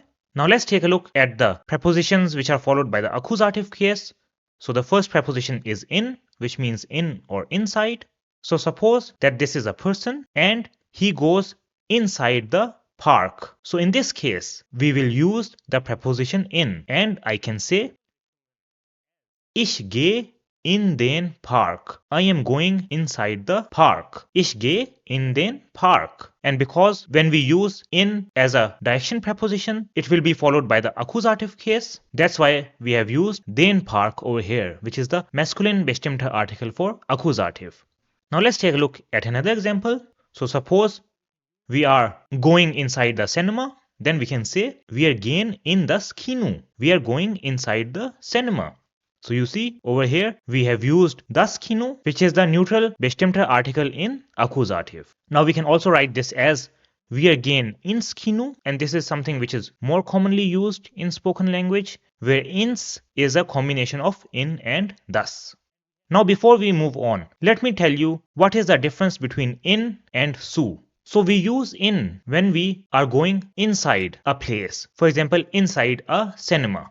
But suppose that we have this cinema and you are just going to the cinema to meet a friend. So you will not go inside but just remain outside the cinema and meet your friend and then come back home. So in this case you will use zu. So you will say Ich gehe zum Kino. I am going to the cinema. So you will not go inside the cinema, rather you will go to the cinema and meet your friend from outside. Now there is another use of in, and that is for countries with articles. So there are some countries such as die Schweiz, which is Switzerland, the Türkei, which is Turkey, the Vereinigten Staaten, which is the United States. So with these countries, we will not use nach, rather we will use in. So an example will be Wir fahren in die Schweiz. We are driving into Switzerland. So you see, in this case, we have used the accusative bestimmter article for feminine because we are talking about the direction. So this is something that you have to keep in mind. Now before we go to the next preposition, I wanted to explain the use of in a little bit more detail so that you don't have any confusion when you use it or see it in a sentence. So in the previous lesson on location prepositions, we saw that in is a location preposition, and right now we have seen that in can also be used as a direction preposition. Now when in is used as a location preposition, then it is always followed by the dative case, because when we talk about location, there is no movement. So an example of in being used as a location preposition is Ich sitze im Park. I am sitting in the park. So you see that in this sentence, there is no movement happening. That is why we have used im, which is simply a combination of in and den. So we have used the dative article. Whereas when in is used as a direction preposition, then it is followed by the accusative case. Because in this case, there is movement happening. And an example for this is Ich gehe ins Kino. I am going inside the cinema. So over here we have used ins, which is simply a combination of in and das. And thus is the accusative bestimmter article for neutral. So this is something that you should keep in mind. That in, when used as a location preposition, takes the dative case, and when used as a direction preposition, takes the accusative case. There are some other prepositions in German which can also be followed by the dative or accusative case depending on the context, but that is a topic for A2, and in the A2 course we will take a look at them in more detail. So this was the preposition in. The next accusative preposition for direction is durch, which means through, and this is used when we go through something. So for example, we have this tunnel with an entrance and an exit, and there is this person in a car who enters the tunnel from one side and exits from the other side. So in this case, we will describe this by saying Ich fahre durch den Tunnel. I drive through the tunnel. Ich fahre durch den Tunnel. So you see, we have used durch over here because we went through the tunnel. And because tunnel is their tunnel, that's why we have used the bestimmter article for masculine in accusative, which is den. Let's take another example. So suppose there is this park and I go through the park. So I enter from one side and then exit from the other side. Then I can describe this by saying Ich gehe durch den Park. I go through the park. And park is their park. That's why I have used den over here. So this was the preposition durch. Now let's take a look at the last preposition, which is über, and it means across. So suppose that there is this bridge and I go across the bridge from one side to the other. Then in this case, I will say Ich laufe über die Brücke. I walk across the bridge. Ich laufe über die Brücke. And Brücke is die Brücke. That's why we have used the feminine bestimmter article in accusative, which is also die. Now we will also use über when we want to go from one side of the street to the other. So we will explain this by saying Ich gehe über die Straße. I go across the street. Ich gehe über die Straße. And Straße is die Straße, which will not change in accusative case. So that's why we have used die Straße. And we don't use through in this case because we are not going through the street. So we are not going inside the street. Rather, we go across the street. So these were the different Richtungspräpositionen in A1. I hope that now you understand how you can use them in sentences and also understand why the accusative or dative case has been used after them. So with this, we have completed the grammar section of chapter number 12. Now let's go to the practical German section in which we will learn the directions in German or Wegbeschreibung, which also means telling the direction. So the first direction that we have is links, which means left, links. Then we have rechts, which means right, rechts. Then we have geradeaus, which means straight ahead, geradeaus. The next is zurück, which means back, zurück. The next is entlang, which means along. So suppose that we have this person who drives along the river. Then in this case we use entlang. After that we have nach oben, which means upwards, nach oben. The opposite is nach unten, which means downwards, nach unten. Then we have gegenüber, which means opposite. So if somebody is standing on the opposite side, then you will use gegenüber. The next word is in der Nähe, which means nearby. So if something is nearby, then you will say in der Nähe. The opposite is weit entfernt, which means far away. weit entfernt. Then we have der Kreisverkehr, which is roundabout, der Kreisverkehr. The next is die Ausfahrt, which means exit, die Ausfahrt. And this can be on a highway as well, or if you are in a parking, then if you see Ausfahrt, then it means the exit. Then we have die Kreuzung, which means intersection, die Kreuzung. The next word is die Ampel, which means signal, die Ampel. So these were different words related to direction and traffic. Now let's see how we can ask about direction. So we will take a look at a conversation between Frank and Julia. So Frank says, Entschuldigung, können Sie mir helfen? Excuse me, can you help me? Entschuldigung, können Sie mir helfen? Julia says, Ja, gerne. Yes, of course. Wohin möchten Sie? Where would you like to go? Frank says, Ich suche die Apotheke. I am searching for the medical store. So die Apotheke is the medical store and suche means to search. So Julia will now give the directions for the Apotheke. Julia says, Gehen Sie den Fluss entlang. Go along the river. Gehen Sie den Fluss entlang. Dann über die Brücke.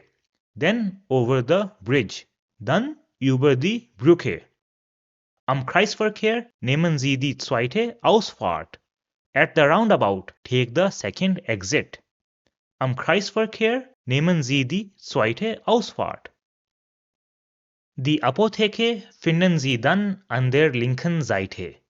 You will find the medical store on the left side. Die Apotheke finden Sie dann an der linken Seite. Frank says, Danke schön, thank you very much. Then he asks, Und wo ist der Bahnhof? And where is the train station? Julia says, Der ist nicht so weit entfernt. It is not so far away. Then she gives the direction. She says, Folgen Sie der Hauptstraße, follow the main road. Dann sind Sie in 10 Minuten da. Then you will be there in 10 minutes. Dann sind Sie in 10 Minuten da. Frank says, Vielen Dank für Ihre Hilfe. And Julia replies, Sehr gerne. So you see, this is how you can give directions in German using the words which we learned earlier. Now let's take a look at the map directions which are called Himmelsrichtungen. So there are 4 Himmelsrichtungen. These are Norden, which means north, Süden, which means south, Westen, which means west, and Osten, which means east.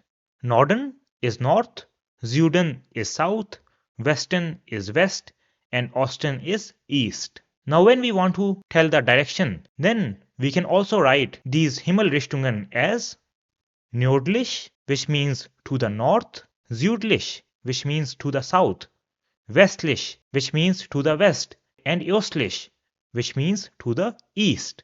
Now let's see how we can use these Himmelsrichtungen or map directions to describe the location. So this is the map of Germany, and here we have Berlin in the north, and we have Munich over here in the south, and we have another city which is Potsdam, and this is where we are. Now if somebody asks us, Wo liegt Berlin?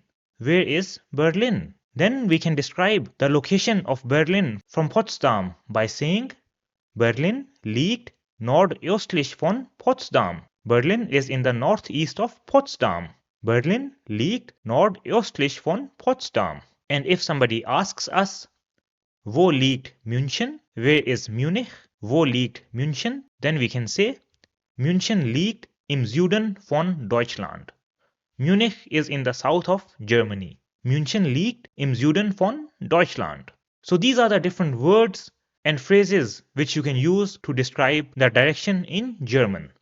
And with this, we come to the end of chapter number 12. So great work. We have completed 12 chapters together, and this is a big achievement.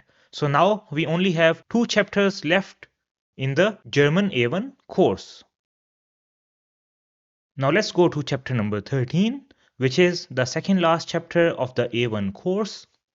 So in this chapter, we will learn how you can do some basic comparison between different things and the topic of demonstrative pronouns, what they are and how you can use them. Then in the practical German section, we will learn some vocabulary related to grocery shopping and how you can ask about the price of something that you want to buy. And we will also see some words which are used to show frequency. So the topics in this chapter are quite simple, but they will help you a lot in increasing your vocabulary and improving your German language. So let's not waste any time and let's get started. So we start with learning how we can do a basic comparison in German. So in German, we have 3 levels of comparison. The first level is positive, the second level is comparative, and the third level is superlative. So positive is the basic form, and we use this to make the other forms. An example with the positive form can be cheesecake tastes good. So over here, there is not a comparison, rather, it just tells us that cheesecake tastes good. Good in this sentence acts as an adjective and it just gives us information about the cheesecake.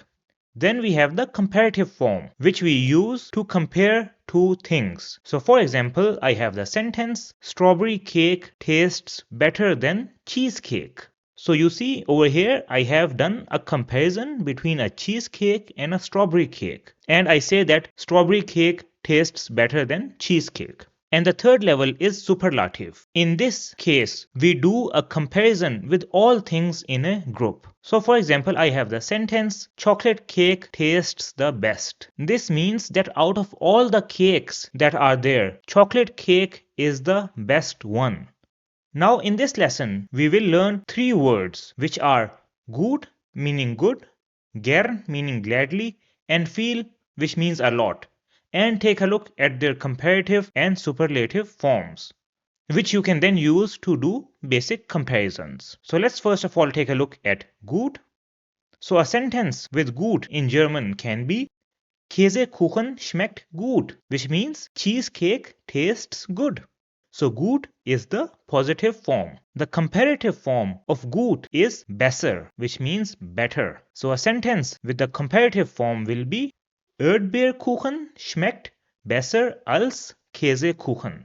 Strawberry cake tastes better than cheesecake. So you see, I have used besser to do the comparison between strawberry cake and cheesecake. And als means then in this context.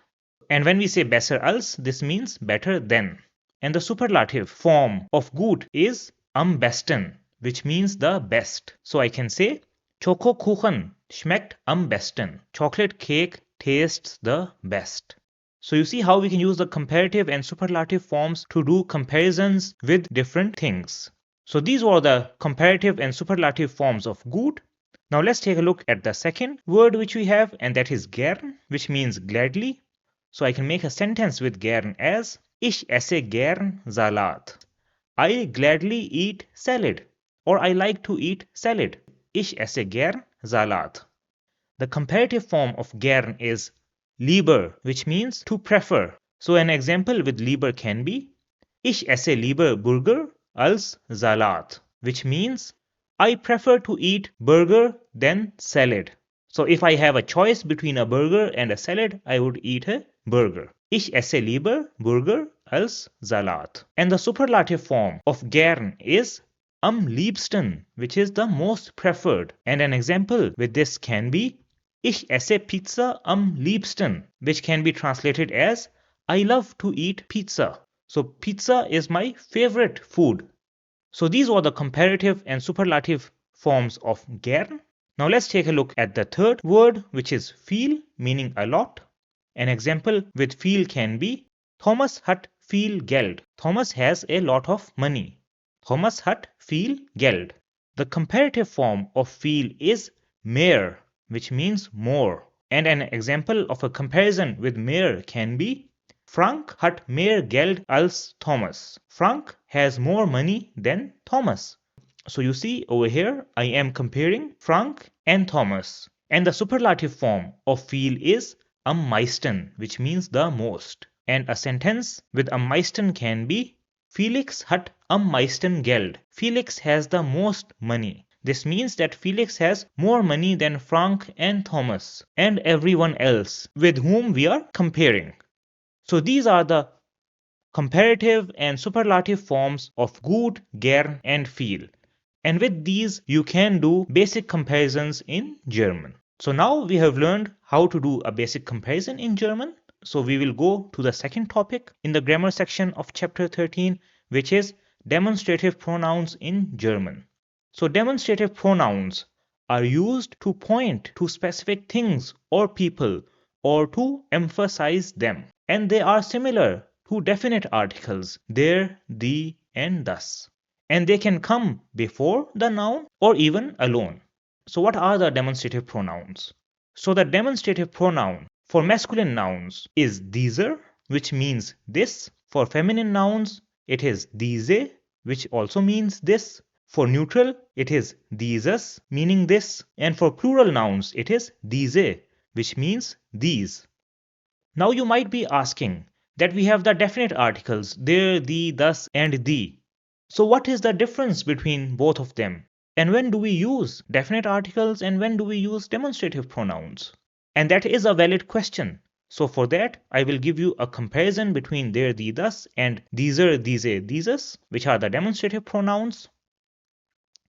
So the definite articles, which are there, thee, thus, are used in a more general way. So for example, if we have this car, then I can use the definite article thus to say that das Auto ist schön. The car is beautiful. Now on the other hand, the demonstrative pronouns are used to point out and emphasize. So if we have these three cars and I want to talk about this specific car and say that out of these cars, this one is beautiful, then I will use the demonstrative pronoun. So I can say, dieses Auto ist schön. This car is beautiful. So you see, I am pointing to a specific car out of all the cars and talking about it. Now let's take another example. So we have this table and I can use the definite article for this and say, der Tisch ist groß. The table is big. Now if I have more than one tables and I only want to talk about the table in the middle, then I will use the demonstrative pronoun. And Tisch is masculine, so I will use dieser. So I will say, dieser Tisch ist groß. This table is big. Let's take one more example. So we have this woman over here and I can say, die Frau ist jung. The woman is young. Now if I just want to talk about this specific woman out of this group of women and emphasize her, then I can use the demonstrative pronoun and I can say, diese Frau ist jung. This woman is young. So you see, I have used the demonstrative pronoun for feminine nouns over here because Frau is the Frau. Now suppose that this is my car and somebody asks me, welches Auto hast du gekauft? Which car did you buy? Then I can also use a demonstrative pronoun to answer this in a short way, and that is I can just say dieses, which means this one. So this is how I can just use these demonstrative pronouns without any noun. And this means that I am referring to this car. So these are the demonstrative pronouns in German. And we use these forms when we talk about the subject or the nominative case. However, if we are talking about an object or the accusative case, then the masculine demonstrative pronoun will not be dieser, rather it will be diesen. The feminine pronoun will remain the same and will be diese. The neutral will also be the same, so dieses, and the plural will also remain diese. So you see, only the masculine demonstrative pronoun changes in accusative. So I hope that now you have understood the concept of demonstrative pronouns in German. And with this, we have completed the grammar section of chapter number 13. So now we will go to the practical German part, in which we will start by first of all taking a look at different vocabulary related to grocery. And grocery is also called Lebensmittel. So Lebensmittel Vokabeln. So the first word is das Brot, which means bread. Das Brot. Then we have die Eier, which means eggs. Die Eier, and this is the plural, and the singular will be das Ei, which means egg. Das Ei. After that we have die Milch, which means milk. Die Milch. Then we have die Butter, which is butter. the butter. Then we have der Käse, which is cheese, der Käse. Der Fisch, which is fish. So it is pronounced the same as in English, but just written differently. Der Fisch. Then we have das Fleisch, which means meat. This could be any type of meat, for example, chicken or beef or anything else. Das Fleisch. Then we have die Nudeln, which are noodles. Die Nudeln. Der Reis, which is rice. So you see only the spelling is different. Der Reis. Das Obst, which means fruit. Das Obst. Now let's take a look at the different type of Obst. So we have der Apfel, which is apple. Der Apfel. Die Banane, which is banana, a singular. Die Banane. And the plural will be die Bananen, which is bananas. Die Bananen. Then we have die Orange, which is orange and singular. Die Orange. And the plural will be die Orangen, which is oranges. Die Orangen. Then we have die Erdbeere, which is strawberry. Die Erdbeere. And the plural will be die Erdbeeren, which is strawberries. Die Erdbeeren. Now you might have noticed that in order to make the plural for most of the fruits, you just have to add an N at the end. Then we have die Kirsche, which is cherry. Die Kirsche. And the plural will be die Kirschen, which is cherries. The next is die Traube, which is grape. Die Traube. And the plural will be die Trauben, which is grapes. Die Trauben. Die Birne means pear. Die Birne. And the plural will be die Birnen, which are pears. Die Birnen. Then we have die Zitrone, which is lemon. Die Zitrone. And the plural will be die Zitronen, which means lemons. Die Zitronen. The next is die Ananas, which is pineapple. Die Ananas. Then we have die Wassermelone, which is watermelon. Die Wassermelone. So these were different fruits or Obst as they are called in German. Then we have die Gemüse, which means vegetables. Die Gemüse. And the first one is die Karotte, which is carrot. Die Karotte. And the plural is die Karotten, which are carrots. Die Karotten. So over here you see we can make the plural by adding an N at the end for most of the cases. Then we have die Tomate, which is tomato. Die Tomate. And the plural is die Tomaten, which means tomatoes. Die Tomaten. The next is die Kartoffel, which is potato. Die Kartoffel. And the plural will be die Kartoffeln, potatoes. Die Kartoffeln. The next is die Gurke, which is cucumber. Die Gurke. And the plural is die Gurken, cucumbers. Die Gurken. Then we have der Salat, which is lettuce. Der Salat. The next is der Spinat, which is spinach. Der Spinat. Then we have another very important vegetable, which is die Zwiebel, meaning onion. Die Zwiebel. And the plural is die Zwiebeln, onions. Die Zwiebeln. After that we have der Knoblauch, which is garlic. Der Knoblauch. Then we have der Broccoli, which means broccoli. Der Broccoli. The next one is der Paprika, which means bell pepper. Der Paprika. So these were different words related to grocery shopping. So if you know them, then it will be easier for you to buy something if you go to the Supermarkt in Germany. Now let's see how you can ask about the price and answer, which is nach dem Preis fragen, means asking for the price, und antworten, and answering. So let's see how we can do this. So we have Frank and Julia over here, and Frank wants to buy some tomatoes. So he asks, Entschuldigung, was kostet ein Kilo Tomaten? Excuse me, what do 1 kg tomatoes cost? Entschuldigung, was kostet ein Kilo Tomaten? And Julia replies by saying, 1 Kilo Tomaten kostet 2,99 Euro. 1 kg tomatoes cost 2.99 euros. So one more thing to know is that in German we use a comma instead of a point to show the decimal. So that's why it is written 2,99 Euro. Whereas in English we write it with a point as 2.99 euros. So this is something that you must know. So 1 Kilo Tomaten kostet 2,99 Euro. Then Frank asks, und was kosten die Bananen? And how much do the bananas cost? Julia says, die Bananen kosten 1,50 Euro pro Kilo.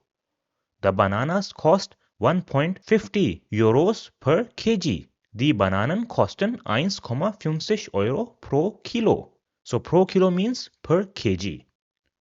Then Frank asks, und wie viel kostet 1 Liter Milch? And how much does 1 Liter milk cost?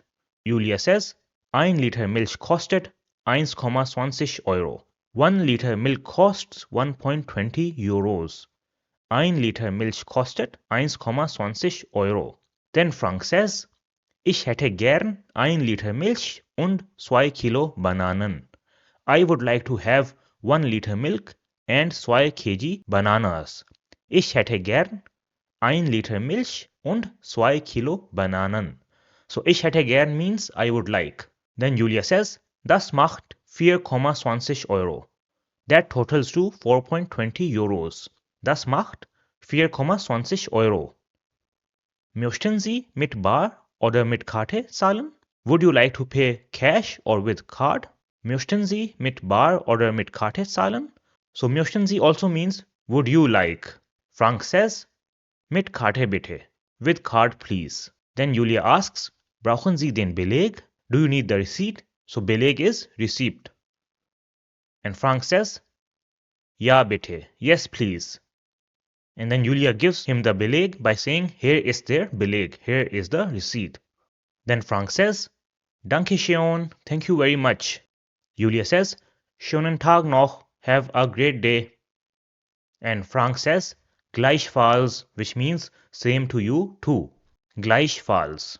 So this is how you can ask about the price. Now let's go to the last topic of chapter number 13, in which we will learn some words to show frequency, which are called Häufigkeitsangaben in German.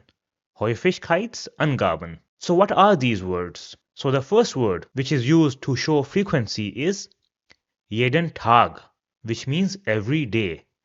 Jeden Tag. So Tag means day and jeden means every. Jeden Tag. And a sentence with jeden Tag can be Ich esse jeden Tag Brot zum Frühstück. I eat bread every day for breakfast. Ich esse jeden Tag Brot zum Frühstück. So you see, jeden Tag tells us how frequently we eat Brot. The next word is manchmal, which means sometimes. Manchmal. And a sentence with manchmal can be manchmal gehe ich mit meinen Freunden ins Kino. Sometimes I go with my friends to the cinema. Manchmal gehe ich mit meinen Freunden ins Kino. Then we have nie, which means never. Nie. So I can make a sentence with it. Ich trinke nie Cola. I never drink Coke. Ich trinke nie Cola. The next word is oft, which means often. Oft. And a sentence can be Meine Familie isst oft Reis zum Abendessen. My family often eats rice for dinner. Meine Familie isst oft Reis zum Abendessen. The next word is selten, which means rarely. Selten. So a sentence will be Wir gehen selten in ein teures Restaurant. We rarely go to an expensive restaurant. Wir gehen selten in ein teures Restaurant. So these are the different Häufigkeitsangaben that you can use to tell how frequently you do an action. So let's go through them once again. So we have jeden Tag, which means every day. Then manchmal, which means sometimes. Nie, which is never. Oft, which means often. And selten, which means rarely. And with this, we have now completed chapter number 13. So well done on making it this far. Now we only have one chapter left, which is chapter number 14. So in chapter number 14, we will learn the imperative, Imperative is a concept with which you will be able to make requests and give orders. And this is also a very important concept because you will be using this in the speaking part of the German A1 exam. Then in the practical German section, we will be learning body parts and what they are called in German, how to express pain or illness, and how you can make a doctor's appointment if you are not feeling well. So let's start the last chapter of the German A1 course and learn how to make requests and give orders. So we start with the topic of imperative, and we will start this lesson by learning what is imperative and when to use it, the sentence structure for imperative. Then we will take a look at different examples with imperative, and I will also give you different exceptions that you should keep in mind when you use the imperative. So what is the imperative? So imperative is a sentence form which is used for the following cases. The first is to give orders, the second is to give advice, the third is to make a request, and the fourth is to give instructions. Now, since an order, advice, request, and instruction can only be given to someone who you are talking to directly, that's why the imperative form is only used with the second person, singular or plural. So you cannot give orders to yourself or someone who you are not talking to directly. The same is the case with advice, request, and instructions. So here we have all the personal pronouns, and since we know that we can only use imperative with second person, that's why we will only consider the second person singular and plural cases, which are the second person singular case, that is du.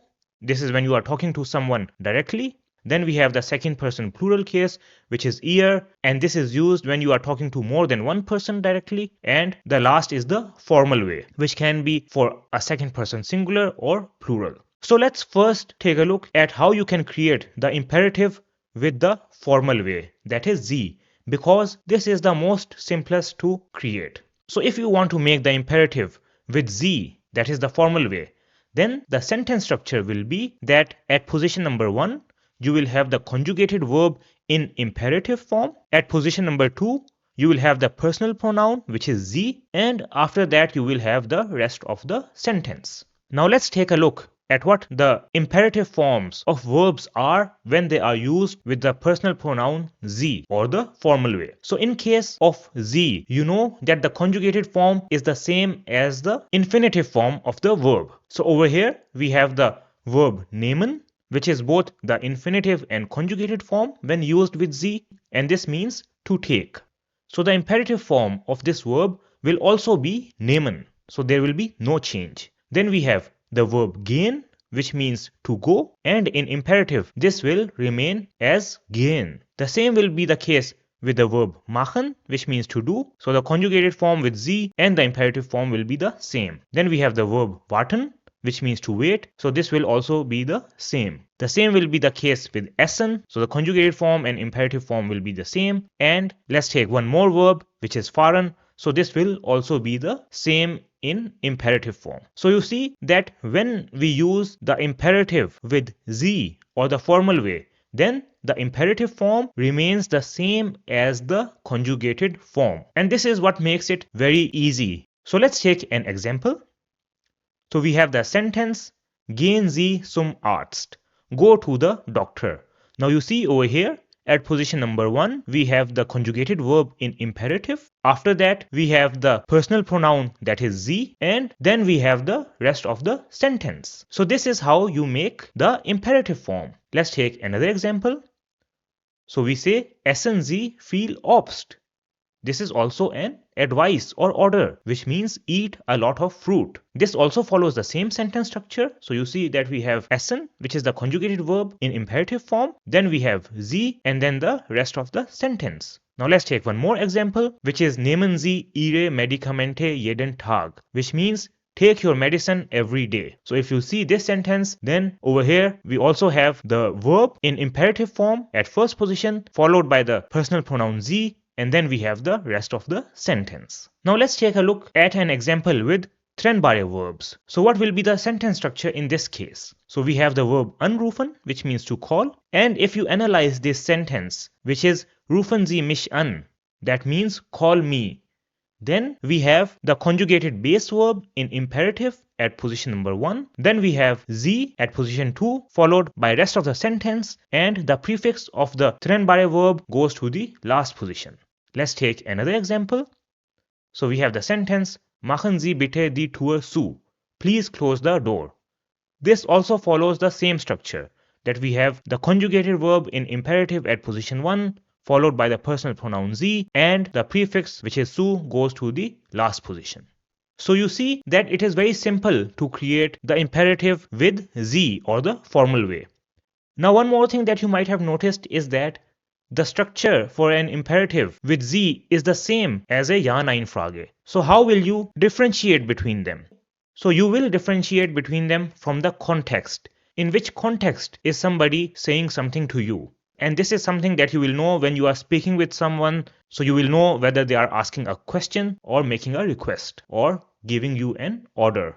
So this is how you can create the imperative with Z, that is the formal way. Now let's take a look at how you can create the imperative with ihr, or second person plural. So the sentence structure when you want to create the imperative with ihr will be that at position number 1, you will have the conjugated verb in imperative form. Then at position number 2, you will not have the personal pronoun ihr as we had when we made the imperative with Z. Rather, you will skip this and just follow the conjugated verb in imperative with the rest of the sentence. And we will take a look at some examples using this structure. But before that, let's take a look at what the imperative form will be when we use the second person plural. So when we use the second person plural or ihr, then the conjugated form of the verb nehmen will be named. And the imperative form will also be the same. So it will also be named. For the verb gehen, the conjugated form is geht, and the imperative form will also be geht. For the verb machen, the conjugated form is macht, and the imperative form will also be macht. For warten, the conjugated form is wartet, and the imperative form will also be wartet. I think you know where this is going. So the conjugated form of the verb essen is est, so the imperative will also be est. Same will be the case with the verb fahren. So the conjugated form is fart, so the imperative form will also be fart. So you see that the imperative form, when we use the personal pronoun ihr, that is a second person plural, will be the same as the conjugated form. Now let's create an imperative sentence with second person plural. So we take the same example that we saw earlier, but this time with second person plural. So it will be geht zum Arzt, which means go to the doctor, or go to the doctor you all, because we are talking to more than one person. So you see at position number 1, we have the conjugated verb in imperative form, and this is the conjugation with second person plural, and then we don't have any personal pronoun. Rather, we just have the rest of the sentence. Now let's take a look at some more examples. So we have the sentence, esst viel Obst, eat a lot of fruit. So over here, we again have the imperative form of the verb essen at position 1, followed by the rest of the sentence. And we don't use the personal pronoun ihr. Let's take a look at another example. So we have the sentence, nehmt eure Medikamente jeden Tag. Take your medicine every day. So this also follows the same structure. So we have the verb in imperative form at position number 1, followed by the rest of the sentence. Now let's take a look at the examples with trennbare verbs. So we have the sentence, ruft mich an. Call me, you all. So you see, in this case, we have again skipped the personal pronoun that is ihr, and we start with the imperative form of the base verb that is ruft, and the prefix goes to the end of the sentence. Let's take another example, which is macht bitte die Tür zu, please close the door, and this also follows the same structure. So we have the imperative form of verb at position number 1, followed by the rest of the sentence, and the prefix goes to the end of the sentence. So this is how you can create the imperative with the second person plural. Now let's take a look at the last case, which is how to create the imperative with second person singular, that is du. Now in this case, the sentence structure will be that at position number 1, we will have the conjugated verb in imperative followed by the rest of the sentence. So over here, we will also not use the personal pronoun. And if you take a look at this sentence structure, then you will see that the sentence structure is the same as we saw for ihr, or second person plural. Now before we take a look at some examples, let's take a look at what the imperative form of the verb will be when it is used with second person singular. So the conjugated form of the verb nehmen when used with du is du nimmst. Now if I want to create the imperative form for second person singular, then the rule is that I will remove the st at the end. This means that the imperative form will be nimm, so it will not have the ending st. So if I have the verb gehen, then the conjugated form with du is du gehst, and the imperative form will be geh. So I will remove the st over here as well. Now for the verb machen, the conjugated form is machst, and the imperative form will be mach, because I will remove st from the end. Same will be the case with warten, so the conjugated form is wartest, but the imperative form will be warte. So you see, in all of these cases we have removed the ending st. Now there will be a small difference when I take the verb essen. So the conjugated form of essen with du is du ist. But in case of imperative form, we will not remove st, rather we will only remove the te at the end. So the imperative form will be is. So this is how you can create the imperative form of verbs when you use them with the personal pronoun du. Now one more important point over here is that when you have verbs which have an a umlaut in the conjugated form, then there will be a small difference. So for example, the conjugated form of the verb fahren in second person singular is du fährst. So we have an a umlaut in the conjugated form. So to make the imperative form, you already know the rule that we will remove the st. However, in this case, there is one more rule, and that is that the a umlaut will be converted to only a in the imperative form. So this means that fährst in imperative form will be fahr.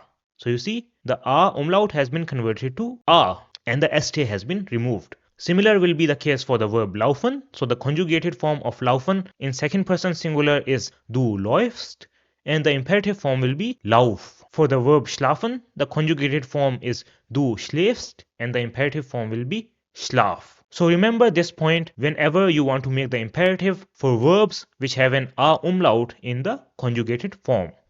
Now let's take a look at different examples of imperative with the second person singular. So we have the sentence geh zum Arzt, which means go to the doctor. So you see over here, we have used the verb in its imperative form at position number 1, followed by the rest of the sentence. So we have not used the personal pronoun du. Let's take a look at another example, that is, iss viel Obst, eat a lot of fruit. Also follows the same rule, so I have used the verb in its imperative form. And the third example is nimm deine Medikamente jeden Tag, take your medicine every day. So you see over here I have also removed the st from the end, and I get nimm, which is the imperative form of the verb. Let's take a look at another example. So I have the sentence fahr langsam, which means drive slowly. So you see this is a verb which has an a umlaut in its conjugated form, but when I use it in imperative form, then I have removed the a umlaut. Another commonly used sentence in imperative is warte auf mich, which means wait for me. Warte auf mich. Let's take one more example, and that is lauf schneller, which means run faster. Lauf schneller.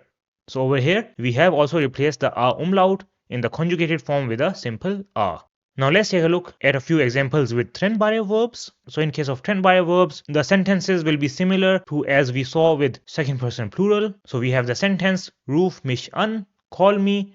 So you see we have the base verb in imperative form at position 1, and the prefix goes to the end of the sentence. The second example will be mach bitte die Tür zu, please close the door. So this also follows the same structure with the prefix at the end and the base verb at position 1 in imperative form. So this is how you can create the imperative form with the second person singular. And now we have seen all the different cases with which we can create the imperative form. However, there are a few exceptions that you should keep in mind, and that is that there are 3 verbs which don't follow this rule, and these are the verbs haben, which means to have, sein, which means to be, and werden, which means to become. And as I told you earlier, werden is an A2 verb. However, I will still give you the forms for werden so that if you come across it, then you know how to create the imperative form for it.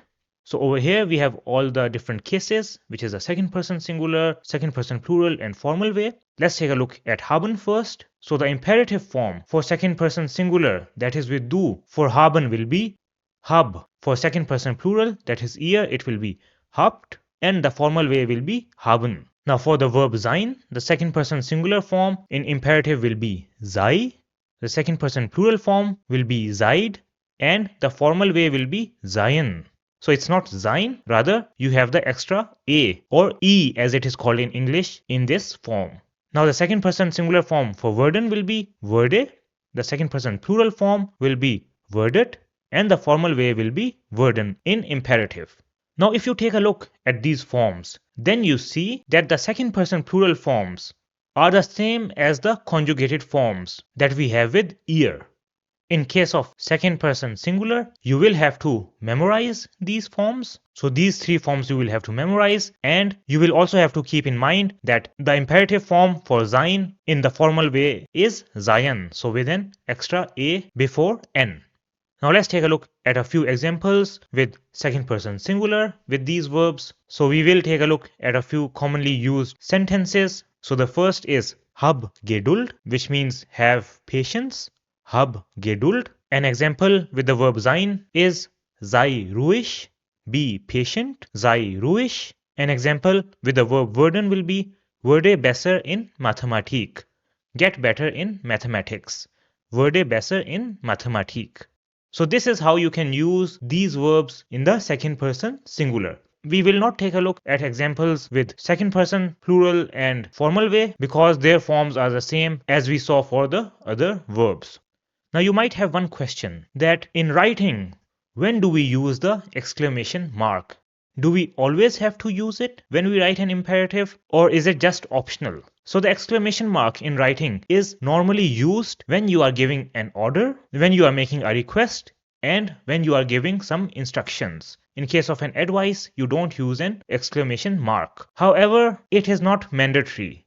So it is your choice if you want to use it or not. However, my advice or my suggestion would be that if you use the imperative in the writing part in the exam, then it is better that you use an exclamation mark, just to be on the safe side. So this was the topic of imperative and how you can make requests and give orders in German. I would suggest to go through this lesson once again because you will have to make sentences with the imperative in the speaking part of the A1 exam. That's why it is important that you learn this concept and understand it so that you don't make any mistake in the exam. So now let's go to the practical German section of chapter number 14, in which we will start by first of all learning what are different body parts called in German. So body parts are called die Körperteile. Die Körperteile. So the first word is der Körper, which means the body. Der Körper. Then we have der Kopf, which is the head, and this is the top part over here. Der Kopf. After that we have das Gesicht, which means face, and this is this part over here where you have your eyes, nose, and so on. Das Gesicht. Then we have die Haare, which means the hairs, die Haare, and the hairs are on der Kopf, on the head. After that we have die Stirn, which means forehead, die Stirn. The next body part is das Auge, which means eye, das Auge, and this is singular, so one eye, and the plural will be die Augen, which are eyes, die Augen. Then what do we have above our eyes? We have die Augenbrauen, which are the eyebrows, die Augenbrauen. Then we have die Nase, which is nose, die Nase. The next body part is die Wangen, which are cheeks, die Wangen. Then we have das Ohr, which is ear, das Ohr, and the plural will be die Ohren, which are ears, die Ohren. The next word is der Mund, which is the mouth, der Mund. Then we have die Lippen, which are lips, die Lippen. Then we have die Zähne, which are teeth, die Zähne, and this is plural, so the singular will be der Zahn, which is tooth, der Zahn. And what is behind the teeth? that is die Zunge, which means tongue. Die Zunge. After that we have das Kinn, which is chin, das Kinn. Now the upper part of the body is called der Oberkörper, der Oberkörper. So let's take a look at the different parts of der Oberkörper. So we have der Nacken, which is neck, der Nacken, and another word for this is der Hals, which means neck or throat, der Hals. Then we have der Schulter, which is a singular, meaning shoulder, der Schulter. And if we want to talk about the plural, then it will be die Schulter. So only the article will change, die Schulter. Then we have der Arm, which means arm, der Arm, and the plural will be die Arme, which is arms, die Arme. After that we have der Ellenbogen, which is the elbow, der Ellenbogen. Then we have die Hand, which is hand, die Hand, and the plural will be die Hände, which are hands, die Hände. And on the Hand we have der Finger, which is the singular, or die Finger, which is the plural, meaning fingers. After that we have der Daumen, which is thumb, der Daumen.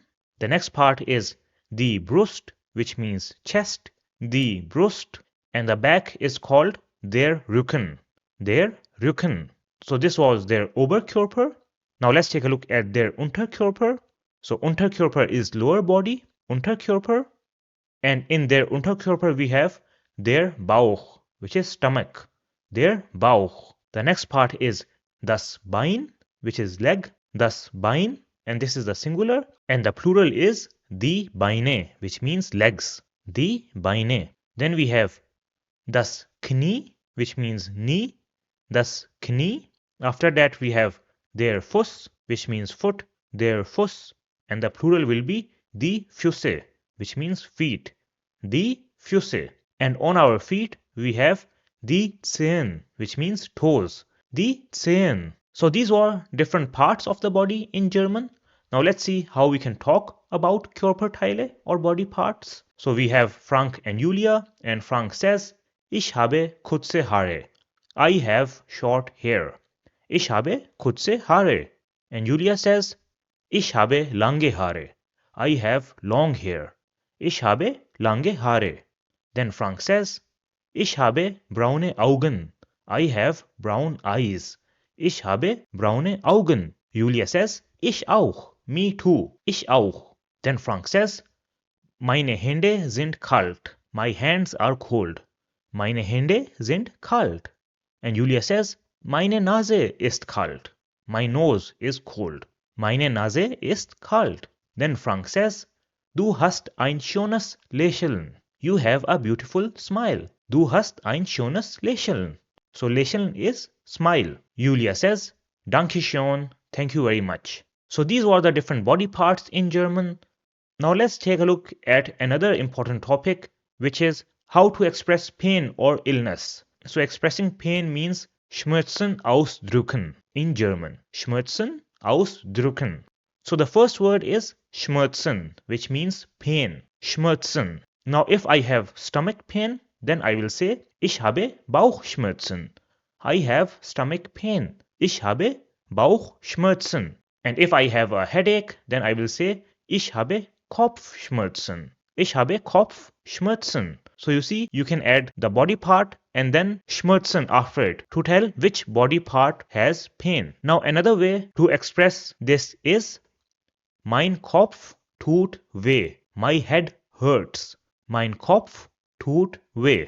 So you can use either of the two. Now if you have fever, then you can say Ich habe Fieber. Ich habe Fieber. Or if you are just not feeling well, then you can say Ich fühle mich nicht gut. Ich fühle mich nicht gut. I don't feel well.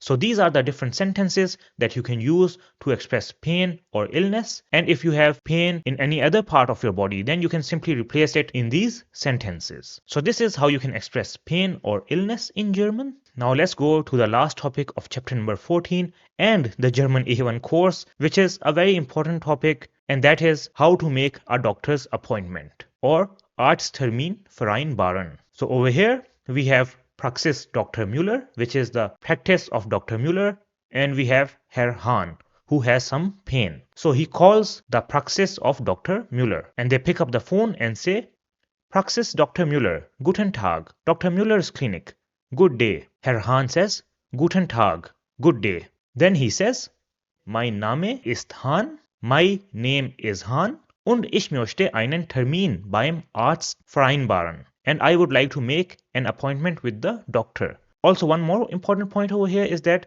when you just say mein Name and you just give one part of your name, then it usually means the last name. So if you have separate fields for Name and Vorname on a form, then Name will mean last name. So mein Name ist Hahn und ich möchte einen Termin beim Arzt vereinbaren. Then the receptionist asks, und was fehlt Ihnen? And what is the issue?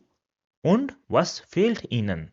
Another way to ask this is, und was haben Sie? Which also means, what is the issue? Und was haben Sie? Then Herr Hahn says, ich habe Bauchschmerzen. I have stomach pain. Ich habe Bauchschmerzen. Then the receptionist asks, seit wann haben Sie Bauchschmerzen? Since when do you have stomach pain? Seit wann haben Sie Bauchschmerzen? Herr Hahn says, seit gestern Abend. Since yesterday evening. Seit gestern Abend. Then the receptionist asks, haben Sie Fieber? Do you have fever? Herr Hahn says, nein, ich habe kein Fieber. No, I don't have fever. Then the receptionist says, okay, das ist gut. Okay, that is good. Then she says, geht es morgen 10 Uhr? Is tomorrow at 10 a.m. fine? Geht es morgen 10 Uhr? Herr Hahn says, ja, das passt. Yes, that is fine. Then she says, dann bis morgen 10 Uhr. Then till tomorrow at 10 a.m. Herr Hahn says, danke und bis dann. Thanks and till then. Then the receptionist says, tschüss, bye. Herr Hahn also says, ciao, bye. So this is how you can make a doctor's appointment in German. And with this, we have completed chapter number 14 and we have come to the end of the German A1 course. I know that this was a long course and you guys would be tired of learning German and going through all the different things and new things that you have learned. But I must say that this was a great achievement, and what you have learned in this course, it has built a great base for you and will help you learn the higher levels such as A2 and B1 much quicker, because you have learned the concepts that are needed to understand the topics that will come in A2 and B1. So you should be proud of what you have achieved. So I hope that this course was helpful for you and made learning German easier and more enjoyable.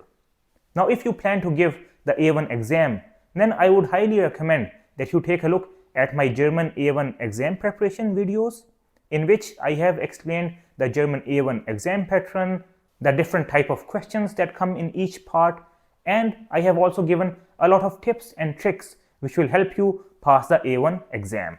And at the end, I would also like to thank you all for investing your time and energy in watching this course. I truly hope that you achieve all your German language goals. So thanks again, take care, and we will see each other in the next video.